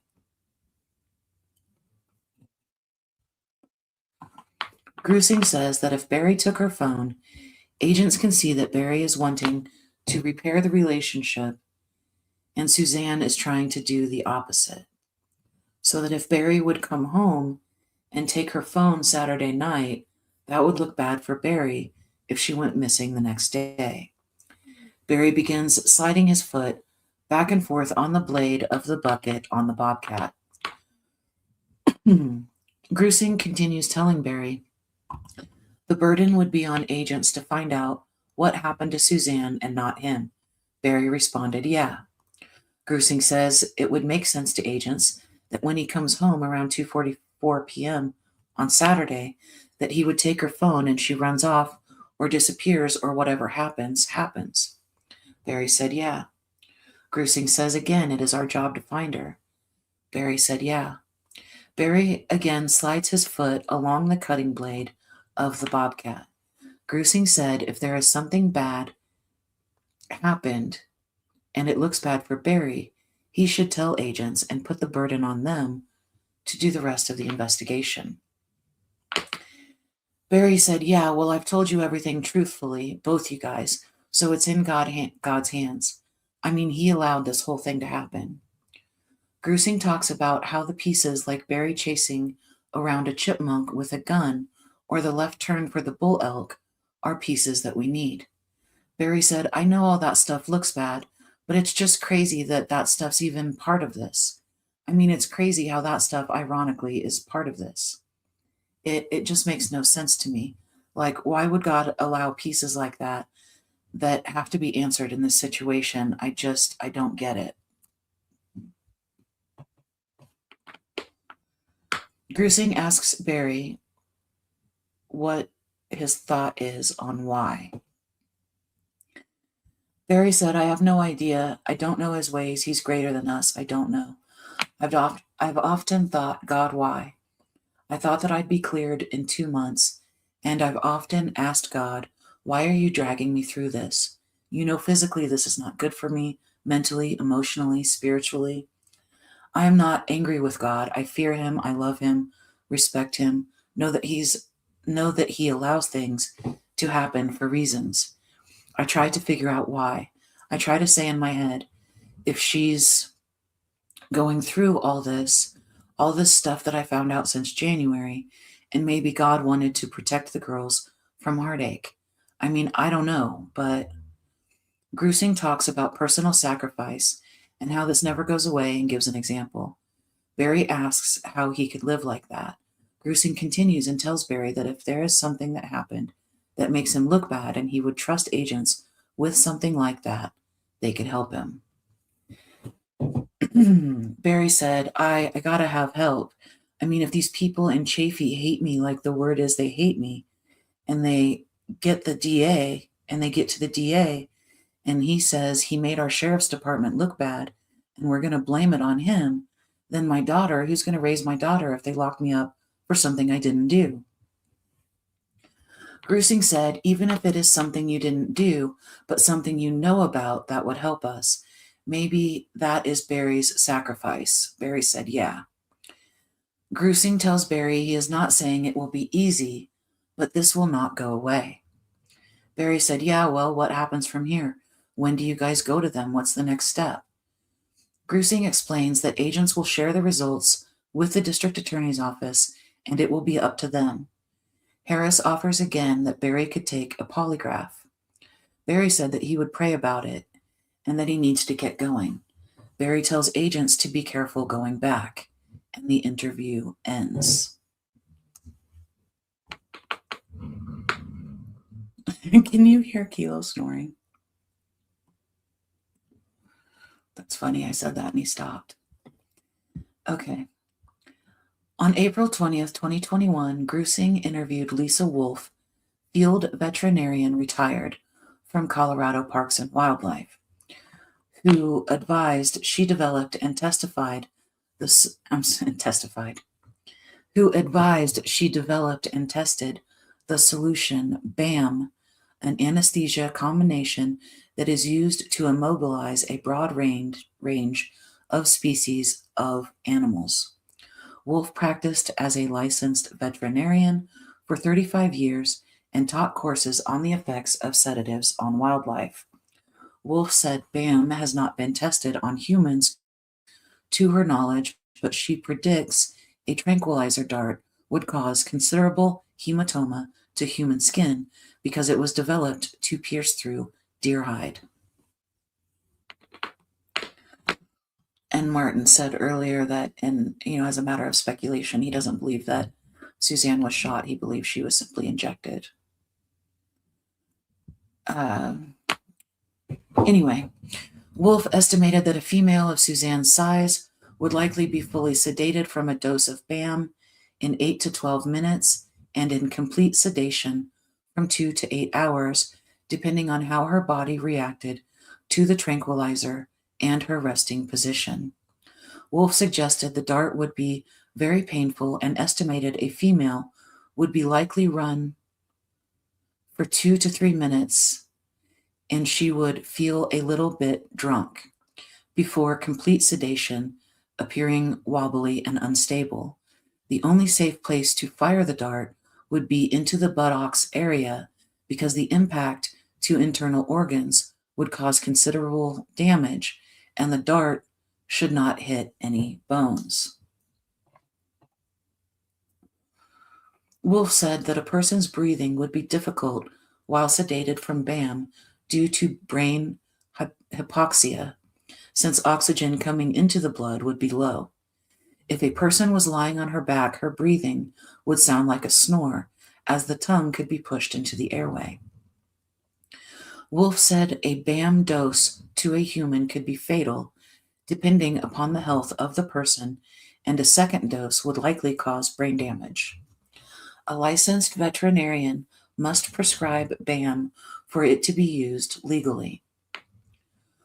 Wolf was asked about Telazol, mentioned by Barry in the April 22nd, 2021 interview, and she said that it is a heavily regulated anti-aesthetic, more potent than BAM, that is only to be used by licensed veterinarians. Telazol was used by Colorado Parks and Wildlife to bring down bears who would remain sedated for 2 to 8 hours. It was also used for surgery, and there is no reversal drug for it. Wolf believed Telazol was a DEA Schedule III class drug, and she was surprised any civilian would have it.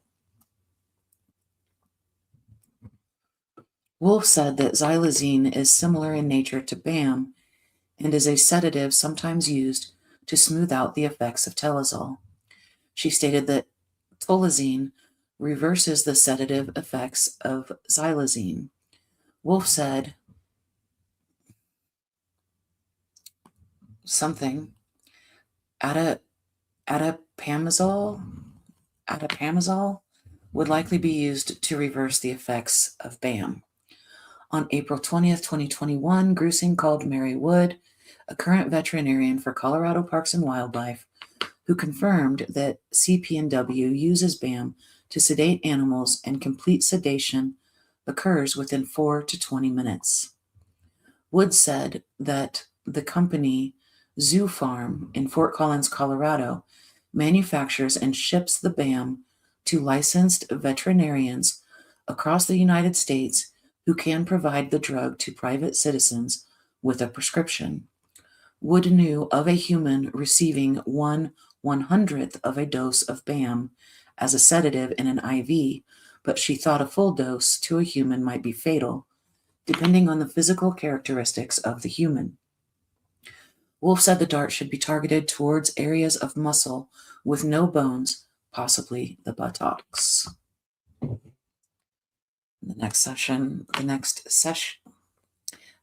section, good Lord. Well, I have been reading for quite some time. Okay. Shoshana Dark. On December 16th, 2020, Chaffee County Sheriff's Office Deputy Miles Jones received a tip from a person who requested to remain anonymous. She reported that her friend, Shoshana Louise Dark, is intimately involved in a relationship with Barry. On December 17th, 2020, Sergeant His Julian and Agent Cahill interviewed Dark at the CCSO office. She said she has known Barry since October 2020 because she cleaned his neighbor's house and met him at the dumpster by chance.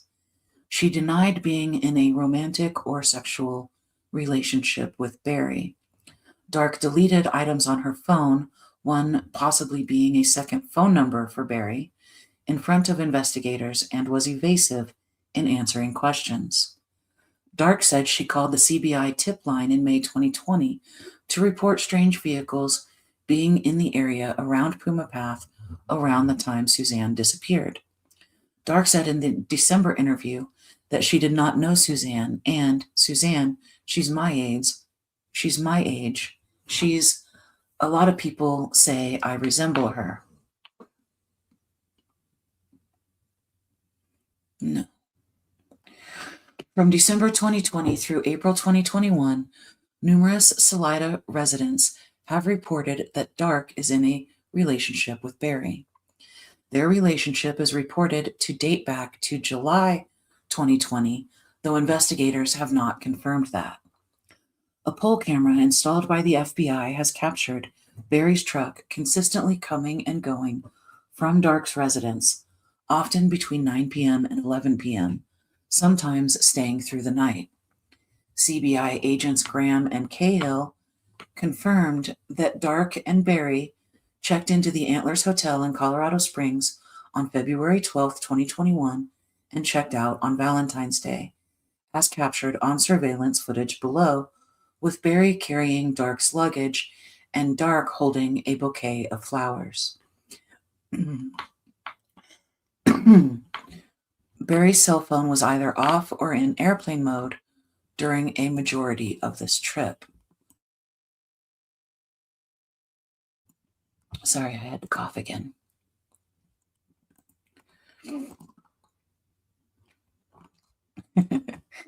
Okay. CBI agents Graham and Cahill. Oh no, I already read that. Yes, that's them at the hotel. Okay, we are on the summary. Suzanne Morphew is missing and presumed dead per all nationwide checks, investigative leads, and absence of interactions with Jeff Libler, Sheila Oliver, Mallory, and Macy. Once Macy left the Morphew house on May 5th, 2020, Suzanne began to take her steps to leave Barry, while Barry took steps to control her, incapacitate her, stage a crime scene, and create his alibi for her disappearance. No hike existed that Saturday afternoon in Barry's multiple interviews with CBI until a June interview when he said they hiked to Fouss's Lake. CBI allowed him to assert that a few times until they refuted the hike in his July interview. Barry was told that he was driving in Salida that afternoon asking Tim Backhoe to purchase a backhoe attachment for his Bobcat. Finally, Barry put his phone in airplane mode that Saturday afternoon at 2:47 p.m. after he returned home and ran around his house at 2:44 p.m. He claimed to CBI that he and Suzanne ate steaks, though he could not describe them, that she washed Mallory's sheets, though Mallory said the bed was made when she left, that they had sex, though he could not describe what happened following sex, that he woke to his alarm at 4:30 a.m., though no alarm was set on his phone, and his phone and his truck telematics were moving in the 3 a.m. hour, and that he had to suddenly leave for a job in Broomfield, though he did not tell his co-workers he was leaving that morning. Barry initially blamed a mountain lion for Suzanne's death upon being notified of her bicycle recovery. In 2021, Barry blamed the turkeys for why he did not have veggie soup with Suzanne during lunch on Saturday, May 9th, the deer for why his tranquilizer gun was used to explain the needle sheath recovered in the dryer, and a chipmunk for why he was running around his house after arriving home at 2:44 p.m., and the firing a gun of a .22 caliber to describe his violence towards Suzanne that afternoon and the caliber of the tranquilizer darts. That one kind of lost me. Okay. For his trip on May 10th, Barry explained his left turn on Highway 50 to explain the truck movement because of a bull elk sighting at 4:30 a.m. from 2 miles down the road, a left turn that placed him at the scene of Suzanne's helmet. Barry cannot provide a last sighting of Suzanne, only labored breathing similar to a snore, which is consistent with her being tranquilized. Barry describes her as being drunk that afternoon, which matches the effects of the tranquilizer after a few minutes. He says he is running around the house, most likely chasing Suzanne while she is conscious. Sorry, I feel like they're stretching. I'm going to start over. Barry cannot provide a last sighting of Suzanne, only labored breathing similar to a snore, which is consistent with her being tranquilized. Barry describes her as being drunk that afternoon, which matches the effects of the tranquilizer after a few minutes. He says he is running around the house, most likely chasing Suzanne while she is conscious. Barry has admitted that he had taken Suzanne's phone from her at least twice in the past to try to monitor or control what she was doing. There is no phone activity for Suzanne after 2:30 p.m. on Saturday, which is out of the norm for her typical behavior, and an abrupt end following her 59 communications with Jeff Libler that morning and afternoon. By around 2:30 p.m. on Saturday, May 9th, it had become clear that Barry could not control Suzanne's insistence on leaving him, and he resorted to something he has done his entire life: hunt and control Suzanne like he had hunted and controlled animals. Barry told investigators early on that he blamed alcohol for Suzanne's change of behavior and her distant unlovingness to him, though she was not a heavy drinker. Barry used alcohol, drugs, and chemo throughout his interviews to describe Suzanne's independence and distancing from him, saying it was every day that last week. Barry finally blamed God for Suzanne's death after being informed of the affair as a form of judgment on her, and has stated repeatedly that God allowed this to happen. Barry told FBI and CBI numerous times no evidence exists which infers he knows what happened to the evidence in this case. While the Ritters called Barry at around 5 p.m. on Sunday to tell Barry they could not find Suzanne, Barry was in his hotel room and had been there since about 12:40 p.m. However, he should not be there, per his alibi, to be out of town for an emergency job in Broomfield. Barry told the Ritters he was at the job site.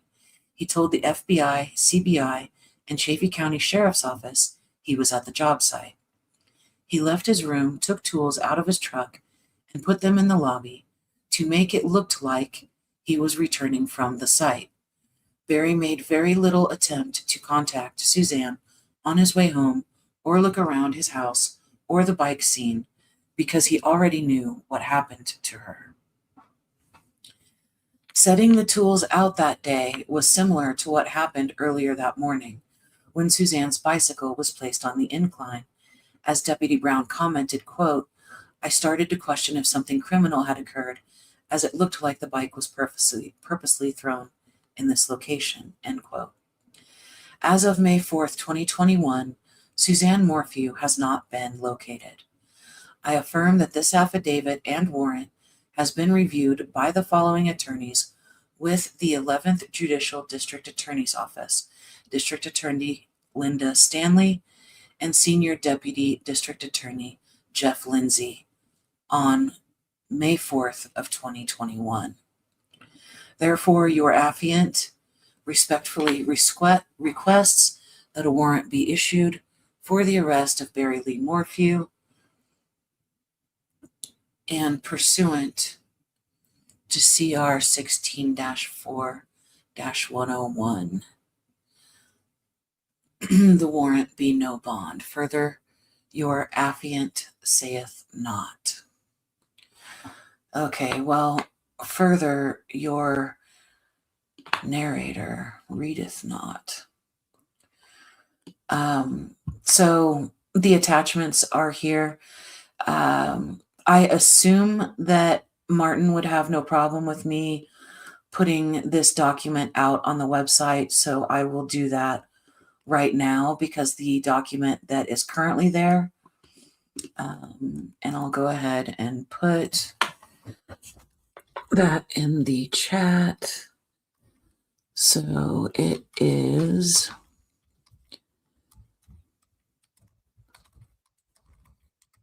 crimecurious.com/Barry-Morphew.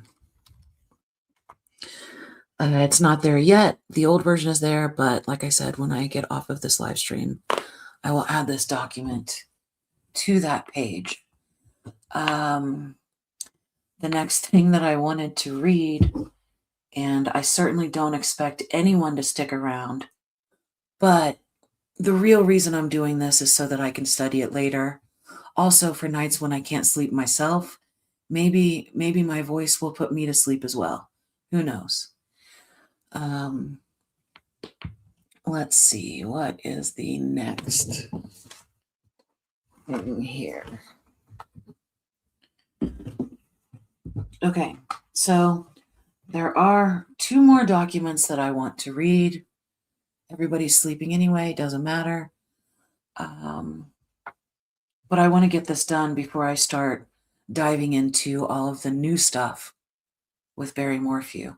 I just want to make sure I walk in with this canon of, court documents to better my understanding. So we're going to have a small music break.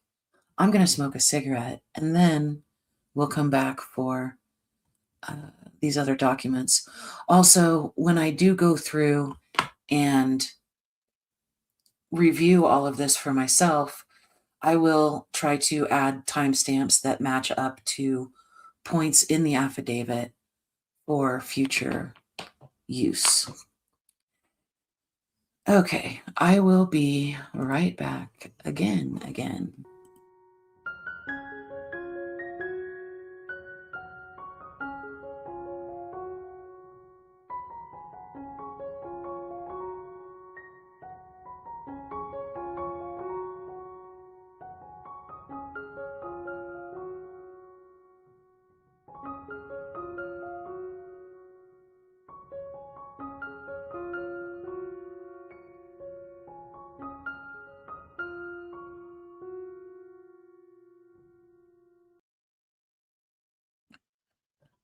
Okay.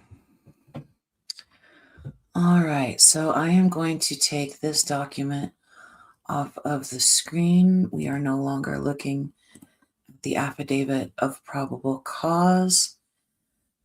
Where am I? There am I.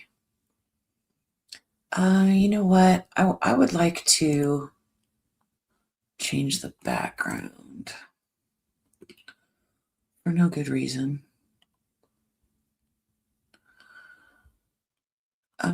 Well, I'll do it here in a second. Okay, so this next document, I don't have a digital copy up and ready to go, so I'm just going to read it. And this is when they dropped the charges, which was, oh man, I'm shifting to not having my glasses on now. Okay. So this is dated April 19th of 2022. So Barry Morphew was arrested, and this is when the charges were dismissed. Obviously, there's a lot more to it than that, but we've already been here for 8.5 hours. Okay. This is a motion to dismiss without prejudice. The people by and through Linda Stanley, District Attorney for the 11th Judicial District, hereby move this court to dismiss the charges against the defendant in 22 CR 47 without prejudice. On May 6th, on May 6th, 2021, I guess I better put up what we're reading here. Yep, motion to dismiss. There we go. Okay, on May 6th, 2021, the defendant was brought before the court on charges including the first-degree murder of his wife, Suzanne Morphew. To date, Mrs. Morphew's remains have not been found. On September 17th, 2021, after the Honorable Judge Murphy found probable cause for the charges listed in the indictment, but declined to find proof evident presumption great, the defendant was granted a bond that was quickly posted. That same day, the defense entered a formal plea of not guilty and agreed to toll speedy trial to accommodate a trial date slated to begin on May 3rd, 2022.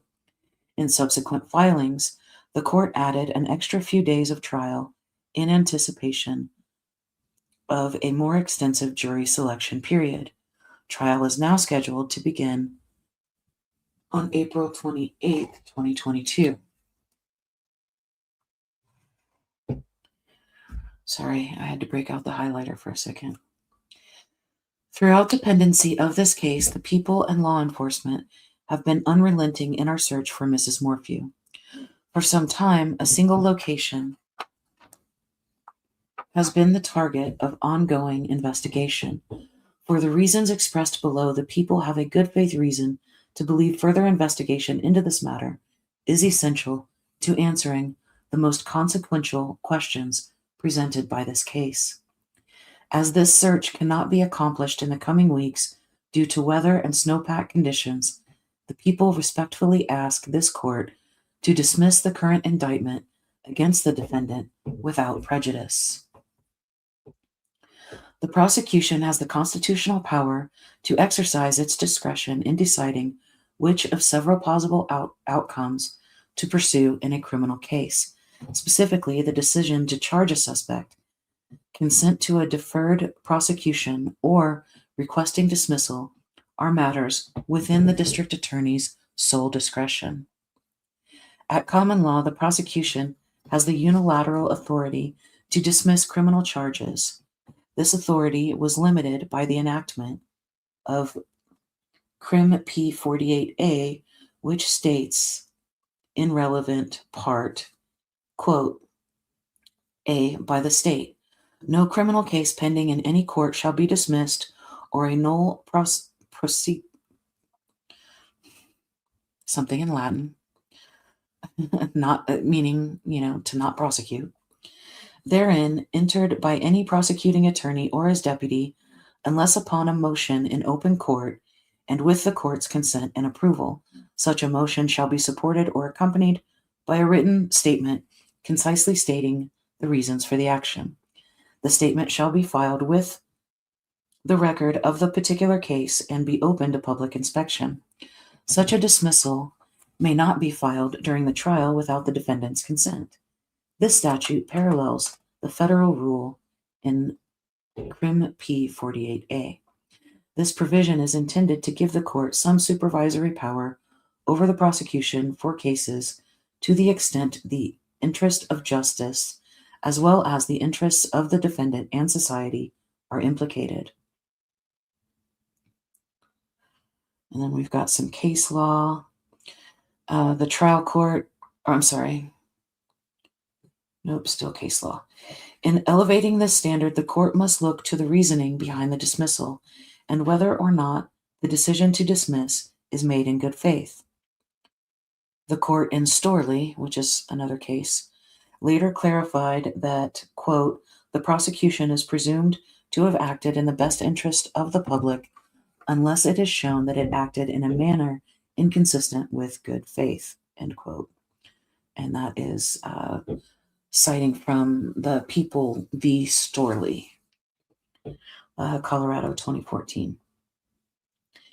Examples of bad faith were adopted by the Storley court to include the prosecutor's acceptance of a bribe, personal dislike of the victim, and dissatisfaction with the jury impaneled.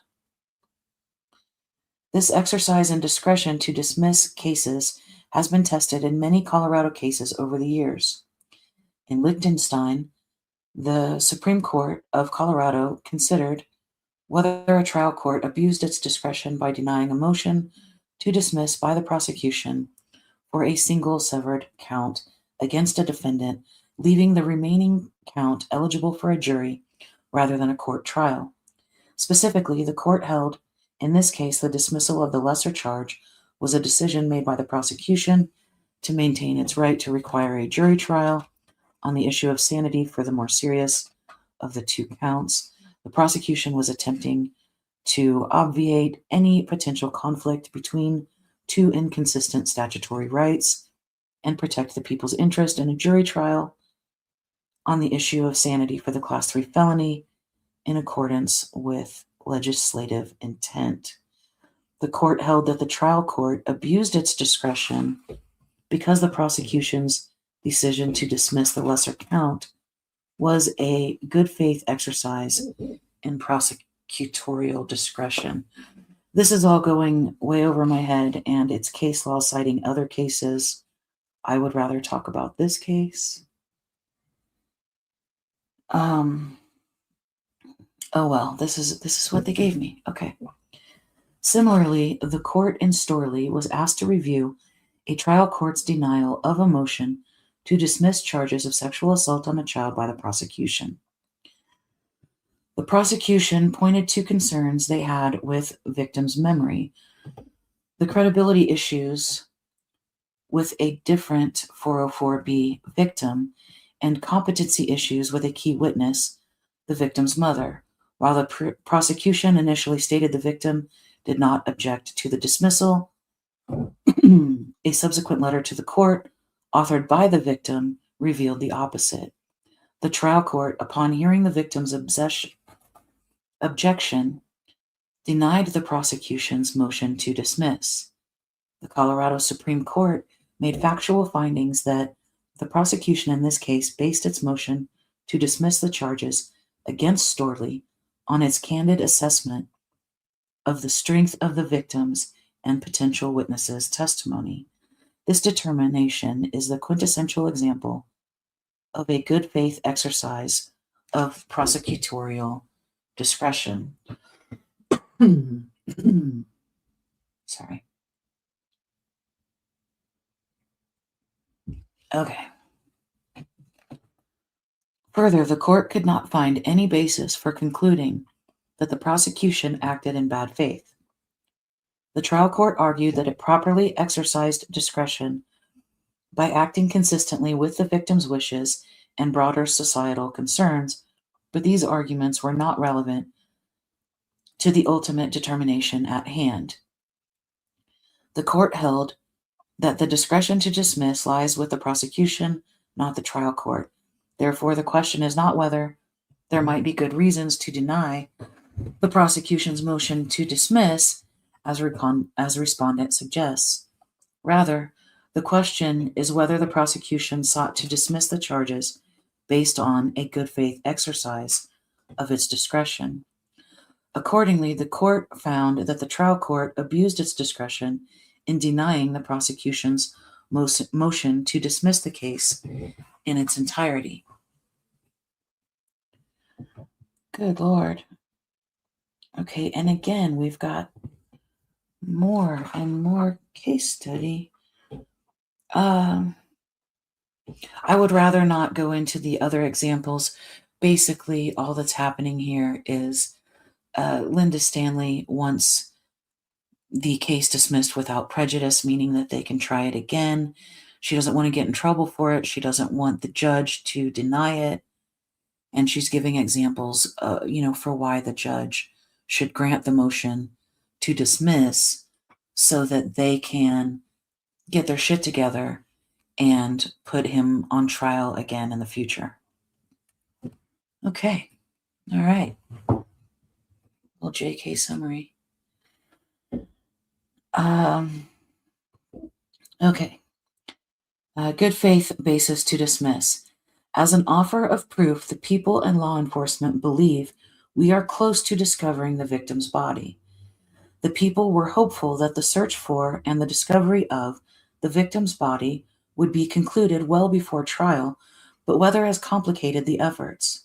Specifically, the area law enforcement has been focused on is in a remote and mountainous region nearby the Morphew residence. This area received a significant amount of snow over the winter months before a search could be completed. To date, the area has 5 feet of snow, concealing the location where the people believe Miss Morphew is located. As a result, the people cannot safely excavate this area and resolve this unanswered question. By filing this motion, the people have compiled. By filing this motion, the people have complied with Rule 48, a motion to dismiss submitted in writing, publicly available, proffered in open court, and accompanied by a statement summarizing the reasons for the action. Given the timing of this motion before trial, the defense does not need to consent and does not have standing to object. The court need only resolve the question of whether or not this motion was filed in good faith, such that clear and convincing reasons exist which further the interests of justice for the public and the defendant. Issues related to speedy trial or any other outstanding litigation would not be relevant to the court's determination at this juncture. Here, the people have presented sufficiently reliable good faith reasons to dismiss without prejudice. First, the people believe that we are close to locating the deceased victim's body. The people's fundamental responsibility in the criminal justice system is not to gain a conviction, but to further the truth-seeking process and ensure equal justice. In typical homicide cases, the fact of the victim's death is rarely at issue, but in a case such as this, the most influential fact of consequence is whether or not Mrs. Morphew is deceased. If the body proves to be there, further forensic examination could potentially inculpate or exculpate the defendant, which is incredibly important evidence for the jury to hear in determining the merits of this case. Given the need to conduct further investigation to resolve these issues, this is a good faith basis to dismiss the current indictment. Second, when this case was filed, it was mainly premised on the defendant's motive to harm the victim, his sole access to the victim at the exact time she was last communicating with anyone by phone, and his consistent dishonesty with law enforcement, which came to light given the truck telematics, phone, and location data recovered. The court functionally excluded the people's best evidence to move forward in this case by severely limiting our experts' testimony. Even if the court were to partially reconsider its position on the need for such severe sanctions at this late hour, the people would still be left without several key expert witnesses initially endorsed. Without this crucial evidence and without the victim's body, the people cannot move forward at this time in good faith. Ethics demand that prosecutors proceed to trial only in circumstances where a reasonable likelihood of success exists, which, given the court's current rulings and the uncertainty of any further rulings, it is impossible to completely ascertain. This assessment of the remaining evidence is an additional good faith basis for this motion to dismiss without prejudice. The ongoing investigation into the location of the body must be resolved to further the interests of the public. The public seeks a swift resolution of this case, but more than anything, seeks an indisputable answer as to whether or not Mrs. Morphew is dead before her killer can be held accountable. This motion also protects the defendant, as it spares him from a jury's fast approaching and potentially unfavorable verdict. The defendant's bond would be discharged, and the case would be a nullity. In the event the case is refiled, the defendant retains all of his rights to further litigation and perhaps collateral estoppel on issues already decided. As such, the defendant's position would be no worse, and perhaps even stronger, should the case ever be refiled. The case law clearly articulates examples of bad faith, including bribery, not liking the victim, or disagreeing with a juror panel selected before trial, none of which are present here. This dismissal does not serve to harass the defendant in any way. Courts have consistently found that even refiling a case several times over is not enough to constitute harassment, and the mere act of dismissal is not enough to carry this burden. The procedure of dismissing without prejudice has been accepted in common law and statute for decades. More, it is a preferred means of proceeding when outstanding evidentiary questions exist. This dismissal places the case in a pre-filing posture and is no more harassing of the defendant than the circumstances before May of 2021, which is when he was arrested. The people spoke with Melinda, the victim's sister and primary representative for the Mormon family. Mrs. Mormon relayed her agreement with the motion to dismiss and expressed her wishes that we ultimately resolve absolutely whether or not her sister is dead prior to further prosecution. The people also spoke with Andrew and David Mormon, the victim's brothers. They are also in agreement with this motion.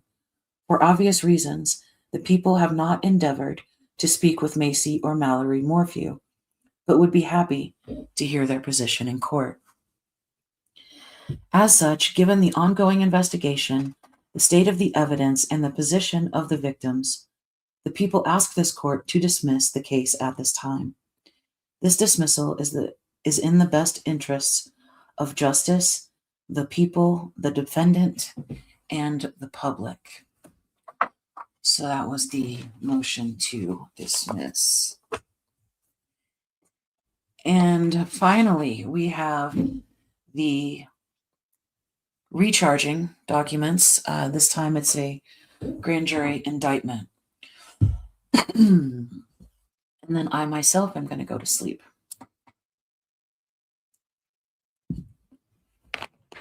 Okay. Oh, I do have this document that I can share with you guys. Let's see.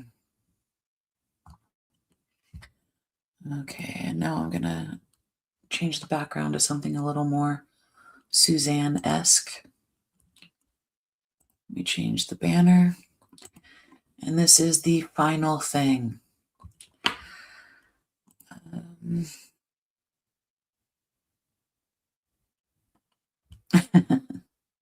And Jill says, I tried to make it to the end, but my eyes are finally starting to close. I will come back in the morning and watch to the end.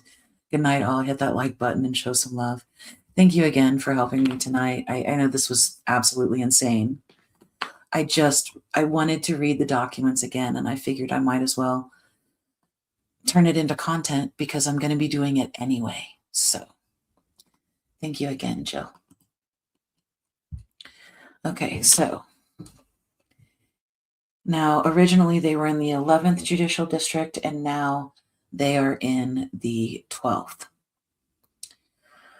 I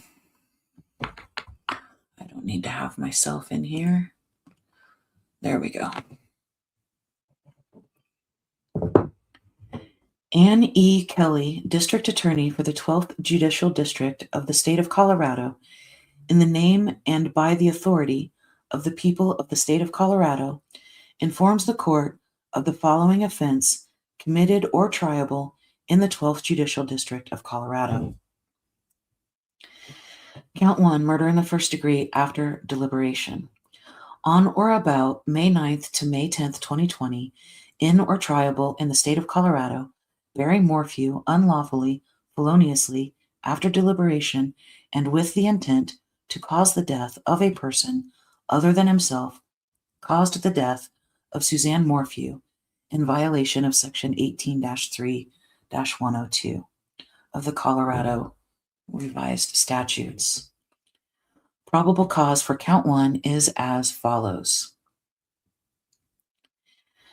At 5:46 p.m. on May 10th, 2020, Mother's Day Sunday, Suzanne Morphew was reported missing to police by her neighbor. The last person to see her alive was her husband, Barry Morphew. Investigators responded to the Morphew residence in Salida, Colorado, to investigate the missing person report. The house was locked and Suzanne Morphew was not home. Her vehicle was in the garage. Her daughter's vehicle was in the garage. There were no signs of forced entry, and her bike was missing. Later that evening, her bike was located down a hillside off a dirt road between her house and Highway 50. The bike was located less than a mile from the Morphew home. On May 14th, 2020, her bike helmet was located 10 meters off the side of Highway 50, approximately 1.52 miles west of the Morphew home and approximately 0.84 miles west of where her bike was located. Barry Morphew was interviewed and told police that he set his alarm and woke up at 4:30 a.m. on May 10th, 2020. He told police that he left at 5 a.m. on May 10th for a pre-planned work trip in Broomfield, Colorado. According to Barry Morphew, Suzanne Morphew was still asleep in bed when he left the house at 5 a.m. on May 10th. He told police she planned to ride her bike that day.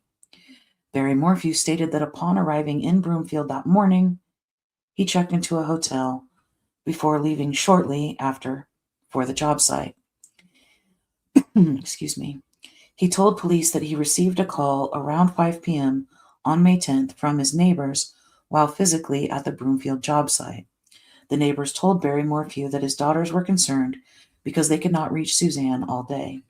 Barry instructed the neighbors to check the house and specifically to look for her bike. The neighbors reported to Barry that neither Suzanne nor the bike were at the house, and Barry then instructed them to call the sheriff. Police interviewed one of Barry's employees scheduled to assist him with the Broomfield job. The employee told law enforcement that the employee and Barry were not planning to leave for Broomfield until the evening hours of May 10th, 2020. They were supposed to drive together. Instead, Barry left without telling the employee. Barry called the employee at approximately 11:18 a.m. and informed that employee that he had left without them. When the employee arrived in Broomfield on Sunday evening, the employee noticed that Barry Morphew had failed to bring the proper tools with him for the job, and the necessary materials for the job had not yet arrived on the job site. Review of the cameras at the hotel and nearby businesses revealed that Barry Morphew was in the Broomfield area for approximately 9 hours and 45 minutes. Of those hours, he spent less than 1/2 hour at the job site. Instead, besides 2 brief visits to the job site area, electronic evidence and cameras from businesses showed him driving around to various locations and discarding unknown items in separate trash cans. Hotel footage then showed Barry Morphew arriving back at his hotel room and remaining inside the room from approximately 12:34 p.m. to 5:55 p.m. Inconsistent with his statement to police, he was in the hotel and not at the job site when he received the call about his wife Suzanne Morphew being unresponsive and missing. In early interviews with Barry Morphew, he told law enforcement that his marriage to Suzanne Morphew was the best and that the two had a wonderful weekend together. When Barry was asked whether Suzanne would say anything different about their relationship, Barry stated no. Barry Morphew's statements about his marriage to Suzanne were inconsistent with other witness accounts and evidence located. Specifically, investigators learned that Suzanne confided in people that she was unhappy in the marriage in the weeks and months leading to her disappearance. She discussed plans to divorce Barry Morphew with her close friend. She maintained documented notes of problems in the relationship recovered from electronic devices and the physical search of the Morphew home. Suzanne Morphew had been having a secret affair with an old acquaintance who lived out of state. She communicated with him daily over LinkedIn and WhatsApp. Suzanne's last known electronic message to anyone was to this person on May 9th, 2020 at 2:11 p.m., just 32 minutes before Barry Morphew returned to the home that day. An overall timeline of the week of Suzanne Morphew's disappearance shows that the disappearance coincided with her daughter, redacted, the only other occupant, Macy, the only other occupant of the Morphew residence, leaving on a pre-planned road trip out of state. Because of this, Suzanne Morphew and Barry Morphew expected to be alone at the residence starting on May 5th, 2020, until either late in the day on May 10th or into May 11th, 2020. Suzanne Morphew drove Macy to Gunnison, Colorado on May 5th to depart with her sister and her friend on the planned road trip. After May 5th, 2020, Barry Morphew and Suzanne Morphew were alone at the house.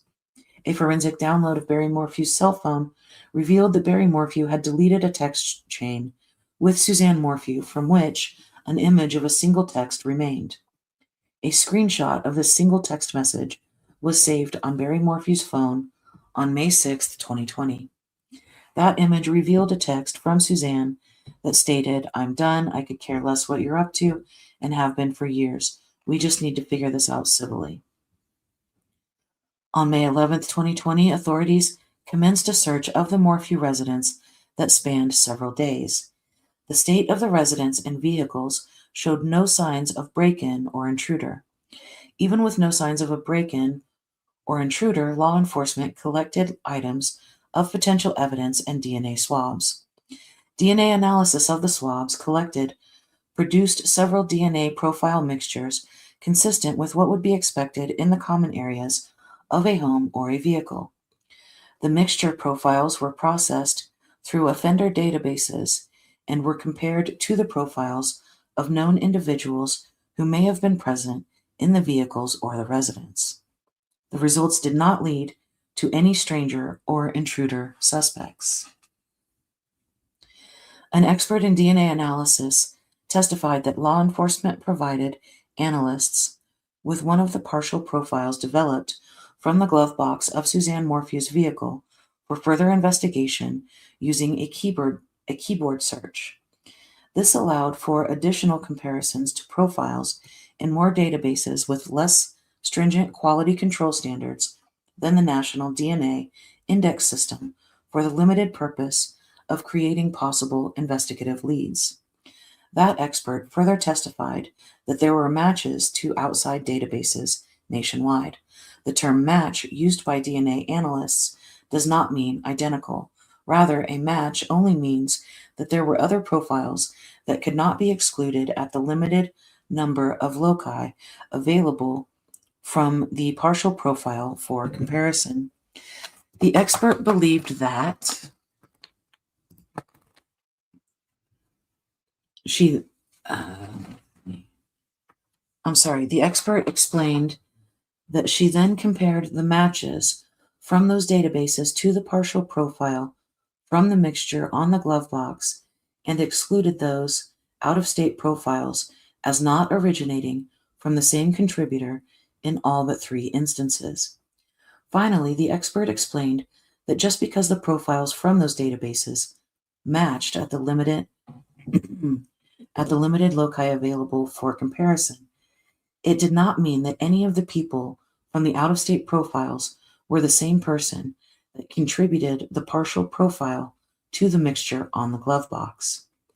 Law enforcement investigated those 3 partial matches obtained from 3 separate out-of-state sources and found no connection to the case. Law enforcement located a locked gun safe in the garage during the search of the Morphew residence. Inside that gun safe, law enforcement located a dart rifle or tranquilizer rifle positioned toward the front of the safe. Law enforcement also found packages of new Dart brand tranquilizer darts in the gun safe. The packages of darts included capped hypodermic needles inside of them, which were designed to load the darts. Law enforcement found one of these needle caps in the dryer after the dryer's contents were removed. Law enforcement also found men's shorts among the contents of the dryer that were removed prior to finding the needle cap. The shorts appeared to be consistent with the shorts Barry Morphew was seen on video wearing on May 9th, 2020. Less than 1 hour before he returned to the Morphew residence, no tranquilizer formula was located during law enforcement's search of the home and vehicles.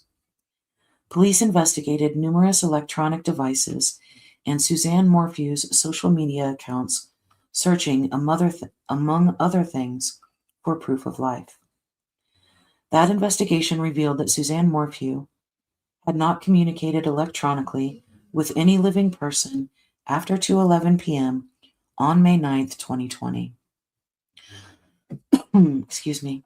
Her last possible activity on any account protected by password access was 3:08 p.m., over 24 hours prior to her being reported missing. Records showing her typical use of electronics and social media demonstrated that this was inconsistent with her typical pattern of life in the days leading up to her disappearance. Additionally, witnesses indicated they attempted to communicate with Suzanne Morphew throughout this time frame, but received no response from her. These witnesses indicated that her lack of response was out of the ordinary. Barry Morphew's electronic devices were also analyzed. A download of the infotainment system on Barry Morphew's truck recovered telematics data showing the location and activity of his truck at certain times on May 9th and 10th. A download of Barry Morphew's cell phone showed additional location information. Based on data from his cell phone, Barry Morphew returned to the Morphew residence at 2:43 p.m. on May 9th.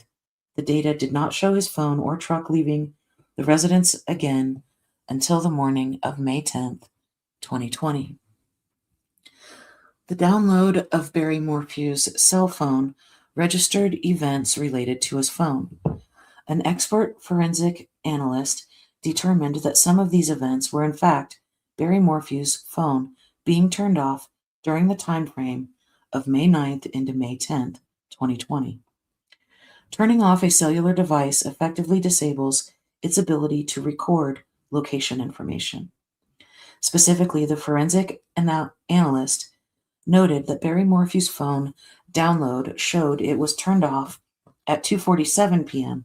on May 9th, only a few minutes after he arrived home at the residence where Suzanne Morphew sent her last electronic communication to anyone. At approximately 10:17 p.m. on May 9th, the phone was turned back on. Barry Morphew's cell phone was again turned off at 4:32 a.m. on May 10th, prior to him leaving the residence on his trip to Broomfield, Colorado, and was not turned on again until 5:37 a.m. when location information showed him on the road already in the area of Johnson Village, Colorado. Testimony established that the times Barry Morphew turned off his cell phone corresponded to periods of time of significance in the case where location information was consequently unavailable. Similarly, further analysis of the information from Barry Morphew's infotainment system, the telematics in his truck, showed an irregular gap in recorded activities. Specifically, from approximately 3:49 a.m. to approximately 8:10 a.m. on May 10th, there is no recorded data registering on Barry's infotainment system. An indication of no truck activity from telematics is inconsistent with other facts developed from Barry Morphew's phone, surveillance footage, and Barry Morphew's statements about his activities on May 10th, 2020. Specifically, telematics data showed Barry Morphew arrive at his residence at 2:43 p.m. on May 9th, 2020. It then registered various other activities throughout the afternoon at the residence until it ceased at 9:52 p.m. on May 9th, 2020. The telematics data then showed activities resume from 3:25 a.m. to 3:49 a.m. on May 10th, 2020, at a GPS location consistent with his driveway. Barry Morphew reported to law enforcement that he was asleep during that time frame. From 3:49 a.m. to 8:10 a.m. on May 10th, 2020, the infotainment system, or telematics, did not register any data, despite the fact that Barry Morphew's cell phone indicated the device was in Johnson's Village at 5:37 a.m. on that date, and Barry reported being in his truck traveling to Broomfield at that time. When recorded telematics data became available again in the records from the infotainment system download at 8:10 a.m. on May 10th, 2020, corresponding GPS coordinates showed that Barry Morphew had already arrived in the area of Broomfield, Colorado. This gap in registered data is inconsistent with the pattern of telematics data captured in the days and weeks leading up to this event. Phone records for both Suzanne Morphew and Barry Morphew were analyzed by expert investigators. The FBI CAST team analyzed phone records for both Barry Morphew and Suzanne Morphew to determine location information and device usage related to their cell phones. In Suzanne Morphew's phone records, there was no indication of any user-initiated activity after the time Barry Morphew returned home at 2:43 p.m. on May 9th. Suzanne Morphew's cell phone device continued to connect through RTT data with the cell tower that services the Morphew home throughout the night of May 9th into the early morning of May 10th. These automated data connections, however, were consistent with the tower reaching out to the phone to determine its location and not initiated by the user of the device. After 4:23 a.m. on May 10th, 2020, Suzanne's phone ceased to connect at all ever again. Just 8 minutes later, Barry Morphew's cell phone data showed his phone ceased to connect starting at 4:31 a.m., consistent with the cell phone download showing it powering off at 4:32 a.m. Suzanne Morphew's cell phone never registered on any towers other than the tower consistent with the Morphew residence from the time Barry Morphew returned home around 2:43 p.m. on May 9th to the time it ceased activity altogether at 4:23 a.m. on May 10th. Despite searches for the device, Suzanne Morphew's cell phone was never found. Police interviewed people that knew Barry Morphew prior to his move from Indiana to Colorado in 2018. These witnesses told law enforcement that Barry Morphew was a deer farmer in Indiana. Several individuals told law enforcement that Barry Morphew used a specific tranquilizer called BAM to sedate and transport deer on his deer farm. Barry Morphew admitted to using BAM in both Indiana and Colorado. Specifically, he admitted to using BAM in Colorado as recently as April of 2020, stating that at that time he had tranquilized a deer from the breezeway of the Morphew residence. On September 22, 2023, human remains were found in and around a shallow, clandestine grave in Saguache County, Colorado, near Highway 17. The remains were found a few hundred feet down a dirt road off Highway 17. This location was less than an hour south of the Morphew residence by main highways. The remains were determined to be those of Suzanne Morphew. The majority of her bones were recovered. Many of the bones were significantly bleached. Along with Suzanne's bones, law enforcement recovered a cancer report and items of clothing, some of which were consistent with bike clothing Suzanne was known to wear. There was no visible perimortem trauma observed. A board-certified forensic anthropologist, a botanist, and an entomologist all analyzed the remains, and several observations were noted. Pardon me, I need to take a sipping and coughing break.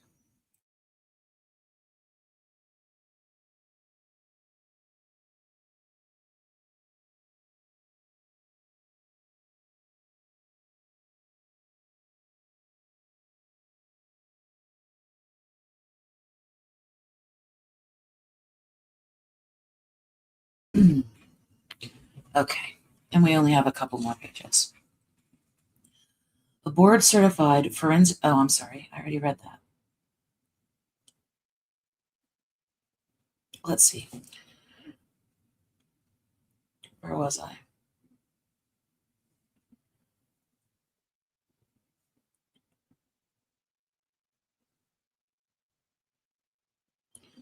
I'm sorry, I lost my place. A board-certified forensic anthropologist, a botanist, and an entomologist all analyzed the remains, and several observations were noted. There was a distinct lack of bug activity, which was inconsistent with the remains having decomposed at that location. The clothing items... I forgot to change the page for you guys. There we go.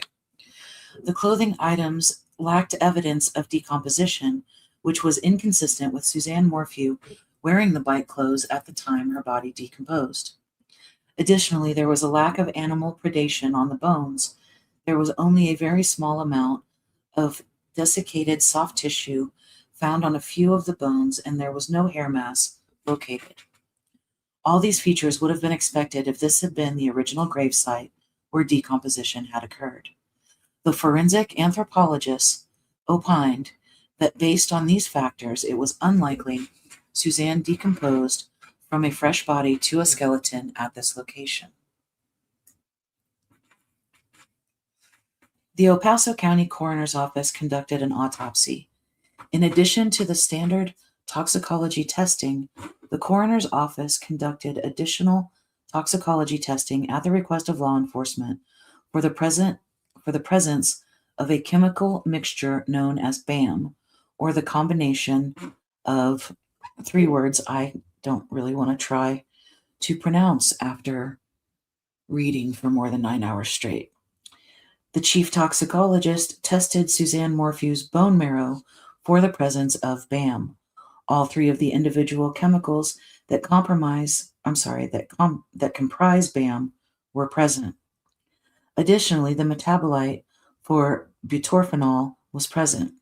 The presence of butorphanol metabolite eliminated the possibility of postmortem BAM contamination.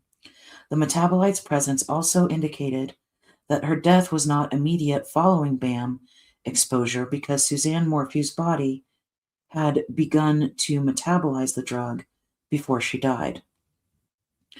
The coroner's office determined cause of death and manner of death as follows: homicide by unspecified means in the setting of butorphanol, azapirone, and medetamine intoxication, BAM intoxication.